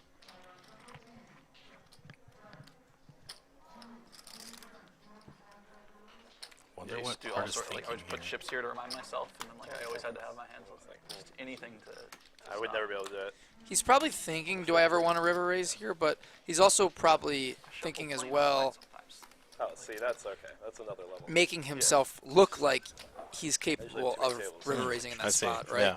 Because you have the 30 seconds, you might as well. Yeah. Increasing the meta, like just in case his opponent was bluffing, and that tank might disincentivize his opponent from bluffing in the future, even though he's not going to do anything about it now. I used to play 12. Someone in the Twitch chat said, "Why am I playing more live lately?" I said I would answer it later. It's yeah, I get so many questions on all my platforms and the podcast from people about live poker advice, live PLO advice, and general questions skewed towards the live setting and how many buy-ins and what are the games like, what's Vegas like, just repetitiveness over and over again. I've never really played much live, so I never had good answers for those questions from experience. So this past month, once I got back from PCA playing the 25K event down there, I just decided I wanted to play some more live poker. So I think a big thing to do is, or a big easy way to learn how to play and how to answer these questions just by putting in a lot of hours playing the PLO games in Vegas. So that's what I've basically been doing for these past month. Took about a week off, had a friend in town. But yeah, I've just been grinding a lot of hours, trying to play the 1-2, 1-2-5, trying to play the 2-5-10, the 5-5-10, try to get a different feel for different games and the regulars and the players and stuff like that. And so that's the big reason why I just wanted to have a better idea of these questions and people ask all the time. And now I have a better idea of how to... And what is your conclusion on like the general pool? Oh man, so much easier than online. But Yeah.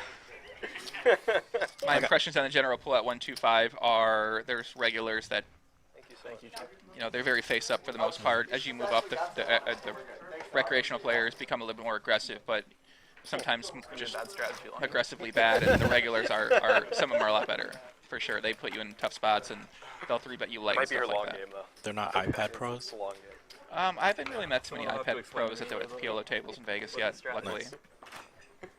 Hard to get. Hard to get with We still got about 9,300 viewers right now. We peaked at about 11.8. Thinks Looked that you're like. gonna make it incrementally higher later to make up. Thanks to everybody who's been with us for the entire stream. We're now 8 hours in with 2 hours left Solid strat. here in the $1 million cash game. I just want to bang on the chat one time right now. I had the perfect comeback for this comment. Most of the comments pretty positive, but I had the perfect comeback for this comment. I think on the last hour we just let you loose, you know? You want to let me loose on the Twitch chat? Yeah, just let you loose on that last hour. Somebody said, Joey, no one cares, and I was say, well, listen, like, if no one cares what I'm saying, literally no one cares what you're saying, buddy. So it's, you know, it's like, I mean, come on. You imagine that being somewhere Thursday night, you make a comment, no one cares what you say. It's tough, right? Yeah. I'm just saying it is. You know what I'm saying? I mean, come on. So Ralph Let me going go to back in the 3-bet cage. the Ace-King suited and take it down. We're going to take a 30-second break here. Watch this commercial from Bicycle Casino. The show will still be in here, I think.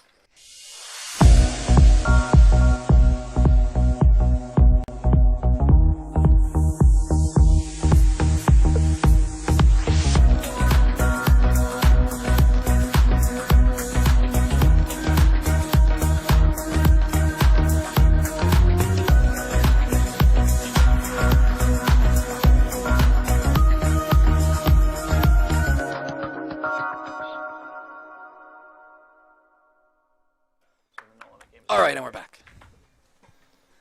Bicycle Casino, high hand promotion every Friday and Saturday, 5:50 every half hour. Come play. The World Series of Poker Circuit Tournament Series starting this weekend. So if you enjoy poker tournaments, come play. And that always brings in good cash game action as well. The next 3 weeks, 4 weeks, 5 weeks will be very good here. We got the Mega Millions at the end of the month as well. We got the Quantum Millions.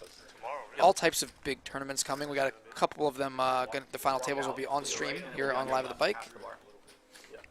All kinds of millions, $1 million cash games, $1 million tournaments. That's right. How can we ever go back to 5-10 games on here, boys? Oh, we can. Those games are fun. And here we go. Cumulative winnings, Garrett, followed by Dennis and Dan Zack, all over $80,000. It's okay.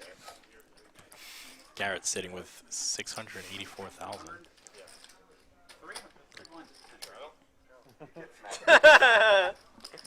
Funniest joke I've heard all day.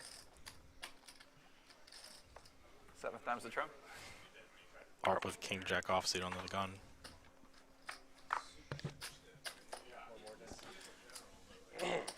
Nebraska Cornfed, thank you for the donation. Oh, really? Okay. Citral said, how much was the biggest pot today?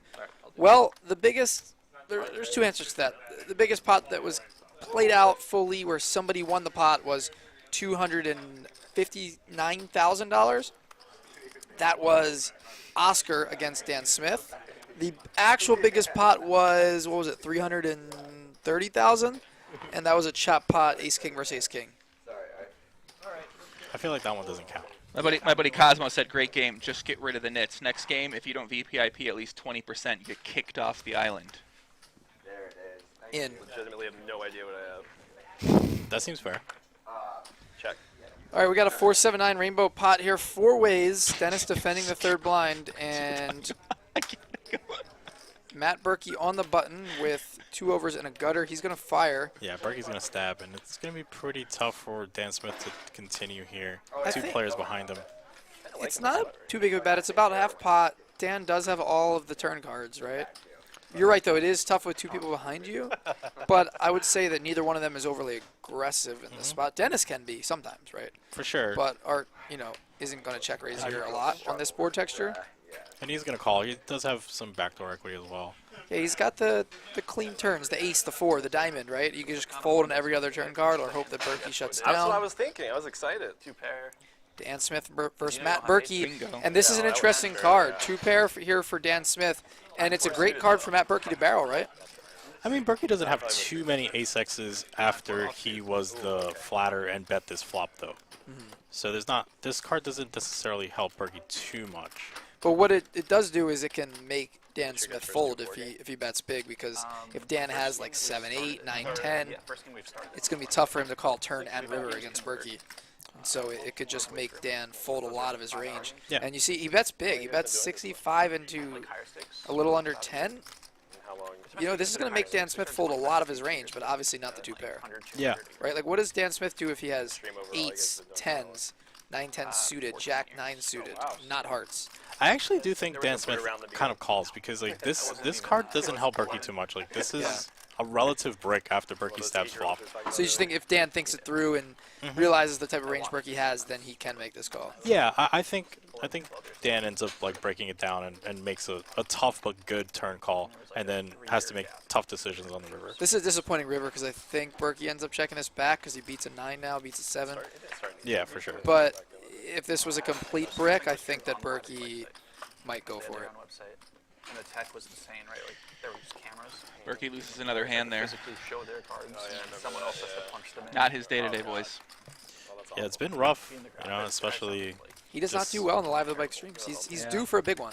At some point, they figured out the. And there's the cash game action in the Cash game background. action's popping out there pretty hard. Buffet's getting set up there. You don't need Oh yeah, I players remember to seeing that hold tech them for a up. while. Yeah. Here at the Bicycle Casino in Los It's Angeles. a little bit easier for the graphics guy because he doesn't need the players to constantly hold their cards. Still so much money on this I table. got free shots. Yeah, I mean, obviously Oscar took That is for you. 700 and change off the table, but we still have about 1.7, 1.8 on the table.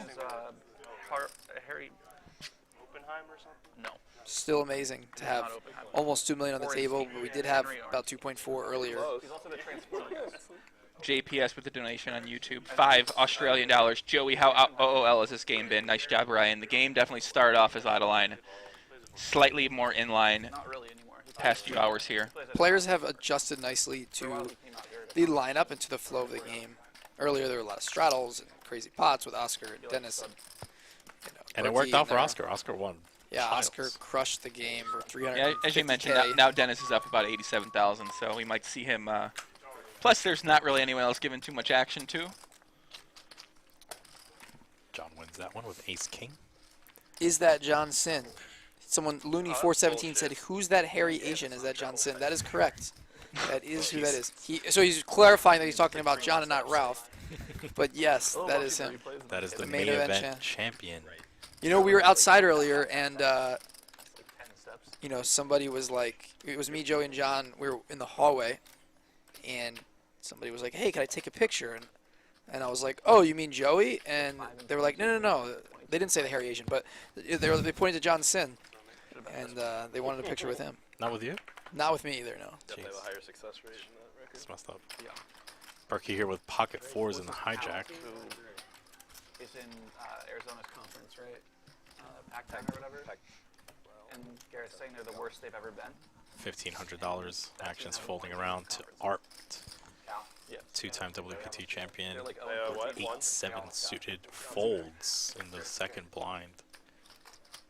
A little surprised to see a fold there.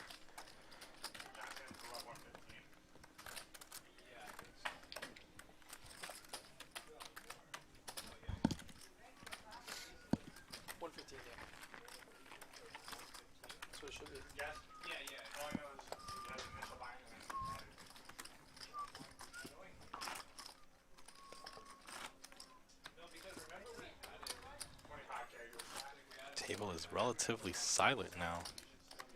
Yeah, you said you added like 50. You should have 165.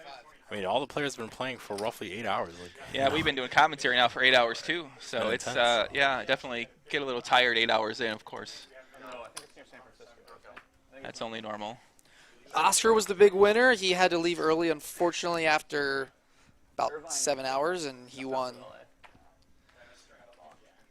$350,000. The biggest winner ever, of course, in a Live at the Bike stream. That's We're impressive. setting records tonight, Joey. We're setting records. 350. Biggest winner, biggest stack, biggest pot, most on the table, viewers. most viewers. Next, biggest blinds. You're gonna have overtime, so you can have the longest stream as well. Stay tuned next year for the $1 billion cash game. Dennis opens the button here with 5-4 offsuit, gets defended by Ralph with 8-5 suited. The $1 billion cash game, huh? Yeah, we're gonna have Dan Dan Bilzerian, okay. Yeah, we're gonna have Kevin Hart. Yep, Aussie Matt. Check from Ralph. Jungle Man, Tom Dwan. Yeah, I don't think Jungle Man and Tom Paul Dwan can Fua. play. Paul Fua can play a $1 billion cash game. Well, not $1 billion buy-in, but $1 billion on the table. So, whatever. Maybe like $100 million buy-in. Stop it. Jungle Man and Tom Dwan are buying it for $100 million. Come on. Come on, Jungle could just sell on Twitter. U-Stake. U-Stake. All right, and Ralph is going to check raise here with a naked gutter. Here. 6. Wow, and Dennis calls. A 6 on the turn would give both players a straight.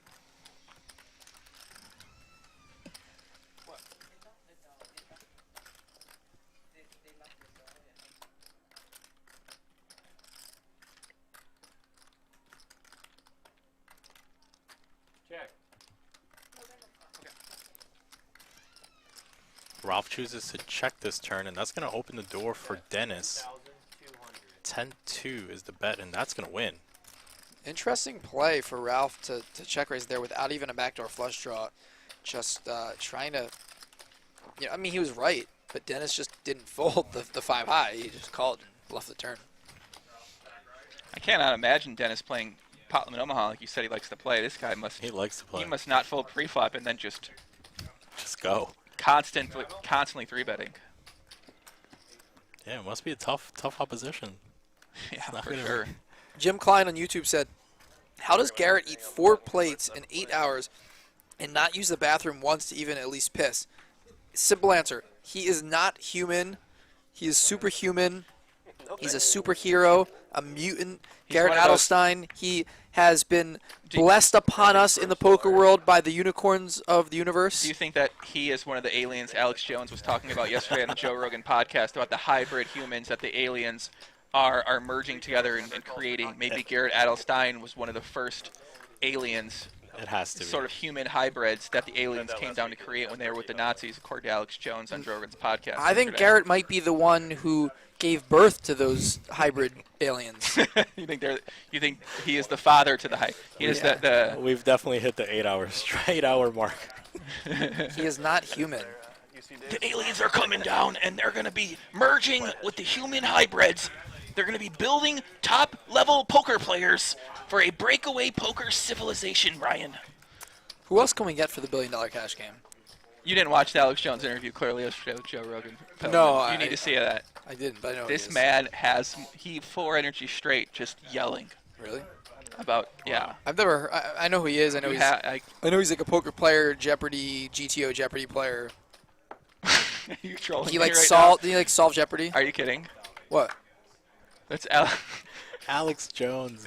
Oh, the politician. Oh, Alex Jacob. No, that's Alex Jacob. Oh, they were talking about him earlier, so I thought that's what you were talking about. Alex Jones, not a politician. He's like a conspiracy theorist. Yeah, I know you're talking about.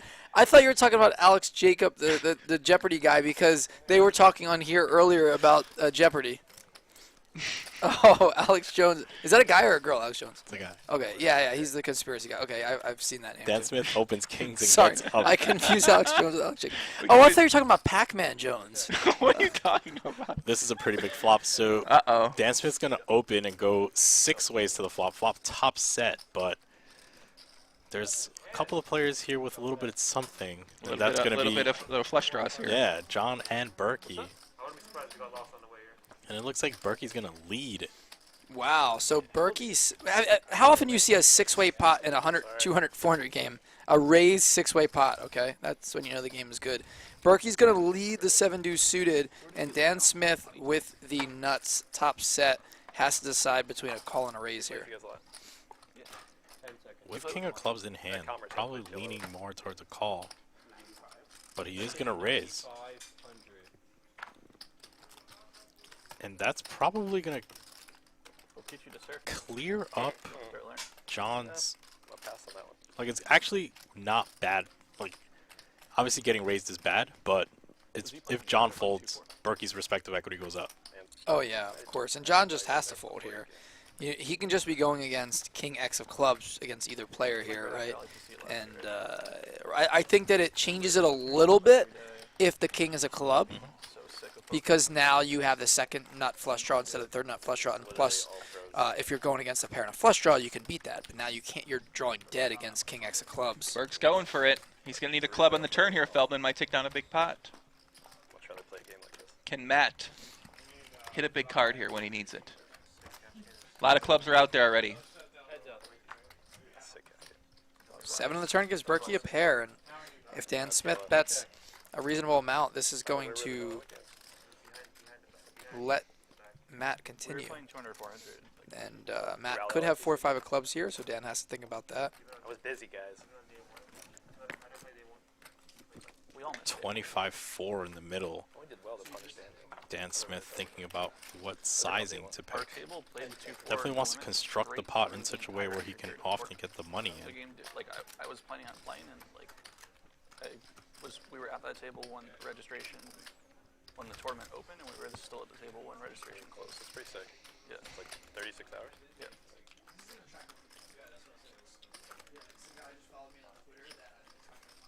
Yeah, Art went to sleep at some point. It's a quitter.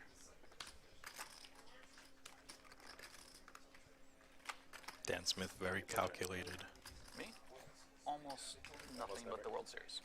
I like the Just thinking about sizing. one wear bracelet before you up. Wow, yeah. It matters I did hear for you some say that dumb earlier. reason. Yeah, it just matters for some dumb reason to me. I think that's fair. Any bracelet? I think that matters to a lot of poker players. Some sort of validation to yourself, at least. I just grew up like as someone who like Dan got into Smith, poker from watching it. the tournament player, likes to use the time chips Every episode of the World Series. in a lot of spots. 17,000. You want to watch 2018? And I think at this Sets point, up about Berkey a just exactly has. pot size bet on the river there too. Yeah, I think Berkey, just has an easy just call here. It would be pretty sick if he shoved. Please But don't do I that. don't think Berkey's in the mood to do that. And yeah, He's he gonna does just call. He beats some hands here. Can Matt get lucky and catch a club? That is the question. He is due for a big pot on Live at the Bike. No 7, no deuce. I already disliked you before I met you. Oh! Christian exhales. 8 of clubs on the river, and Matt Berkey finally gets there one time. Problem is, might not be able to get value here, right? Well, if Berkey leads think a Berkey reasonable has to amount, lead. if he leads a reasonable amount, like if he shoves, then yeah, Dan might fold. But if he leads like 22,000, he could get called. Yeah, Berkey has to lead. We can't expect Dan Smith to be betting too often on this river. Like Ace-King deteriorates significantly. And that's... Oh, and Berkey checks. All right. And this actually might be, with these exact hands, the best play because, especially with Dan Smith having top set and having a club in his hand, how can he not bet here? Right. But when he Dan's does, gonna shove here. when he does bet, and I don't think Dan's going to shove because he knows clubs got there. But when he does bet, the question is going to be, does Berkey call or just shove? And if Berkey shoves, can Dan get away from it because he's going to be getting such a good price? I don't think Berkey will shove with the king not being a club. I think he was just going to end up calling. No matter what the size is. I'd be sweating whatever the hell we Even if it's like 21,000. Well, yeah, that makes it a little bit more tempting for him to shove, but then at the same time, like, what bet calls that's worse? Yeah, I mean, it's just so easy for Dan to have King X of clubs or Ace X of clubs. Yeah. It was, remember, this was a 6-way pot. Berkey donk led and Dan Smith raised. Yeah, Berkey might not even know for sure his hand's best here. Like, when How the hand's Dan played out. raised pre under the gun and then raises the flop, he should only have here sets, aces. Oh, and he does check back, or a flush. And he does check back. What a check back by Dan Smith. That is an amazing check back. Yeah, I mean, As good of a play as making an amazing fold. What a check back by Dan Smith, and that is going to really pain Matt Berkey when he finds out that Dan Smith checked back top set. Well, what's he if he bets there, what's he getting called by? I'm okay with Just random king. I'm not okay with cheating, actually. If Berkey just led with like king queen, right? I think it's a close spot. Like, I understand that. The thing is, like, it's hard when we see Dan Smith checking back top set. That means that he's not betting almost ever on the river, which incentivizes us to just lead more often. If you want some Faded Spade cards, go to fadedspade.com and put in the code BIKE for 15% off. Faded Spade providing the cards for us tonight here on Live at the Bike. Really?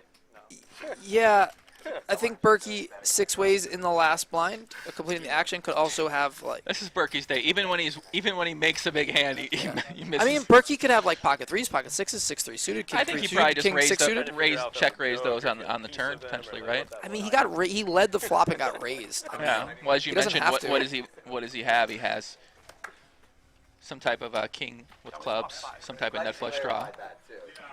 Yeah, I mean, I think So if you Dan have pocket Smith sixes just. there, the only hand you're beat by. Dan is pocket Smith king. has the range advantage, I think, the whole time, right? Not on the river. I mean, he can still have ace X of clubs, king X of clubs. He can still- Sure, but like combinatorically, it's just gonna have more aces and ace king. Like. Yeah. Right. So. Yeah.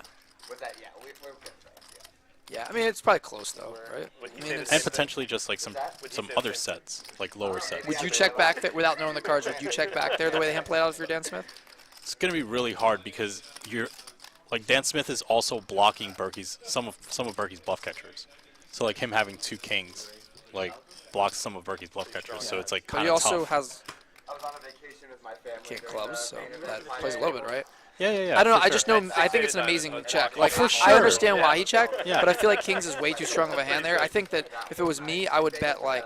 I know it's an awkward pot stack of size, pot 1-1, but I'd probably bet like 40% pot. Well, what I'm saying is, I think if Dan Smith had a different set, that's not a set of kings, he's more likely to bet. Oh, to get called Because by a now king. he unblocks Okay. Berkey's bluff catchers. But like when he has 2 kings in his hand, now it becomes harder to find hands that Berkey calls that are worse. Yeah, I suppose another thing that plays into it is that Berkey led that flop and called the raise, and it was 6 ways. And so you have to think about what hands would Berkey lead and call the raise with. And a lot of that is flush draws. Some of that is a king. Some of that is random 2 pairs, but a lot of it is a flush draw. Yeah, for sure. And So if you're Berkey, you talked about Berkey leading there. What kind of size are you going to make it there in that situation? on the river. Yeah. I don't think Berkey has too many like lead bluffs, so he has to lead relatively small in my opinion. Yeah, like what bluff can he even have there? Right, almost nothing. So yeah, that's why I think it should be like 1/3 pot, just something where just Dan has way too good of a hand to fold. For sure. It's always interesting. Both of them were over 20. Got a You walked. You had bad double gutter here for Berkey and an open ender in the best hand for Art. Shout out to my man Jimmy Bluffett over on Twitch right now. Except give me my donation shout out, please. I don't think I saw a donation from him. Shout out to Jimmy Bluffett. Yeah, we don't see the Twitch ones on here. Anytime you ask a table On our screen Oh, here. okay. Apologies, Jimmy. Bet by Art and a call from Berkey. Turns a 10. Wow, so Berkey. I think this gives the opportunity for Berkey to lead sometimes. Yeah, and also just to bluff river when it goes check check. Like if you're gonna continue with this hand out of position, then you have to be willing to bluff river, right? Yeah, and I expect a bluff to come in here.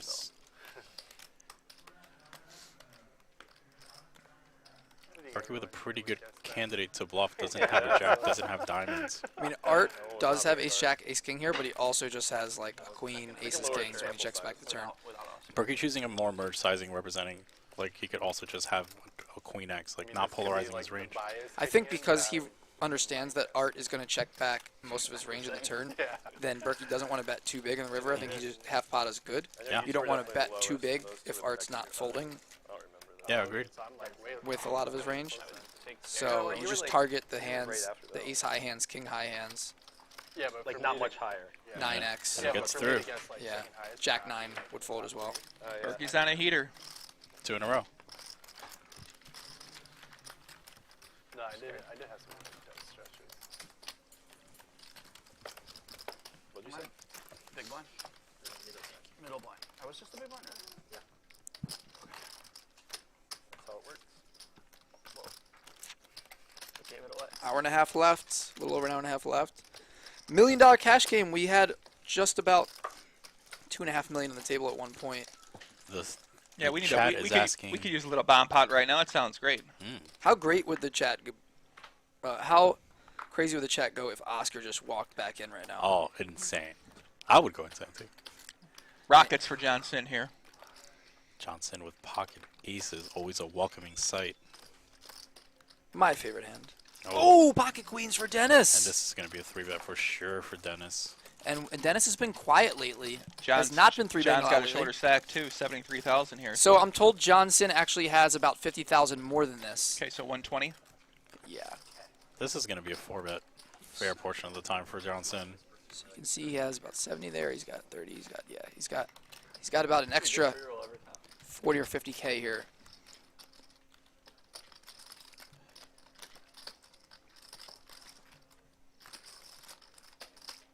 This is such a good hand when you get 3-bet by the last blind. I agree, Christian. Ace-ace is a great hand to have. No, but it's a nice one to have because you think your opponent's not really bluffing that often. So John has about 125K. Beautiful hand to have. And Dennis might just shove here. I mean, it would be a huge shove for that much, but I wouldn't be totally shocked.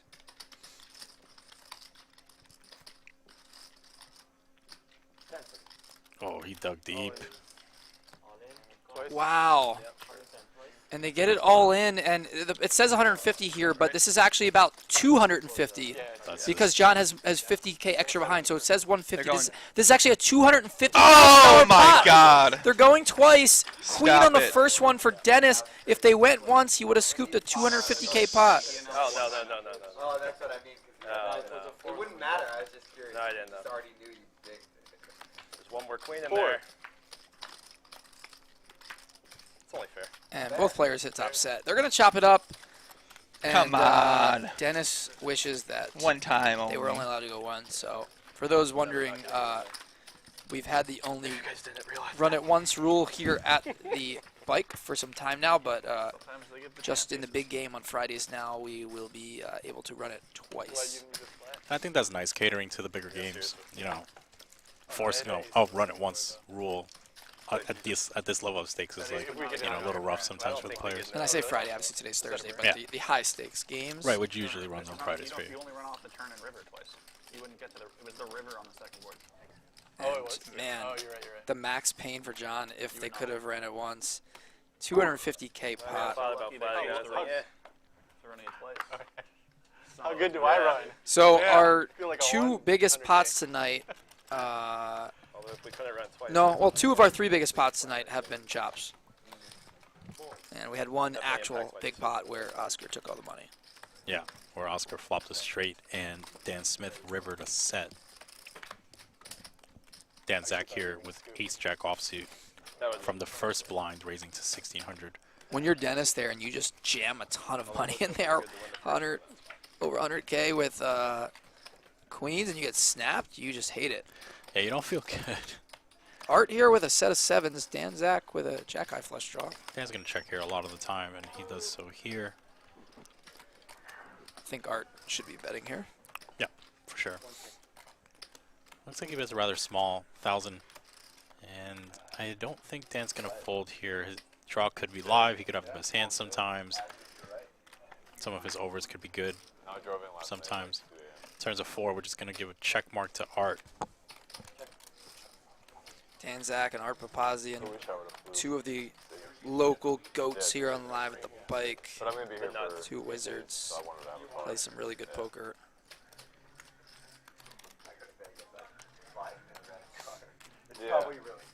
Art, his most memorable show probably when he bought in for 20K and ran it up to 230K. I saw the highlights of that. That was impressive. Including a monumental bluff against Garrett. Run it through some like fake. Alex Linsky was the victim in the first hour of that. Went through, I believe, 50 or 100K, and then ended up final tabling the main a couple months later. So tilting. And then they don't let you like. I'm like, this is my. With Johnson right there. Nice. No, you just go to the half the time. Full house here for Art. No, if you go to the gate agent, Art here just thinking about sizing. Yeah, but he's already at the Art, security. of course, a very calculated player thinking what his range wants to do. Say pre-check at it. Yesterday, I almost missed like It's kind of tough though. His range wants to check. Would he still bet if his range wanted to check here? You trolling. Of course. When he said, what does his range want to do? Well, would his range check? If his range would check, would he check sevens? No. Okay. Trying to get a follow-up to the question. He's outside of his range here. You have clear? Okay. He's beyond his range. He's got a full house. Not every airport has. Yeah, not every airport has it. But if you have both. Is that literally the stone bubble? No, I finished 3 out of money. Meaning, what, like only certain airlines? 24 was the year before I got 7th. Dan Zack up 78,000 today. Art up 14,000. And these players are just, you know, a player like Dan Zack's just like a silent killer, you know. He's just, you don't really see how he's winning. You just look up a couple hours later, he's up 78,000. Yeah. I got to give a shout out to Phil Galfond over at RunItOnce.com. The poker site is here if you're outside of America. Most countries you can play on there. They're brand new. Definitely got to support one of our fellow poker players, Phil Galfond, on his journey to create one of the best poker sites that out there that exist right now.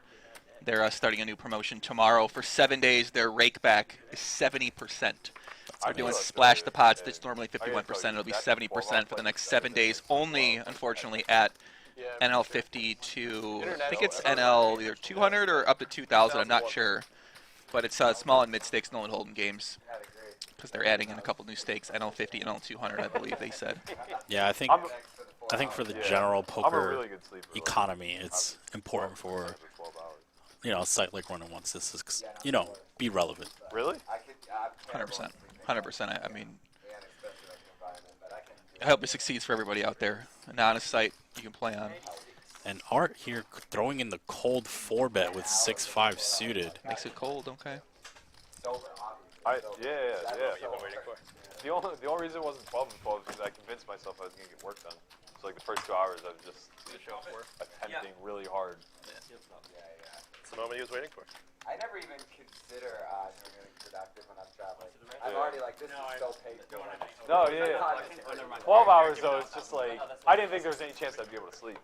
I thought he just showed a flop. There's not even a button. I know, he just showed the flop randomly. I thought it must have been collection. No, somebody asked me. I wanted to see. Wait, what are you talking about? I thought it was collection because he just dealt a flop. Did you just take 1,000 off my stuff? No, I threw you 1,000 and then took it back. Okay, you know we're good. I would never do that. Thank you for the mango. See why I thought 1,000. Thank you for the mangoes. Because I thought I owed it to you. Who said that?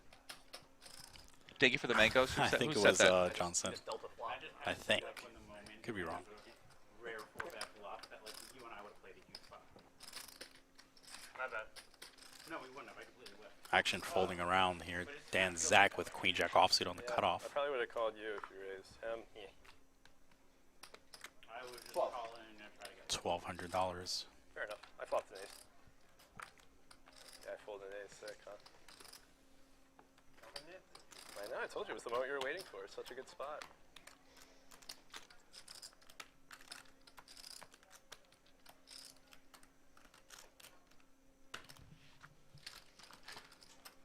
Heads up to the flop here. Ralph Peels with 6-4 offsuit. Flop Queen 6-4, giving both players a piece. Dan Zack with top pair jack kicker. Ralph with middle pair backdoor straight draw.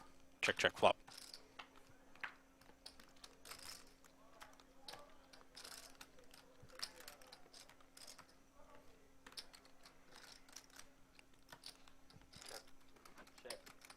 Ralph with another check, and this is a pretty easy bet for Dan.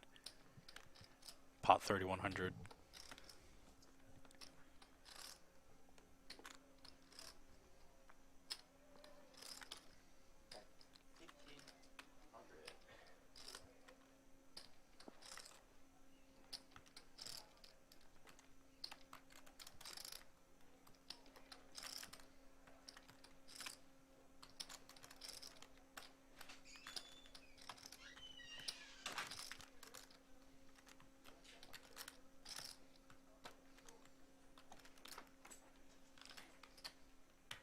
Ralph calls, and here we go. River. How much did you take off the table earlier? 200? Yeah, fair enough. I'm happy to tell you. I don't like the world. Oh, okay, sure. I guess the answer is I don't know. It's your answers. Actually, I don't know because it was on camera how much you had and how much you took off. So I guess I'm slightly confused. Yeah. He can't say. He can't say. Okay. No, I definitely can, and we'll tell you. Okay. And you know, so that's real. I do know, yeah. There's many spots where I wouldn't know, but I do know. He'd love to tell you he can't. I do want. I really want to.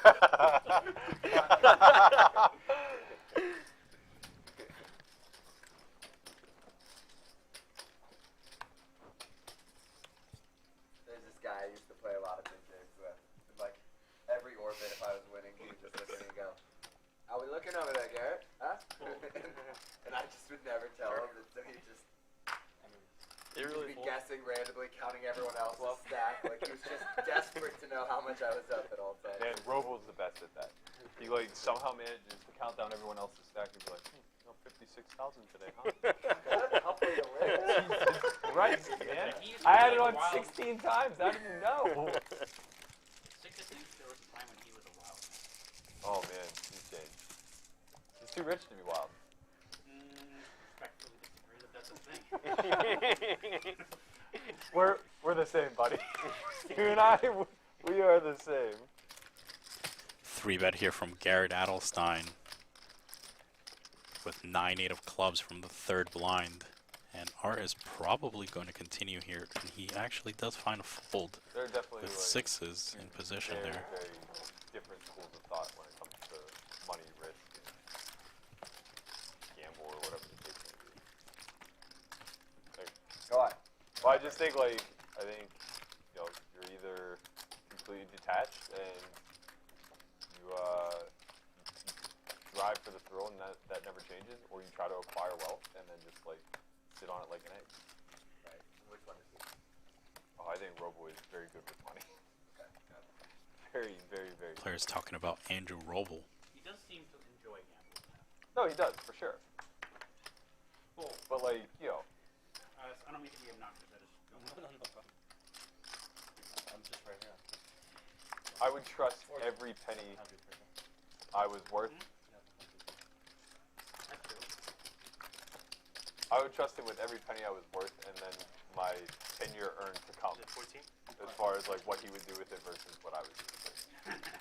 It's like I guarantee he's gonna make 3 to 5% on it no matter what. Dennis here opens with 8-5 suitor, gets 3-bet by Ralph. The chat seems to have an issue with Art's fold of 6-6 on the button, the 3-bet last hand. Fuck. If you lose that bet, like you have to take like some time off because it's like too tilting. Yeah. Like, no, so right now. Definitely on the conservative side. We had a sweat. Benva made the final table. Remember, I bought 10% of bet off Perkins. Wait, you guys betted. 2017. Art's very disciplined. Yes, for sure. Incredibly disciplined. He's got to crush certainly, man. He's got to be. He's got to be killing some of these lineups out there. 30 to 1. Who's that, Ralph? We had the super Oh, Art. horrible field in the main event of the Bet and a float from Dennis. Right, by definition, based on what you're saying. Turn gets Max said Ralph it was, 3 like, aces, but completes the flush.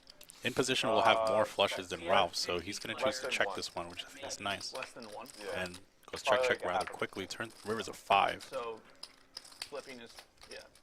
Wow. And I thought I saw it was close. It's like He 200 to 1. said that he would sell at 18 to 1 and buy at 30 to 1. Wow. Okay. So somewhere in between there. Ralph probably gonna bet this river with this type of hand. But it's interesting, you know, Dennis hasn't really paid off many river bets today Also, just like that I can remember, somebody like right? Like he's Taylor bluffed a or lot. whatever goes But can you remember too many hands where he's paid off?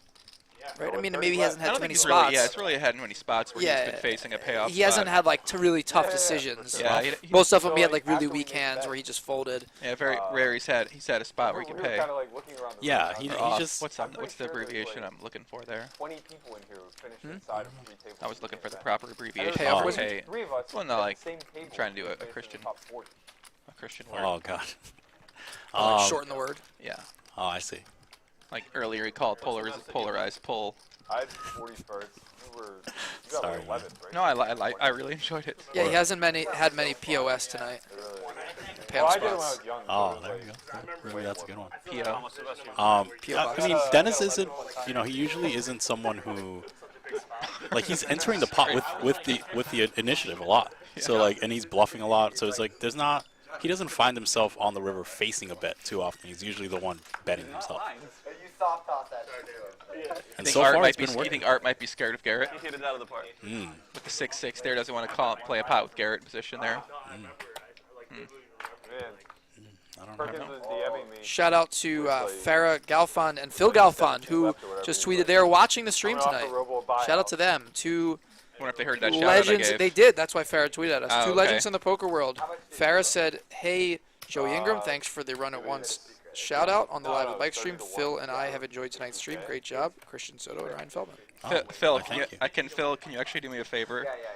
If you've been watching any of the commentary, can you please send me a message and give me some advice for commentary, please. Phil does commentary randomly and always crushes it, of course. Farah, you are invited to play anytime you want. Phil as well. Phil, you're invited to commentate anytime you want as well. If you want to do a Phil Galfond run at once, PLO week, we can set it up. That's just the guy I'd like to play PLO with. Well, there's plenty of people out there that would love to play low stakes PLO with Phil Galfond. I don't even know how That's to true. play PLO that well, but I would play low stakes PLO with Phil Galfond. Actually, I think I may have brought the idea to Phil that we should do some sort of like meetup game in Vegas where we go play PLO with people, and I think that should be like a fun time. While he's still in Vegas right now with the newborn child, of course he has, while also running one at once too. That's a hard juggling act for sure. Can you imagine that? Yeah. I always wondered, like, if Phil Galfond plays in a game where you can run it twice, does he run it twice? Because, you know, he has run it once, so he kind of doesn't embrace the name if you run it more than once. The rumor is that there was a lot of discussion on if they're going to have a run it twice button in their new website. But did they? I'm not sure. But even if they don't, just him personally, right? He is Mr. Run It Once. Yeah. So when someone says, how many times do you want to run it? He can't say twice. I don't know. Maybe he can't. Fuck it, let it ride.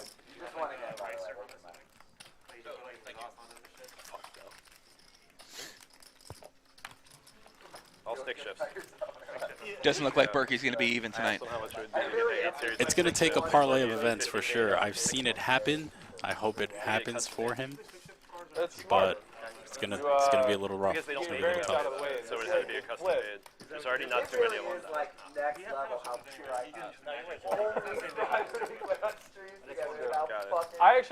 I ran good against you last time, and you made good polls. Check out some Live at the Bike hats and shirts over at liveatthebike.com. Buy some gear. Look like a boss. Check it out. Get the discount. See you, buddy. Go over to liveatthebike.com now and order some gear. Has everybody at Live at the Bike been taking up fitness lately? Because it's like Patrick's buys are popping out here, man. His biceps are crushing it. What's happening? Feldman's looking good shape here. We do. Looks like Feldman went a little bit of shopping over here. He's got a new wardrobe looking. You know what? good. You reminded me of something. Hold on a second. I brought something because I knew we'd have to pass time. Although the times went really quick today, but I anticipated that we might be here all night. We might do 8 hours overtime. Maybe Oscar's still in the game. You know, Dennis, Bill, like everyone's still in, and someone else comes in, and all of a sudden we're playing all night. We need something to keep us busy. What do you have? I think Live at the Bike has their own like wellness program. Okay. You know? They all go to the gym. They all have a gym membership, a spa, everything. These biceps Pool. they got going on here. Wow. You actually have a resistance band. Okay. All right, Garrett 3-bets here with the 7-6 of hearts. Ralph's going to call with the ace 10 offsuit here, a light peel. Man, what happened to the days where that was just a regular peel? Now it's a light peel. Well, you'd say it's just a light peel, wouldn't you? I mean, I feel like out of position against Garrett and 3-bet pot, ace 10 off is the perfect hand to fold. Heaven. Right? Even ace jack. For sure. I'm just. And I'm actually surprised that Ralph even peels here. Yeah, for sure. I agree.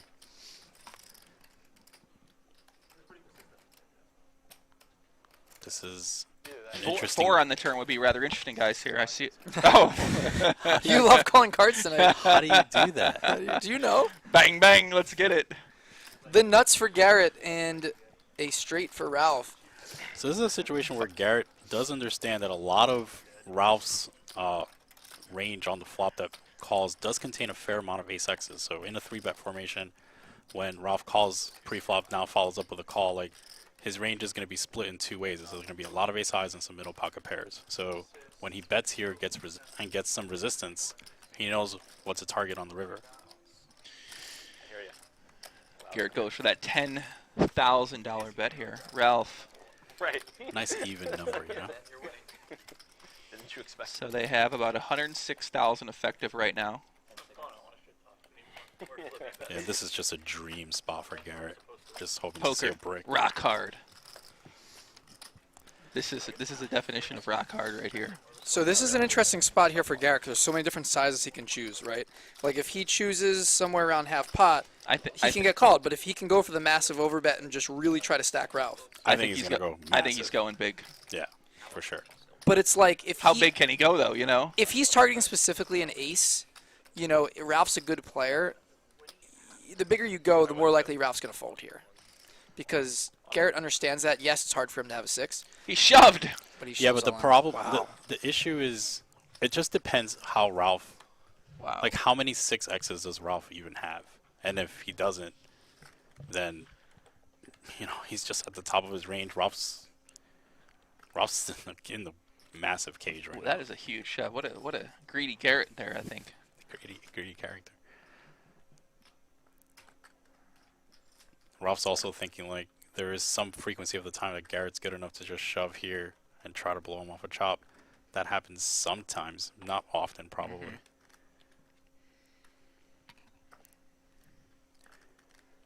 Ralph does have Garrett some, may have chosen one of the only sizes, so he's just not going to get called here, unfortunately.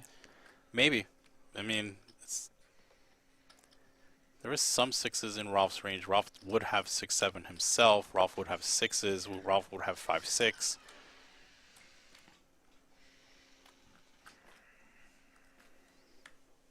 I just don't think there's any way Ralph calls here. Yeah, I mean, so either. I mean, I think even if he has a 6, it's a tough call. But he probably has. I think if he has a 6, well, it's a tough call. I mean, I think he calls with a 6 Right. most of the time. I think pocket 6s he for sure calls, right? I think he calls any 6 for sure. Like it's just too good. Like I mean, it's a 3x overbet almost, and Ralph knows that Garrett's a great player, and Ralph's not. That Garrett's, you know, just not going to like overbluff this spot. And he does find the fold. Ralph lays it down. Like Garrett's $702,000 pot. betting Garrett's the way. turn, right? And when Garrett double barrels and bets the turn, he understands that Ralph has a lot of ace X. Yeah, and so if he bluffs the river, he understands that Ralph has a lot of ace X, and he's trying to get him to fold. So Garrett doesn't expect Ralph to fold a 6. I don't know. It's kind of a metagame thing, I guess, but it's such a big bet. I don't think Ralph would ever fold a 6, even for the 3x size. No, I tend to agree, but I just think it's not a snap. Like, No, I'll be for like, sure. oh, this kind of sucks, but I call. Yeah. You know, maybe we're chopping. Mm-hmm. You know, like if Garrett had pocket 6s, I think he might shove as well. Yeah, right for there, sure. 2 6s. I think he's pretty ecstatic with any 6x combination, Yeah. just simply because it's a 3-bet pot. And on the flop, when Ralph calls out of position, he's going to have a fair amount of ace X's. So, like, he's pretty happy with any 6 in his hand. Obviously, having 6-7 is a dream. Greedy Garrett. Garrett up over $100,000 now. Mapper, he's going to open the cutoff with Jack 8 suited. Dan Smith here with a decision of calling or 3-betting. I don't know what you're supposed to do.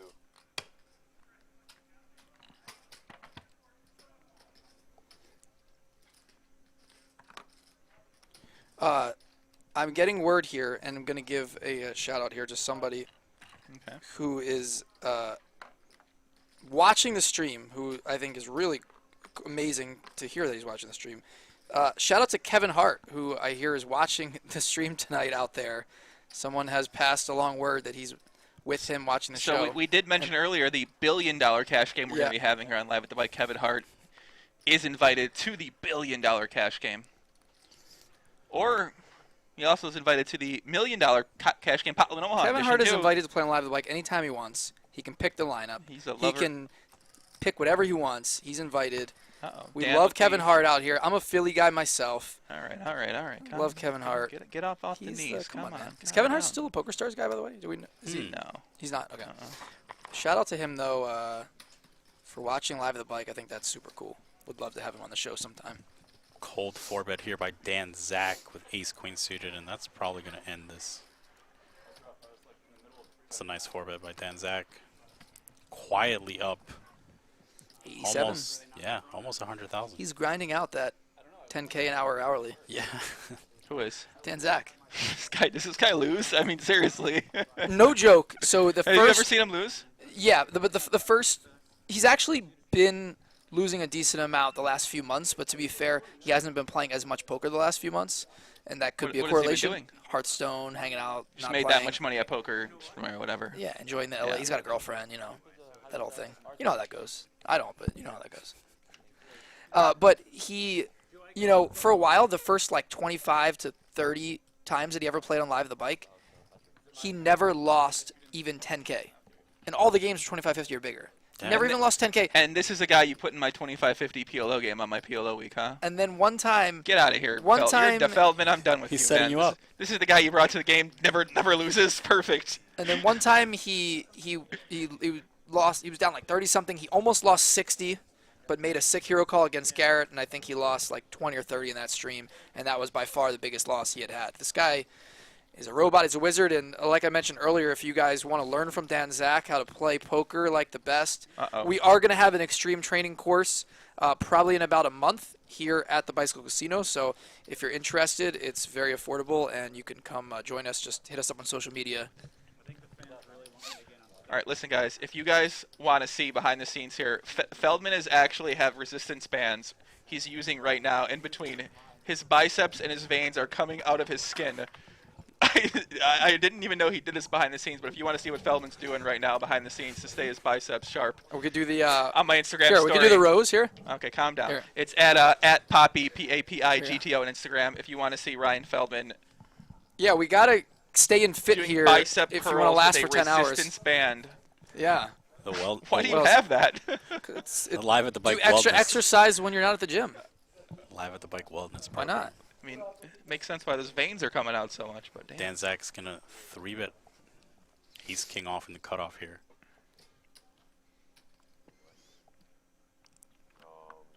Berkey opens Queen 7 suited, gets called by Dan Smith. Ralph with Ace King suited. Yeah, this is gonna be another cold 4. Two East Coast beasts here, Ralph Wong and Zack.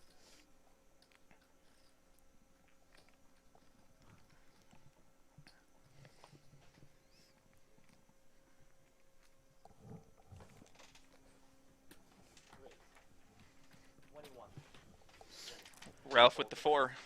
21,000. I heard from the dealer. Garrett's gonna get out of the way. And now the action's on Zack. Decision between 5-bet all in or call.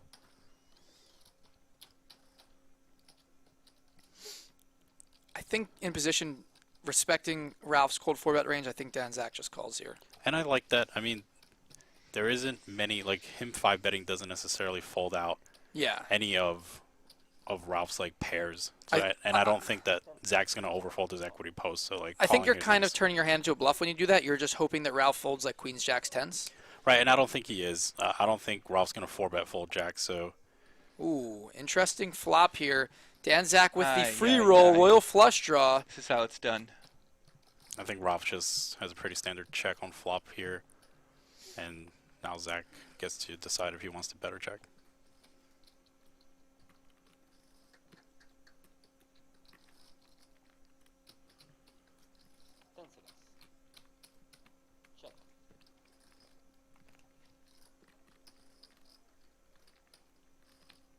This is an interesting spot. I think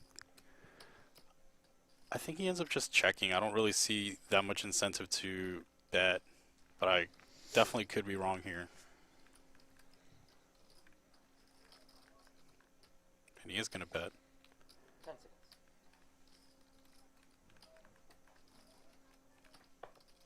14.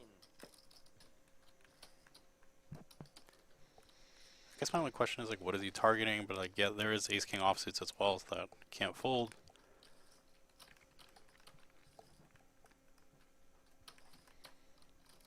And Ralph in a tough spot. Gonna choose to call. Table's really quiet. The intensity, it's like no one's saying a thing. 9 of diamonds on the turn, pot $73,000. 60,000 behind for Ralph here. Pot size bet, a little less.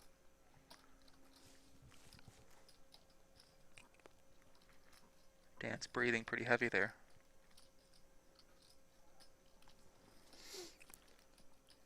Check. Check, check, turn. And that is the nuts for Zack. 74K in the middle. Feels nice when you know the pot is gonna come your way. Stone cold nuts. And you're in a position Let too. me make that into a tweet, Christian. That was a nice one, buddy. You're in a position too, so it's not too tricky of a spot. You don't have to decide between leading and checking. You get to see Ralph act first. Ralph's gonna check, I would imagine. So now it's just a matter of like your target. So what did Ralph call the flop with that you can target on this river, and what sizing? He's got less than pot left. I think that you could shove here and target jacks with a jack of spades. Yeah, for right? sure. That's really the only hand here. It's ace jack off with a jack of spades, but most likely jacks with a jack of spade. I don't really know what other hands you can get called by, so I think that shove makes sense. You're not going to get called very often, but you just got to hope that he has a jack of spades and that he's not going to fold. Yep. But I think that ranges are pretty narrow here from both players in this spot. Also, there isn't that many king X's of spade in Zack's range. So like, there's ace king. There's ace king with the king of spade, but then like I don't. All in. There's kings with a king of spades. Yeah, but does he bet that on the flop? Maybe he's got the nut flush draw. Right. But not all the time. Right. So that further reduces that. So it's like there's. He could be turning a really strong hand into a bluff sometimes. It sounds crazy, but he could turn like. Could he turn like queens or ace king with no spade? Maybe. Maybe. Yeah. I mean, I guess. Ace queen maybe. Right. There's just like not a lot of like he's repping the king of spade, and now it's just a matter of how much does he have that versus something else. Ralph does lay it down. I wouldn't. Zack, I wouldn't. pot his way. I wouldn't bluff many of those hands in the river. Right. But I mean, Zack is balanced, and he's going to have some crazy hands that other people wouldn't bluff that he would bluff. Agreed. I didn't save my last video of Feldman doing this workout here. Do the bicep one again, Feldman. Show him the bicep workout you have back here. Not even wearing shoes. It's just Feldman working out behind the scenes here on Live at the Bike. This is how we stay fit. We stay GTO. That's exactly how we stay balanced. Okay, we'll go with it. Stay balanced. Oh, by the way, here's the counts now. Zack, the big winner of the active players. Of course, Oscar won $350K, but Zack and Garrett, the big winners so far. By the way, Christian and Patrick, me, Joey, and Gaucho going hiking Saturday morning if you guys want to join. I like that. Oh, I think I told you. Yeah. Patrick, you in? Yeah, I'm in. All right, cool. You want to? You can video while you're hiking. Yeah, sure. Pocket eights for Zack. Raises it up. This game's got quiet. This game's got tough. Yeah, these are all. These are all really tough players now. They're focused. The game's big. You know, they're making sure that they don't make any blunders based on fatigue. So they're just gonna kind of lock in and go through their routine. Surprised to see John defend so much in this middle blind. 8-6 off is he decided coming into this game that he was going to treat the middle blind like a. Was he? Looks like he was the first blind. Or did he buy it or something there? Yeah, that seems what likely happened there. Oh, they took away the tilt food? Yeah, he must have bought it because it doesn't. He said he was the second blind there. Right. Yeah, that actually makes sense. He bought all 3 blinds. Okay. Shout out to Bruno in the chat. What's up, Bruno? Shout out Natty to Witt? Natty Witt, of course, on Twitch. Old school guy. When I used to do Twitch. Yeah, he's in all of them. Sandy Joy, Jimmy Bluffett. Shout out to Sandy Joy as well, too. That was why Ryan was so stressed. Shout out Bill Perkins. He's not watching, but Just might be. You never know. He's on a boat somewhere. We'll give him a shout out anyway. In the Virgin Islands. I've been trying to get Bill Perkins on Live at the Bike for 2 years now. And you know who Bill Perkins plays with often? Yeah. Kevin Hart. Yeah, I'm sure. Yeah. Get them both on here. I saw that. He plays with you know other what? people that I know. I think Kevin Hart might be a little scared to play with some good players like this, man. I don't know. He might be a little scared. I don't know. You think Bill Perkins is scared too? I don't think Kevin Hart is scared. He might be scared. He played a super high roller. Yeah, Stars. Come on, stop. Joey's trying to. Stars put him in. He's trying to hype it up. I see. I got you. I got your back. Yeah. You scared. You scared. Would you want to play against this guy, Dan Zack? Look at him. He's a nice looking kid.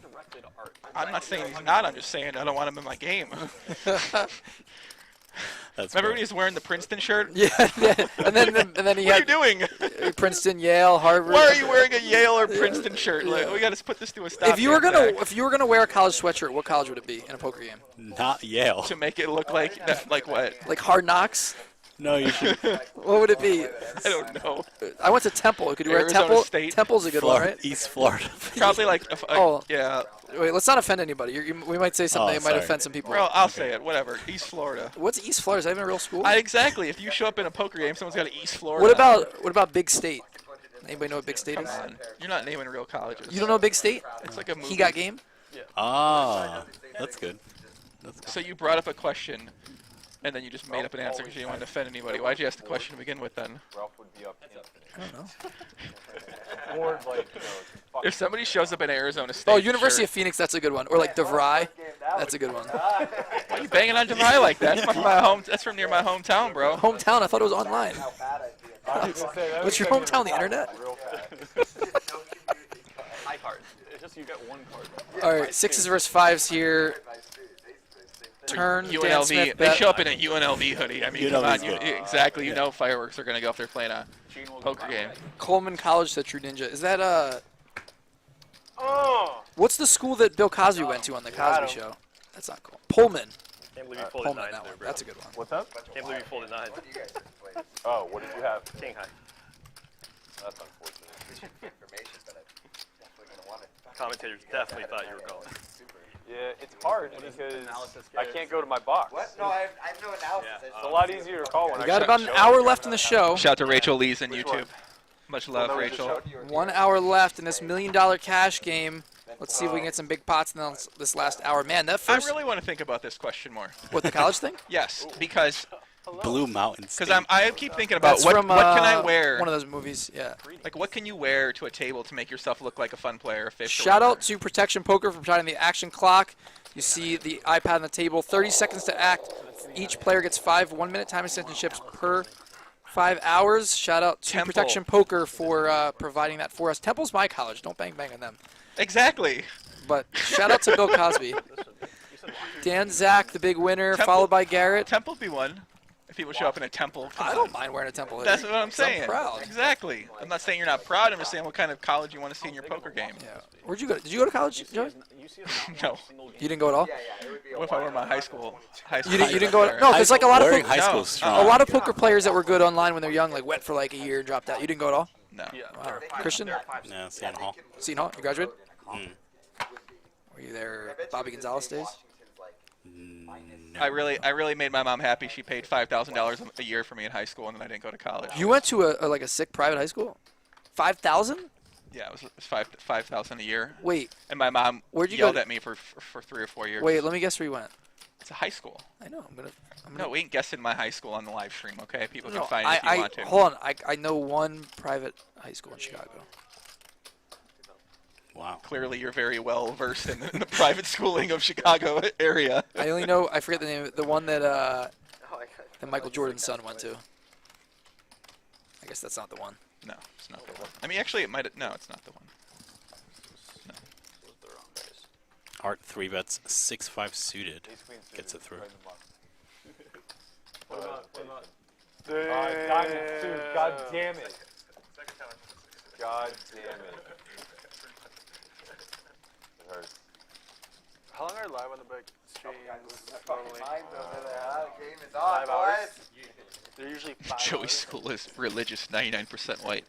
It was religious, but it was not 99% white. I'll tell you that right now. No. It's twice you've It's not. That is not true. Oh, Whitney Young was the name of the school.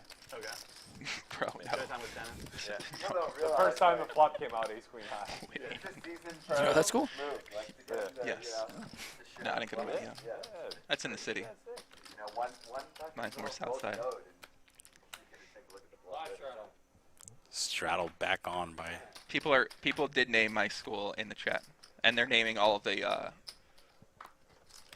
schools that are around too. Internet knows everything, man. Yeah, what's on my Facebook profile? It's not hard to find. That's easy too. So we see an open by Berkey here, 3,000 over the Dennis Blyden straddle. Oh, wow. So we haven't seen a Dennis straddle in a while. And he just takes it down. Oh, no, not yet. Oh, really? Now he does. We usually do. Dan's special, okay? We really need to know how Dan plays. Like, Yeah. Dorian's trying to learn.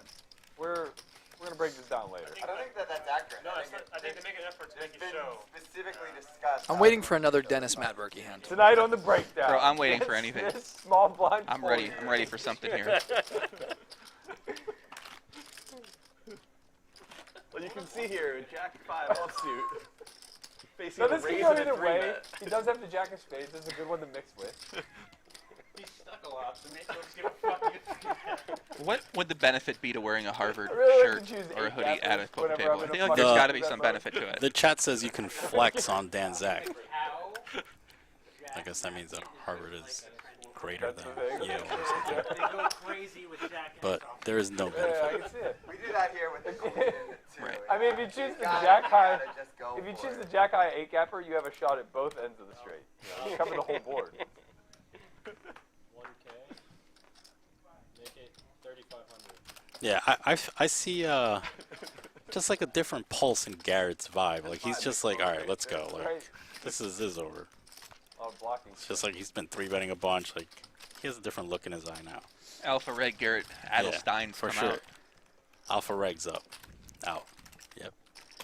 And he gets called. We're going heads up to the flop. Alpha Reg Adelstein. Alpha Adelstein. Alpha Adelstein. I like that. Double A. Double A. And let's see if he chooses to bet or check here. And he does choose to check. 8,100 in the middle. Seeing a turn card. And that is the nuts for Garrett. And Bang, bang. if I know Garrett well here, he's going to overbet this turn. He's going to target hands that just can't fold the turn, like a 10 or some sort of 2-pair, some sort of set. And I think Garrett just goes for max value in these spots. He could bet like 10,000. Yeah, what Garrett is very good at. I mean, he's very good at a lot of things, but he's also very good at understanding the elasticity of his opponent's ranges. So, like, a lot of the time, Garrett's going to be up against 2-pair or, like, something like that here, and he understands that his opponent either has a hand that's very likely to continue or very likely to fold. And so he just chooses sizes appropriate to that. Right, he's just going for the max. Like, you know, he's going to have some bluffs there. What they are, no idea. Maybe some 5-6 of hearts, like a turn heart draw with no showdown value. But, you know, he just knows that Ralph can never fold 10x on the turn, no matter what the size is. Or even, like, some 2-pair combinations. Right, Yeah. like, he can't fold king-queen, pocket jacks, pocket nines, you know, king-10, pocket 10s. He just can't fold those hands to one bet, so you might as well at least get the max value on the turn. Shout out to Jason Keating on YouTube. Said, I have been watching on and off since the stream started, and I love it, but I just can't imagine playing at this level. These guys have all put in a lot of work to get here. It's not easy. Got my a lot of things got to go right for you. Shout out to my girl Drea Thomas in the Twitch chat. Oh, what's up, Dre? Where's she at? Oh, there she is. Last time I saw Drea, she was storming out of my house, upset, angry. Sick brag. Can I say that out loud? Oh, no. My bad. That's slick. I met her at the Poker Awards with you. Please don't. This is getting worse. You remember at the Poker Awards? I remember. She It had was a- my first Poker Awards. Yeah. We're not going to talk about that, though. We won't let the chat know about that. Oh, no. She said, please don't. Oh, my Heads God. No. She's going nuts to the chat. Heads up to the flop here She loves in a it. No. raised 3-bet formation. Art out of position, excuse me. With top pair, top kicker after 3-betting. Board is Queen 8 deuce. This is just one of those boards where if you're Berkey, you just have to continue. You have middle pair. You have a backdoor flush draw. You have a lot of good turn cards, a 10, an 8, a spade. It's just an easy continue against a normal size. And just see what happens in the turn. Sometimes you're good. Sometimes you get a good turn card. Yep, for sure. Not much Berkey can do. Not much of a decision here. Just call. 23-1 in the middle going towards the turn. That's a great turn for Art. Oh, yeah. One of the best Art ones. never has a struggle, does he? Yeah, you know, it's never a 9 or a 10 or a jack or an 8. He's not struggling. Yeah, just a deuce. Yeah, deuce. I don't mind covering it, though. It's also sneakily a good card for Art just because some of Berkey's continuation flop floats are going to contain some backdoor diamonds, which forces now Berkey to often continue again on the turn, which is good for Art when he contains this hand. But Did you say bluff? I mean, this is a decision for Berkey with this specific holding. Thanks, Dan.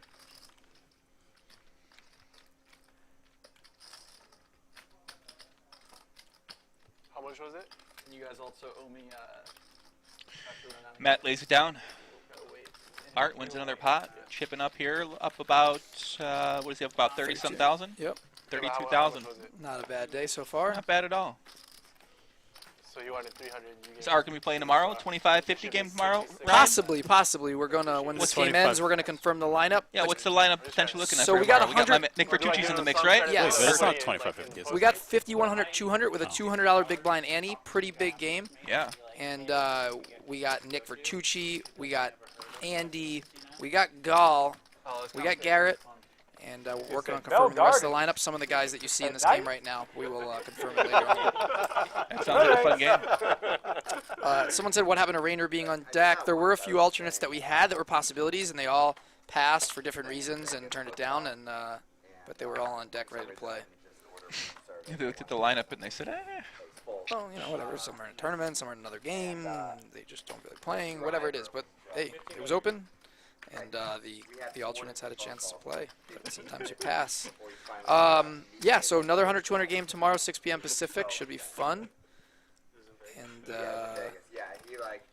high level poker. Nick and Gall and Andy didn't get to play today. They'll play tomorrow. Did Gall want to play this game? No, he passed. Okay. I think like some guys. But Andy wanted to play, right?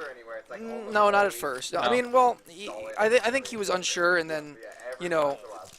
It's hard for me to say. I don't want to speculate what people are thinking, but I would say that I'll do some speculation. I will say that if Andy or Gall, because they're regulars on Live at the Bike, loyal players that they've earned their seats. Right. If they express strong interest in playing, they would be in this game. Okay, that makes sense. Yeah, and so yeah, I would think they would have some preference. Oh, of course. They support and play. With all due respect to like Dan Smith and and Ralph and like these guys are great and they really wanted to play, but with all due respect. Well, like, I think you have to value guys like Dan Smith and Ralph who are willing to play any game, I any do, lineup. for sure. Those guys are for sure. But Andy and Gall, those guys are action. They're loyal players alive at the bike.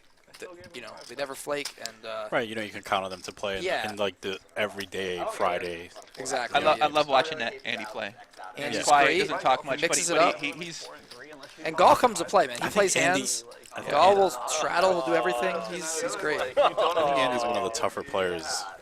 Period. Yeah, Andy. He seems really tough. Yeah. He's focused. Deuce. I had a friend who was hanging out with us who was talking. Queen. Oh my gosh. Put this in the front and center. Johnson makes a good turn call and shows down the deuce for the winner. 8,700 going his way. Yeah, no one else knows. Yeah. That's the Live at the Bike hand. Your shtick is to be like excited. So is the new Live at the Bike high stakes Dragons? What's it called? Sorry, Legends Room? The new Legends Room. Will this game be in there, or this game will remain in here? Well, the show's always going to be in here. This is our showroom. The show will be in here. But if hypothetically these players or these types of players came to play a game and it wasn't a stream day, like if they just wanted to organize a game, which happens once in a while, then it would be in there. Okay. Like that's awesome, man. I mean, I really love how how the bike keeps renovating. Yeah, for sure. They just keep trying to improve. Yeah, whoever the owner is really. Shout out to Hashem, who's just on the fly, just making new ideas and plans and whatever works for the bike. So yeah, I mean, like he renovated this room for us a couple years ago when we wanted this to look nice, and he just said, "All right, let's do it." And he just had some ideas and made it look nice, and now he's got this room built, and he's done a lot of renovations. He must have forgot to renovate this room we're currently in right now, huh? Oh, this room back here. This one must be low on the list. No one sees this, just us. But a slightly different vibe than it is out in the poker room, which is beautiful out there. Yeah, well, we don't need to cater to fans back here in the production booth. That's true. But yeah, no, it's great, and you know, but like Oscar, for example, you know, Oscar's played here a handful of times. He probably paid to remodel the room with the right. with one of his winnings one night. Yeah. So Oscar, you know, he's played off. They played off stream. They've played some big games here. Him and Garrett and some other guys, and you know, and now if they come, they'll play in that room. There's a 200-400 mixed game that goes here quite often. Kenny Tran's here a lot. Saw John Raciner here for a couple weeks recently, and you know, now those guys will ODBs here all the time, so they will play in that in the new room. The new room as well. Trips for Garrett. Takes it down. Call if you're not in the hand. No. Sorry. Make sure you guys hit that subscribe button if you're watching on YouTube. Support us. All it takes is a click. No, I mean, and I've been in Seoul. we will notify you when our new videos go up. So make sure you please hit that subscribe button you know, on I've actually YouTube. never. We put out new YouTube videos a few days a week, usually 3 to 5 days a week. Patrick Kern, our video editor. Check them out if you haven't already on our YouTube channel. Our newest one was Gil the Plumber with Deuce 7 making a full house against Jamie Gold's Nut Flush, felting Jamie Gold. That one's titled Jamie Gold's Flush Goes Down the Drain. Dang, that sucks. Against Gil the Plumber. How's Jamie been doing on the show? Good. He had one really big night in 510 a few weeks ago where he won like 15K. But yeah, he's been doing good. That's awesome. And he has some ideas. He's going to be working with us a lot in the future. A lot of different games that he'll be involved in. So just the guy I want to collaborate with, Jamie Gold, huh? He's making poker fun. Is he? The best bluffer in the world, right? He's been the best bluffer Is he? in the world. That was your words. That was his words. That was his I words. thought that was your words. No, those were his words. He's been the best bluffer in the world, and he's like, I don't want to be the best player in the world. I want to be the best bluffer in the world. Oh, I thought that was your words. Okay, Dennis with a suited four-gapper here is gonna. All right, Dennis is back. 3-bet the cutoff. The menace is back. Ralph with pocket tens in the middle blind. I think he just likes the 3-bet Berkey. Yeah, oh for sure. yeah, that is a thing. Yeah, they don't. They're not playing small pots. And now Ralph with the decision if he wants to go with this hand. And I think that's the decision he's going to go with, and it's a good one. Oh, wow. Well. Ooh, ace queen suited for Garrett, and he's just going to instantly fold. It is Ralph. And that is a lot of respect there. And Ralph takes it down. It's a good feeling, though, when you call the 4-bet tens, and it just goes fold, fold. That's nice. I had such a good Yes, that is nice, Christian. It is. 100% it is. You're right. I'm not disagreeing with that. I was suited. How great is it when you're bluffing the river and there's no tank and they just snap fold and you're like, thank you. Yes, that's good. There's no sweating, no fake face, straightforward, anything like that. It's just bam, bam, done, done, done. To isolate Berkey. Dennis mentions it. I wanted to isolate Berkey. Yeah, he's definitely going out of his way a little bit. Sometimes you got to lay the hammer down on him, you know, Christian? I believe you, man. Against a reg you play with sometimes, lay the hammer down on him. Yeah, you gotta show who's alpha reg. Exactly. Dan Smith with the Rockets. What birds. am I doing? The pigeons. Giving away all my secrets. There's no secrets. $1,000 If he open knows here. something, he fucking knows. Dennis with ace queen offsuit 3-bet 4,000. Yeah, well, yeah. No, I'm not like, he knows much more than you. This is the moment Dan Smith's been waiting for. Aces with Dennis at the top of his range. I said I knew it. I literally announced. I know the answer. Oh, I thought you were. Someone was like, Hello. yeah, we've already seen this show. I was What's like, your name, I knew Sampor? the answer. Hi, Sampor. Berkey knew it. Good. Berkey was the only one. Oh, your fans? One of the best servers. Can we put the video? Can we put the video on Sampur by any chance? Nice young lady back here. Nice to meet you, Sampur. I'm Joey. Big Poppy, they call me. Nice to meet you. Careful, he's a ladies' man. Very nice to meet you. Yeah. Yeah, Big Poppy. Yeah. Dennis with ace queen here, and Dan Smith with pocket aces, and this joking. Calm could down. be a brutal spot here for Dennis. You think he's Ace gonna- queen's a big hand for him in this spot. Oh, really? And let's see if Dennis goes for it. Yeah, I guess. Well, this is. Wow, he just snap calls here.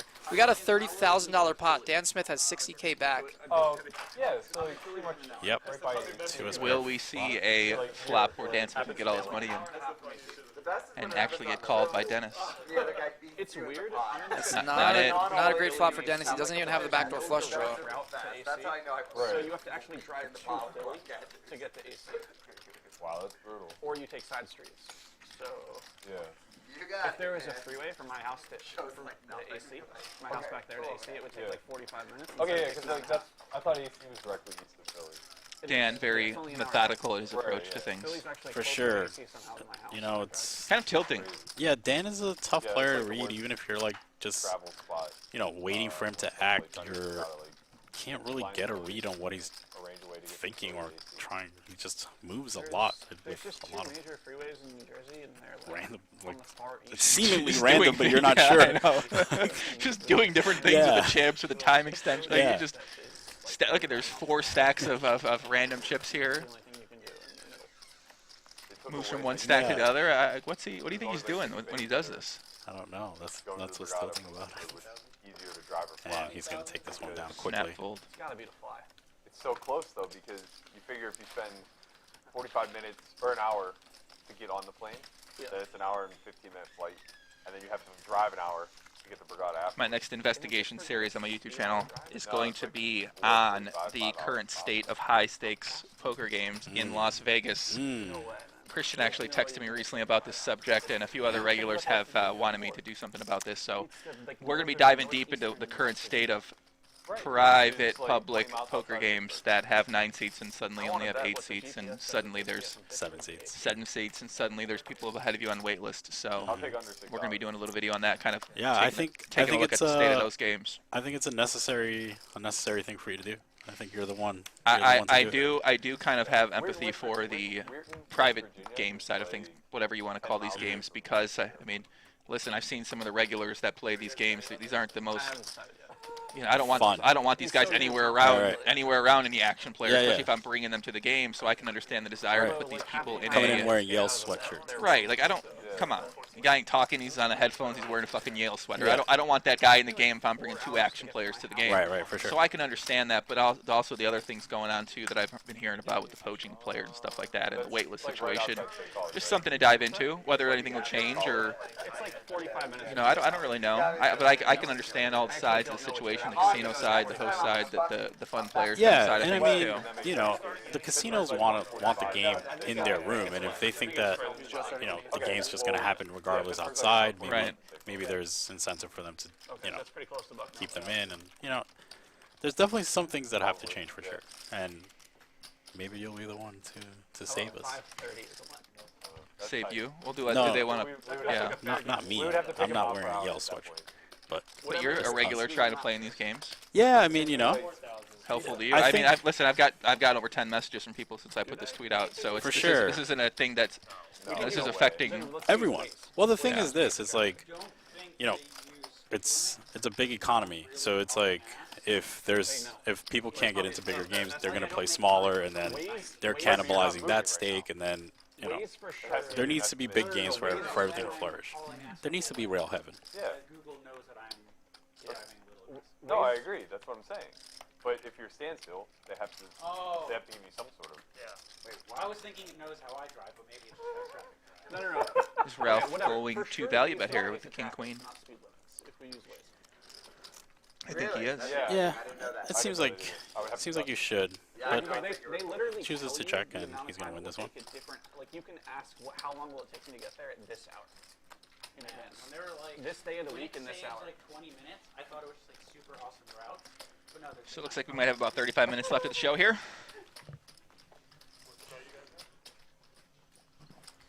Thank you, Poker Mike on YouTube. Thank you for the love for the commentators here. Me. Oh, thank you. Christian. Crispin's been doing a great job. Feldman, as always. David Peretti's in here earlier. Even if it's over the speed limit? I could listen to David talk all the time. He likes to talk to. I think it's fair. He's cool. I like him a lot. Yeah, he's cool. I'm just saying, he likes to talk to him. I think he's dropping wisdom on these young kids. He's been an OG. Dude, he's been playing for so long. I mean, I like your side a little bit better. He helped uncover a cheating scandal in 2005 or 2006. I mean, that's wild. You know, yeah, that's insane. It's so funny. Back home, we measure things in time. How much did Oscar cash out with? He was up over $300,000. Wow. 750. Yeah, around that. Same. Yeah. You can't really So check like that. 350 Some is if freeway and some in is the not. black. So it's transferring. I see. 2,400. Ryan, we got 35 more minutes tonight. If you want to watch us from the beginning, guys, you can go on liveatthebike.com, sign up on there, and you'll be able to watch the full replay of the show tomorrow. You can use the promo code. What's that promo code? High Stakes. High Stakes to get 2 weeks free.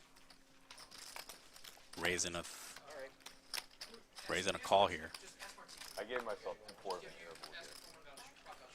4 ways to the flop here. Dan, Zack, and Dennis Blyden enter the pot. Yeah, where are people watching this from? Do we have any people, not flush here for John, but do we have anyone out there watching from some random sort of country place, or are most people here from America? I see some people from Netherlands out there. Where are you guys? It's 11:30 here in California right now. Where is everybody from right now? I mean, it's what 2:30 back East Coast. Yeah, Bro, East Coast is 2:30. I got back-to-back tickets. And if you're in Europe, you're Tahoe to Vegas. a diehard. I know. Okay, so Yeah. you know those Australia. Two, like, little towns Afghanistan, like calm down. Gold I'm Town from or Afghanistan. something like that. North Pole. Something All else right. are like maybe 20 miles apart from one another. A lot of They're Australia, literally though. desolate. Brazil, yeah. Vancouver. Police patrol by driving the other direction, and they get you that way. Going So, some I was China. going through Not town, flush here for caught John in front of Sin. me, Dan Zack. but they pulled me His hand over just got worse in the turn. Mexico? But it's going to for save like, him. I don't know, 55 and a 35 or something. Ooh, like the that. river gives Right Dan up, Zack and trips, then but from it is a there, 4 the flush next board. town, it's just like dead straight. And right John into the middle checked of the back the desert, turn. right? So I open it up, and I'm going like 110. Sure enough, 18 minutes down the Decision road, I in get terms pulled of over. sizing for John Sin. A lot of Americans out here, guys. A lot of Americans. Really? He's like, you Oh, can yeah. hit a cow. A bunch of Canadians, too. A bunch of people claiming to be from the Middle East, of course. That's your concern with me going? 7:25 a.m. here in Portugal. That's insane, buddy, Ernesto. Yeah. 7:30 a.m. Scotland.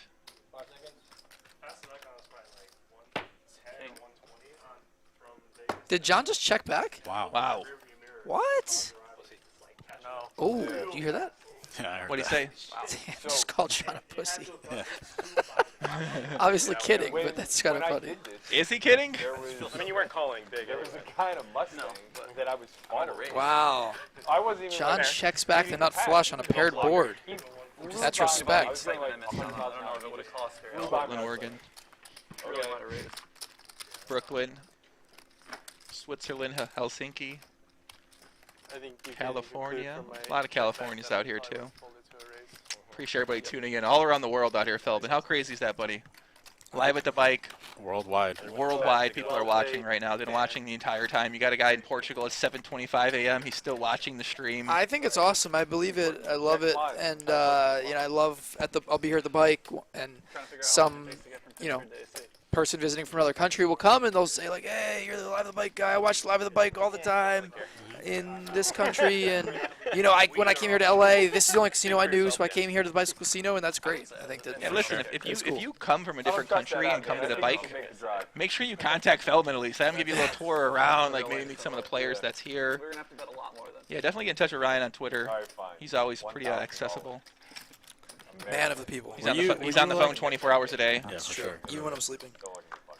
How were you someone who watched a lot of like the late night poker Oh my games? God, I like watched Poker every day. After Dark. Every like, day. like, I used to watch yeah, poker. NBC. I used to do Yeah. that too. I would Me have to too. sit through the Carson Daly show just so I could watch Poker After Dark. Yeah. I didn't care about the Carson Daly show. No. It would always be some exotic musician.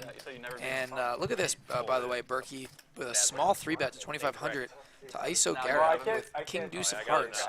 And Garrett has the Ace 4 of Hearts. I hate to say it, guys, I'm not sure. but I'm rooting for some hearts here. I think Garrett might pick this hand to 4-bet. He's also just getting a really good price too. Like, so calling's a good option. He Yeah, can once 4-bet Garrett this as well. starts laughing, he can't 4-bet anymore. You're rooting for the Hearts? You're not going to get it. Wow. Diamond's close. Ace Jack 8, monotone. Berkey in position, going to choose to bet. I know, man. Look at this splash. The 2 alpha regs. Oh, Berkey said that he misclicked pre-flop. Oh, I see. So he meant to make it bigger? Probably. Definitely bigger. Okay. Can't go much smaller. Well, he could have meant to call. That's what I'm thinking. Yeah. Oh, I see. Yeah. And Garrett calls. It's possible that Berkey might have meant to put 1.5K instead of a 1K. He could have meant to make it 6,500. In terms of 5, I think Berkey might shut this down. You're unbearable.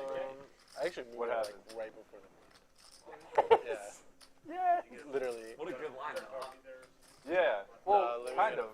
Like I said, if I 5:28. win, it's going to be by like 5 But minutes. I literally like. It's interesting how they're just talking during the hand. You know, that can kind of like change. A little bit of There's bluff. been a lot of that tonight. But like in the middle of a big hand, right? There's been a lot of that You tonight. can't be loosey-goosey if you want to pull off a big bluff. You I guys mean, the like that. players themselves or the table around them? No. The players in the hand. Oh, okay. Like Garrett was laughing. Now Berkey was laughing, talking to somebody else on the Yeah, side. okay. I thought you meant the players at the table while these big hands are going down. No, I'm not. I don't think that's a big deal. Okay. These guys are all good enough to Yeah. be able to handle that. Yeah, that's fair. You guys can just keep it.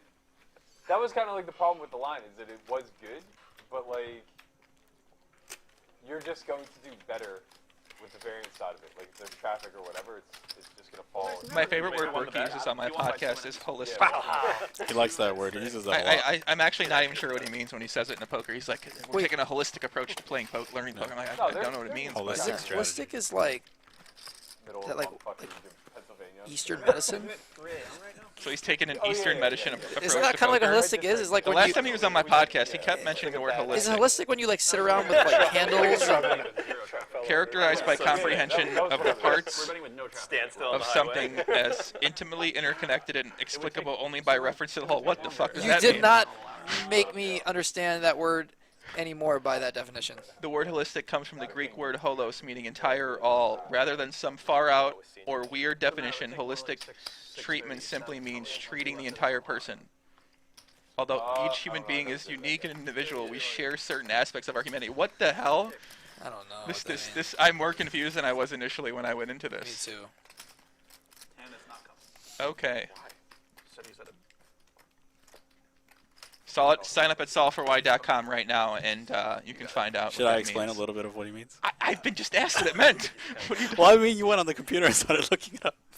Let's Well, wait I till his think- hands over. well, Art Art's gonna does- put in the cold 4-bet here at the 5-4 suited. Art makes the Art cold 4s it here. 5-4. You like that play? Dennis just getting abused. I do. You know, Dennis can be wide here. Art's in position against him. The 5-4 suited hand, people will say, is a good hand to 3-bet and 4-bet because it kind of has its own board coverage where you're not going to be dominated by a hand that you're playing against very often. Like, you're not going to continue against pocket 5s. Right. You're going to go against ace queen, 10-9 suited, a pocket 9s, and so there's going to be a lot of boards. And then also you can get some flops where you really cooler the ace-x, where it comes out like ace-deuce-3 or something like that. You know, or you flop a straight draw on deuce-3. There's just a lot of boards that you can continue on or that you can cooler somebody with. Is that right? No, for sure. It doesn't have what the kids call interlocking equity. I guess my 3-bet sizing. So meaning it doesn't have so interlocking would be if it like shares cards. Right. Yeah. Like what you're saying, like it just 7-8 you suited, don't- 4-5 suited. Those are Right. cool hands to. Yeah. They flop well. Yeah. Good board coverage. I like it. You know, sometimes I don't really like 4-betting 5-4 suited against someone like Dennis, just because He could have those hands. He just has those hands and he just like doesn't fold. Like so. Yeah, that's true. It's better against somebody with a tighter range, I guess. Right, or just like someone that like folds more. Someone that might fold ace jack off pre, where like I don't think Dennis is going to do that. Like And Dan that- Smith or something. Yeah, you know, someone that's gonna, you know. There's so much to learn from watching the show. You know that? Just from like getting to hear what actual good players who play Texas Hold'em are saying and watching how these players approach situations. There's so much to learn by just being locked in during these streams. It's kind of insane that this is readily available on a weekly basis. It's just thinking back on learning poker before. You know, you saw some shows, but the way that high stakes played was nothing how online. You know, it was just a different fathom of a world. Whereas you play against good players like these guys. No, for sure. On This a regular basis. Just watching hole cards of all these good players, like this is special for 10 hours. I guess the unfortunate part is that a lot of people out there when they go play, they're playing against pretty bad players, so they want to figure they should be learning how to max exploit some of these bad players, and you're not really learning it. In this game, for sure. Which is, yeah, the unfortunate part, but. Yeah, that's always the conversation. Like, do you learn to max exploit? Do you learn more theoretical approach? Like, you probably should learn both. Like, you should learn the theoretical approach and then learn, you know, where to deviate in your game to maximally exploit and make the most money you can. So holistic. Let me give one shout out to Gibbylicious out there. He said, shout out to Joey Ingram. I was at the World Series Poker this summer. He was at the slumming it at the Flamingos while his friends played small stakes PLO. They don't play much PLO. That's why we go to Flamingo during summer. And he took the time to talk to this fanboy. Listen, if you're ever out there and you see me, come say what up. Yeah, for sure. I always talk to everybody I meet. I usually enjoy talking to people. I do see you in Vegas, you know, saying hi, shaking hands. I'm always talking to people, man. These people watch my videos. I mean, it's insane. Or maybe they lie and say they do. Who knows? I don't know. I watch the videos. Yes, it's insane. Garrett here with an open-ended straight draw on the turn. 6-5 of hearts. He's going to bet 9,000. Johnson with top pair 7 kicker. I think John's going to continue here with the top pair. Looks like he's not. Ooh, that's respect. Lays it down. Nice hand. That's respect. Johnson lays it down. Maybe he plays Nick. No? No limit? The food here is exceptional, by the way. So when it says a selection of dining options to suit all taste. Yes, definitely good food. Check it out. Come down here to the Bicycle Casino. Experience the extraordinary stay here at the hotel. You can see that in the background there. And there's table games. Sal says spa. I think I'm a lot smarter than I am. I do not think of that. I like to surround myself with people that are Someone smarter said that than about me. you? Yeah. I will say Christian is Christian smarter ain't than he like- looks, though. Okay, that's good. The guy I'm thinking of. Not trying to wear the Yale shirt. No. What? I think it's good to surround yourself with people that are smarter than you, for sure, all the time. That's why I'm here with you guys. Wasn't there a guy that That's why I'm here with you. ran his buy-in up at Blackjack? You see, that And was that's good. how he got into the event? That's why I hang around these guys at the table here. Feldman, how can you not be one of the top poker players in the world right now if you commentate on this stream like 4 days a week? Probably Well, top to be- 5,000. To be fair, you also are extremely busy putting these lineups together on your phone 24 hours a day, so I'm not sure how much play you actually get to. But you get to play No, on a decent serious amount, note, right? like I Yeah. would say I improved a lot and learned a lot from 100%. commentating on You're- these guys the last couple years. If we go back on your explanations of hands when I first did commentary with you compared to now, obviously you're just a lot more well-spoken. You understand things better. You have a good idea of getting value and range versus range and stuff like that too. So Not even sure a dollar is there. Yeah. I'm sure I'd be interested to see if you only focused on poker, which isn't going to happen unfortunately, but how you would do with your sort of new skill set now and how you would just. Well, he could always set up a bracket game. Well, he's got to focus on Live with the Bike. This is a full-time job. This isn't. No, this isn't. This is a hell of a production. So this is a lot of work getting all these players to play 200, 400, 400 big blind ante. This is not your everyday 5-10 no limit. Come down and Yeah, I would say see what's happening. when I play, 5-5, or if I play like 5-10, or if I play in the show, like, yeah, I mean, it's, I would say that, Like a tragedy happening. I'm able to play well and do my thing. I would say if I play in some games where I'm not fully focused, then yeah, I might not play my best, but if I'm playing in a smaller game or if I'm playing in a game where I am fully focused and not doing anything else, then I am able to play my best. Yeah, I mean, it's tough when you got texts and phones blowing up. You got to worry about this. Your full mental energy isn't on what you're doing, and that's what happens to a lot of people when they go play. They're over here, they're over there. They lose a pot, they're on tilt because of something happening with their friends, their mom or their girlfriend, and that comes out in their play, and they're not good enough to make up for that disadvantage they're putting themselves at, and they lose. And they think they ran bad or something like that, when in reality they weren't in the right mental state to be able to handle it. And once their mental state goes to shit, their C game is awful. It's whereas other people's C game is actually not bad and still able to exploit weaker players. So that's what a lot of people who lose at poker, they don't just really understand these things, how something like that can really impact your win rate. And You ever got like mental game coaching or anything? Me? Like that? No, I've studied a lot and very self-aware of my own weaknesses and my own leaks, and battled those over the years. As a reminder, if you want to watch this entire show tomorrow or any of our Live at the Bike shows, go to liveatthebike.com, and we have a special coupon code just this week until tomorrow. that Joey code will get you 1 week, but if you want Are two you free kidding me? weeks, Big time on 2 code. free weeks just this week, high stakes, Damn. 1 word, put that in for the coupon code. You get 2 weeks free to watch liveatthebike.com as much as you want. Consume the content. Dan Smith flops exceptional equity here, and Garrett's going to continue. Dan Smith with a gut shot, 2 overs, and the second nut flush draw. Big oh, I was turns gonna it say, nuts. I'm not piling on because Garrett's doing A lot it. outs with that hand, huh? Yeah. King, queen, jack, 9-4, 2 spades. It's almost like he's playing Omaha. Yeah, kind of actually. Yeah, that's an Omaha type draw for sure.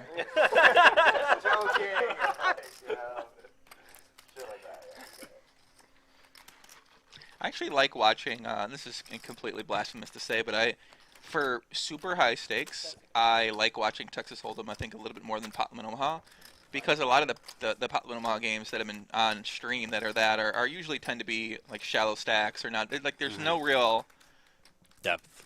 Yeah, there's not much depth to it. Yeah. Last time I remember was seeing probably like where was a lot of depth was and it was PLO was like Durr versus Antonio's heads up. Yeah. Yeah, exactly.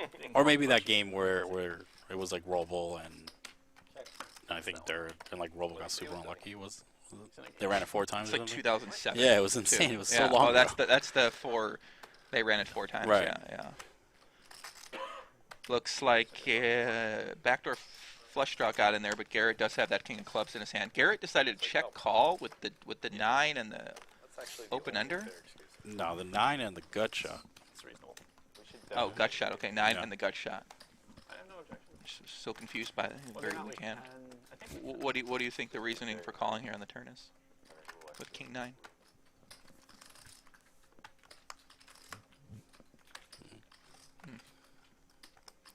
I think that he thinks that clearly his opponent's over bluffing this turn, and he can call here. It's true. These are facts. So can you ask Ryan if he's planning to keep filming? Can you ask Ryan if he's planning to keep filming or not? No, it's 20 dollars. Let's see what Dan does here. I guess not. Yeah, Dan loves going in the tank. I've actually found this approach kind of effective for me too when I'm playing. Just take an extra like 30 seconds on these big decisions. You need at least 2 guys back there.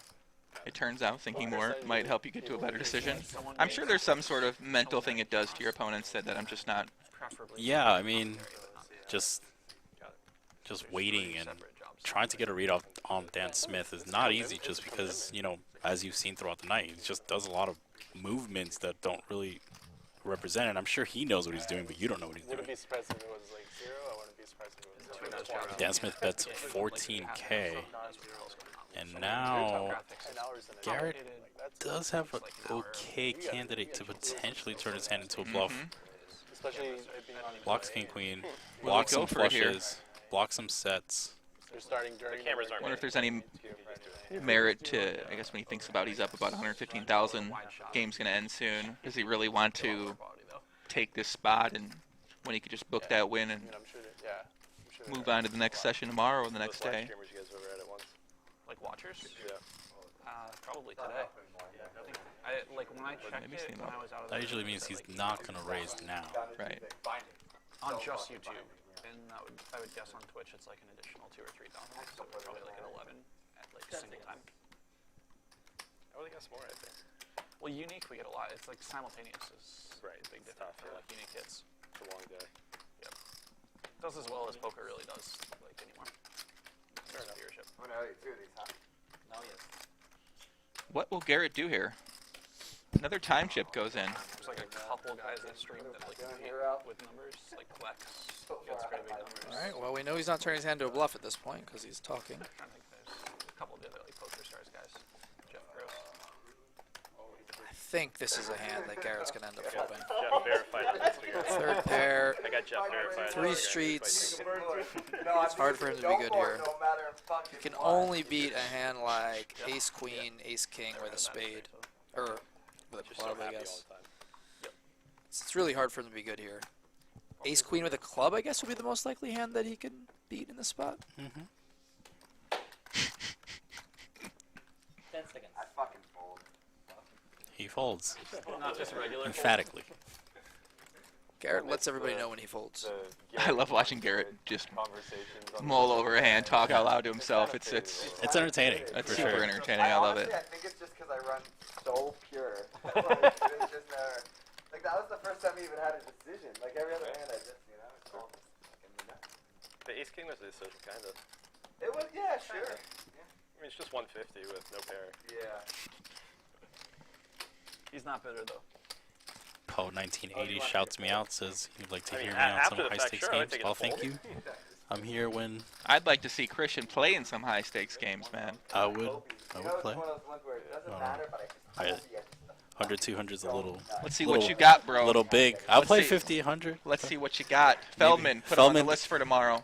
What's that? Put him on the list for tomorrow. Christian's in. 100, 200 might be a little too big. 50, 100 I can play. I want to see Christian But I'll play battle 50, it out 100. here. If Hashtag King was in, Christian at the end. I'll always Stop follow it. that. But yeah, but I told Ryan I'll play if anything between 2550 or 50, pops up. Do you I'll love Hashtag King, Ryan? No, but he's played the most epic hand ever against him. Yeah, that was wild. I only remember one thing about Hashtag King, and it was not him paying me to come on my podcast. Wait, did that happen? Hey, remember we frequented his barbecue establishment in Vegas. Oh yeah. 10 seconds left in the game. Stop it. 20. Oh, that was a memorable moment too, actually, when he got kicked out. Actually, he's got a few memorable moments. Yeah. Waiting on a wire, talking about. It was really cool. I mean, whatever. I don't want to get into some of the other things he was involved in. Pocket tens here for Dan Smith. That looks like the best hand. But Berkey is going to lead a 7 here. I think it's gotten better, but Jack 7-2 clubs. Berkey leads 7-6. Dan Dan has seen Smith this before calls. from Berkey. And a lot of the Same middle similar down, spot. the Euros that are dropped. Dan was under the gun in that other hand too when he had kings. This time he just calls. And Art's got some back doors. Art thinking about turning his hand into a bluff. Pretty good candidate. He does have some cards that block some jacks, although maybe, Yeah, I mean, he could do it sometimes. yeah, he could have king jack or 10 jack, I guess. Yeah. Felt cool against Turn the is first a 4 of hearts, and Dan Smith's still with the best hand. against the Heat. Interesting to see what Berkey chooses to do here. Yeah, I think this is correct. Like, Dan Smith with 2 players behind him is not going to be calling that light. So, firing another shell here is really tough, especially with the 4 of hearts. The 4 of hearts, if Dan Smith was floating, is going to improve his overall equity distribution of the fair portion of the time. Turn goes check, and that's a good river Bingo. for Berkey. Full house for Matt Berkey on the river here. Like they lost and then they beat Wow, the what Thunder a run out. Spurs, and then they lost to the Spurs or something like that. sounds right. And now Berkey might get paid because Dan checked back the turn, and The Warriors got Durant. Berkey could have missed clubs, right? Yeah, could have also like 8-9 or something like that. So that's 9,000 into 82. Majority favorites by a That lot. size polarizes it. Now He's saying I have a jack or a 7. Dan Smith's pretty tough spot. You know, 10s with the 10 of clubs blocks some of Berkey's bluffs. So less likely Berkey has a hand like 9, 10 of clubs. or That's something like true. The 10 of clubs is a key card. Can like Milwaukee really do that though? Like, can they really attract enough big name players? that. Yeah, and Dan Smith is just OG, finds the good fold, understands his hand's a pretty bad candidate to call off. I wonder what the Bulls were. It's hard, man. These guys just don't. Milwaukee has a chance They to just win. don't make that many mistakes. Preseason to win each season. I would say less I'm not than in for this 75%. game. I could be wrong. Too many yells. Yeah. I don't. I want to see Feldman in this game. I mean, not this specific game, but I've played in Friday game. You've done. How have you been doing in those games? So in my lifetime, I've played 4 Friday games, I believe. So the first one was a regular 25-50. I think I lost Were they as the finals? 1,800 or 2,200, around 2K. Were they like The second one, Oh no. Antonio Esfandiari gave me some money. That was the big hand I played against Antonio, where I won like 31K. Oh yeah. And then the third one was Armenian Mike gave me some money. So I won like, I think I won like 15K in that one. That's nice. And then that was a, I mean, you almost only won 5K in that one, but You got lucky. Yeah, exactly. Happens. And then the fourth one was the recent 10-10 Annie game I played a few weeks ago where I was down 12K and I ended up losing 1,500. So What a not too comeback. bad. That's great. That feels good. Rare. So you're doing pretty well on the show then. Yeah, I mean, when I play that game, like, I'm focused. I'm really taking my time thinking through things. You know, I'm not playing all loosey-goosey. You like that term. Yeah. So, yeah, I mean, I'm focused. I'm at the table. You know, when I'm playing, I don't have my phone. There's no electronics. I don't have anything that distracts me. And so when I'm in that game, I'm in the zone. I think I've played my best in all of those games. Probably made a few mistakes. I think there was one bluff, the last one I played, that I want to take back. But other than that, I like how I played. Awesome. Ralph here in the cutoff with Queen 10 offsuit.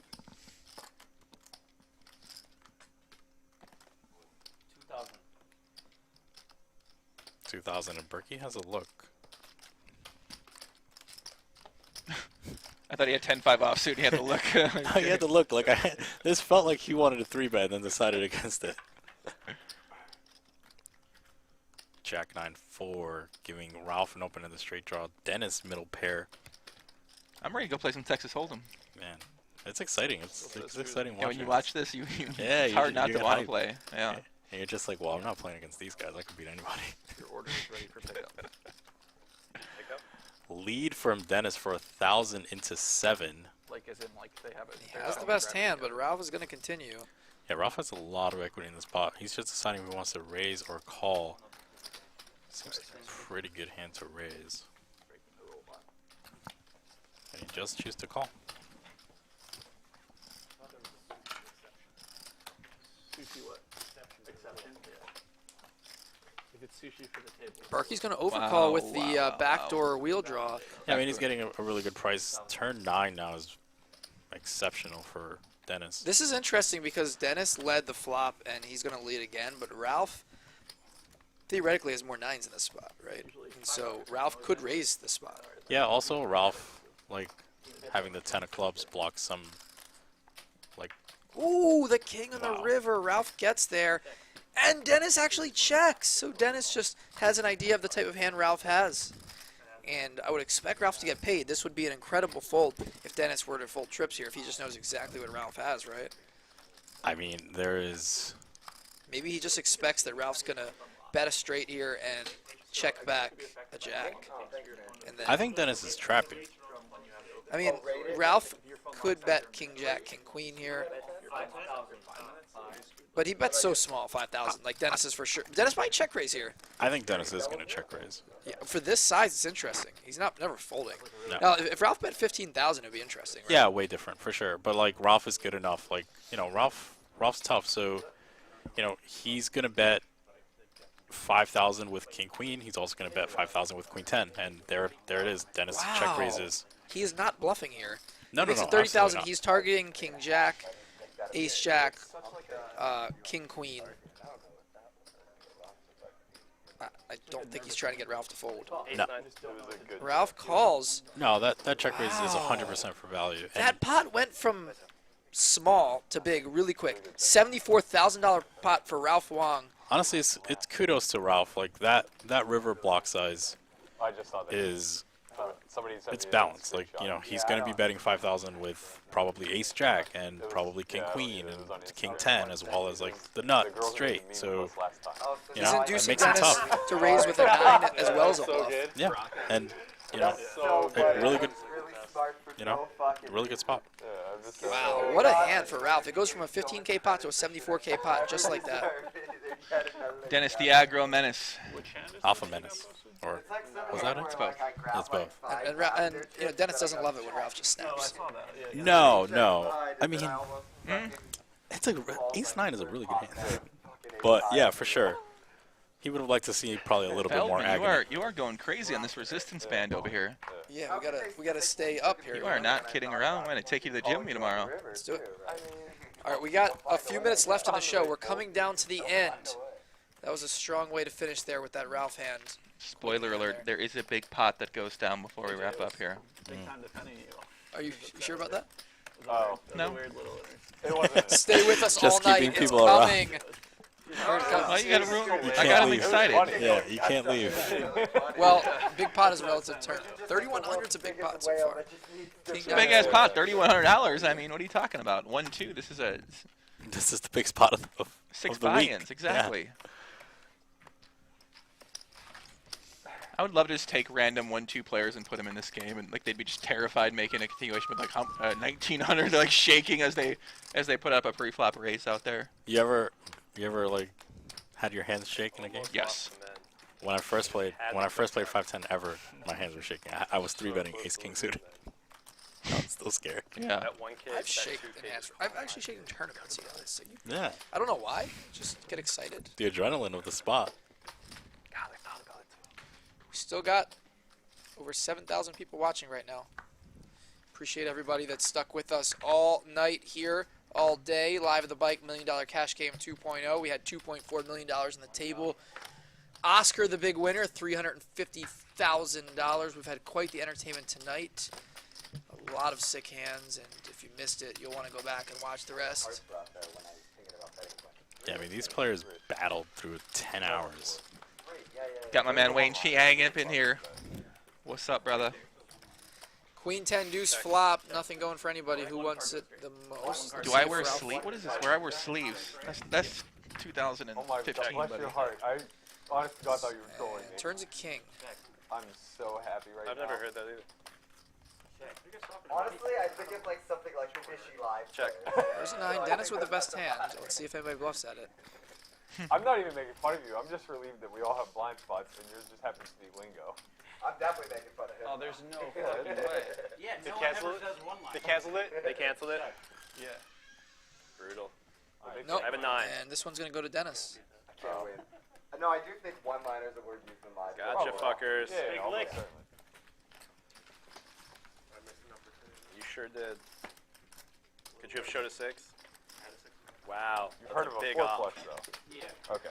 Shout out to Rachel Lees on YouTube. Very shocked. I just Reached want to out see a lot what tonight. we're working with here, you know? I've heard of border with Dennis. Are you registered Yeah, all the time? same. Is a one-liner 9875? Is that a one-liner? I read I- like level I think I would 4, I think. understand that to be one. Some of but the I audience feel has like been that's probably watching since the not beginning. That's crazy. Since the countdown of the timer. That's crazy. Put a Even- 1 in the chat if I you've mean, been I think here poker's since like the a very massive- first hand It should be a pretty 8 good hours field ago. because they run We want to know who the loyal ones are. Not that we don't love everybody. Who the but real ones out there, yeah. Put a 1 in the chat if you've been here since the beginning of the show. Really? 10 hours. I mean, it's the first W. Did I say you 8 ever hours? played. 10 hours. Since 10 hours ago. Who's been here? That's super strong. Garrett here opens pocket 5s. Berkey calls and hijack with king 10 offsuit. 12? Sure. That brings him Dennis Blyden with jack 7 suited. Sure, okay. Doesn't even rhyme. It's not canceled. It's literally I wasn't even gift cards. close. Not even close. Freeway to the flop.